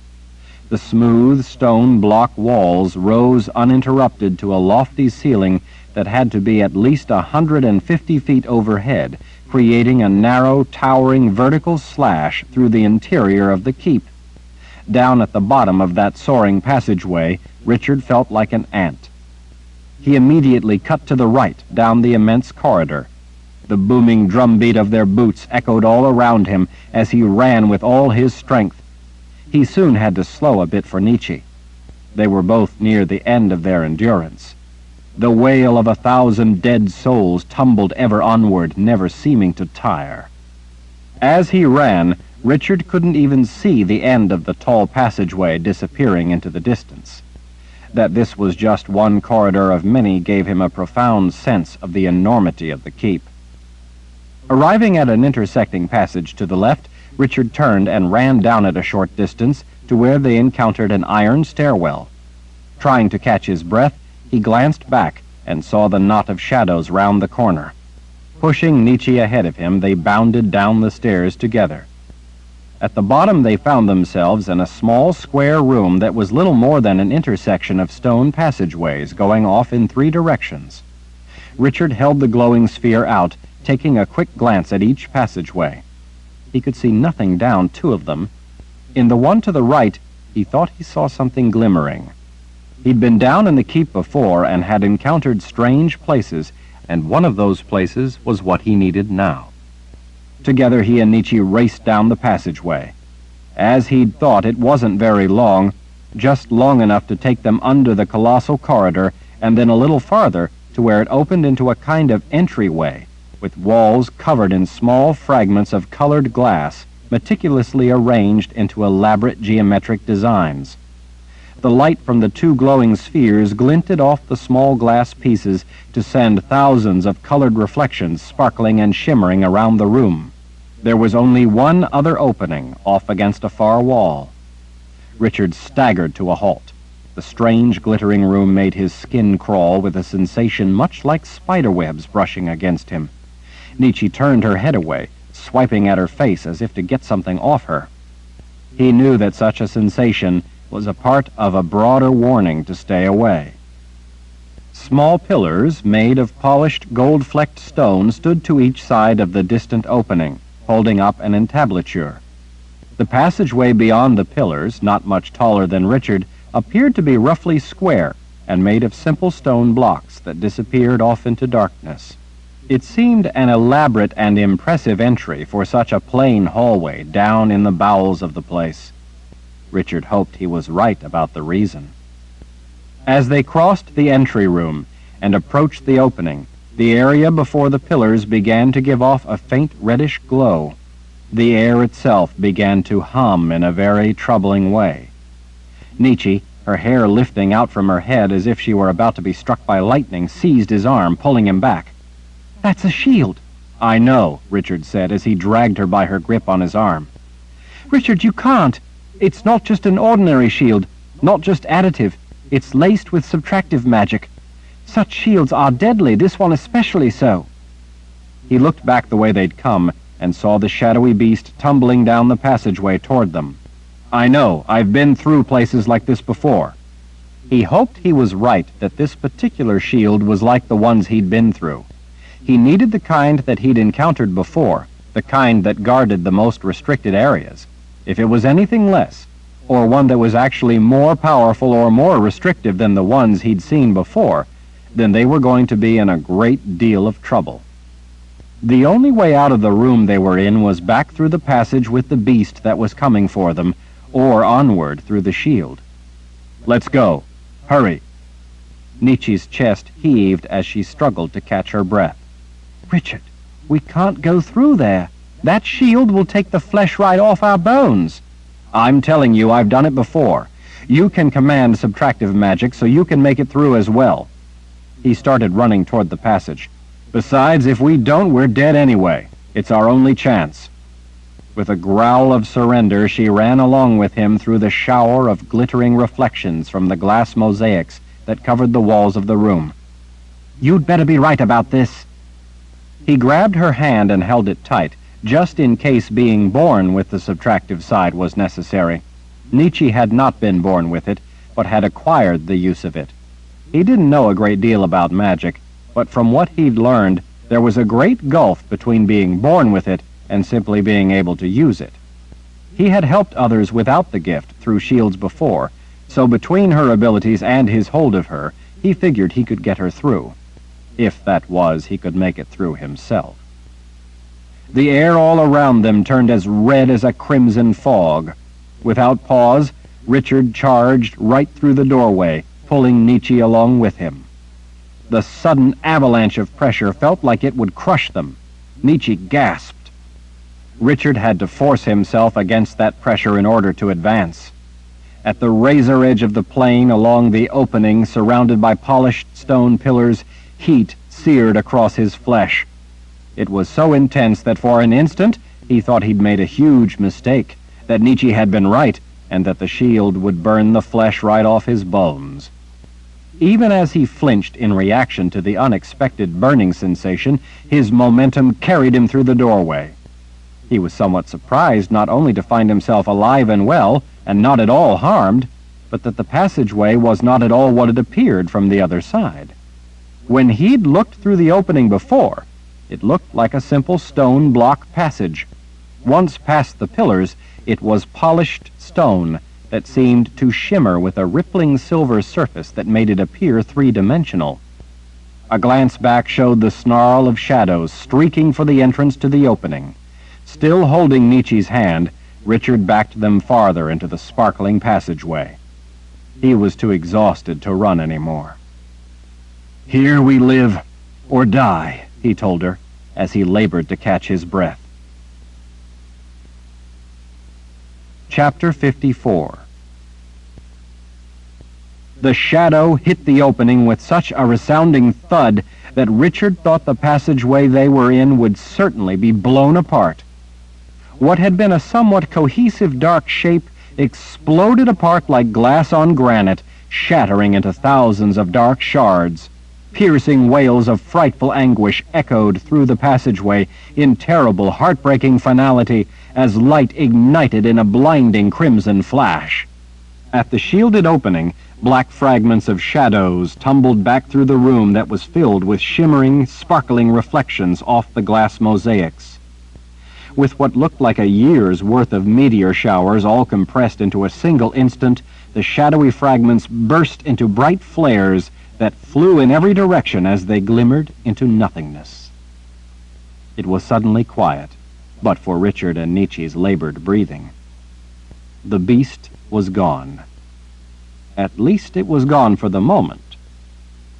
Richard let go of Nietzsche's hand, and they both flopped down heavily on the floor and slumped back against the iridescent silver wall as they panted in exhaustion.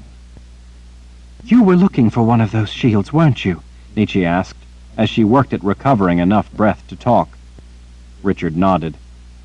"Nothing Zed or Nathan or Anne conjured did anything to stop the beast. What you did at least seemed to have had an effect, even if a small one. That made me think that there must be something that would be able to counter it. Maybe not in totality, but at least in the form it presented this time. I knew that the wizards from the time back when this place was built needed to stop anything that didn't belong in here. And the beast, after all, was something from back in those times, something that Jagang had found described in old books. So I figured that those who made the shields here must have had to take such eventualities into account. Since they're made to stop such threats, it takes at the least an element of subtractive magic to get through the shields. But because the enemy would have had subtractive powers as well, I think the shields must also somehow read the nature of who is trying to pass through them, perhaps thereby interpreting the potential level of threat. It could even be that as we were chased through the keep and kept going through shields, they somehow gathered information on the nature not only of us, but of the beast as well, so that when we reached these higher threshold shields, they had finally judged it a threat and stopped it. Nietzsche considered what he'd said as she pulled sweaty strands of blonde hair back off her face. No one really knows a great deal about the gifted back then, but it makes sense that such an ancient threat would be vincible to ancient defenses. She frowned as if an idea had come to her. Maybe such shields would even be a way to protect you if it reappears. "Sure," he said, "if I want to live down here like a mole." She looked around. "Any idea where we are?" "No," he said, letting out an exhausted sigh. "But I guess we'd better try to find out." They struggled to their feet and made their way the rest of the distance down the short passageway. At the end, they emerged into a simple room constructed of stone blocks once covered in plaster that was now crumbling. The room was no more than 15 paces long and not nearly as wide, with books on shelves along most of the length of the wall to the left. While it did have some books, it was not a library like so many others he had seen in the keep. For one thing, it was far too small. For another, it was not at all elegant or even nice, but rather stark. At best, it could be called utilitarian. Besides the shelves, the room was only wide enough for a table at the far end beside a passageway leading out the other side. There was a fat candle on the table and a wooden stool under it. The far passageway looked very much like the one they had come in through. When Richard took a look, he saw that it had the same shimmering silver stone walls and another shield that looked just like the one they had come in through at the other end of the room, so that unlike a number of places in the keep that had shields, there was no way to go around and get into the room by way of another route without such powerful shields. It was through one of the two shields or not at all. "With all the dust in here," Nietzsche said, "it doesn't look like anyone has cleaned in here for thousands of years." She was right. The room was devoid of color other than the dirty gray color of the dust that coated everything. The hair at the nape of Richard's neck stood on end as he fully realized why. "That's because no one has been in here for thousands of years." "Really?" He gestured to the far passage he'd just inspected. "The only two ways into here are protected with shields that require subtractive magic to cross. Not even Zed, the first wizard himself, has ever been in here. He can't pass subtractive shields." Nietzsche brushed her hands together. "Especially these shields. I've dealt with shields most of my life. From what I felt of these, they're deadly. I suspect that without your help, even I might have had some difficulty getting through them the first time." Richard tilted his head to be able to better read the titles as he perused the books along the shelves. Some had no titles on the spines. Some were in languages he couldn't read. Some looked like they might be journals. Several, though, looked curious. One small book, Gedendraus, in High Daharan, meant countermeasures. He pulled out another beside it of a similar small size, titled Ordenic Theory. As he blew off a thick coating of dust, he realized then that it must have caught his attention because Ordenic reminded him of Orden, as in the boxes of Orden. He wondered if there was any connection. "Richard, look at this," Nietzsche called to him from the far passage. Richard tossed the book on the table as he made his way into the passageway toward the shield. "What is it?" "I don't know." Her voice echoed, and then he saw the crimson glow brighten and finally fade. He realized that she must have gone beyond the shield. Alarmed at first, Richard was hugely relieved that there had been no horrific results. Nietzsche was an experienced sorceress.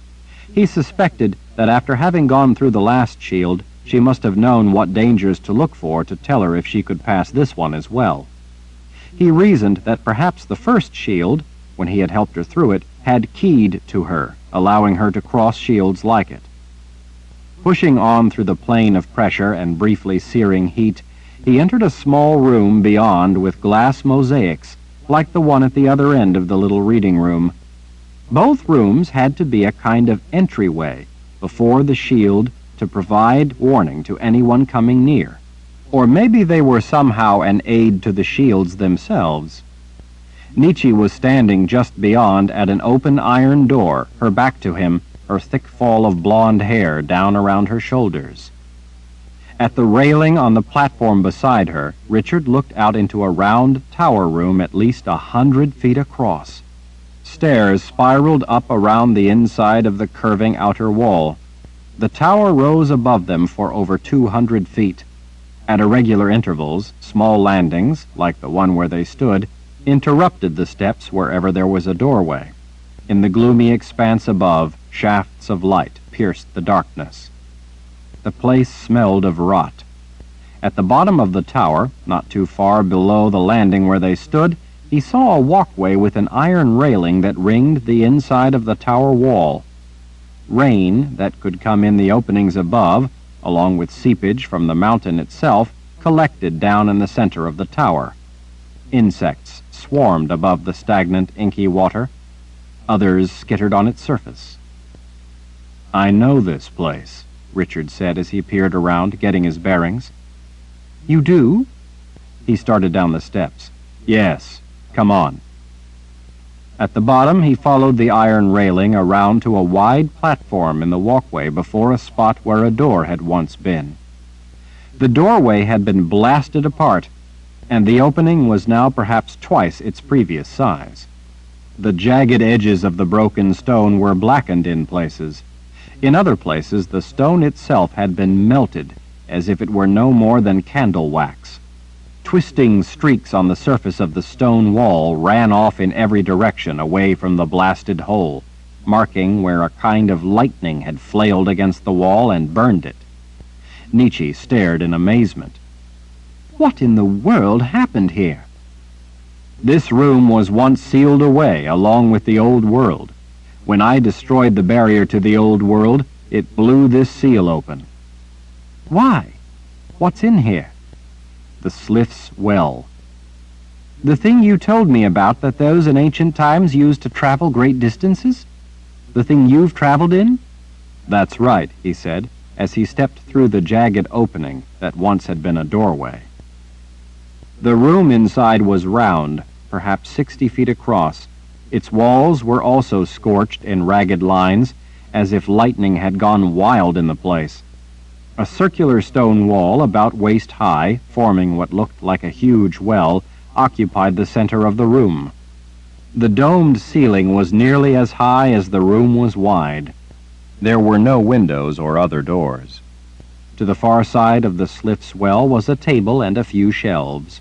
That was where Richard had found the remains of the wizard, who had in ancient times been sealed in the room when the barriers that had ended the Great War had been brought to life. Thus trapped, the man had died in the sealed room. He had left behind a journal that the Mordsith Berdine now had. That journal had in the past, as Richard and Berdine had translated it, revealed valuable information. Because of the importance of the information they'd gotten from the journal, they had called the man who wrote it Koloblisin, a High Daharan word meaning strong advisor. Berdine and Richard had eventually taken to simply referring to the mysterious wizard as Kolo. Nietzsche held her glowing globe over the side and peered down the well. The smooth walls fell away seemingly forever, the light illuminating the stone for hundreds of feet down before fading away into blackness. "And you say that you put the Sliff to sleep?" "Yes, with these." Richard tapped the insides of the leather-padded silver wristbands he wore against one another. "She told me that when she sleeps, as she put it, she goes to be with her soul. She says it's rapture for her to sleep." "And you can call her back the same way, by using those bands?"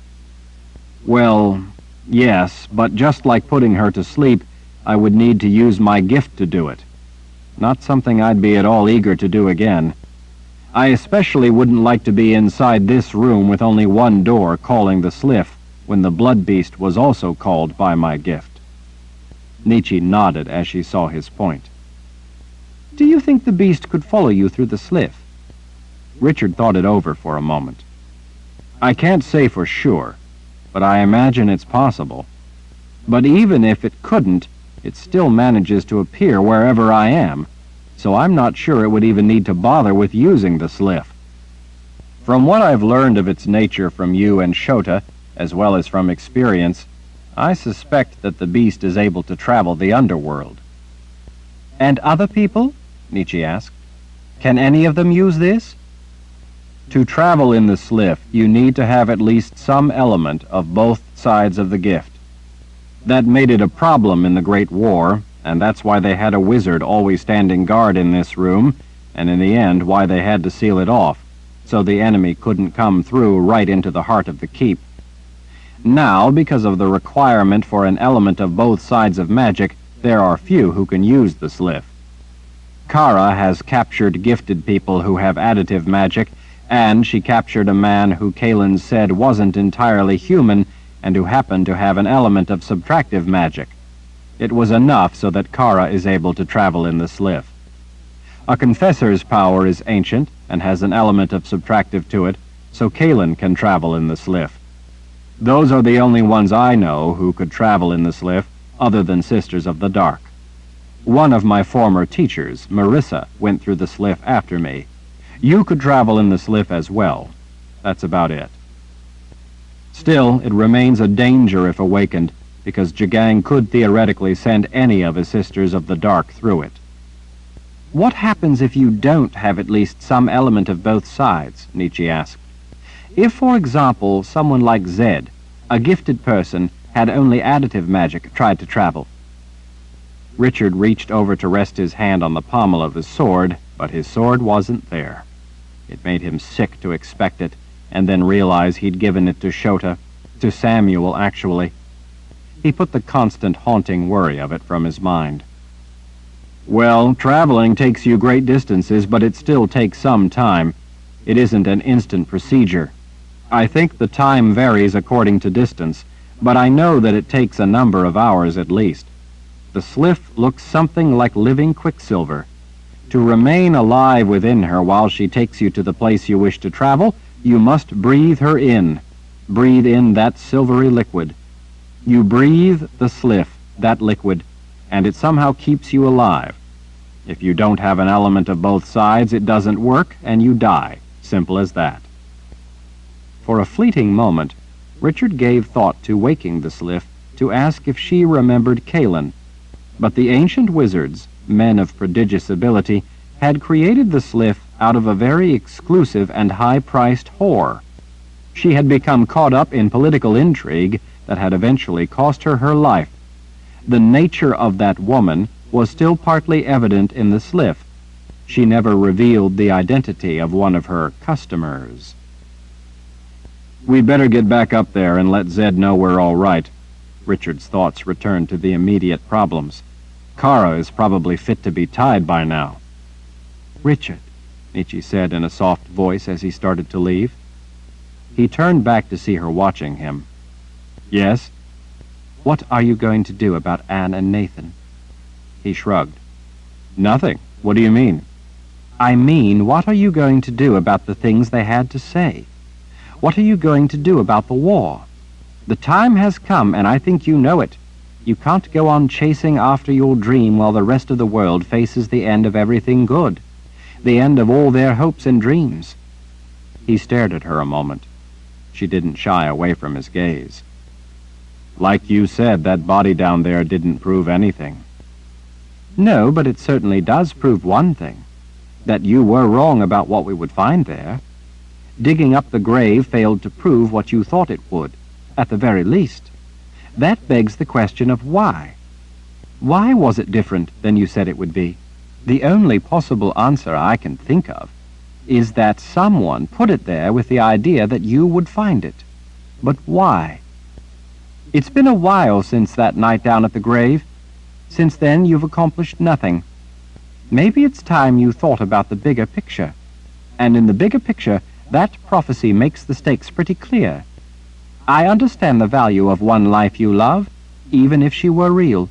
But to some extent, don't you think you have to balance that one life against the lives of everyone else? Richard slowly paced off a ways, trailing his fingers along the top of the stone wall around the Sliff. The last time he had traveled in the Sliff, he had taken Kaelin to the Mud People so they could be married. I have to find her. He looked back at Nietzsche. I am not the tool of prophecy. Where will you go? What can you do next? You've been to Shota, and you came here to Zed.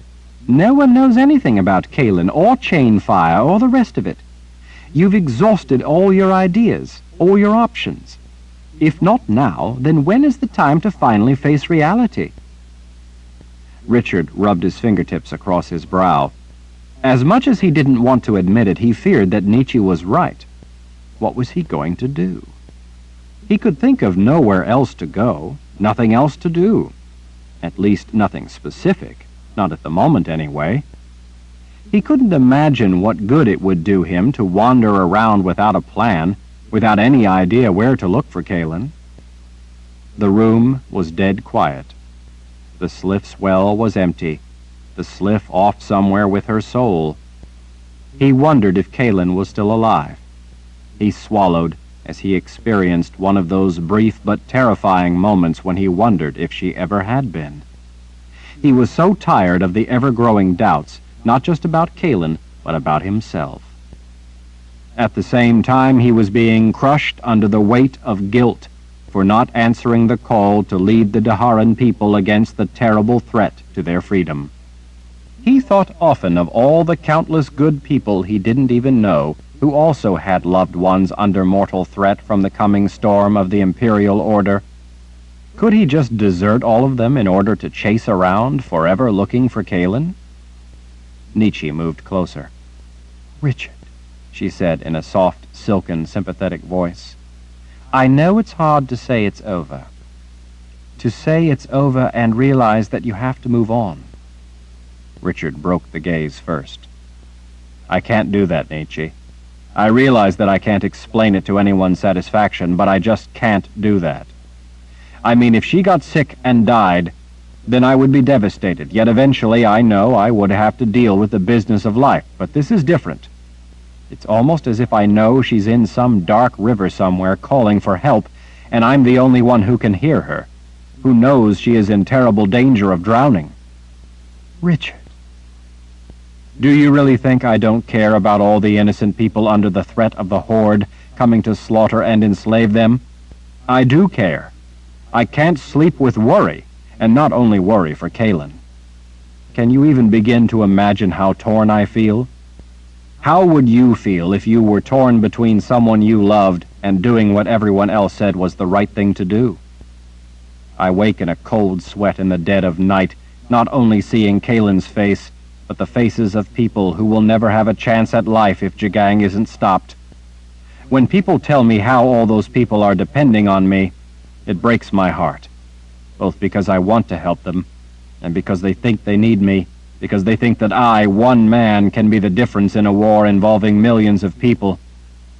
How dare they put that much responsibility on me?" She came closer yet, and gently put a hand to the side of his arm, rubbing up and down in a reassuring gesture. "Richard, you know that I wouldn't want you to do anything that you thought was wrong, not even when it was to let you believe she was dead based on what I knew wasn't good evidence, even though I believe that evidence, if for other reasons." "I know. But since that night when you dug up the grave, while you've been wandering around thinking about what you can do, I, too, have been doing a lot of thinking." Richard flicked small stone fragments from the top of the well, not wanting to have to look up at her. "And what have you come up with?" "Among other things, as I watched you walk the ramparts, a troublesome idea came to me. I haven't said anything about it yet, partly because I don't know for sure if it could be the answer to what is happening to you, and partly because if it is, then it would be even more trouble than any mere delusion caused by your injury. I don't know if it's really the answer, but I fear that it very well might be. Mostly, though, I haven't said anything because the evidence is gone, so I have no way of proving it, but I think the time has arrived to broach the subject." "Evidence?" Richard asked. "You said that the evidence is gone?" Nietzsche nodded. "The arrow you were shot with. I fear that this may have all been caused by that arrow, but in a different and far more disturbing way than we've realized." Richard was taken aback by her grave expression. "What do you mean?" "Did you see who shot the arrow that hit you? Who held the crossbow?" Richard took a deep breath while staring off as he sifted through the dim snatches of mental images of the morning of the fight. He'd only just awakened after hearing the howl of a wolf. Shadowy tree limbs had appeared to move about in the darkness. Then there had been soldiers all around him. He'd had to fight off men from all sides rushing in at him. He remembered quite vividly the feeling of holding the sword of truth, of feeling the wire-wound hilt in his hand, of its power surging through him. He recalled seeing men back in the trees shooting arrows at him. Most had bows, but there had been some with crossbows. That would have been rather typical of such a patrol of Imperial Order troops. No, I can't say as I recall seeing who shot the bolt that hit me. Why? What is it that you've come up with? Nietzsche appraised his eyes for what seemed an eternity. Her ageless eyes sometimes reminded him of others with magic. Anne, the old prelate. Verna, the new prelate. Addy, Shota, and Kalin. The barbs on that arrow made it impossible to get it out of you in any ordinary way in time to save your life. I was in a desperate hurry. I never gave any thought to checking the arrow before I used subtractive magic to take it out of existence. Richard didn't like the direction toward which her worry seemed to be drifting. Check it for what? A spell. A diabolically simple spell that would be profoundly destructive. Richard was now sure he didn't like her idea even though he hadn't heard it yet. What kind of spell? A glamour spell. Glamour? Richard frowned. How would that work? Well, think of it as a love potion. Richard stared at her in surprise. A love potion? Yes, after a fashion. She lightly tapped the fingers of opposite hands together as she reflected on how best to explain it. A glamour spell would cause you to have a mental vision of a woman. A real woman would be the normal object of the spell, but as I thought about it, I realized that it would work just as well for an imaginary woman. Either way, it would make you fall in love with her. But even that is a rather weak way of describing such a powerful spell. Under a glamour spell, the woman would become an obsession. Such an obsession would be to the exclusion of almost everything else. A glamour spell is a kind of dark secret among sorceresses, usually taught by a gifted mother. Such a spell would be used to make a specific person fixate on the subject of the spell, usually a real individual, the sorceress herself in most cases. Like I said, it's a kind of love spell. Some gifted women could not resist the lure of using a glamour on men. The spell is so effective that at the Palace of the Prophets it was a very serious matter for one of the sisters to even be suspected of using a glamour.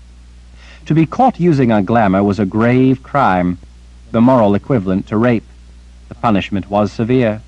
The sorceress was at the least banished, but she could just as well be hanged. There have been sisters convicted of such a crime.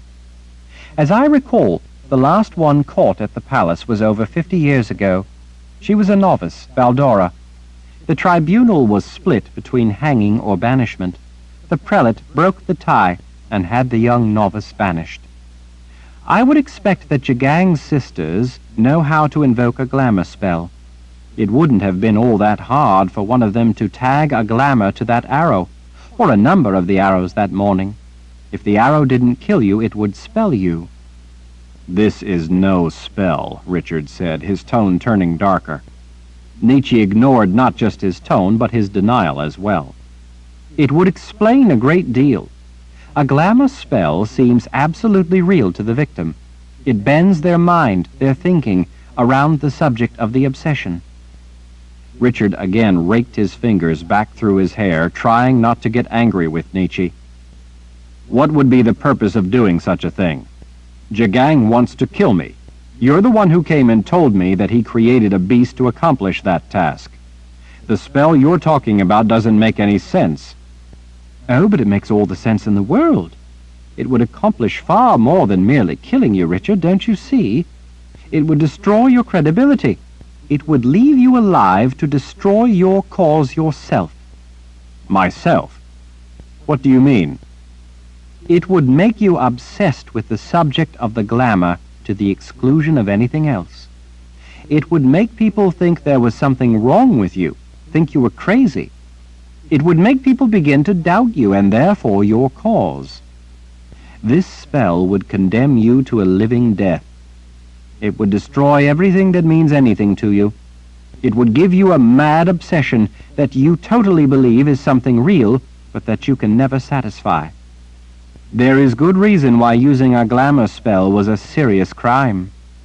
In this case, at the same time as you go about trying to find the object of your manufactured memory, You see your cause begin to crumble because those you inspired and who believed in you now start to think that if you're crazy, then maybe the things you've said were crazy as well. Richard imagined that a victim of such a web would not be able to recognize the glamour spell within himself, and it was certainly true that nearly everyone was coming to think he was crazy. Truth does not depend on the person who says it. The truth is still the truth, even if stated by someone you don't respect. That may be true, Richard, but others don't necessarily act with such clear insight. He sighed. I guess not. As far as the beast, Jagang does not necessarily count on just one thing to do the job, and he has no reluctance to do more than is necessary to crush his opponents. He might have figured that 2 plagues will be more certain to end the threat of Richard Rahl than one alone. Richard certainly didn't doubt what she said about Jagang. Still, he didn't believe it. Jagang didn't even know where I was. Those troops just happened across me as they were sweeping the woods, checking for threat for their supply convoy. He knows you started the revolt down in Altuarang. He might have ordered that his troops in the area carry arrows that were spelled by his sisters, just in case they ran across you. Richard could see that she had indeed been doing a lot of thinking. She had an answer for everything. He opened his arms out to the side and lifted his chin. Then lay your hands on me, sorceress. Grab the spell and pull its wicked tentacles out of me. Restore my sanity. If you really believe that a glamour spell is the cause of all this, then use your gift to seek it out and put an end to it. Nietzsche turned her gaze away and stared out the broken doorway at the gloom within the base of the huge tower. To do that, I would need the arrow. It no longer exists. I'm sorry, Richard. I never thought to check the arrow for a spell before I eliminated it. I was frantic to get it out of you in order to save your life. Still, I should have checked. He laid a hand on the back of her shoulder. You didn't do anything wrong, my friend. You saved my life. Did I? She turned to him. Or did I condemn you to a living death? He shook his head. I don't think so. Like you said, you wouldn't let me believe something if you thought the evidence was insufficient. That body buried down there wasn't sufficient proof, yet at the same time, it shouldn't have been there. So I'm convinced that it proves that something really is going on. I just haven't figured out what. Or it proves that maybe your story is nothing more than a part of a fabrication spawned by the mad obsession of a glamour spell. No one remembers what happened, and that Kalen isn't buried there, but I do. It's something solid that shows me, at least, that I'm not imagining all this. Or it is simply part of the delusion. Whatever its cause. Richard, this just can't go on forever. It has to come to a close at some point. You're at a dead end. Have you come up with anything else to try? He put his hands on the stone wall of the Sliff's well.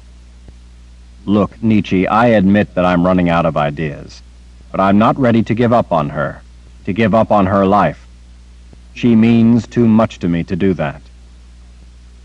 And how long do you think you can wander around not giving up on her, all the while the Imperial Order marches ever closer to our forces? I don't like Anne's meddling in my life any more than you like her meddling in yours, but she isn't doing it because she is trying to be malicious. She's trying to preserve freedom. She's trying to save innocent people from being slaughtered by brutes. Richard swallowed back the lump in his throat. I need to think about things, to gather my thoughts. I found some books in that room back there. I want to study them for a while, just a while, and try to think things through. Try to see if I can figure out what's happening and why. If I can't think of something, I just need to think of what to do next. And if you can't think of what to do next? Richard leaned on both hands as he stared off into the dark well, doing his best to stifle his tears. Please. If he only knew who to fight, if only he could strike out at an enemy. He didn't know how to fight shadows in his mind. Nietzsche laid a hand gently on his shoulder. All right, Richard. All right. Chapter 55. Nietzsche knocked on the round top oak door and waited. Rika, standing at her back, waited with her. "Come in," came a muffled voice. Nietzsche thought that it sounded like Nathan's deep, powerful voice rather than Zed's. Inside the small, round room that Richard's grandfather was fond of using, she saw the prophet along with Anne, her hands pushed into opposite sleeves of her simple dark gray dress, as she stood patiently waiting for their invited guest. Nathan, in dark brown trousers and high boots with a ruffled white shirt under a sweeping cloak, looked more like an adventurer than a prophet. Zed, in his simple robes, stood quietly at a round leaded window between book cabinets with glassed doors, his hands clasped behind his back. He appeared to be lost in thought as he gazed out at the city of Adendril far below at the base of the mountain. It was a beautiful view. Nietzsche could understand why he favored the cozy room. Rika started pushing the thick oak door closed. "Rika, dear," Anne said with a prelate's practiced smile, drawing the Mordsith's attention, "my throat is still terribly dry from all that smoke yesterday, when that dreadful creature set the library ablaze. Would you mind making some tea, maybe with a spot of honey?" Rika, holding the half-closed door, shrugged. "Not at all." "Any of your biscuits left?" Nathan asked with a wide smile. "Your biscuits were wonderful, especially when they're warm." Rika gazed briefly at everyone in the small room. "I will bring biscuits and tea along with some honey." "Thank you so much, my dear," Anne said, the smile never breaking, as Rika vanished out the door. Zed, still watching out the window, hadn't said anything. Nietzsche, ignoring Anne and Nathan, instead turned and addressed Zed. "Rika said that you wanted to see me." "That's right," Anne said in his place. "Where is Richard?" "Down in that place I told you about, the place he found between the shields where he will be safe. He is reading, looking for information, doing what a seeker does, I suppose." With exaggerated care, Nietzsche folded her fingers together. "So, the three of you want to talk to me about Richard." Nathan huffed a short laugh that transformed itself into a throat-clearing cough when Anne glanced his way. Zed, standing with his back to the rest of them, stared out the window without saying anything. "You always were a bright one," Anne said. "It wasn't exactly a guess that required great intellect," Nietzsche said, not wanting to allow Anne to get away with such empty flattery. "If you please withhold your praise until I do something to deserve it." Both Nathan and Anne smiled. Nathan's even looked genuine. Flattery had been a plague that had followed Nietzsche her whole life. "Nietzsche, you're such a bright child, so you must give more of yourself. Nietzsche, you're so beautiful, the most beautiful creature I've ever seen. I must hold you." "Nietzsche, my dear, I simply must be allowed to sample your exquisite charms, or I will surely die an impoverished man." To Nietzsche, vacuous flattery was the sound of a pry bar, a tool used by a thief as he tried to get at what she had. "What is it I can do for you?" Nietzsche asked in a businesslike voice. Anne, hands still pushed up opposite sleeves, shrugged. "We need to talk to you about Richard's unfortunate condition. It was quite shocking to discover him suffering from delirium." "I can't say I disagree with that," Nietzsche said. "Do you have any ideas?" the prelate asked. Nietzsche glided her fingers back and forth across the polished top of the magnificent desk. "Ideas? What do you mean, ideas?" "Don't play coy," Anne said, her indulgent humor evaporating from her voice. "You know very well what we mean." Zed finally turned around, apparently not liking Anne's tack. "Nietzsche, we're very worried about him. Yes, we're worried because of the prophecy, and that it says he must be the one to lead our forces and all the rest of it, but—" He lifted a hand and let it drop in frustration. "But we're worried for Richard himself. There is something very wrong with him. I've known him from the day he was born. I've spent years with him, alone with him around others. I've been so proud of that boy that I can't begin to tell you. He always has been one to occasionally do puzzling things that frustrate and confuse me, but I've never seen him act like this. I've never seen him believe such crazy stories. You can't imagine what it does to me to see him like this." Nietzsche scratched an eyebrow, using it as an excuse to look away from the pain in his hazel eyes. His white hair looked in even more disarray than usual. He looked more thin than usual. He looked gaunt. He looked like a man who had not gotten much sleep for weeks. "I think I can understand your feelings," she assured him. She took a deep, thoughtful breath as she slowly shook her head. "I don't know, Zed. I've been trying to figure it out since I found him that morning gasping for breath and almost in the keeper's clutches." "You said he lost a lot of blood," Nathan said, "and that he was unconscious for days." Nietzsche nodded. It's possible that such a condition, such desperate fear of not having enough breath and thinking he was going to die that way, caused him to dream up someone who loved him. A kind of trick to try to calm himself. I used to sometimes do something similar when I was afraid. I would put my mind in another else, a pleasant place, where I was safe. With Richard, with the heavy loss of blood and the abnormally long sleep after being healed, while he was regaining some of his strength, enough strength to try to survive the ordeal, well, I think that the whole time the dream could have grown and grown in his mind. "And have taken over his thoughts," Anne finished. Nietzsche met her gaze. "That was my thought." "And now?" Zed asked. Nietzsche turned her eyes up to gaze at the heavy oak beams across the ceiling as she searched for words. "I don't know any more. I'm no expert in such things. I've not exactly spent my life as a healer. I would think that the three of you would know a great deal more about such maladies than I do." "Well, yes, as a matter of fact," Anne said, making a face like she was glad to hear Nietzsche admit as much. "We would tend to agree with that assessment." Nietzsche eyed all three of them suspiciously. "So, what do all of you think is his problem?" "Well," Zed began, "we're still not ready to rule out a number of things that—" "Have you considered a glamour spell?" Anne asked, fixing Nietzsche in her steady way, the way she used to do to make novices tremble and confess to shirking their chores. Nietzsche was no novice and no longer susceptible to such intimidation from on high. After having Jagang in a blind rage hold her with one meaty fist around her throat and pound her face with the other, a stare was hardly something to make Nietzsche tremble. In fact, had the subject not been one so serious, one that sincerely did concern her so, she might have laughed at the very effort of such a stern look to elicit an incautious report. "It crossed my mind," she said, seeing no purpose in denying it, "but I had to eliminate the arrow with subtractive magic if I was to save his life.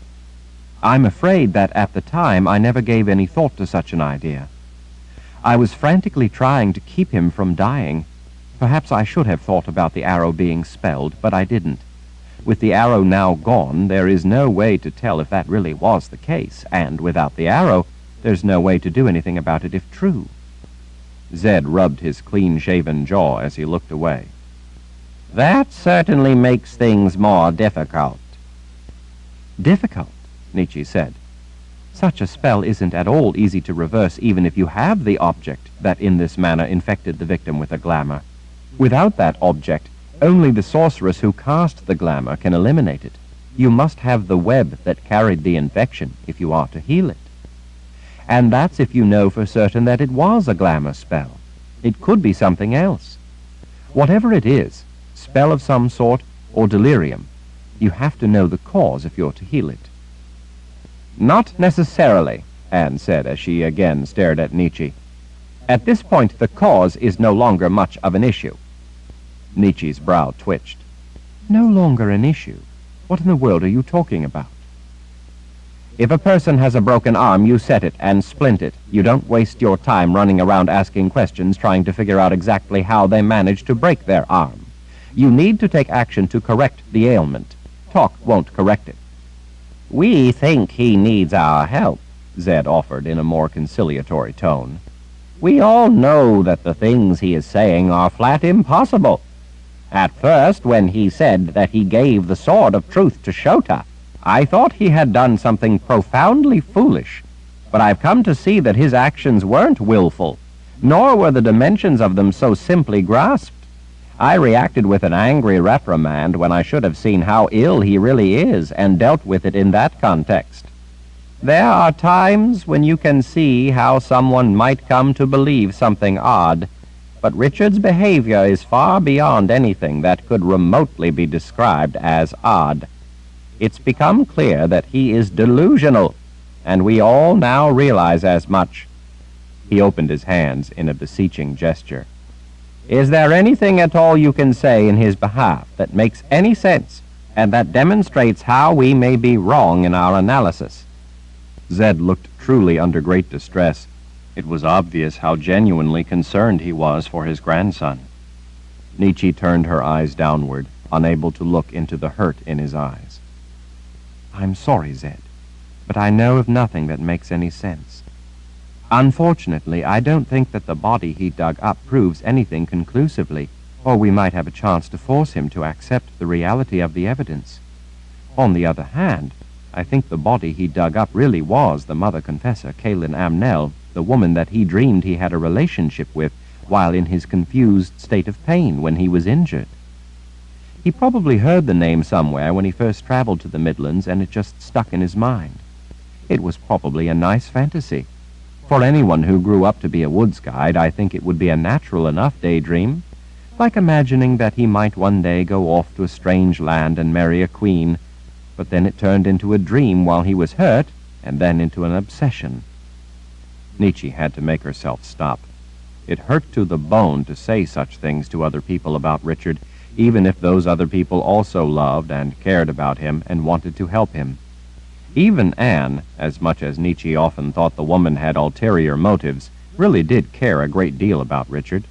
He was a man Anne believed was necessary to fulfill prophecy, but she still felt warmly toward him as an individual. Nietzsche knew she was doing the right thing in what she said about Richard, but it still made her feel like she was betraying him. She could see his face in her mind, watching, silently hurt that she would be so coldly unbelieving. We think that whatever the cause of his false belief, Anne said, Richard needs to be brought back to reality. Nietzsche didn't say anything. While she thought they were right, she didn't know that there was anything that could be done, other than letting him, as time went on, arrive at the truth on his own. Nathan took a step forward and smiled down at Nietzsche. In the small room he seemed even more imposing, but it was his dark azure eyes that were so riveting. He spread his hands in a gesture of open appeal. Sometimes it hurts a person to help them, but later they see how it was the only way, and then, when they are finally well, they're happy that you did as had to be done. Like setting a broken arm, Anne offered, nodding to Nathan's words.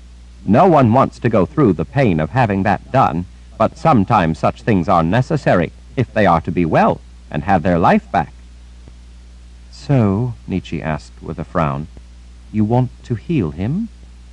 That's right, Zed told her. He smiled then.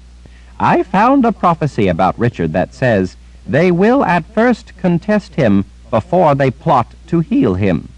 I never thought it would come to pass so soon or in quite this manner, but I think we all agree that we love Richard and want him well and back with us as himself. Nietzsche thought that there must be more to this than what any of them were saying. She began to wonder why they had sent Rika off for tea, why exactly they would not want the Lord Rawl's bodyguard around. I told you I'm not exactly a healer. You did quite a good job of healing him when he was shot with that arrow, Zed said. Even I could not have accomplished such a feat. None of us in this room, other than you, Nietzsche, could have accomplished such a thing. You may not think you are much of a healer, but you were able to do what would have been impossible for any of us. Well, I was only successful because I used subtractive magic. No one said anything. They all just stared at her. Wait a minute, Nietzsche said, looking from one person to the next. Are you suggesting that I again somehow use subtractive magic on Richard? That's exactly what we're suggesting, Zed told her.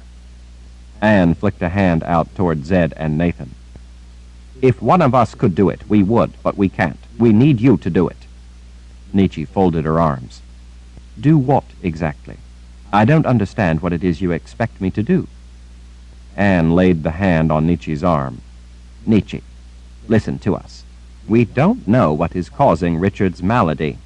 We have no way of trying to cure something when we don't know what it is. Even if we knew for sure that it was a glamour spell that had tainted that arrow, short the one who cast such a web or absent the arrow, none of the three of us could eliminate the spell. But we can't be certain it was such a spell, or an entirely different kind of spell, or if it's simply delirium brought on by the injury. We don't know the cause. We may never know. What must be done now, she said in a serious manner that no longer tried to be anything but straightforward and honest, is to eliminate the obsession, whatever its origin. It doesn't matter if it was brought about by a spell, a dream, or by some sudden onset of insanity. The memory of this woman, Kaylin, is a false memory that is distorting his thinking and therefore must be eliminated from his mind. Page 562. Nietzsche was stupefied by what she was hearing. She looked from the former prelate to Zed. Are you seriously suggesting that I use subtractive magic on your grandson's mind? You want me to eliminate a part of his consciousness? A part of who he is? No, not part of who he is. Never. I would never want that. Zed licked his thin lips. His voice came out sounding helpless and despairing. I want you to heal him. I want Richard back. The Richard I know. The Richard we all know. The real Richard. Not the Richard with these foreign notions taking over his mind and destroying him. Nietzsche shook her head. I can't do that to the man I... She closed her mouth before she finished the sentence. I would have back the Richard I love, Zed said in soft supplication. The Richard we all love. Nietzsche backed away a step, shaking her head, unable to think of what to say to such desperation. There had to be another way to bring Richard to his senses. Show her, Nathan said to Anne, his voice suddenly sounding very much like the towering prophet he was, the Rahl he was. Anne nodded in resignation and pulled something from her pocket. She held it out to Nietzsche. Read this. When Anne dropped it into Nietzsche's hand, she saw that it was a journey book. She looked up at Nathan, Anne, and finally Zed.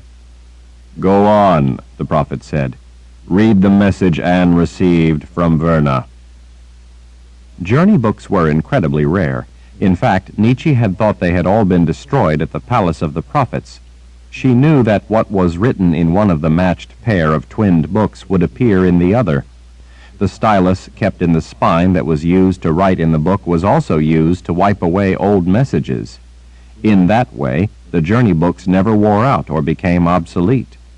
Nietzsche opened the invaluable product of ancient magic and turned to the writing. Anne, it began in a clear hand, I fear to report that things are not going well with our forces. Where is Richard? Have you found him yet?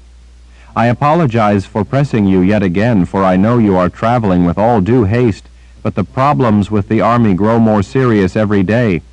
Men have deserted, not a great many, mind you, but we are in Dahara now, and the whispers are growing that Lord Rahl will not lead them in a battle that they all believe will be suicide. Richard's continuing absence only confirms this fear for them. Day by day they grow to feel they have been abandoned by their Lord Rahl. None of the men believe that they have a chance against the enemy if Richard is not with his own troops to lead them. General Meifert and I grow more desperate by the day as to what to tell disheartened men. Even if there was a good reason, it is still difficult enough for men knowing they face death not to have word from the first leader in their lives whom they truly believed in. Please, Anne, as soon as you reach Richard, tell him how much all these brave young men, who have borne the brunt of defending our cause for so long and have suffered so much, need him. Please find out how soon he will join us. Ask him to please hurry. Urgently awaiting word. Yours in the light, Verna. The book lowered in Nietzsche's hands. Tears stung her eyes.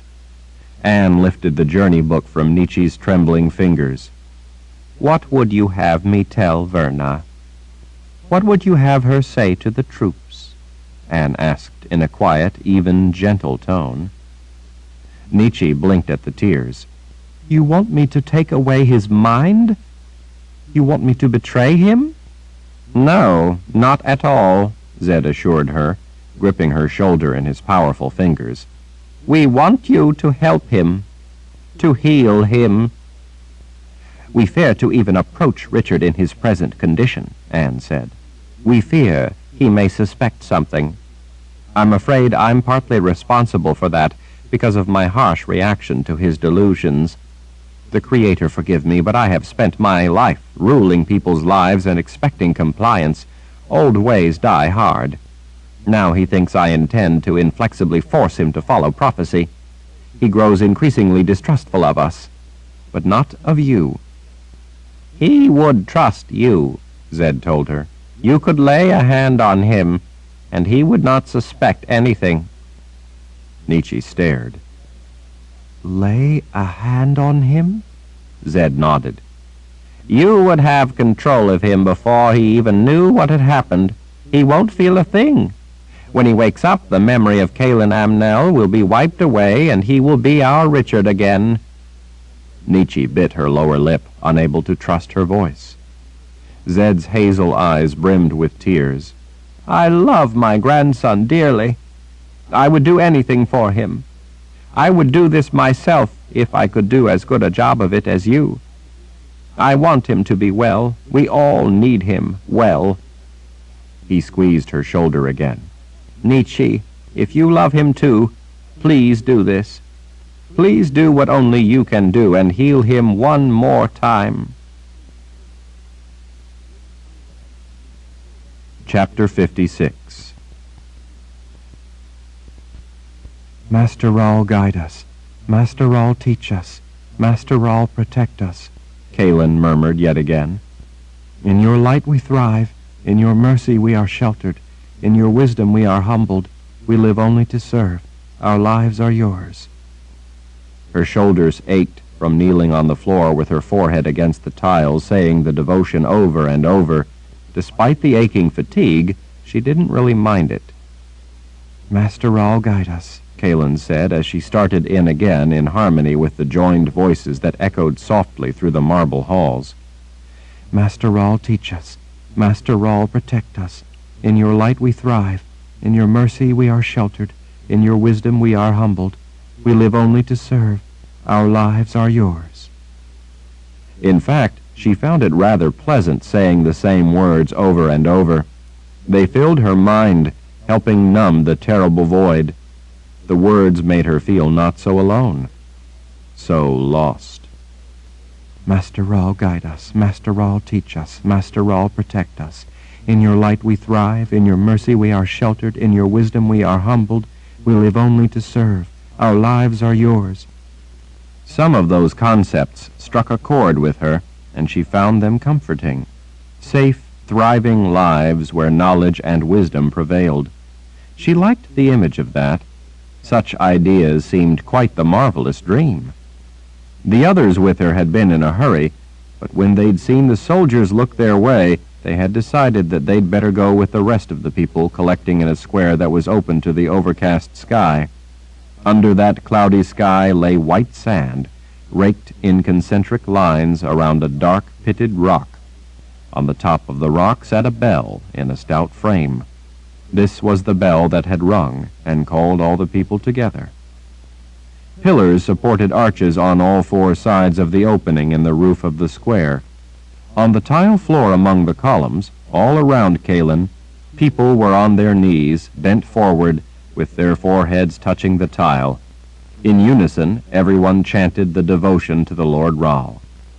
Right near the end of the next repetition, the bell atop the dark, pitted rock rang twice. The voices all around Kalin trailed off as they all finished together with, "Our lives are yours."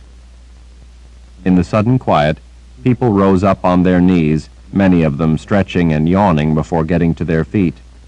Conversation welled up again as the people began moving off, going back to their business, to whatever they had been doing before the bell had called them to devotion. When the others with her gestured, Kalin followed the orders and moved off down the passageway, away from the open square. They passed statues and an intersection before they angled their way over to one side of the broad hall. The other three stopped. Kalin stood silently as she waited and watched people going past. The long climb up endless stairs, down miles of corridors, and up random flights of yet more stairs, all after the journey to get there in the first place, had left her dead on her feet. She would have liked to have sat down, but she knew better than to ask. The sisters didn't care if she was exhausted. Worse, though, she could tell how tense and edgy they were, especially after the unexpected interruption for the chanting. They would not react sympathetically or kindly to a request to sit down. With the mood they were in, if Kalin even asked, she knew they would not have the slightest compunctions about beating her. She didn't think that they would do it right there, not with all the people around, but they certainly would later. She stood quietly, trying to be invisible and not draw their ire.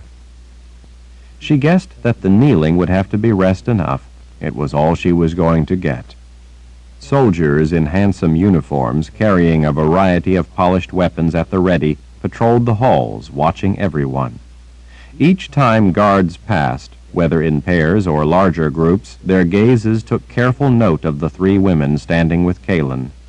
When that happened, the three sisters pretended to be looking at statues, or some of the rich tapestries of country scenes. One time, to avoid the attention of passing soldiers, they huddled close, pretending to be oblivious of the soldiers as they pointed out a grand statue of a woman holding a sheaf of wheat as she leaned on a spear.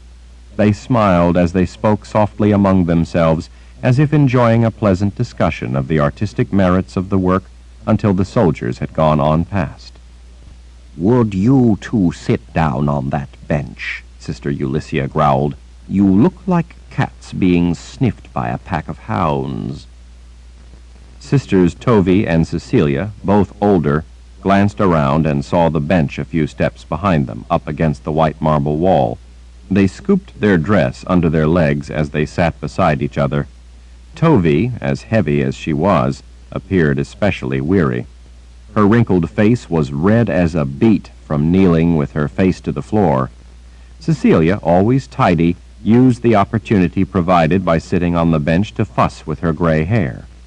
Kalin started for the bench, relieved at last to have a chance to sit. "Not you," Sister Ulysses snapped. "No one is going to notice you. Just stand there beside them so I will be better able to keep an eye on you." Sister Ulysses lifted an eyebrow in warning. "Yes, Sister Ulysses," Kalin said. Sister Ulysses expected an answer when she spoke. Kalin had learned that lesson the hard way, and would have answered sooner had she not stopped really listening after she'd been told that the offer to sit didn't include her. She reminded herself that even if she was tired, she had better pay more attention, or she would earn a slap for now and a lot worse later. Sister Ulysses did not look away or allow Kalin to, but instead placed the tip of her stout oak rod under Kalin's chin and used it to forcefully tilt her head up. "The day is not over yet. You still have your part to do. You had better not even think of letting me down in any way. Do you understand?" "Yes, Sister Ulysses." "Good. We're all just as tired as you know." Kalin wanted to say that they may be tired, but they had ridden horses. Kalin always had to walk and keep up with their horses. Sometimes she had to trot or even run to keep from falling behind. Sister Ulysses was never pleased if she had to turn her horse and go back to collect her lagging slave. Kaylin glanced around the passageway at all the wondrous things displayed. Her curiosity overcame her caution. Sister Ulysses, what is this place? The sister tapped her rod against her thigh as she briefly took in her surroundings. The People's Palace. Quite the beautiful place. She looked back at Kaylin. This is the home of the Lord Rahl. She waited, apparently to see if Kaylin would say anything. Kaylin had nothing to say. Lord Rahl? You know, the man we've been praying to? Richard Rahl, to be precise. He is the Lord Rahl now. Sister Ulysses' eyes narrowed. Have you ever heard of him, my dear? Kaylin thought about it. Lord Rahl. Lord Richard Rahl. Her mind seemed empty. She wanted to think things, to remember, but she couldn't. She guessed that there was simply nothing for her to remember. No, sister, I don't believe I have ever heard of the Lord Rahl. Well, Sister Ulysses said with that sly smile she brought out from time to time, I don't suppose you would. After all, who are you? Just a nobody, a nothing, a slave. Kaylin swallowed back her urge to protest. How could she? What would she say? Sister Ulysses' smile widened. It seemed her eyes could look right down into Kaylin's soul. Isn't that right, my dear? You are a worthless slave who is fortunate for the charity of a meal. Kaylin wanted to object, to say that she was more, to say that her life had value and was worthwhile, but she knew that such things were only a dream. She was tired to the bone. Now her heart felt heavy, too. Yes, Sister Ulysses. Whenever she tried to think about herself, there was only an empty void. Her life seemed so barren. She didn't think it was supposed to be, but it was. Sister Ulysses turned when she noticed Kaylin's gaze going to the returning Sister Armina, a mature woman with a straightforward personality. Sister Armina's dark blue dress swished as she hurried down the wide corridor in a weaving course to make her way among the people strolling through the palace, engaged in conversation and not watching where they were going. Well? Sister Ulysses asked when Sister Armina reached them. I got caught up in a mass chanting to our Lord Rahl. Sister Ulysses sighed. Us too. What did you find? This is the place. Just behind me at the next intersection, then down the hall to the right. We need to be careful, though. Why? Sister Ulysses asked, as Sisters Tovey and Cecilia hurried close to listen. The four sisters put their heads closer. The doors are right there at the side of the hallway. There isn't any way to go in there without being seen, at least for us. It's pretty clear that no one is supposed to even think of going in there. Sister Ulysses glanced up and down the hall to make sure no one was paying them any heed. What do you mean it's pretty clear? The doors are made specifically to warn people away. They have snakes carved on them. Kaylin shrank back. She hated snakes. Sister Ulysses slapped her rod against her leg as she pressed her lips together. Fuming, she finally turned her sour visage on Kaylin. You remember your instructions? Yes, sister, Kaylin answered immediately. She wanted to get it over with. The sooner the sisters were happy, the better. It was getting late in the day. The long climb up through the inside of the plateau and then the chanting had taken more time than the sisters had expected. They had thought they would be finished and on their way by now. Kaylin was hoping that when she was done, they could make camp and get some sleep. They never let her get enough sleep. Setting up camp meant more work for her, but at least there was sleeping to look forward to, as long as she didn't earn the sisters' displeasure and a beating. All right, this actually makes little practical difference. We will just have to stand off a little farther than we planned, that's all. Sister Ulysses scratched her cheek as an excuse to take a careful look, checking for guards, before leaning in again. Cecilia, you stay here and watch this end of the hall for any sign of trouble. Armina, you go back past the entrance and watch the other side. Start now so that it doesn't look like we're together as we near the doors in case they're being watched. Sister Armina flashed a crafty grin. I will saunter down the halls and look like an odd visitor until she's done. Without further word, she hurried off. Tovey, Sister Ulyssia said, you come with me. We'll be two friends walking and chatting while visiting the Lord Ral's grand palace. Meanwhile, Kaelin will be seeing to her tasks. Sister Ulyssia snatched Kaelin's upper arm and spun her around. Come on. With a shove, Kaelin was pushed on ahead of them. She hiked her pack up as she was hurried along. Together, the two sisters followed her down the hall. As they reached the intersection where they had to turn right, two big soldiers came around toward them. They gave Sister Tovey only a passing glance, but they smiled at Sister Ulyssia's smile. Sister Ulyssia could appear innocently enchanting when she wanted to, and she was attractive enough that men paid her notice. No one noticed Kaelin. Here, Sister Ulyssia said. Stop here. Kaelin halted, staring across the hall at the thick mahogany doors. The snakes carved in the doors stared back at her, their tails coiled around branches carved into the tops of the doors. The snakes' bodies hung down so that the heads were at eye level. Fangs jutted out from gaping jaws as if the pair were about to strike. Kaelin couldn't imagine why anyone would carve such hideous creatures indoors. Everything else in the palace was beautiful, but these doors were not. Sister Ulyssia leaned close. You remember all of your instructions? Kaelin nodded. Yes, sister. If you have any questions, ask them now. No, sister. I remember everything you told me. Kaelin wondered why it was that she could remember some things so well, but so many other things seemed lost in a fog. And don't dawdle, Tovey said. No, Sister Tovey, I won't. We need what you're being sent to recover for us, and we need it without any foolishness. Malevolence gleamed in Tovey's eyes. Do you understand, girl? Kaelin swallowed. Yes, Sister Tovey. You'd better, Tovey said, or you'll answer to me, and you would not want that, believe me. I understand, Sister Tovey. Kaelin knew that Tovey was deadly serious. The woman was usually relatively even-tempered, but when provoked, she could turn vicious in a flash. Worse, once she started in, she enjoyed seeing others helpless and in agony. Go on, then, Sister Ulyssia said, and don't forget, don't talk to anyone. If the men up there say anything, just ignore them. They will leave you be.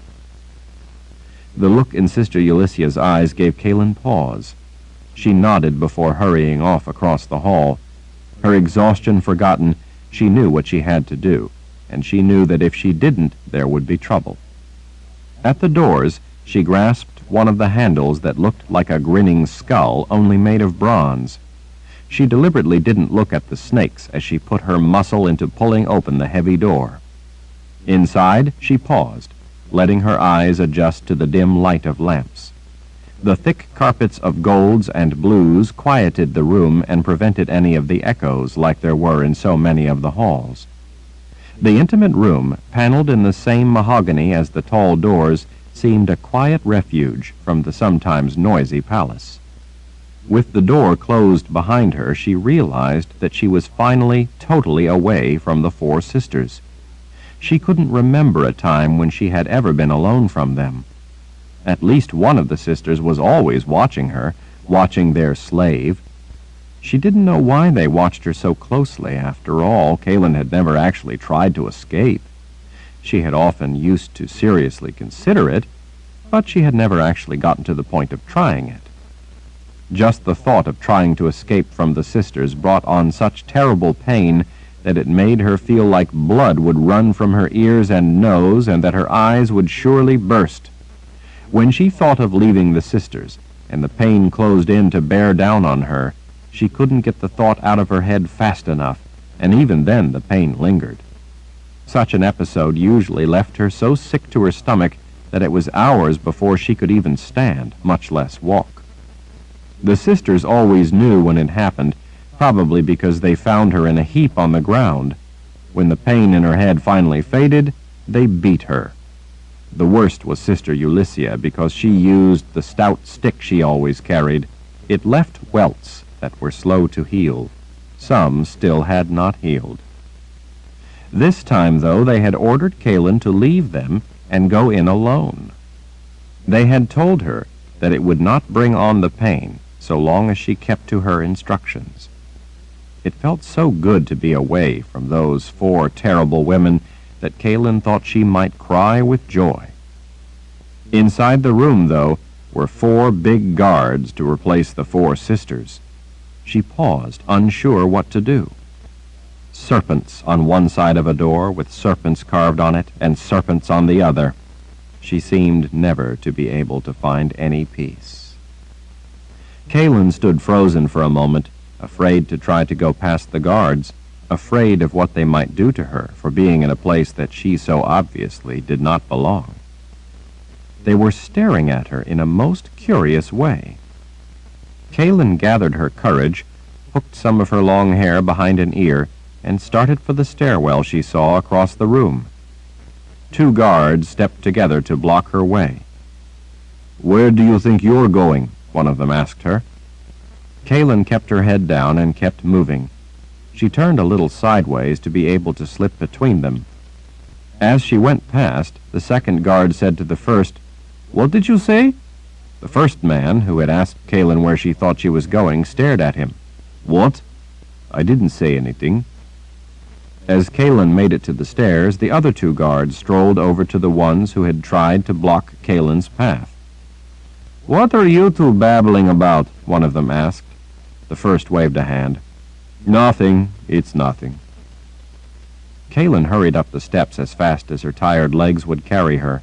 She paused on the broad landing to catch her breath, but she knew she dared not rest for long. She grabbed the polished stone handrail and hurried on up the rest of the way. A soldier at the top immediately turned to the sound of her footsteps. He stared at her as she climbed up into the hallway. She rushed past him. He paused only briefly before turning and ambling off to continue his patrol. There were other men in the hall, soldiers everywhere. Lord Rahl had a lot of soldiers, all of them huge, intent-looking men. Kaylin swallowed in wide-eyed fright at seeing so many soldiers in the way of what she had been told to do. If they slowed her, Sister Ulyssia would not be understanding or forgiving. Some of the soldiers saw Kaylin and started her way, but when they reached her, they lost their intent gazes and walked right by. As Kaylin hurried along the hall, other guards turned urgently to officers, but then, when questioned, said that it was nothing and to forget it. Other men lifted an arm to point, only to then let the arm drop before continuing on their way. As the men saw her, and at the same time forgot her, Kaylin steadily made her way down the hall toward where she had been told she had to go. It concerned her, though, that so many of the men were carrying crossbows. The men with the crossbows wore black gloves. Their cocked weapons were loaded with deadly-looking red-fletched arrows. Sister Ulyssia had told Kaylin that as part of the magic that brought on the pain to prevent her from escaping, she was shrouded by webs of magic that kept people from noticing her. Kaylin tried to think of why the sister would do such a thing, but her thoughts simply would not connect, would not link together into understanding. It was the most ghastly thing not being able to make herself think about specific things when she wanted to. She would start out with the question, then the answer would begin to form, but simply run out, as if there was nothing more there. Despite the conjured shroud around her, though, Kaylin knew that if one of the soldiers pointed his crossbow at her and pulled the bolt release before he forgot her, she would be dead. She wouldn't mind being dead, because it would at least mean being freed of the anguish that was her life. But Sister Ulyssia had warned her that the sisters had great influence with the keeper of the dead. Sister Ulysses said that if Kaylin ever thought to slip away from her duties to them by slipping the bounds of the world of the living and taking the long journey into the world of the dead, she would find that it was no refuge, and in fact would prove to be a far worse place. It was then that Sister Ulysses had told Kaylin that they were sisters of the dark, as if to drive home the veracity of the warning. Kaylin hadn't really needed the assurance. She had always been sure that any of the four sisters could chase her down any hole and get her, even if that hole was a grave, like the one they'd opened one dark night, for reasons Kaylin couldn't even imagine and didn't want to know. Looking into the sisters' terrible eyes, Kaylin had known that she was hearing the truth. After that, while death invited her with release, it also terrified her with dark promises. She didn't know if this had always been her life, the life of chattel belonging to others. No matter how hard she tried, though, she could remember no other. As she slipped by men patrolling, she made her way through a series of intersections that Sister Ulysses had drawn in the dirt for her at various camps as they traveled. The sister had used her oak rod to diagram the halls so that Kaylin would know where she had to go. As she moved through those halls she had memorized, no one ever tried to stop her. In a way, it was depressing that the men paid her no heed. It was the same everywhere, though. No one ever noticed her, or if they did, they immediately disregarded her and went back to their own business. She was a slave without her own life. She belonged to others. It made her feel invisible, insignificant, unimportant, a nobody. Sometimes, like when making the long underground climb up into the palace, Kaylin would see men and women together, smiling, an arm around each other, touching one another. She tried to imagine what that would feel like, to have someone care about her, cherish her, to cherish them. Kaylin swiped a tear off her cheek. She knew she would never have that. Slaves did not have a life of their own. They were used for their master's purposes. Sister Ulysses had made that very clear. One day, when Sister Ulysses had gotten that vicious look in her eyes that she sometimes got, she said that she was thinking of having Kaylin bred so that she could produce them an offspring. But how did it come to be this way? Where had she come from? Surely everyone's past didn't evaporate out of their minds the way Kaylin's had. In the fog of her thoughts, she couldn't make her mind work the problem through. She asked the questions, but the concepts seemed to be soaked up in a dim haze of nothingness. She hated the way she couldn't think. Why could other people think while she could not? Even that question quickly faded away into irrelevance among the mire of twisting shadows, just the way she faded away when people saw her. Kaylin stopped when she arrived at a pair of huge doors covered in gold. The doors looked like Sister Ulysses had said they would, a scene of rolling hills and forests all sheathed in gold. Kaylin looked both ways, then put all her weight into the task of pulling one of the massive doors open enough to slip inside. She took a last look, but none of the guards were watching her. She pulled the door closed behind herself. It was much brighter inside than the hallway had been. Even though it was an overcast day, the skylights let in a flood of light that lit a most astonishing garden. Sister Ulysses had told her about the garden in general terms, but for Kaylin to see it up here in the palace was beyond anything she had imagined. The place was wondrous. Richard Rowell was a lucky man to have such a garden that he could visit any time he wanted. She wondered if he would come and visit while she was in there, and see her, and then forget her. Remembering her task, Kaylin admonished herself to keep her mind on what she had been sent to do. She hurried down one of the paths through a sprawl of flower beds. The ground was littered with fallen red and yellow petals.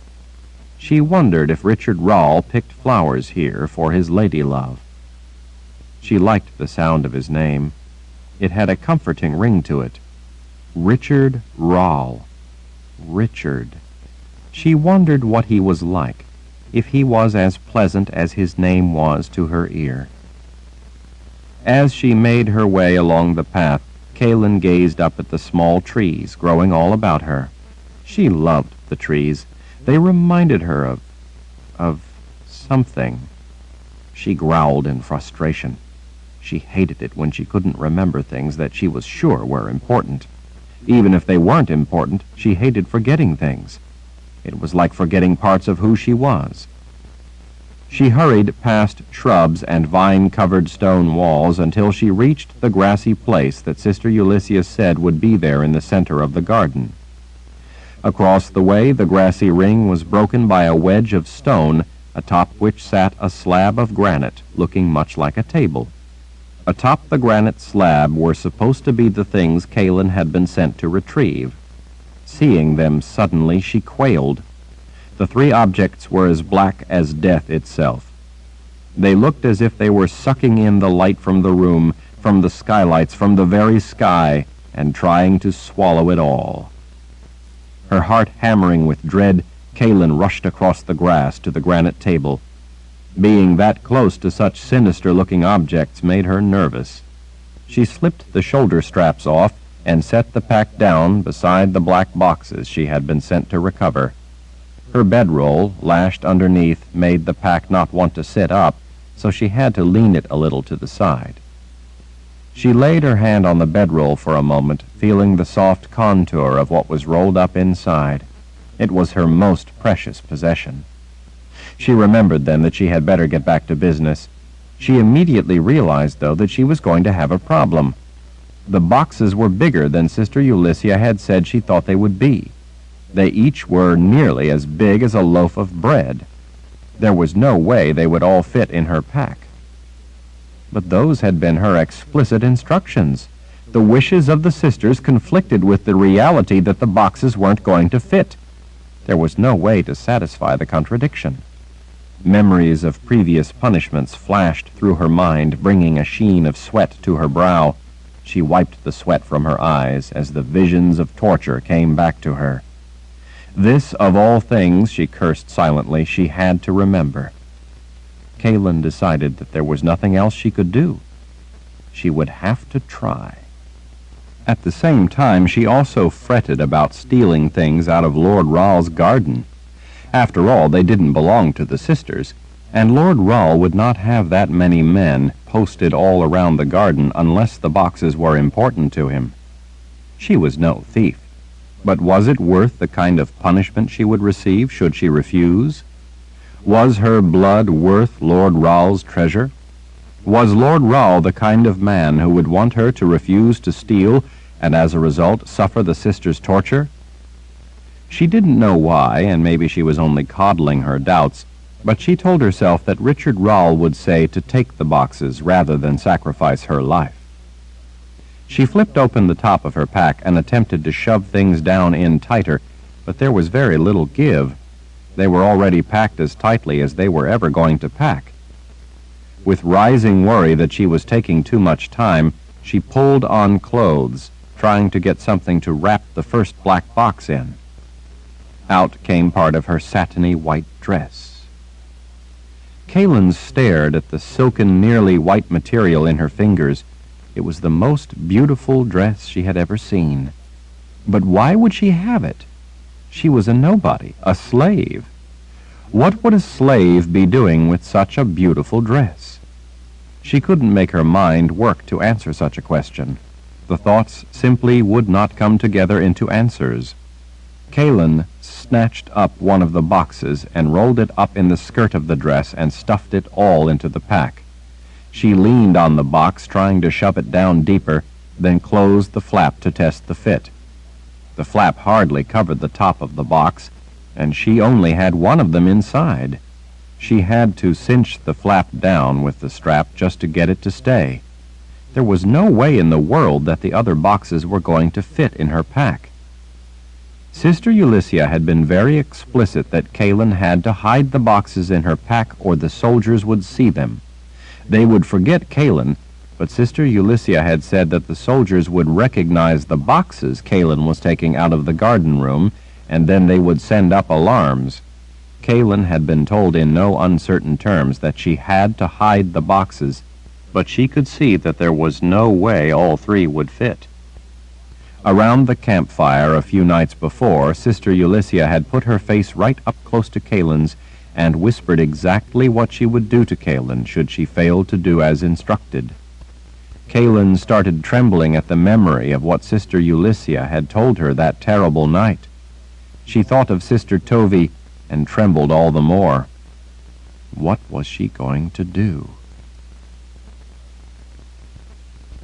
Chapter 57. Kaylin pushed open one of the doors with the snakes on the other side of it. Sisters Ulysses and Tovey immediately spotted her and with furtive gestures motioned for her to come to where they waited down the hall. They didn't want to be seen near the doors with the snakes and the skulls.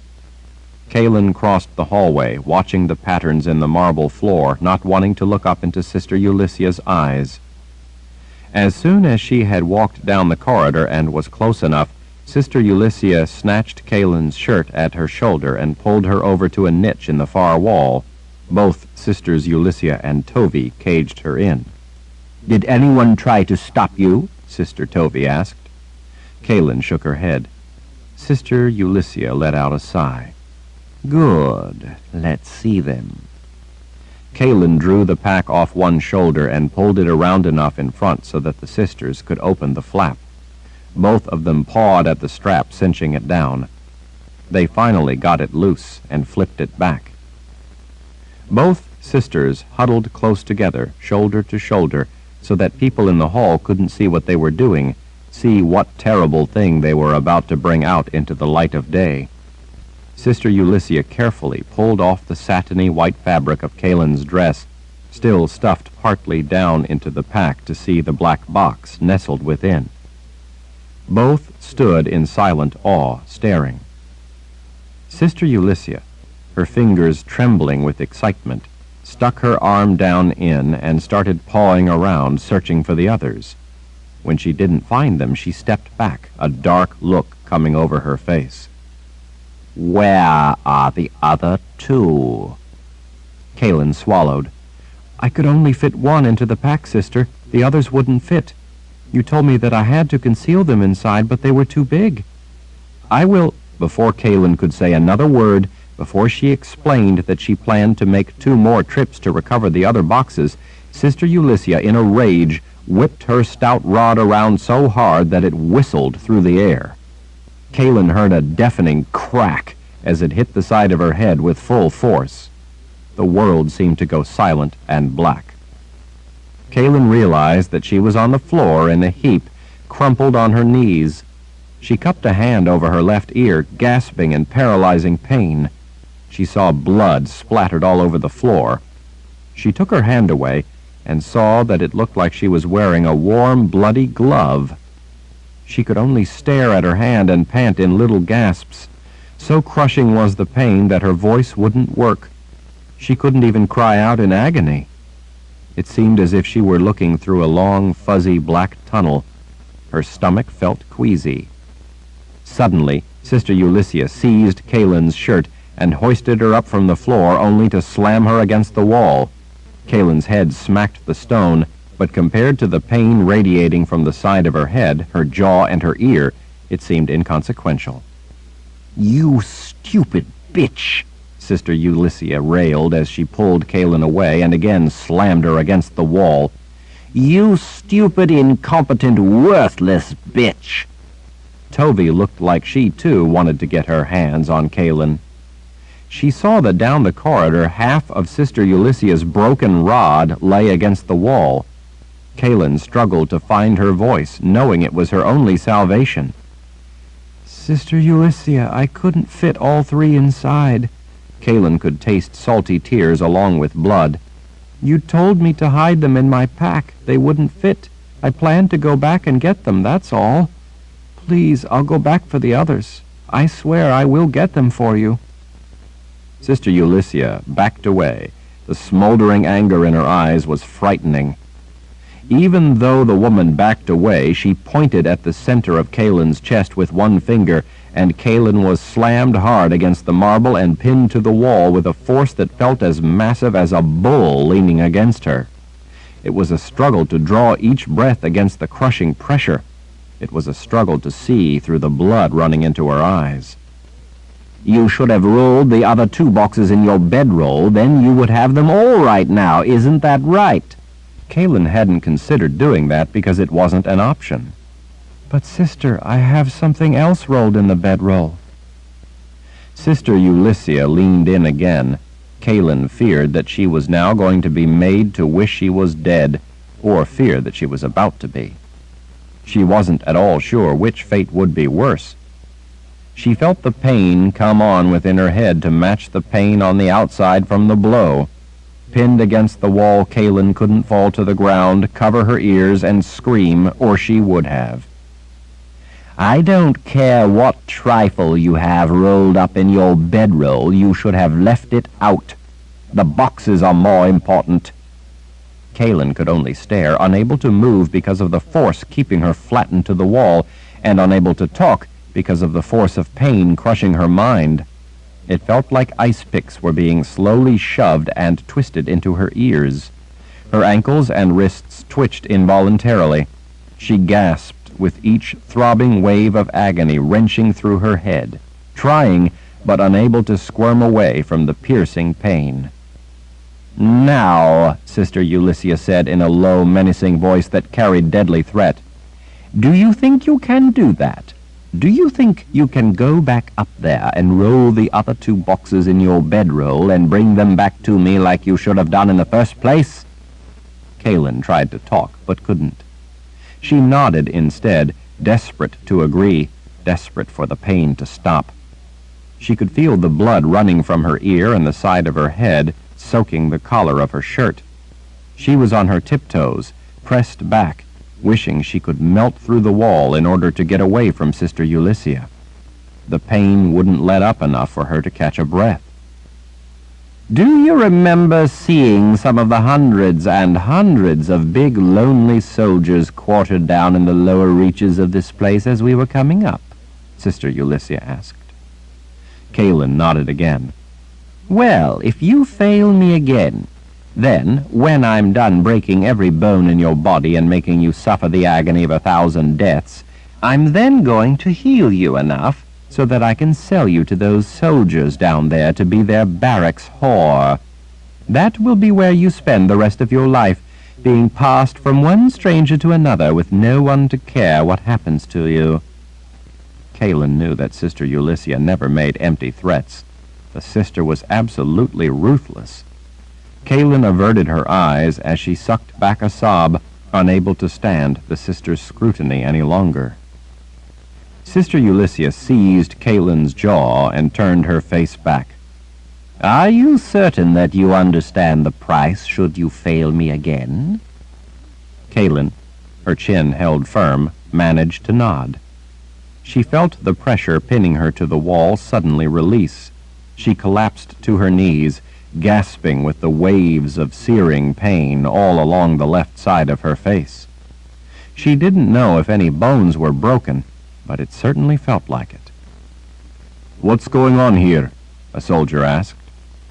Sisters Ulyssia and Tovy turned and smiled at the man. He glanced down at Kaelin, frowning. She stared up pleadingly at him, hoping to be rescued from these monsters. The man looked up, his mouth open, about to say something to the sisters, but then he never did. He looked from Sister Ulyssia's smile to Tovy's and smiled himself. "Is everything all right, ladies?" "Oh, yes," Sister Tovy said with a jovial chuckle. "We were just about to have a rest on the bench here. I was complaining about my backache, that's all. We were both saying what a nuisance it is to get older." "I guess it is," he bowed his head. "Good day, then, ladies." He walked off without ever acknowledging Kaelin's existence. If he saw her, he forgot about her before he could say anything. Kaelin realized that it was the way she, too, seemed to forget things about herself. "Get up," the voice over her growled. Kaelin struggled to her feet. Sister Ulyssia jerked Kaelin's pack around in front again. She flipped back the flap and dragged out the sinister black box wrapped in Kalen's satiny white dress. She handed the bundle to Sister Tovey. "We've already been here too long. We're starting to draw attention. Take this and get going."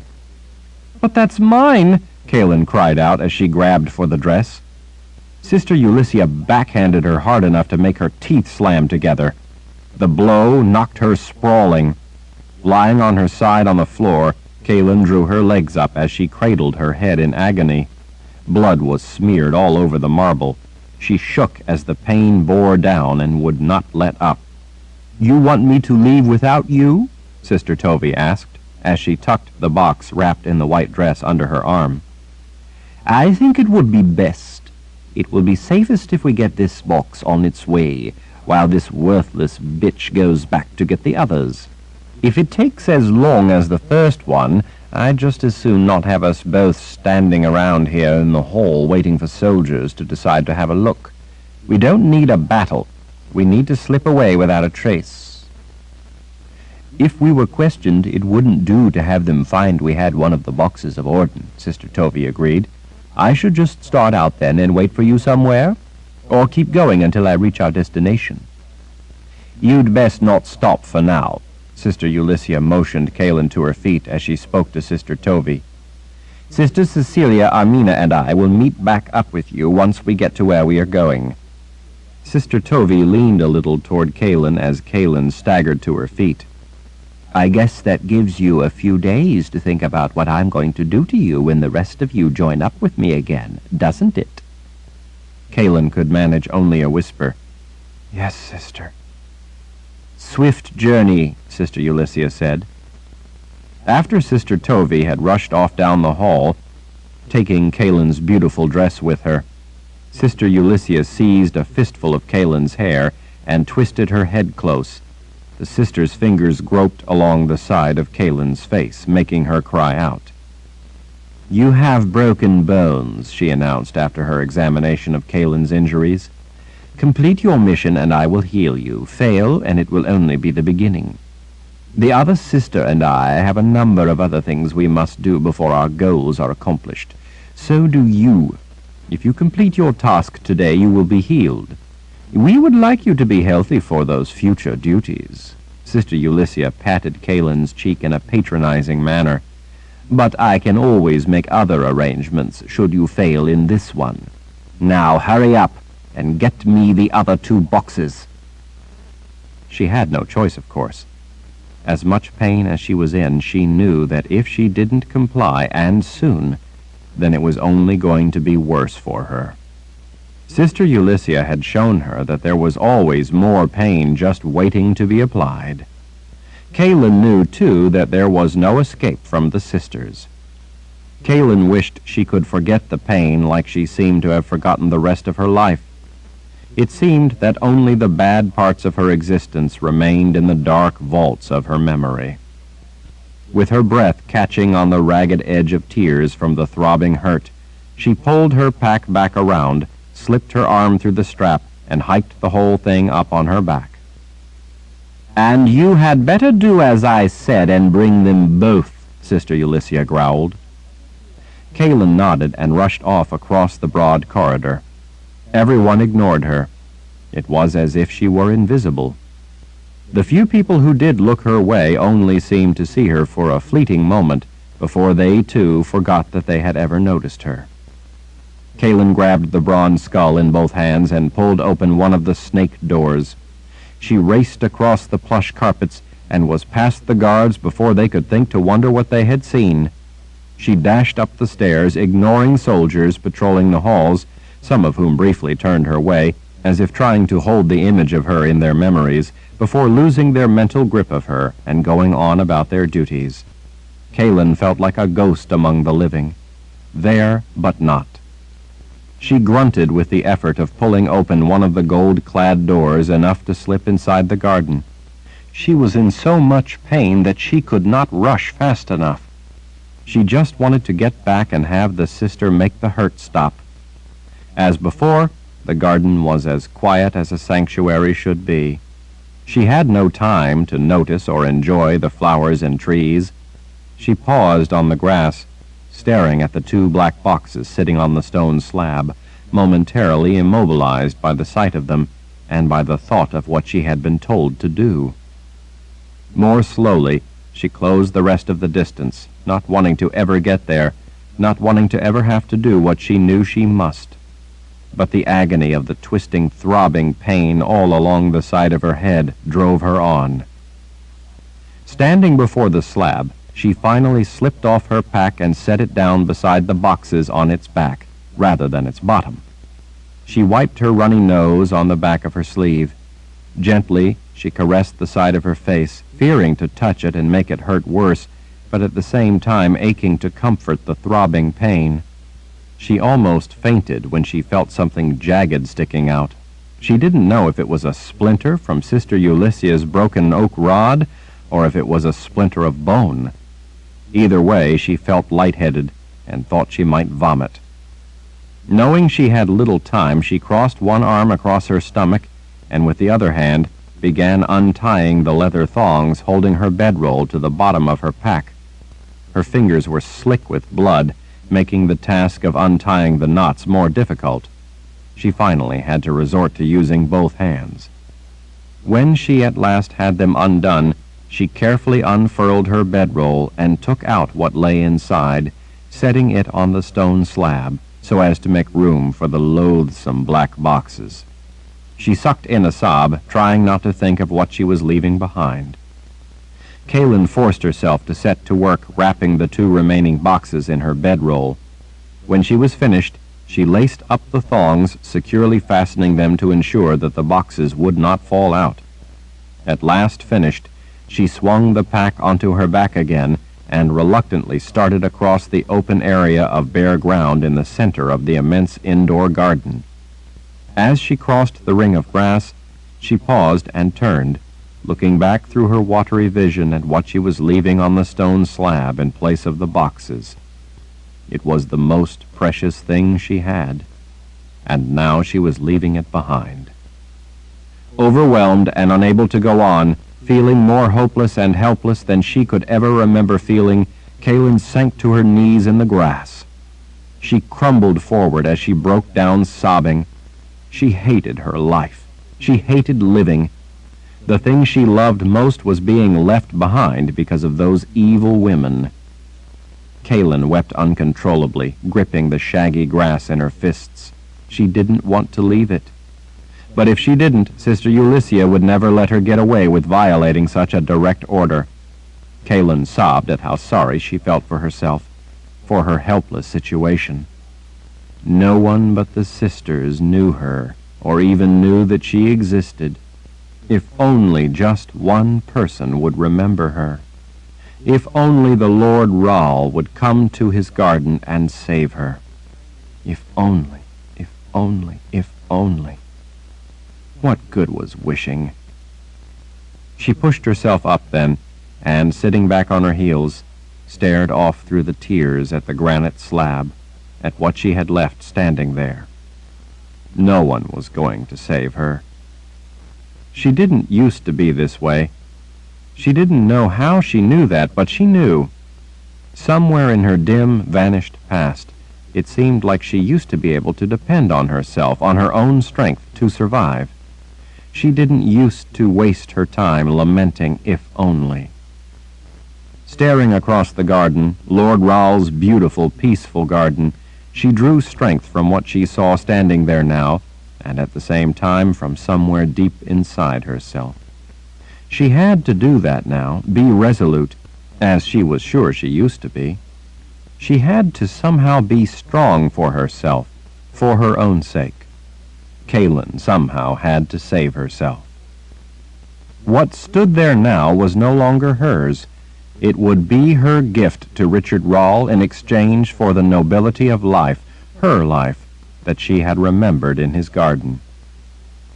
"Master Rahl, guide us," she quoted from the devotion. "Thank you, Master Rahl, for guiding me this day, for guiding me back to what I mean to myself." She swiped the back of her wrists across her eyes, wiping away the tears and blood. She had to be strong, or the sisters would defeat her.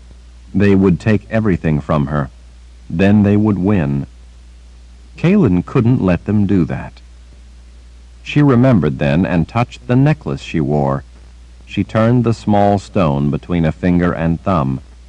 This at least was still hers. She still had the necklace. Kaylin struggled to her feet and straightened under the weight of the pack. She first had to get back so that Sister Ulyssia would at least heal the injury she had inflicted. Kaylin would willingly take that help because she would then be able to go on and find a way to succeed. With a last look back, she finally turned and headed for the door. She knew now that she couldn't surrender her will to them, to their belief that they had a right to her life. They might defeat her, but it couldn't be because she allowed it. But even if she lost her life in the end, she knew now that they would not defeat her spirit. Chapter 58. Richard slowly paced the small room, deep in thought, going over the memory of the morning Kaylin had disappeared. He had to figure it out, and soon, for more reasons than one. The most important of those reasons, of course, was to help Kaylin. He had to believe that he still could help her, that she was still alive and there was still time. He was the only one who knew her, who believed in her existence. There was no one but him to help her. There were also the implications of the wider concerns that her disappearance engendered. There was no telling how far-reaching those problems could turn out to be. In that, too, he was the only one opposing what hidden designs lurked behind events.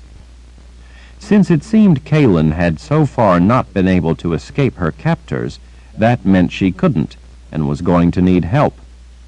With the beast seemingly able to strike again at any time, Richard was painfully aware of how easily he could die at any moment, and if he did, then the one person who was her connection to the world would be gone. He had to use every minute of what time he had available to work toward helping her. He couldn't even bother wasting time reprimanding himself for all the days he had already let slip through his fingers. It had all started that morning, not long before he'd been shot with the arrow, so he had decided to concentrate on that single event and to start anew. He had pushed the enormity of the problem from his mind in order to narrow his focus on the solution. He would never come to understand who had Kaylin by pulling out his hair and agonizing over the fact that someone had her, or by trying to convince others that she existed. None of that had accomplished anything, nor would it. He had even set aside the books Gegendraus and Ordenic Theory that he'd discovered in the little room. The first was in High Daharan. It had been a long time since he had worked with the ancient language, so he knew he couldn't afford to spend time on it. A brief examination had told him that the book might hold remarkable information, though he hadn't spotted any that was material.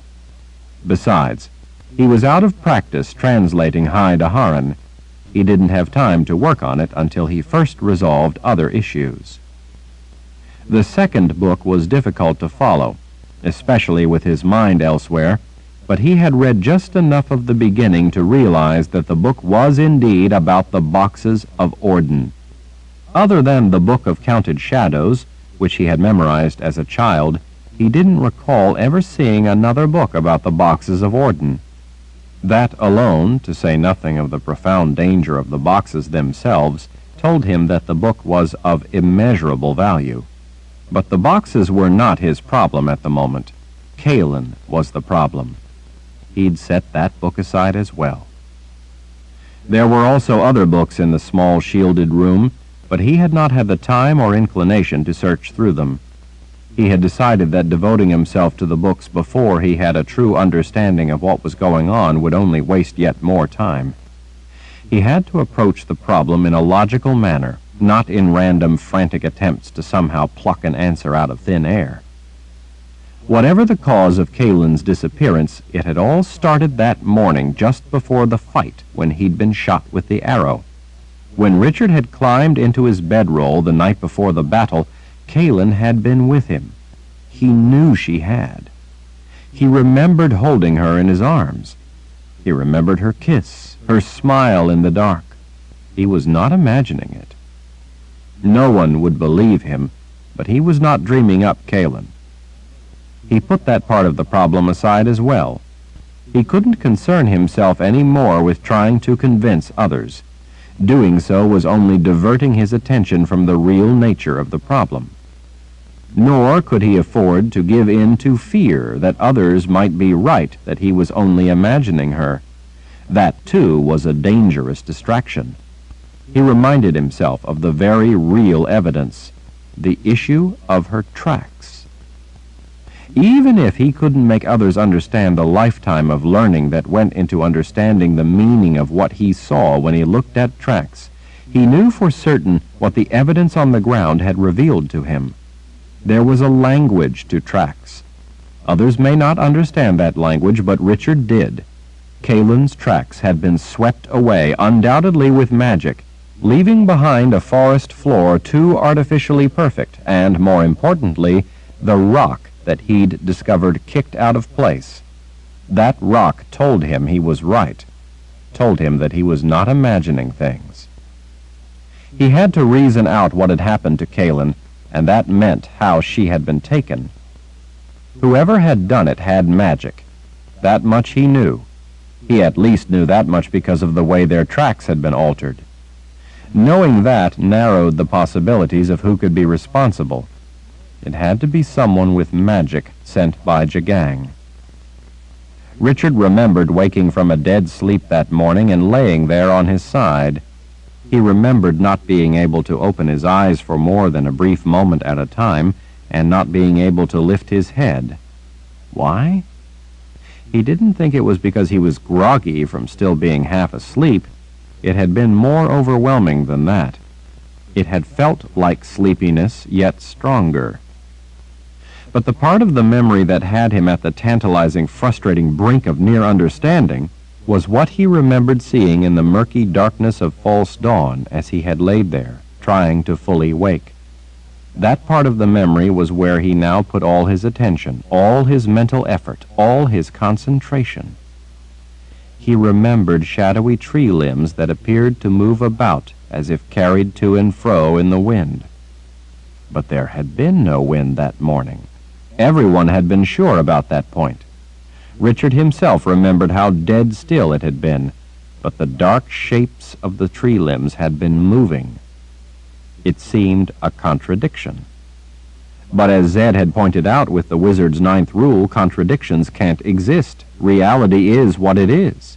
If something contradicted itself, then it wouldn't be what it is. It was a fundamental law of existence. Contradictions can't exist in reality. Tree limbs could not wave around by themselves, and there had been no wind to move them. That meant he was looking at the problem all wrong. He was always stumped by how the tree limbs could move about in the wind when there was no wind. The simple fact was that they couldn't. Maybe someone had been moving them. Pacing across the little room, Richard halted. Or maybe it wasn't the tree limbs that had been moving. He'd seen the shadowy movement and had assumed it was the tree limbs. Maybe it wasn't. With that single insight, Richard gasped with sudden realization.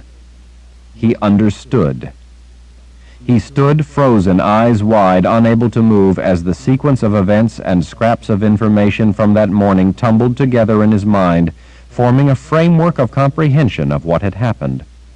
They had been taking Kalin, probably using a spell of some sort on her as they did to keep Richard asleep, then collected her things and tidied up the camp to erase evidence of her having been there.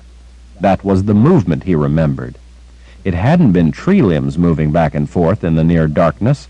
It had been people. Gifted people. Richard saw a red glow. When he looked up, Nietzsche was coming into the small room. "Richard, I need to talk to you." He stared at her. "I understand. I know what the viper with 4 heads means." Nietzsche's gaze turned away, as if she couldn't bear to look into his eyes. He knew that she thought he was merely adding another layer to his delusion. "Richard, listen to me. This is important." He frowned at her. "Have you been crying?" Her eyes were red and puffy. Nietzsche was not the sort of woman given to tears. He had seen her cry, but only for very good reason. "Never mind that," she said. "You have to listen to me." "Nietzsche, I'm telling you, I've figured out—" "Listen to me!" Fists at her sides, she looked as if she might again burst into tears. He realized that he had never seen her looking quite this distraught. He didn't want to waste any more time, but he decided that it might hurry things along if he let her have her say. "All right, I'm listening." Nietzsche stepped close and gripped him by both shoulders. With an intent expression, she peered into his eyes, her brow wrinkled with conviction. "Richard, you have to get out of here." "What?" "I've already told Kara to collect your things. She's bringing them now. She said she knows her way down here, down into the tower anyway, without having to go through shields." "I know, I taught her before." Richard's sense of alarm began to rise. "What's going on? Is the keep under attack? Is Zed all right?" Nietzsche cupped one hand to the side of his face. "Richard, they are determined to heal you of your delusion." "Kaelin is no delusion. I just now figured out what happened." She seemed not to notice what he said, or maybe she was ignoring what she thought was no more than yet another in a long series of attempts to prove the impossible. This time, though, he wasn't really interested in proving it to her. "Richard, I'm telling you, you have to get out of here. They wanted me to use subtractive magic to eliminate your memory of Kaelin." Richard blinked in surprise. "You mean Anne and Nathan want to do that? Zed never would." "Zed, too. They convinced him that you're sick, and the only way to heal you is to excise what they consider to be the diseased portion of your thoughts responsible for your false memories. They convinced Zed that time is running out, and this is the only way to save you. Zed is so heartbroken to see you like this that he has snatched at what he thinks may be the only chance to make you well again." "And you agreed to this?" She indignantly smacked the side of his shoulder. "Are you crazy? Do you really think I would do that to you? Even if I thought they were right, do you seriously think I would ever consider taking away part of who you are? After what you've shown me about life? After what you have done to bring me back to embracing life?"